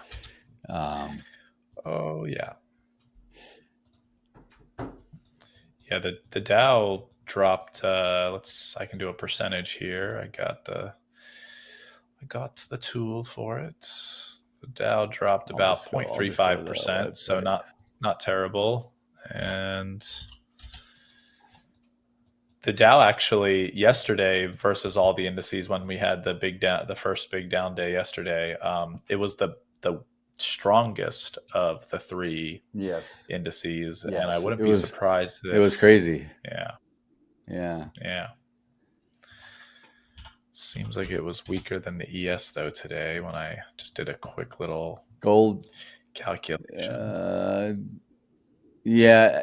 Well, this is not the futures, but the S&P, like the S&P 500 was down 0.28%. The Dow was down 0.37%, Nasdaq 0.33%, and gold was down 1.24%. So gold definitely had a profit-taking experience today. Oh, yeah. Which, again, doesn't surprise me. I mean, Yeah, dude. It's so funny. Like a month ago, we were talking about, man, it needs to break out of this $3,300 to $3,500 range that we've been in for 5 months, and then it breaks out to $3,800. Yeah. Like it's just what a run! What an absolute run, man! What a run! Yeah. All those people that bought gold bullion at Costco like a year ago for $2,200 or whatever it was, man, they're loving themselves now. Yeah, for sure. I know. All right, so what did Bitcoin? I don't think we're going to settle at above 6,700 here. 2 minutes left. It's just pulling back a little. A lot of volume going off. I'm listening to it in my ear, but it's going down. Yeah. It's going. It was so close to 6,700. I thought we were going to finish off right above, but it's okay. It's just doesn't matter. Top Dog says he and his wife both got payouts from us. She's Rude Girl. She goes by Rude Girl. Oh, that's cool, man. That is really that is friggin' awesome, man. Both you guys, that is so cool. That's awesome, man. I love hearing that. Congrats to both of you. Dude. Very, very cool. Congrats. Very awesome. Of Rude Girl, I do remember Rude Girl on the stream. I do remember that, actually. Yeah, I do. Yeah. Mm-hmm. Very cool. All right, so we... now, what else do we got here? Bitcoin was up to 113,000 something here today. Yes. So 113,537. Dang. Yeah, still right around there. Yeah, it came back, recovered nicely. Looked like it was going down below 110, but came back nicely. But it's so unpredictable. I wouldn't touch it. I can't trade that stuff. Like just dude, you know what I mean? I tried trading Bitcoin on a quiet market session, actually, with very low risk micro Bitcoin with Tiger. And I mean, the spreads are insane. I mean, we're looking at 5-tick spreads. Even on the micro. Okay, so, I know. On the micro, the micro is all that exists with Bitcoin. Like you can't even do a mini. I know it does. I don't think anymore. No, you can't. No, you can't. You need too much. Yeah, They won't do it. They won't do it. They won't extend the margin for a mini. Right. and forget a full contract. So that won't happen. But yeah. It was crazy. I mean, it was a losing trade. My first Bitcoin trade was a loser, but it was like small risk. So I wasn't putting really anything on it. The point was to just understand, like, okay, how is this thing going to move? When you do get into something, how am I going to expect this to move in like in a liquid session? And boy, did it move. It just was gapping everywhere. I mean, the candles didn't even like overlap each other at points. It was pretty hilarious. So that's sweet, man. Yeah. Maybe one day you'll catch me trade micro Bitcoin in like the regular trading hour session. Maybe one day you guys will all get the benefits of watching me get into some crazy Bitcoin trade with a ton of volume, like actually being traded through the market and whatnot. I mean, I think we could do it. We could probably do anything for a real short trade or something, right? Like it, you don't want to ruin an account over it, but to just kind of get in and hopefully you make a little bit on it and you get out and say, hey, but I don't know. Yeah. What's the volume like on it? Is it decent?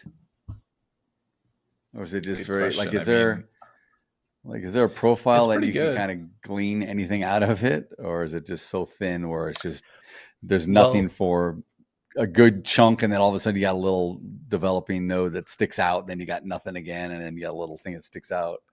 I should look at it. What's the symbol? It's M is in Mary, BT. So, but I will say I haven't looked at the volume profile of it, to be quite honest. I would be interested myself, but the volume is decent. Man. Like today there was 41,000 contracts traded. So not bad. Like not the worst. It's not bad. Let's see what the profile looks like. 630. Dude, pretty decent. I mean, it's pretty bell-shaped, but you've got some low volume areas. But it would be so hard. Like, oh my God, dude, what? I don't know. I wonder if I could use volume profile as on this kind of stuff. I mean, I certainly could here. I'll tell you right here where it comes down, where it retests this little low, right? It retests this low when it came down here. I guess. I mean, if I had the balls to hold it, I suppose, like, I wouldn't know. If it was the ES and it did this and it came up and it came back down to this area, I would probably maybe want to get long. But with the Bitcoin, I don't even know what the behavior is like. Was it just going to roll? But it's showing that it's supporting some of this. I don't know. Yeah, very interesting. Yeah. I definitely want to make my own TPO charts and take a gander into it at some point. See if, like you're saying, if it's manageable. What's the price per tick? $10, is it? Or is it? So every tick is like 5. This is micro. It's probably 5. Yeah. So I think every tick is 5 points, like in terms of like but I don't know what the dollar value is. I believe. Let me double check. Future. No, you're right. Every tick is 5 points. You're right. Every tick is 5 points, like 113,570. Then it goes 113,575. Yeah. So that's 50 cents per tick.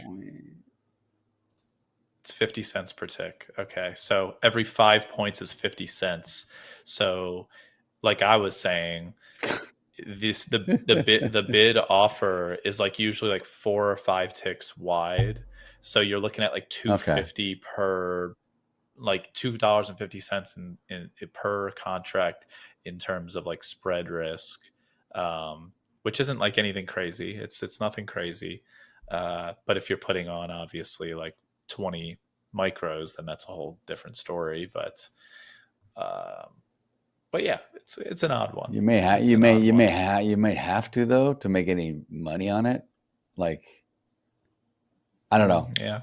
The range is pretty. What's this? Oh, yeah. What's this range? This is like 12, 11. So it came all the way down to like 112,880, I want to say, or 900. Let's call it 112,900, all the way up to 114. So $1,000, $1,100, $1,200 range. I was going to say it can move 700 points. It can move 700 points in an hour, like easy. It's kind of but like 700 points. 700 points is only 140 ticks, which is $70 in actual value. So like you're saying, like to make some decent money, you're going to have to put on you're going to have to put on more than like one micro, generally speaking. But if you're just trying to dabble in it and learn it, putting in the one micro isn't a bad idea, you know, to just dabble it. But yeah. This like my feeder cattle. This move, this is from 7:24 my time, 7:24 to 7:58. Okay, so we'll call it a 30-minute move. This is a 30-minute move, and this went from 113 to 115 to frickin', dude, this is over this is $950 in 30 minutes, like you said. That's, you know, that's crazy. The rest of the moves weren't that direct. You know, you had a little bit of obviously rotations coming down on these, but that's yeah, man. Yeah. Ah, wow. We'll do it. We're gonna trade it one day. We're gonna trade it one of these days. Like, maybe during. He sold. It done. Yeah. No, I mean, maybe we'll cool. do like a trading challenge. We'll have like we'll have a trading challenge where we only trade Bitcoin for the afternoon session or something, and make it something like that. I don't know. We'll figure it out. We'll figure it out. You can also trade Ether. I mean, I do think volume. There is Ether. Yeah, there is Ether. Micro Ether. Yeah, I saw that. Yeah, man. Interesting. What else? I don't know. We got some people with us. We still got about 10 people here hanging out. You guys got any questions for us, for Paul and I? We can talk about anything. Yeah. We can answer trading questions here too. Whatever you'd like to know. If you want to know what we're thinking about going into tomorrow on anything in particular, or Asian session in an hour, or what have you. Yeah, we could talk about anything. Yeah, definitely. Friday with the PCE, core PCE index, price index. Yeah, that's what are really going to. That's what I'm saying. That's what I'm thinking. They're going to be looking for that, but also like with the durable goods orders. I don't know if it'll have too much meaning, but I'm personally interested in the durable goods orders. I am interested in that they're expected like the. Oh yeah. So the previous reading was like negative 2.8%, and it's expected to be negative 0.3%. So up like 2.5% month over month, which is nothing to scoff at necessarily. So no, that's correct. Exactly. Right. Yeah. No, I mean, tomorrow, I think we may have another day like today, unfortunately, or not. But yeah, I'm just going to be a lot more patient. I mean, like I said, I caught my first trade was so good. If I had just taken one trade and be done with it. I was talking about this. Coach Sam and I were in the Ask the Expert, so we did have some questions from the chat, and they were like, we were answering something about making a transition. Like, how do we know when trading started to feel like a business for us?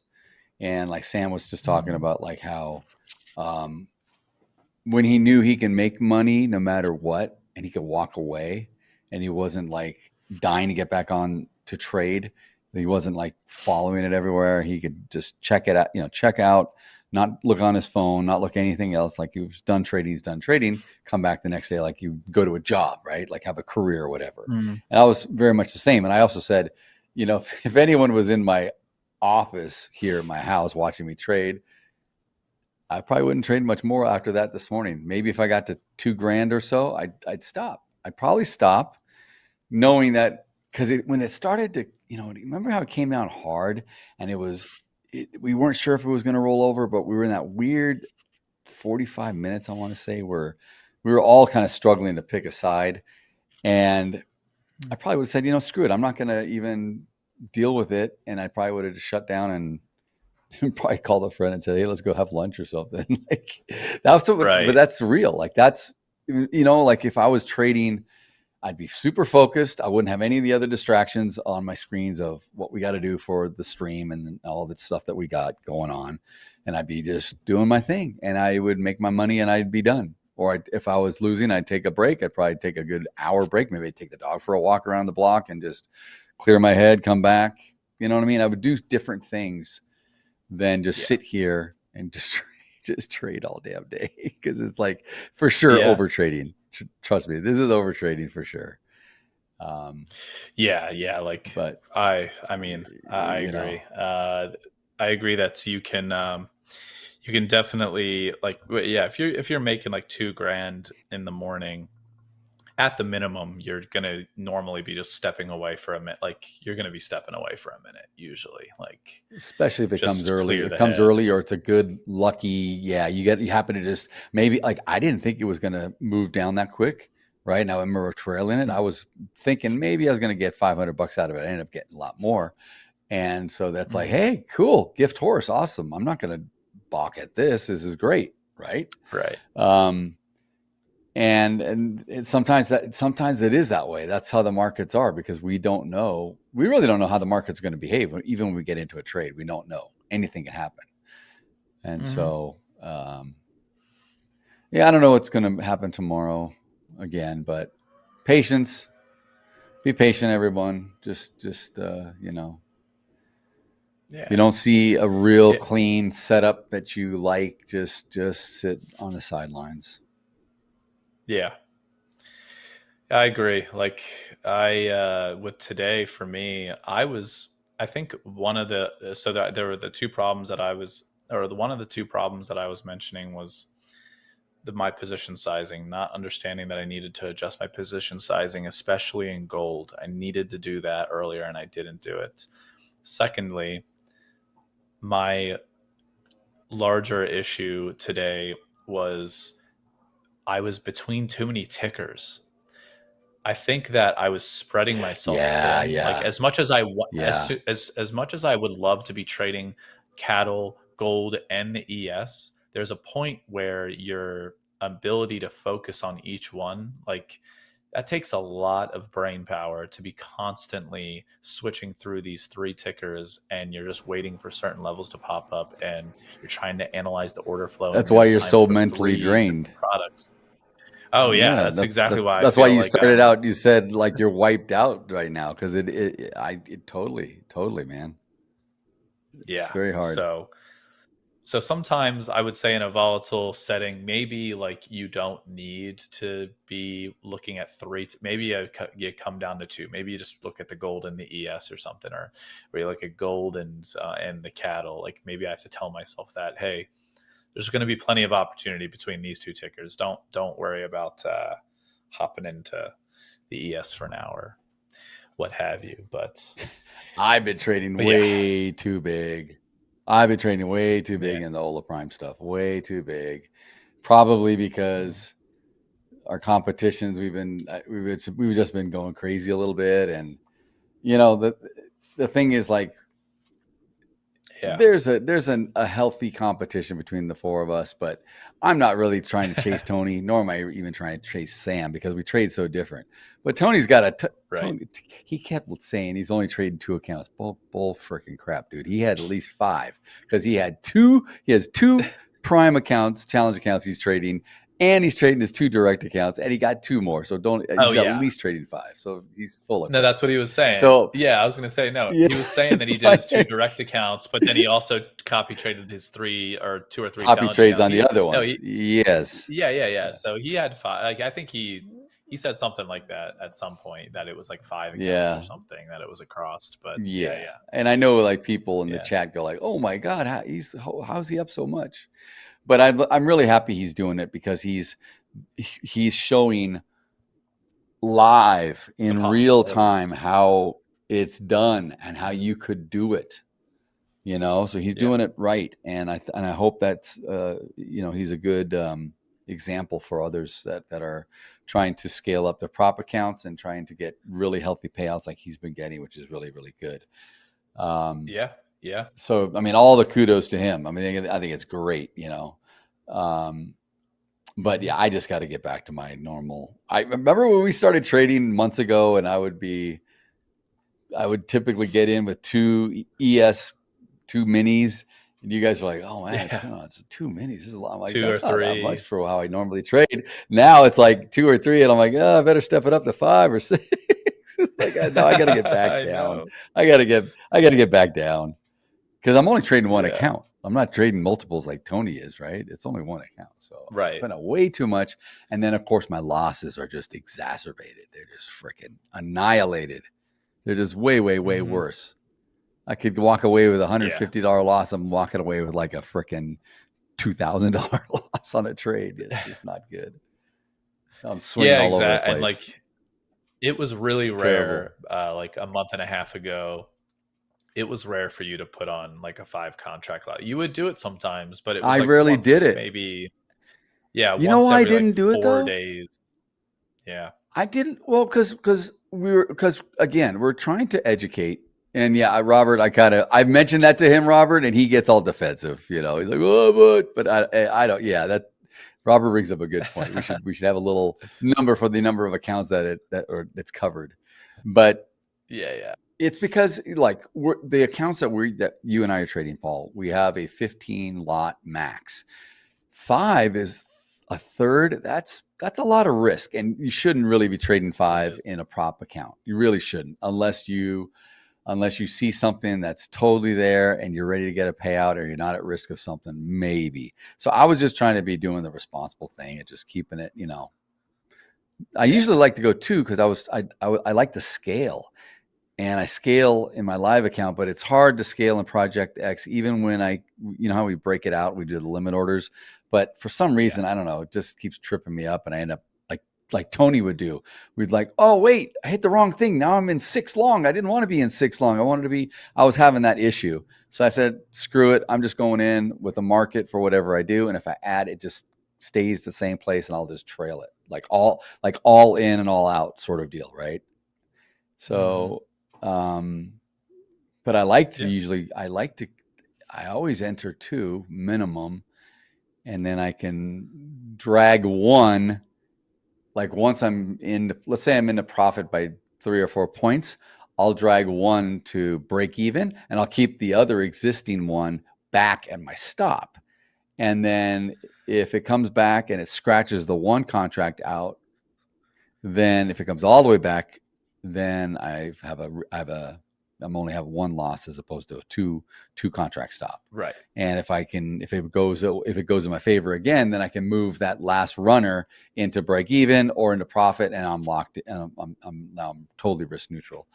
So I like to trade like that, and I was trying to do that in Project X. It just doesn't. It doesn't work. It's just clunkier for me, and it takes at least too hard for me to deal with. Yeah, and I'm like, screw it, I'm not going to do it. So I'm just doing what I do, but still too much size. It's too much size for what I have. I mean, I only have we only have a 3% drawdown, so it's like $4,500. So if I had a $4,500 account, I wouldn't even be trading a mini. I wouldn't trade a mini. I wouldn't trade a mini. Like in my cash accounts, I don't trade a mini unless I have at least 10 grand for each mini I want to put on, at least. Yeah. Sometimes even 15. I just keep it really conservative. If you had $4,500 in an account, and you were to lose 1%, that's $45. So like a micro, Right. if you're looking to like try and minimize like losses to like 1% a day or something, dude, you're looking at literally trading one micro in that One micro, like, which 15 ticks, or right, or no, so no, not 15 ticks. Like no, like $45. Oh, wait, talking what's a about for the micro? ES? $1.50 a tick in the ES, MES, it'd be $1.50, $5 whatever it is. for every point.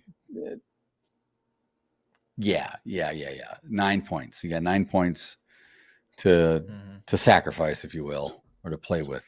Yeah, on the loss column. 36 ticks. Not that like it's just funny because like, you know, obviously if you were to only play one micro in a challenge account, like a 150K challenge, it's going to take you forever to try and beat that challenge account. So you're not going to do that, obviously. No. But you're not going to blow it, to put it into and you could test a lot of stuff. Right.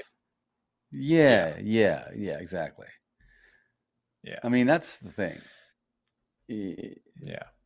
But if you're learning, if you're really starting out and you haven't been consistent or profitable anyway, chances are if you were to get lucky or to have a good streak and pass the one-step challenge account, if you don't know what you're doing, you're going to probably blow that funded account. There's chances are very, very high you will, because you're not trading with edge or, you know, some sort of structure that you've kind of vetted and you've proven to yourself. So you're going to maybe just kind of try a bunch of different things. You'll have some good days, you'll have some bad days. Hopefully you have more good days, but you may end up eventually drawing down and blowing that thing. And so you're back. So I know everyone wants to get the funded, but if you don't know how to make money, it's kind of what's the point in the beginning? You're just going to be throwing money out there. So take your time. It's like you said, spend the money. Like today, we still have a sale, guys. And I know we got like 5-6 minutes left. We still have a 70% off massive discount for probably till the end of today anyway. It's a 24-hour deal. It's back up on the screen. 70% off on futures challenge accounts, 60% on Forex challenge accounts, and 20% off on direct accounts. So you can get like 3 futures accounts for the price of 1. And man, then you can play around. You can test some stuff. You can have 3 different accounts. You can trade micros. You can be testing different strategies on all 3 of them. So you're forward testing instead of back testing. You're actually trading live in the market. And you may want to try trading very similar. You don't have to do totally drastic different styles, but you could try testing maybe different stop loss distances, or maybe different size, or maybe you want to try scaling in and scaling out, or scaling in and flatten all out. Whatever you want to do, it's a great way to do it. And by doing micros, you're not really going to blow any of them. So you can have 3, you can do them all together. You can really accelerate your learning very, very quickly. So I would encourage you, if you guys have the means or you've been thinking about maybe purchasing an account, you got the chance to get at least 2 for the price of 1. It's like a BOGO, buy one, get one almost, like, so you could do it. So take advantage.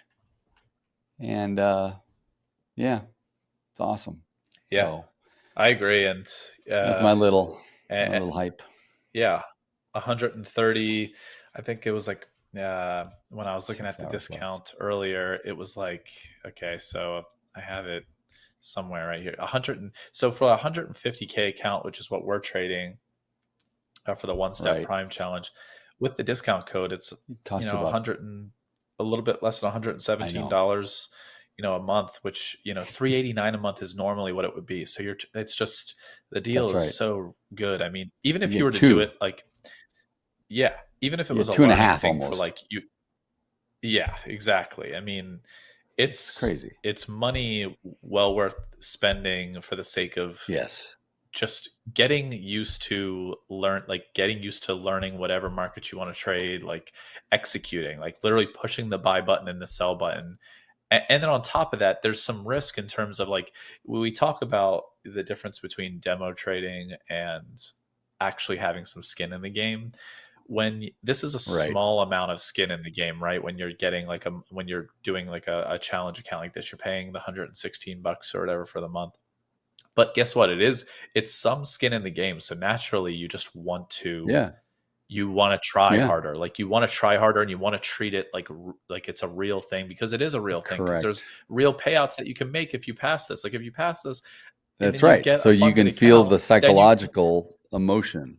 Yes, exactly. You So get all that, just which is so important for growing. Yeah, it seems like a small price, and but it's generally speaking, your brain is going to be in that same kind of state where you're going to understand what your emotions are like when you're in a trade and there is a little bit of risk on the table, especially with, I'm sure many of us, like most of us traders, we have expectations for ourselves. So when you have a little bit of skin in the game and there's an expectation for yourself to do well, you're really going to see how you react in real time to a lot of these markets. You're going to learn a lot, etc., like we always say. So it's a great deal. Great stuff. Robert calculated $116.70 for a $150 one-step challenge account, and you can trade up to 15 minis. I mean, you got some size there, right? You got $4,500 to trade with, and you don't have to blow it. There's nothing that says you have to. You can keep it forever,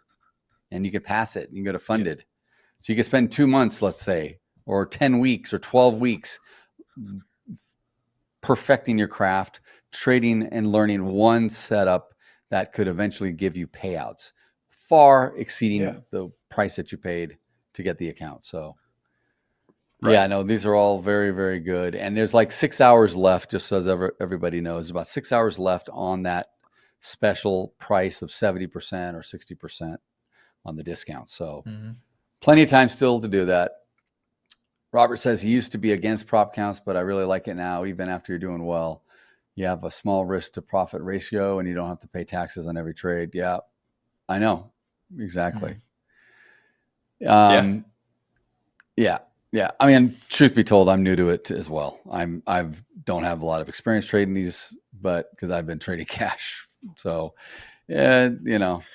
I'm trying to pass them. I'm struggling on a few. I've been blowing some accounts too. It's just because it's so different than trading cash. And I'm like, whoa, I'm like, I blew that? Like what? I'm used to more leeway and stuff. It's just like, man.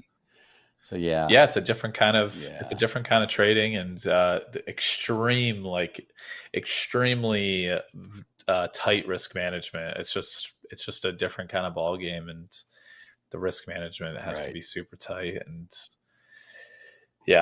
but great opportunities regardless. Those are good habits to form. They're really good habits. Yes, they're good habits to form. And you can get in the chat, you can share your results, you can get in Discord, you can share your results. A lot of guys I see every day, they're in like they're not only in the lounge, but they're in like the chart, the chart talk, and they're putting up screenshots of what they've done, and they're getting help from other people. Everyone's very helpful.